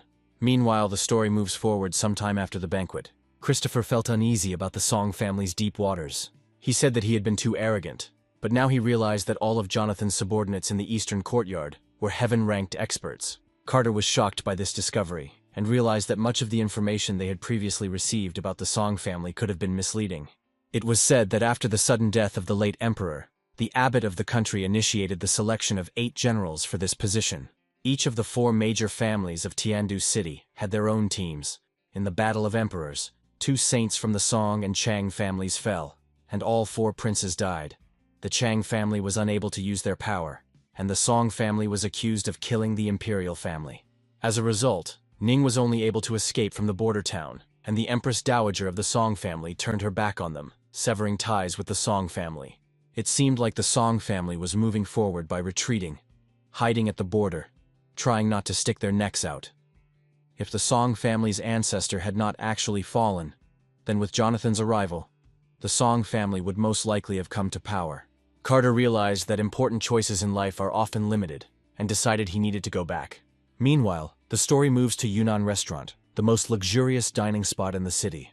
At this time, Jack was drinking. There were also several bodyguards standing behind him. The man sitting across the table, Brooks, said that this was exactly the kind of alcoholic stamina he expected from Jack. It made him feel a little awkward. To change the subject, Jack mentioned that he wanted to buy some food to honor his ancestors, but didn't know where to get it. Brooks quickly waved his hand and mentioned that the wine called Taiyan Yi Lei was brewed by the Song family distillery. The craftsmanship of making this item has long been lost and only a few remain. Over the years, he became more willing to use it only when dealing with real heroes. Hearing this, Jack felt some regret. But then he instructed his subordinates to make the most of the wine. He said that such good wine deserved to be enjoyed. At that moment, Chandler leaned over and whispered in Brooks's ear. He informed him that the second master's wife had called him again and was urgently asking him to return as soon as possible. Then Jack said that he could go, and that he would drink alone for now. Brooks stood up from his desk and apologized to Jack for leaving so suddenly. However, the man was more concerned about the barrels of alcohol. Soon after, he, along with his servants, Chandler and May, left the room. After leaving the room, Brooks decided to secretly protect Jack, given his status as the sickly younger brother and the Song family's influence on him. He then asked Chandler about the situation at home. Chandler said that if it had been an ordinary family banquet, there would not have been such a compelling reason to call him back immediately. He asked for the truth. Brooks was shocked to learn that his son Joe had suffered a crushing defeat at the hands of Jonathan. He couldn't believe that his own son could be defeated by someone he considered useless like Jonathan. Brooks was further stunned when Chandler revealed that his wife had asked him to come back and apologize to Jonathan. This made Brooks wonder if Jonathan had been given some important opportunity. Given his wife's temperament, it was unusual for her to behave in such a way. Brooks realized he needed to go back to understand what really happened. He thought Joe's impulsive nature and lack of proper etiquette were the problem. If Joe could be as excellent as Brooks, he would have confidence in him. Chandler, with a submissive expression on his face, quickly bowed and stepped back. Brooks then instructed him to stay by his side, study hard, and find a way to bring him back to the Song family. At that moment, although Chandler appeared to be worshipping on the outside, he was only hoping to fulfill his mother's last wish. In reality, he had other thoughts. However, Brooks still believed that the Song family had wronged his mother. Having said this, he invited his servant to sit in his car. The story moves to the Great Wall of the Southern Desert.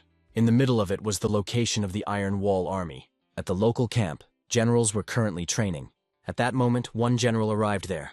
The servant immediately reported his arrival to the commander-in-chief. A man named Hugo was the commander-in-chief, and also Jonathan's eldest uncle, and he asked the servant to let the general in. As soon as he entered, he reported to the commander-in-chief that the United Defense Line had contacted them. They wanted to send a team to conduct practical tests of the new mass-produced Star Soul generals, which would require passing through their residence. At that moment, the cook Hugo handed him a letter. After reading it, Hugo approved the release. The general thanked him for his answer and was about to leave. However, Hugo asked the general to accompany them discreetly. The general replied with a smile on his face that Hugo need not worry, as he knew what to do. After he left, the chef inquired about the need to test the new machine at the borders of Tiandu, fearing that it might leak secrets. Hugo explained that international alliances are often delicate in nature and require an appropriate balance of power and clarity to maintain long-term harmony. The cook asked him if this was a deliberate demonstration. However, Hugo did not want to answer his question. Meanwhile, Christopher continued to convince the hero that he was willing to work tirelessly to take the blame and make amends for past misdeeds. Jonathan, seeing this, decided not to investigate further and simply joked about Christopher's intelligence. Christopher, however, was deeply frightened and did not want to be anyone's subordinate. On the surface, he showed great respect, claiming that the Kong family had always regarded the Song family as their leaders and would continue to do so in the future. As long as Jonathan didn't mind, he was willing to immediately begin working in the Song mansion. Jonathan, knowing that Christopher had no competitive advantage early in his career, suggested that it would be better to fight for a good position on his own. He also inquired whether there was a shortage of cooks in the east courtyard of the Song mansion. Christopher boasted of his experience serving the saints and extraordinary beings when he was young. Jonathan interrupted Christopher, asking him to stand up. He mentioned that if Christopher really wanted to serve the Song dynasty, he had a task for him. However, when he saw that Christopher was kneeling again, he asked him to stand up. The old man immediately jumped to his feet. Then Jonathan took 4 pills in a bottle from his jacket. He explained that, as far as he knew, there were 4 ancestors in Yunnan City who had reached the top of their hierarchy. He instructed Christopher to ensure that these ancestors broke through to the heavenly level. Christopher felt uneasy looking at the fragrant pills. He worked hard for 5 years to break through to the heavenly realm, only to find himself overshadowed by the old hands. Despite his discomfort, he understood Jonathan's intention to tame these old figures for the good of their family. Moreover, Jonathan had something else for him. Jonathan, recognizing Christopher's loyalty, rewarded him with the Heavenly Spirit Pill. Christopher expressed deep gratitude. He assured Jonathan that they would take command of the remaining 4 families. As Christopher was about to leave, Jonathan stopped him and smiled. Then he decided to talk to him about the engagement. He didn't expect Christopher to be so wrong that he would get down on his knees, begging Jonathan for forgiveness. Christopher even offered to make Karen a concubine or maid for Jonathan. Suddenly, Jonathan waved his hand, stopping him. He indicated that he was not interested, and was simply looking for a good reason to break off the engagement. As for Karen's thoughts, Jonathan didn't want to get involved, saying he was too lazy to deal with it. Upon hearing this, Christopher was immediately depressed. He had not expected Jonathan's decision to break off the engagement, but he thought it might be the best outcome, so he decided to approach the matter accordingly. After Christopher left, Jonathan breathed a sigh of relief. Although events developed somewhat better than expected, he finally agreed to an engagement. At that moment, David expressed doubts about Christopher's sincerity. He suspected that Christopher had not actually surrendered, but was only putting on a show to avoid retribution. Martin also agreed. suggesting that since Karen had just left, it was possible that those who had slipped away could cause trouble. Gavin said it was better to leave no stone unturned and kill the whole family. Then Jonathan quickly waved his hand, stopping them.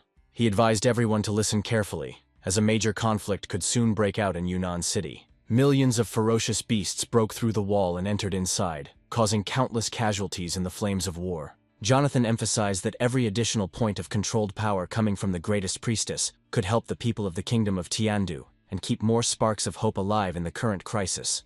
Therefore, the overall situation should be prioritized over personal grievances and internal conflicts. David was deeply moved when he heard this. He did not expect Jonathan to be so broad-minded, to have such a majestic demeanor, very similar to that of his father. Little did they know that Jonathan's treatment of Christopher and the others was simply done to make the most of the situation. After all, greater combat power was beneficial in battle. Thinking along these lines, Jonathan asked the steward to arrange a flying boat, as he was planning a long journey. Meanwhile, at the Iron Wall Army base inside the Great Wall of China, the country's transport ship was already 10 miles from its base. In the middle of the field stood 2 cars called the White Maiden, as well as a girl with green hair and an eye patch. At that moment, another Titan rushed towards the transport ship at lightning speed. Seeing this, the robots quickly made an announcement. The speeding car suddenly jumped. The next moment she appeared before the general. Inside the car was Dennis, the same general who had recently visited Hugo. He said he had received a release document to send his family. After General Lucretia received the imperial decree, she immediately expressed her gratitude and returned to the transport ship. The release was approved, and the princess of the classic Chinese wolf ring named Lana showed a happy smile. She was eager to get moving and experience the ferocious beasts in real combat. These 3 cute little ones were truly extraordinary in Lana's eyes. After Jonathan released Christopher, he prepared to return to the mansion. Meanwhile, David was ready to launch the floating shuttle. Jonathan sat on the shuttle, tweaking it, and stated that he was very pleased with its performance. This made Bernard smile, although he had not yet fully recovered from his joy. Jonathan, who was preparing to leave, quickly received advice from David, who suggested that it might be too risky for him to go somewhere else alone. At least several hidden guards should accompany him for safety purposes. Layla also agreed and asked to accompany Jonathan. However, Jonathan believed that it was more convenient to travel alone. He tossed David 2 storage tokens, one of which contained a large wooden comb containing an elixir, and instructed him to select good saplings from the Song Mansion and develop high-level combat abilities. Furthermore, he asked Layla to call a meeting to discuss the affairs of the Eastern Court and improve the combat effectiveness of the subordinates with cultivation talents in the Outer Court in case of future emergencies. The 2 quickly nodded to show their commitment. The hero then asked the steward to convey a message to the old Marquis, stating that he would definitely return within 10 days, and instructing him not to worry. After that, he rushed with the speed of lightning, soaring into the sky and disappearing into the endless expanses. The deafening sound of his departure surprised Brooks. He was amazed by the powerful speed of the flight. Jonathan's departure was met with disappointment from Chelsea.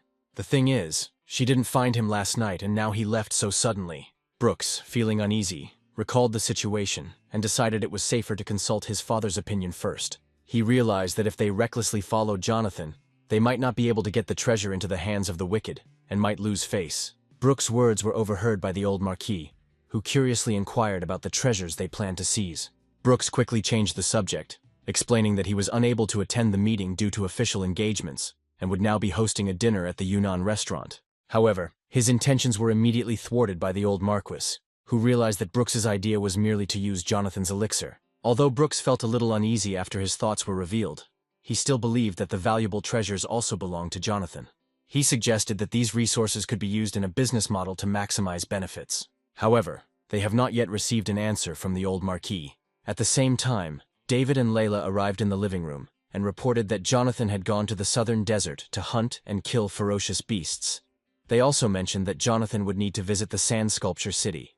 This news shocked Brooks. He could not believe that Jonathan, who he considered of no use, dared to go to the southern wilderness to carry out such a dangerous mission. The old Marquis, who had a deep understanding of the situation, was shocked at first, but chose to ignore it. He asked David when Jonathan would return. The man replied that Jonathan would return in a short time, within 3 to 5 days, but no more than 10. After this, the manager was about to leave when Brooks suddenly stopped him. Brooks stood up and directly questioned the old Marquis's father about the dangers that lay in wait in the southern wilds, pointing out that the Iron Wall army was having difficulty moving forward, and inquired why Jonathan had dared to go there alone. At this point, David seemed not to hear his concerns and suggested that they leave immediately. Seeing this, the old Marquis had to open the information screen to recall Jonathan's recent heroic actions. He also reminded himself not to underestimate Jonathan's capabilities.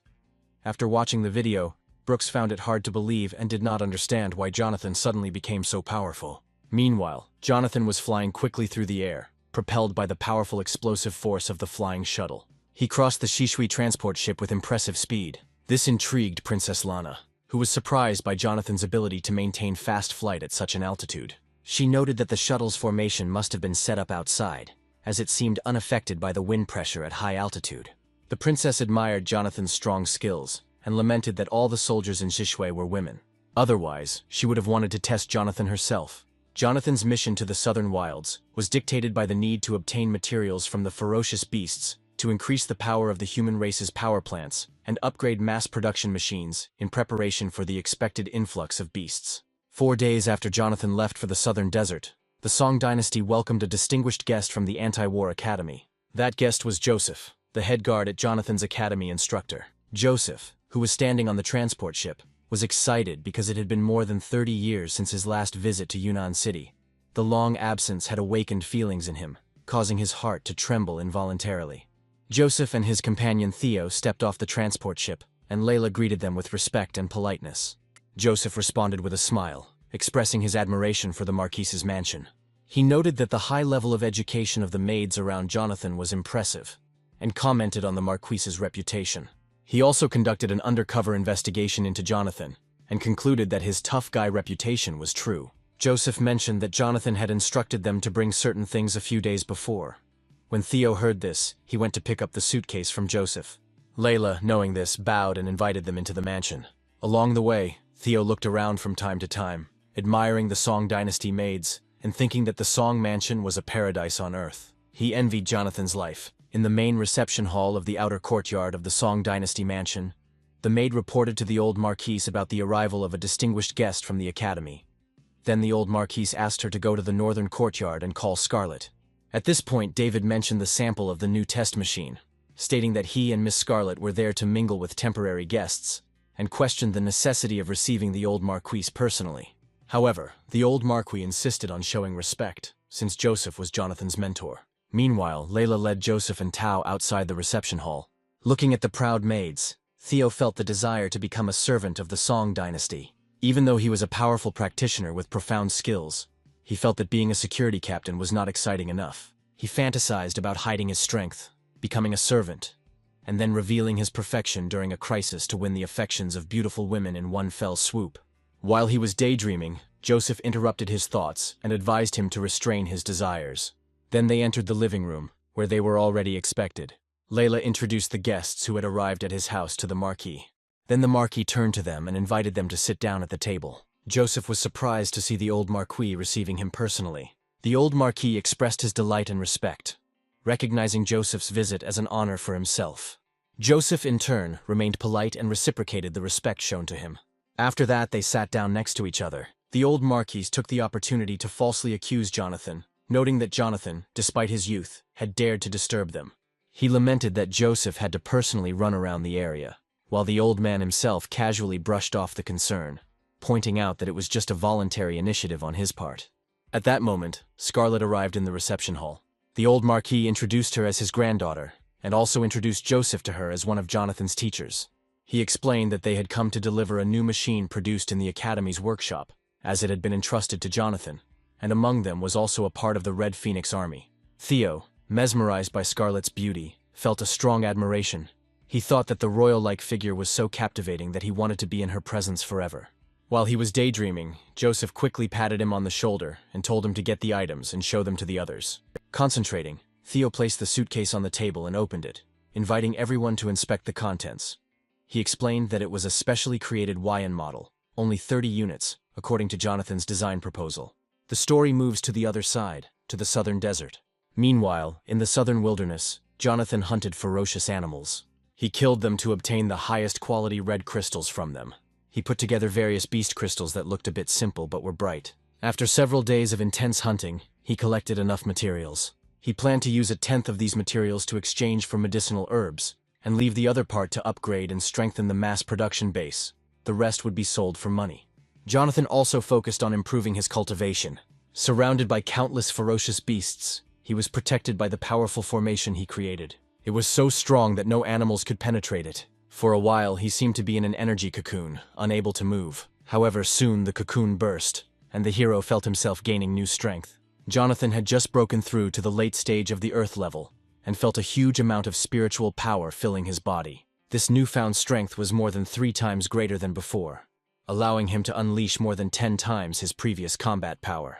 While he was enjoying his enhanced abilities, the ferocious beasts outside roared incessantly, seemingly unaware of their impending doom. Despite the large number of beasts, his heavenly-level defense system remained unbreakable. Jonathan established 4 successive layers of defense, including land, river, and mixed element arrays. He commented that the animals were indeed useless and reluctantly accepted the materials they brought him. He then built a new defensive formation. Soon the monsters crowded around one place, hoping to get in there. The beasts rushed forward, but were blasted away by his newly developed soul structure. At this moment, Jonathan had already summoned the formation and was now inside Lubu. Jonathan then ordered the star system to copy the 2 sky-tearing strikes. This technique consumed a significant amount of mental power. However, his current strength allowed him to use it with heavenly rank achievements. Combining his weapons and achievements, he used a powerful heavenly-level combat technique, Heavenly Dance. In this way, he was able to kill all the fierce beasts in his path. Jonathan was somewhat stunned by the overwhelming power he had unleashed. Then a new idea popped into his head. He decided to combine this with other achievements, such as the 7 waves, resulting in another large-scale beast massacre. He reduced his power to 70% so as not to damage the core's crystallization. After that, he put his hand out, using it as a magnet. The next moment, all the stones he had mined flew towards his hand. In this way, he collected useful crystals. He planned to keep them for himself and sell the rest to the second prince. If the Chamber of Commerce is unable to accept the shipment, he will need to find a wealthier buyer. Crystallizations were built into the system space. Despite the ferocious beasts' useless roars, Jonathan took their disobedience as a sign of desperation. Using his unrivaled skill, Jonathan decided to kill the monster. Meanwhile, he jumped into the air, intending to attack the Titan. However, the hero quickly dealt with him using an energy beam. The monster's body split into small pieces, leaving behind only the main crystals. Jonathan had previously dealt with the ferocious beasts of the heavenly realm, and was forced to use various means to combat them. With his current power, he was able to face the crystallization of the core of heaven-ranked beasts head-on. He intended to use them to increase mass production volumes, which was not an uncommon opportunity. This place, however, was outside the signal range, and he was not sure if the system had completed sending the mass production machines to the Song Dynasty government. He admitted that it was still a long way off, but flying to Kao would be several times faster than the flying shuttle. Meanwhile, the story moves 100 miles away from Shadiao City. The Divine Sword Shelter was well protected and guarded by people from the city.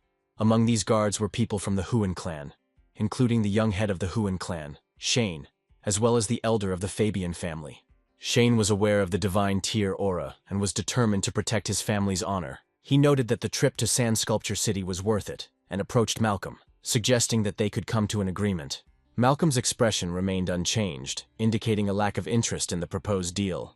Despite this, Shane assured him that the benefits were significant. However, there was no sign of joy on Malcolm's face, only a faint expression of anticipation. Meanwhile, the story moves to the city's Market Avenue. As it turned out, recently captured slaves were being put up for auction at the city market. One member of the mixed-race Russell tribe has caught the attention of many. His behavior suggested that he was of royal blood of the Mer tribe, and this did not go unnoticed. The unknown woman hid her identity and came to the city with the sole purpose of capturing the traders from the Longhai Kingdom and reclaiming the most precious divine jade. However, on the way she came across this half-demon. Meanwhile, the story moves to the demonic slave auction square on the market street. 2 members of the Merman tribe infiltrated the city and discovered a woman whose kingdom they could not determine. Out of curiosity, Lonnie, one of the scouts, asked his uncle Sergio, who was a powerful member of the earthly community, if he noticed anything special about this woman. Uncle, experienced but dismissive, considered her to be an ordinary heaven-rank powerhouse, guessing that she had simply retreated from the divine rank. Lonnie advised against overestimating the minor characters, but he continued to watch the woman, who eventually disappeared. Then Lonnie and his uncle came to Prince Lancel of the Longhai Kingdom and greeted him. The prince gestured for them to sit down and began to speak in a common language. Lonnie reported to Lancel that the traitor who stole the divine realm was currently in the western district of Shadiao City, and gave his exact location. However, Lancel showed a shadow of doubt, wondering how the traitor had managed to infiltrate military-controlled territory. Sergio explained that the traitor, Lonzo, had taken advantage of the occasion of His Majesty's birthday celebration to steal their tribe's oracle under the guise of a treasure donation. Lonzo then fled to Tiandu, where His Majesty sent several princes to pursue him. However, Lonzo cleverly misled them, distracted the princes, and eventually arrived at Shadiao City. There, he planned to sail a boat to safety, but found himself trapped due to the sudden declaration of martial law in Sand Sculpture City, which strictly controlled ships. Hearing this, Lancel immediately stopped and asked about the key points. Sergio revealed that Lonzo, as a member of the Sea of Dragons royal family, knew the secrets of the tribe's most precious divine domains. Lonzo's intention to steal the divine domain would likely overcome the bottleneck in his cultivation. However, with the advent of the divine rank, Lonzo could approach the merchant in an attempt to exchange the divine jade for a refund. Lancel was concerned about whether their clan's jade was still with Lonzo, fearing that Lonzo might try to split some of the crystalline fragments for information and breakthroughs. Despite Lancel's concerns, he knew there was little they could do now. The Star Soul General's inheritance was of great importance, and they had to act with caution. Lancel, with his limited resources, was forced to rely on the items he had left to cope with the situation. As Lancel and his group headed towards the Western District, the mysterious woman revealed her figure. She thought that these people might be related to the previous Aobing's legacy. At the same time, Jonathan piloted the shuttle towards the city. At that moment, he realized that he was back in signal range. A second after that, he decided to contact David. Seeing that Jonathan was safe, the butler felt relieved. Seeing the situation, Jonathan quickly asked the manager what he thought. David reported that Jonathan is currently at the training base. Then the hero asked what he thought about it. David said that the Red Phoenix Army is currently testing new soul generals. At this moment, on the virtual projection ground of the Army's practical tests, each unit maintained its formation. They took part in a real fight with virtual ferocious beasts. They coordinated attacks over long distances, first destroying the creatures on the ground. They then changed their formation to artillery mode to suppress firepower. In an instant, the ferocious beasts in the air were destroyed like fireworks. Explosions rang in their ears continuously. After that, they sent 2 Star Soul Generals to deal with all the remaining ferocious beasts. Right in the air, they transformed into mechanical insects. On the ground, the Star Soul Generals used flying swords for cover. Through mutual cooperation, they quickly killed and destroyed the ferocious beasts. The remaining creatures were dealt with by well-equipped Star Soul Generals. In this way, they ensured the successful completion of the simulation and practical tests with the destruction of all the ferocious creatures. Soon the system informed the girls that the testing was complete. The system then analyzed their results. The survival rate of the various types of Star Soul Generals was 100%. Seeing this, Scarlet couldn't help but grin. She asked everyone what they thought about the actions of these Star Souls. After the practical tests, the girls dispelled their armor. They were even a little upset that the testing ended so quickly. One of the girls noted that the testing machine had not only improved its performance and strength, but also optimized the efficiency of soul energy conversion.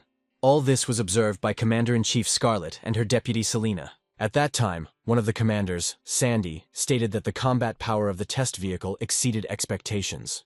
Meanwhile, Ina, another commander, said that if the entire Red Phoenix Army were replaced by this new type, the entire army's combat capability would more than triple. This discovery shocked Amy, the commander of the western camp of the Redland Army. She quickly questioned General Sonia about the origin of this remarkable equipment. She wondered if it was specially developed by the Taisan Company. However, Sonia, the head of the Northern Battalion, did not think so. As far as she knew, the company did not have the technical capabilities to develop such advanced equipment. Scarlet then explained that the testing machine was designed by his cousin Jonathan to improve behavior prediction and was created by the Institute's workshop, with Tyson machinists also contributing to its development. The leaders were amazed. They did not expect that Jonathan, an uneducated person, could suddenly turn into a genius in stone processing. It was simply incredible. They didn't know that Jonathan not only had remarkable talent for crafting, but was also able to withstand the ferocious, divine-level beasts. Selena thought that watching Jonathan's terrifying fighting power was a shock, and they were expecting even more amazing events. Meanwhile, the story shifts to the Iron Wall Army base on the southern border of Yunnan City. Sam and his father looked at the test machine with great interest. Although he already knew that the car was designed by Jonathan, the man confirmed this to his son. Sam, laughing heartily, confirmed that it was all Jonathan's creation. Impressed, the man ordered a selection of elite test vehicles suitable for various battalions to quickly create a reinforced special operations battalion. In addition, he planned to contact various enterprises on behalf of the army to purchase large quantities of recycling materials at market prices. Sam inquired about the costs and expressed hope that the army could be fully equipped to not only guard the Great Wall of China, but also potentially expand the southern wastes by 100 miles. Sam was momentarily speechless, thinking that if his father had known that Jonathan still had those pills, they might have had to supply the army with several whole pills for each.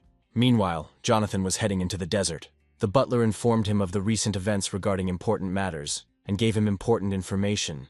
An incredible treasure had appeared outside of Shadiao City, which was currently under martial law. The butler advised Jonathan to proceed with caution. Jonathan, intrigued but knowing nothing about the specific treasure, grinned at the prospect. He was eager to get his share of the treasure. Thinking about this, I turned on the acceleration mode with full load, disappearing into the endless sky. Meanwhile, outside the city's west district, Sergio bribed officials to gain access to the area. Once they had paid enough, all 3 mermen were allowed inside. The guide instructed them to maintain their cover as merchants from Tiandu, handling everything on their behalf. The mermen said that while they were traveling through the city, they were protecting themselves. However, the guide still advised them to remain calm. Suddenly he saw people from the Huan family coming towards them. The guide gestured to the mermaids that he would greet them, and that they should remain silent. After this, the guides greeted each other in Xia dialect. At that moment, Shane noticed the strangers in blue cloaks.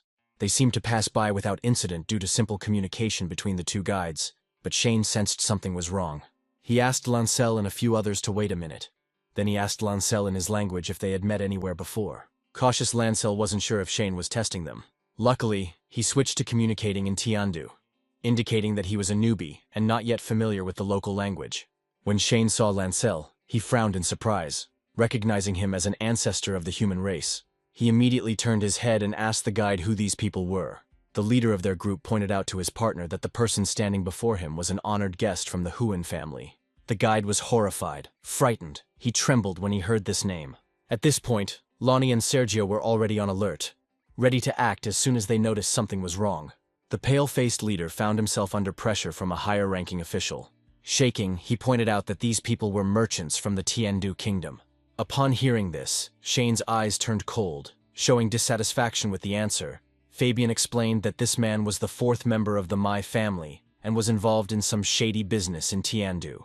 However, at that moment, Shane let his guard down, allowing Lancel and the others to continue on. Seeing the situation, the pale-faced guide urged Lancel and the others to leave quickly. Lancel, who was walking behind, had a cold and gloomy look.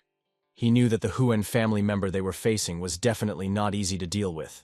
As expected, as soon as Shane left the building, he instructed Fabian to find someone to keep an eye on those 3 merchants. Fabian was puzzled by this request, but Shane explained that Lancel and the others made him feel very uncomfortable, as if he had an allergy to seafood, suggesting that it ran in the Huan family's bloodline.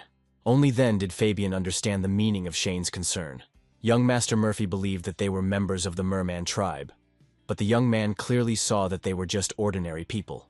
He reminded Fabian to speak quietly and trust his intuition, pointing out the need for further investigation. Hearing this, Fabian disappeared in just an instant, and without full protection, Shane relaxed significantly. He had long heard about the quality of the demonic slaves in Shadia City. He felt that the trip had truly lived up to its reputation, and decided to try out the local delights. Meanwhile, in a bathhouse in the western city district of Sculpture City, Lancel and a few others were watching Lonzo. As it turned out, he was right next to the bathhouse. When Sergio saw him, he was furious. Lonzo used the power of the Jade Shark to transform into a human and enjoy life carefree. Lonnie, intrigued, asked Sergio to show him too. He handed Lonnie a telescope, which was undoubtedly a cutting-edge piece of equipment for covert investigations. Surprisingly, he managed to look through the protective film on the bathhouse. Lonnie, in an effort to maximize the value of the device, moved the camera to look at the girl inside. However, Sergio ordered him not to act like a fool and hit him on the head, causing Lonnie to scream in pain. Lancel then asked Sergio if the traitor Lonzo was still hiding in the bathhouse. Sergio confirmed this and handed him the telescope, signaling him to take a look. However, Lonnie stopped them. Realizing that waiting was not a viable solution, they planned to sneak in indirectly, but realized that using the cloak to hide the aura of the merman race could give them away. Therefore, only Lancel could go there. At this point, Sergio suddenly asked Lancel to wait until the traitor came out. He had already left the bathhouse, and seeing this, Lancel and the others followed him. Unbeknownst to them, someone was watching them nearby. That person was one of the 4 saints of the Shishe realm, Marina, the possessor of the Star Soul General Weirong. She wondered how the traitor from the realm who stole the inheritance of the Star Soul General Aobing ended up here. She thought it was a little too grandiose for this situation. Jonathan, meanwhile, planned to use a covert formation to provide security. After listening to Marina's words, he decided that he would take everything from her as soon as the opportunity presented itself. As it turned out, not long before this, the hero had taken great care of his secrecy. For maximum safety, he decided to load the shuttle into system space. With a wave of his hand, the shuttle instantly turned and entered the system void. He then summoned the ineffective mask of living beings and told them to take it with them without saying a word. They needed to first exchange the ferocious beast's raw materials for medicinal herbs before continuing. Previously, he threw this mask directly into the system space and did not have the opportunity to study it thoroughly. Now is the perfect time to try it. The hero immediately transformed into Fae, but soon realized that something was wrong. After all, making a deal with the researchers from the Samarin family clearly didn't suit Faye's personality. After thinking about this, Jonathan changed his appearance again. Surprisingly, despite changing identities several times, none of them seemed suitable. In the end, it was better to disguise myself as an elderly person. Jonathan then arrived at the Chamber of Commerce in Sand Sculpture City. The maid immediately greeted him and kindly asked what he wanted to buy. However, Jonathan did not have time to approach her and instead asked to be taken directly to Manager Lu. As it turned out, the hero had adopted his true appearance from his original life. Jonathan soon met Lu's manager. The hero bowed to him and said that he had come from Nanzu to trade. Manager Lu then motioned for them to step aside to talk in private. After this, he asked the hero to go with him to another room. Manager Lu asked Jonathan if he was a general from the Song family. Jonathan then falsely identified himself as one of them, explaining that he was there to settle the affairs of young Master Jonathan, and was interested in trading 1,000 feet of gold and purple sand. Manager Lu, noting that Jonathan was from the Song dynasty, agreed to do business with the Samarin family and made an inviting gesture.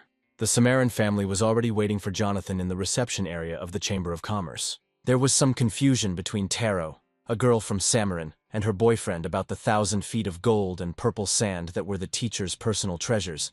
She wondered why the teacher had to pay out of his own pocket for spiritual medicines in order to exchange materials for ferocious animals to create new organisms.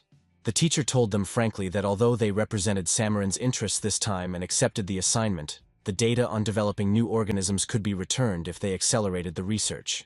However, Taro asked why they needed to spend their own money. She was still confused as to why he needed to handle such matters personally instead of trusting it to someone else. At that moment, Jonathan and Lu entered the room. The hero, seeing the representatives of Samarin, bowed to them. Thanks to Mr.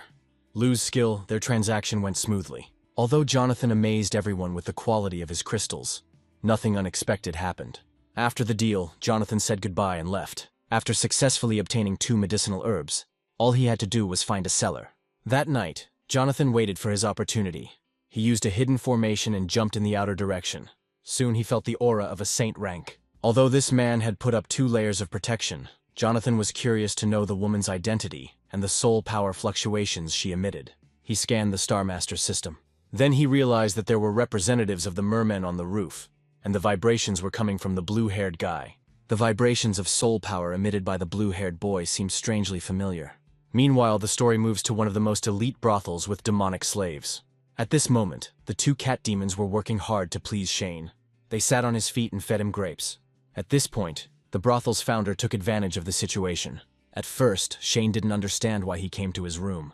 The man then introduced himself as the senior manager of the 2nd floor and said that Shane was a very generous customer. However, Shane ordered him to leave if he had nothing more to say. Then the man asked the guy if he liked the 2 cats. Shane patted the girls on the head and said that everything was fine with him. The man then recommended them, saying that if Shane was interested in them, they could be delivered to his mansion for a few days. He also said that these 2 cat monsters were bred by their families and had a pedigree certificate verified by the government, not wild demons. The girls immediately started purring, trying to show Shane their talents. Seeing this, Shane no longer hesitated and was ready to buy 2 cat monsters. He then inquired about the wild demon race mentioned earlier and whether the store had recently received any high-quality goods.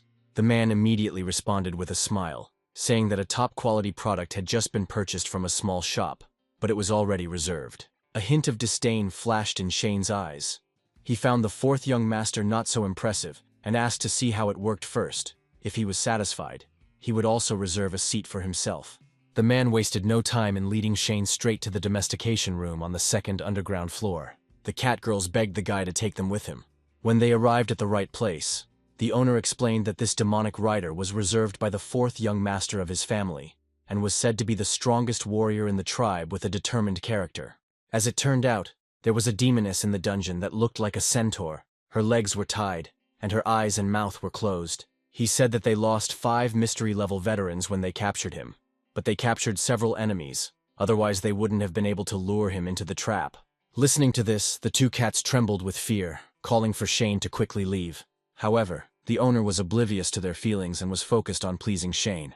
If Shane liked the demonic horse beast, he could make a 30% deposit to reserve it. At that moment, Shane's communication watch rang, connecting to the video message. It was Fabian. As it turned out, the 3 people he had just met really did have problems. They were tracking a recent high-ranking merchant client who had recently invested in the city. According to the investigation, this disciple was the merchant that Longhai was looking for. Fabiana suggested notifying the seller first, but Shane stopped him. He also asked him to tell him the location and go to the meeting immediately. Before leaving, he threw the manager a talisman. This talisman contained money to ransom the 2 demon cats, and he promised to give the additional amount later. Having finished his instructions, he left with the 2 cat demons in his arms. The man looked at the accumulation talisman in his hand, thinking about his extraordinary abilities and generous spending. He thought that this person could also be from another family. After thinking about this, the manager returned to the bound body of the demonic horse and hurriedly ordered the demonic slave to be sent to the 4th young master. Meanwhile, the story moves to a large pool with hot springs. Jonathan was still watching Marina, who in turn was watching the mermaids. When the girl decided to act, he followed her. Meanwhile, Lonzo was humming a song with a relaxed expression on his face, completely unaware that he was being watched by 3 parties. At this time, Sergio was hiding nearby. At that moment, Lonzo realized that someone was following him. He immediately took off and quickly disappeared. The mermaids immediately realized that they had been exposed. Seeing this, Lancel and his companions quickly ran after him. They soon discovered that Lonzo had fled outside the city. Without further ado, Lancel threw off his cloak and ran after the enemy. Despite the urgency, Sergio instructed Lonnie to take the rear first and then deal with Lonzo along with the young master himself, as the 2 of them flew over several towers and leapt over the towering city walls. After this, they called Lancel to jump at them and over the wall. Lancel and his companions had already rushed past the guards. The men watched them in amazement, not understanding how they were able to overcome the wall. At that moment, another silhouette ran past them. Once they broke away, Sergio and Lancel immediately took out the Star Soul and prepared enough equipment. At that moment, Lonzo suddenly turned around, trying to see who was chasing him. This short delay allowed Lancel and the others to take up position, posing as Star Souls and blocking his path. An enraged Lonzo expressed his disappointment and mocked them as fools from Longhai who clearly posed no threat. Feeling helpless, Lonzo spoke out in an attempt to provoke the other princes, but was met with Sergio's anger. Sergio demanded that Lonzo quickly hand over their precious treasure or face the consequences. Lancel and his companions were clearly unhappy with Lonzo's taunts, but still advised him to return the treasure. They assured him that if he wanted to surrender, his life could be spared, since Lancel's father could intervene. Lonzo, however, was even more sarcastic, claiming that humans were pathetic and weak. He also said that the merman tribe has a true dragon bloodline and belongs to the endless depths of the sea. He then demonstrated his combat prowess by building a Star Soul manor and rising up in a beam of light, disappearing from sight. Lancel and the others were alarmed to realize that Lonzo had penetrated the sand. Then Lancel swung his sword to block the attack, and Lonzo's sword, hidden in the sand, made an attack. Lancel and his companions faced further ridicule from Lonzo, who belittled them and their efforts. Despite knowing that he was at the top of the heaven rank, Lonzo teased them for daring to chase after him. He asked if they believed that he had the Dragon Calming Cone, a magical tool specifically designed to combat the dragon race, and noted the scheming of the previous Star Soul General Ao Bing, who was plotting against him. Lancel and his companions were momentarily at a loss, but Lancel urged them not to panic and to follow their previous plan. They decided that Sergio would attract Lonzo's attention, while Lon would find an opportunity to use the Dragon Calming Cone to contain him. The man learned the method, was stunned at first, but soon regained his concentration. He jumped into the air and began to fulfill his part of the deal. He threw random blows at the sand around them. At this moment, Marina, who was standing on the city wall, had a playful expression on her face. She looked like she had everything under control. Little did they know that Jonathan was hiding nearby, watching with interest what was happening. Jonathan wondered if the lady was just a spectator or was waiting for the right moment to take action. Meanwhile, inside the city, guards sensed something was wrong when the signal suddenly disappeared. They went to the Western District to report to the seller. After the conversation, the captain rushed off with his subordinates, but was suddenly blocked by Shane and Fabian. Shane said he was a guest of the Mai family and asked what happened. Upon learning that he was the general's guest, the guards relaxed and bowed to Shane. They reported a fight outside the city, wondering if someone had tampered with the alarm system. They also noted that they were unable to contact the communication device and reported a mysterious vehicle that had raided their defense area. Under the circumstances, they had no choice but to contact Mai to report the situation and ask for support. After hearing the guard's statement, Shane smirked and noted that the Mai family had not received any news yet. Immediately after finishing this statement, Shane and Fabian launched a surprise attack on the guards. The men inflicted non-fatal blows on their necks. In an instant, all the guards lost consciousness one after another. Then Fabian asked what they should do next. Shane offered to join the unrest of the internal struggle in the merman tribe. After that, the two of them rushed outside the city. Meanwhile, the battle outside the city became increasingly fierce. Lonzo, taking advantage of the opportunity, jumped up from the sand, took aim at Lancel and tried to deliver the killing blow. However, Lancel dodged the attack and then grabbed Lonzo, taking advantage of the situation. Lonzo's actions seemed stupid to him. He thought that if Cone the Dragon Calmer was with him, Uncle Sergio would take advantage of it to their advantage, so he urged them to hurry and catch up with him. Seeing the situation, Sergio immediately ran up and jumped, holding the dragon suppressing cone in his hand, which instantly burst into flames. Watching this, everyone hiding in the shadows were surprised. The dragon calming cone was a treasure described in the ancient imperial literature. Jonathan remembered that in his past life, it fell into the hands of Nan. Shane was simultaneously shocked and realized that the dragon calming cone was his 9th magical weapon. At this point, Lancel seemed to loosen his grip and quickly urged Sergio to speed up. Then Sergio, smiling ominously, assured Lancel not to worry. He promised to help free him from this predicament. The next moment, Lancel felt a chilling sensation as Sergio thrust the cone straight into his body, and his armor began to disintegrate. The sudden turn of events caused him to feel incredible pain, leading to him losing consciousness. At that moment, Lonzo appeared in front of them.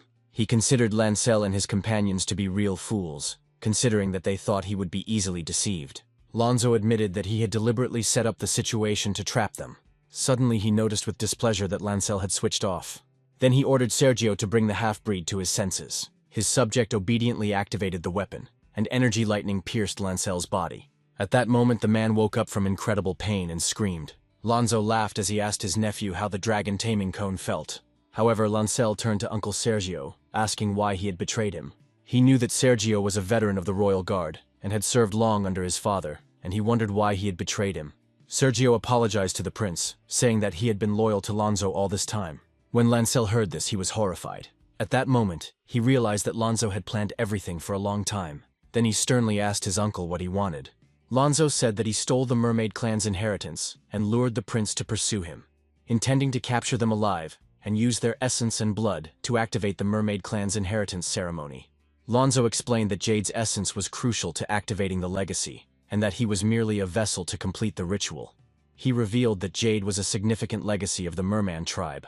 The story goes that 1,000 years ago, monsters began to rampage in the Western Sea, forcing their clan to leave their homeland for the sea. After that, Star Soul General Ao Bing fought the monsters for 3 days and nights. He destroyed thousands of sea creatures with his own hands and quickly calmed the endless sea. After his legendary feat, their clan was able to return to their homeland, and thus the great kingdom of Longhai appeared. It was known to all that when the host died, the Star Soul returned to its original jade form and began to wait for the next suitable host. Lord Lantong went through many hardships so that Star Soul General Ao Bing could protect the merfolk forever, and in the end, he mastered the secret technique. At the cost of his life, he sealed Ao Bing's Star Soul Jade with a secret technique and created a divine jade. The Lord sealed the jade as the greatest legacy of the merman tribe, and every time Ao Bing was to be chosen, the jade would once again activate the secret method, sealing the soul jade and waiting for the next clan member to take up the inheritance. Upon learning of this inheritance secret, Shane was surprised, noting its similarity to the secret techniques of his own ethnic group, while Marina mused that if this technique had not been lost, reaching the pinnacle would only be a matter of time. However, Jonathan sensed that something was wrong, suspecting that the story might be presented from a perspective intended to mislead humanity. Lancel heard that the title in question was one that was granted by the Celestial Empire and the Sea Dragon King, at which point he realized that Lonzo's plan was to begin the succession of Star Soul General Ao Bing, which required the essence and blood of the Mermaid clan. The process required the blood of 3 members of the royal families. Lonzo's original plan was to take a detour from Sand Sculpture City to the Tiandu Kingdom, where they could cooperate both internally and externally to ambush and capture the 2 princes. However, he did not expect the sudden appearance of the Divine Realm, which completely disrupted his plan. Lancel couldn't help but laugh when he realized that the requirement for 3 royal bloods to begin the succession ceremony made it clear why his father had assigned each of them to lead the team. The intention was to make it difficult for all 3 to meet, as the only members of the royal family present were Lancel and Lonzo, Lancel being curious to see how Lonzo would begin the succession ceremony. However, Lan Quan's expectations were far from reality. Having no other choice, Lonzo asked why he thought he was luring Lancel out of town, which made him feel uneasy. Meanwhile, Jonathan was speechless because of Lancel's stupid behavior. He noted that Lancel's actions were reminiscent of a man Jonathan had met in his past life who was easily deceived. Jonathan realized that something was wrong, especially considering the way they were talking. This delay allowed the guards to rush in. Jonathan decided to leave the city without further delay, knowing that the secret methods of the mysterious machine, although not very smart, would not be detected by the guards of the city. Meanwhile, the city guard had just arrived outside the city and were congratulating themselves on having prevented a leak. They also fired artillery shots, which angered Sergio. He immediately counterattacked the guards. However, Lonzo said he couldn't stay there. Lonzo ordered him to stop the attack and take Lancel to the Divine Stage retreat. Following the order, Lancel flew straight up, heading towards the Divine Stage and retreating. He pulled the cone out of the ground, causing incredible pain in Lancel's body. The guards quickly realized their intentions and notified the guards stationed there. They decided that they would not allow them to destroy the Divine Kingdom. At the same time, Fourth Young Master received a message that the general was leading an elite security team to this area. At this moment, Marina was observing everything from a great height. She suspected that Lonzo's retreat to the Divine Realm was a strategic move to use the energy of the Divine Realm's retreat to begin the history of Ao Bing's succession. And Shane and the others, not wanting to be left behind, decided to pretend to be Star Souls and follow them. Jonathan, noticing this, decided to follow them, intrigued by the situation. The guards, having received the notification, had already retreated, but were ultimately unable to withstand Lonzo's attack. They were destroyed with just one shot. Lonzo landed and slowly walked towards the Divine Realm. He was proud of his plan. He then decided to explain why only he and Lancel could gather the essence and blood needed to activate the inheritance ceremony. He revealed that the bottle contained saint-level essence and the blood of Ao Bing's previous person, Lord Lanao. Lonzo's unexpected discovery of a divine tier energy skill caused the dormant essence to boil again. Lonzo poured his essence and blood onto the jade. After this, the stone asked him to administer a second dose of the royal blood essence, in preparation for the upcoming succession ceremony. Lonzo was ecstatic. On the contrary, Lancel was in a panic, not expecting such a turn of events. A top heavenly rank warrior decided to betray his tribe by stealing the inherited treasure, the mermaid jade, and capturing his own tribe, all in order to obtain the essence and blood needed for the inheritance.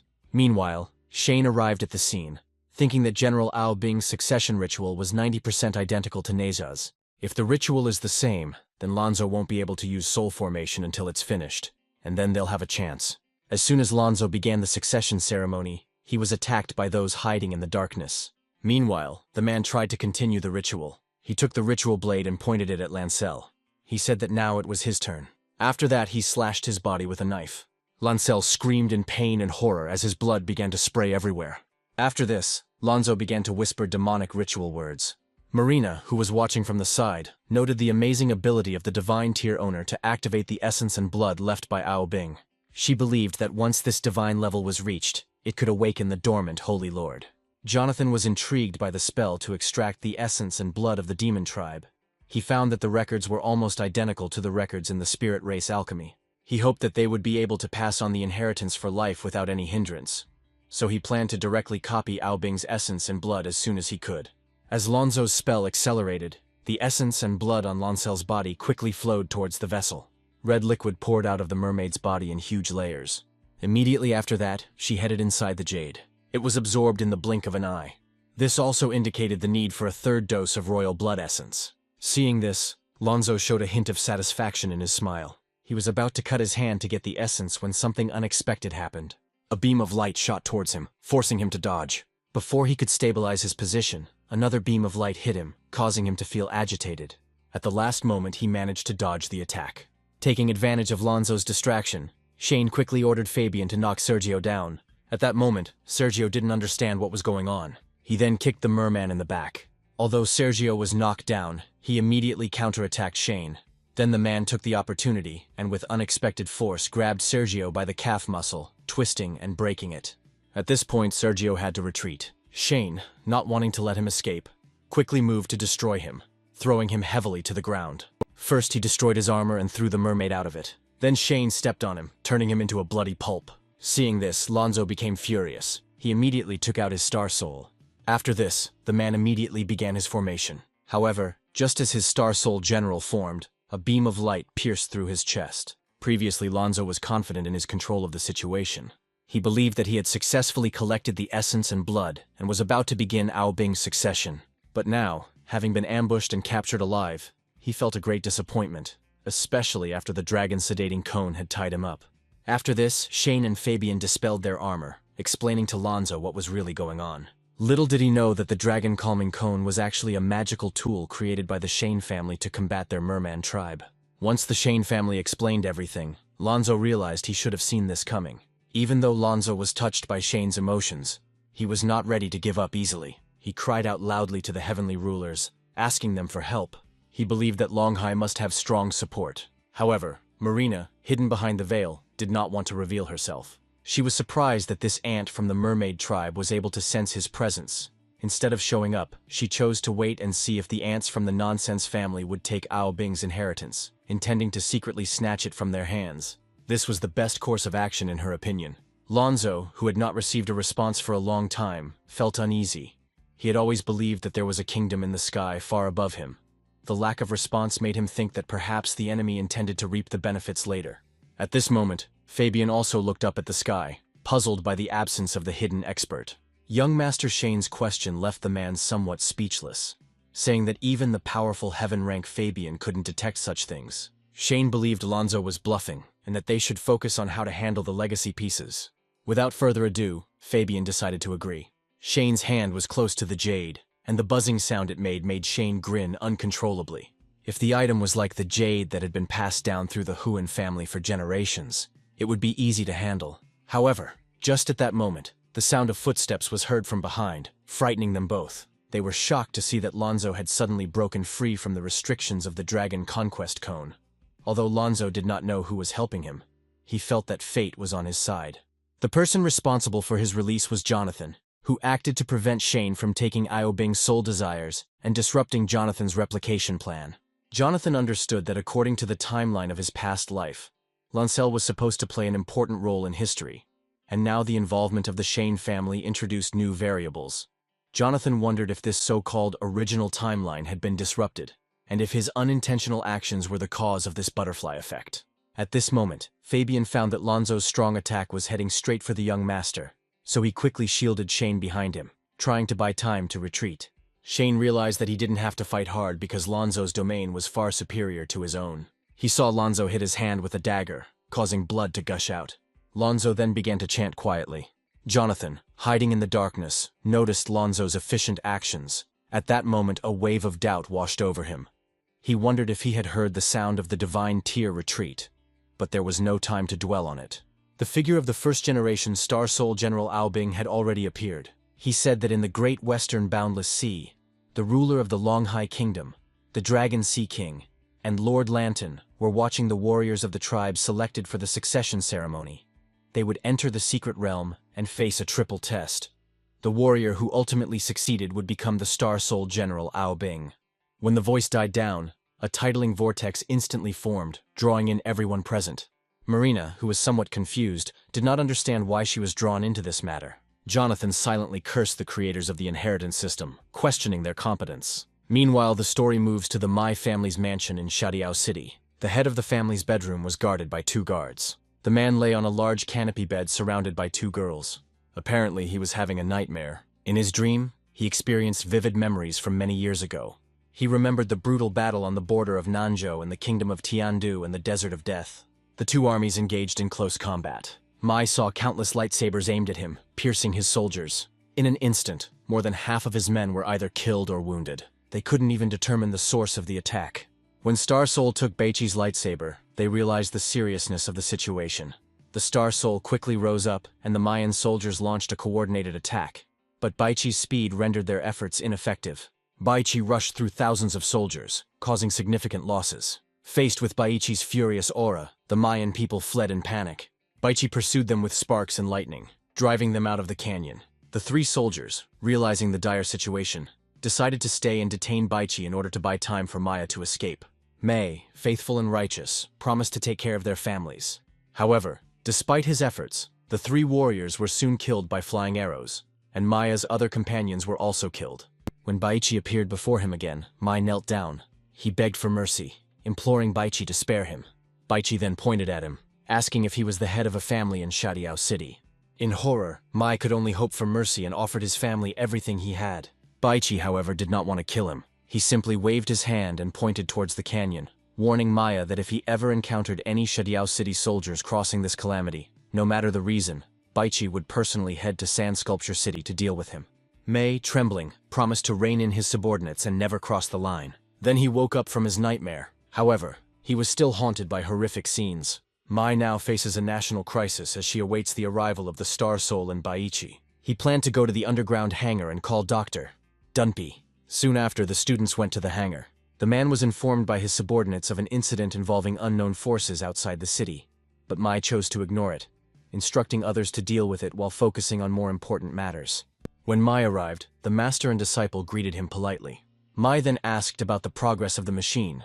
The man with the monocle reported that he had completed the masterpiece after replacing the missing materials from the Chamber of Commerce. Mei was delighted to see the new car. A new organism capable of competing with the abyssal Star Soul generals will play an important role in avenging past humiliations. Mai said that this car will be the embodiment of the city of Shajao,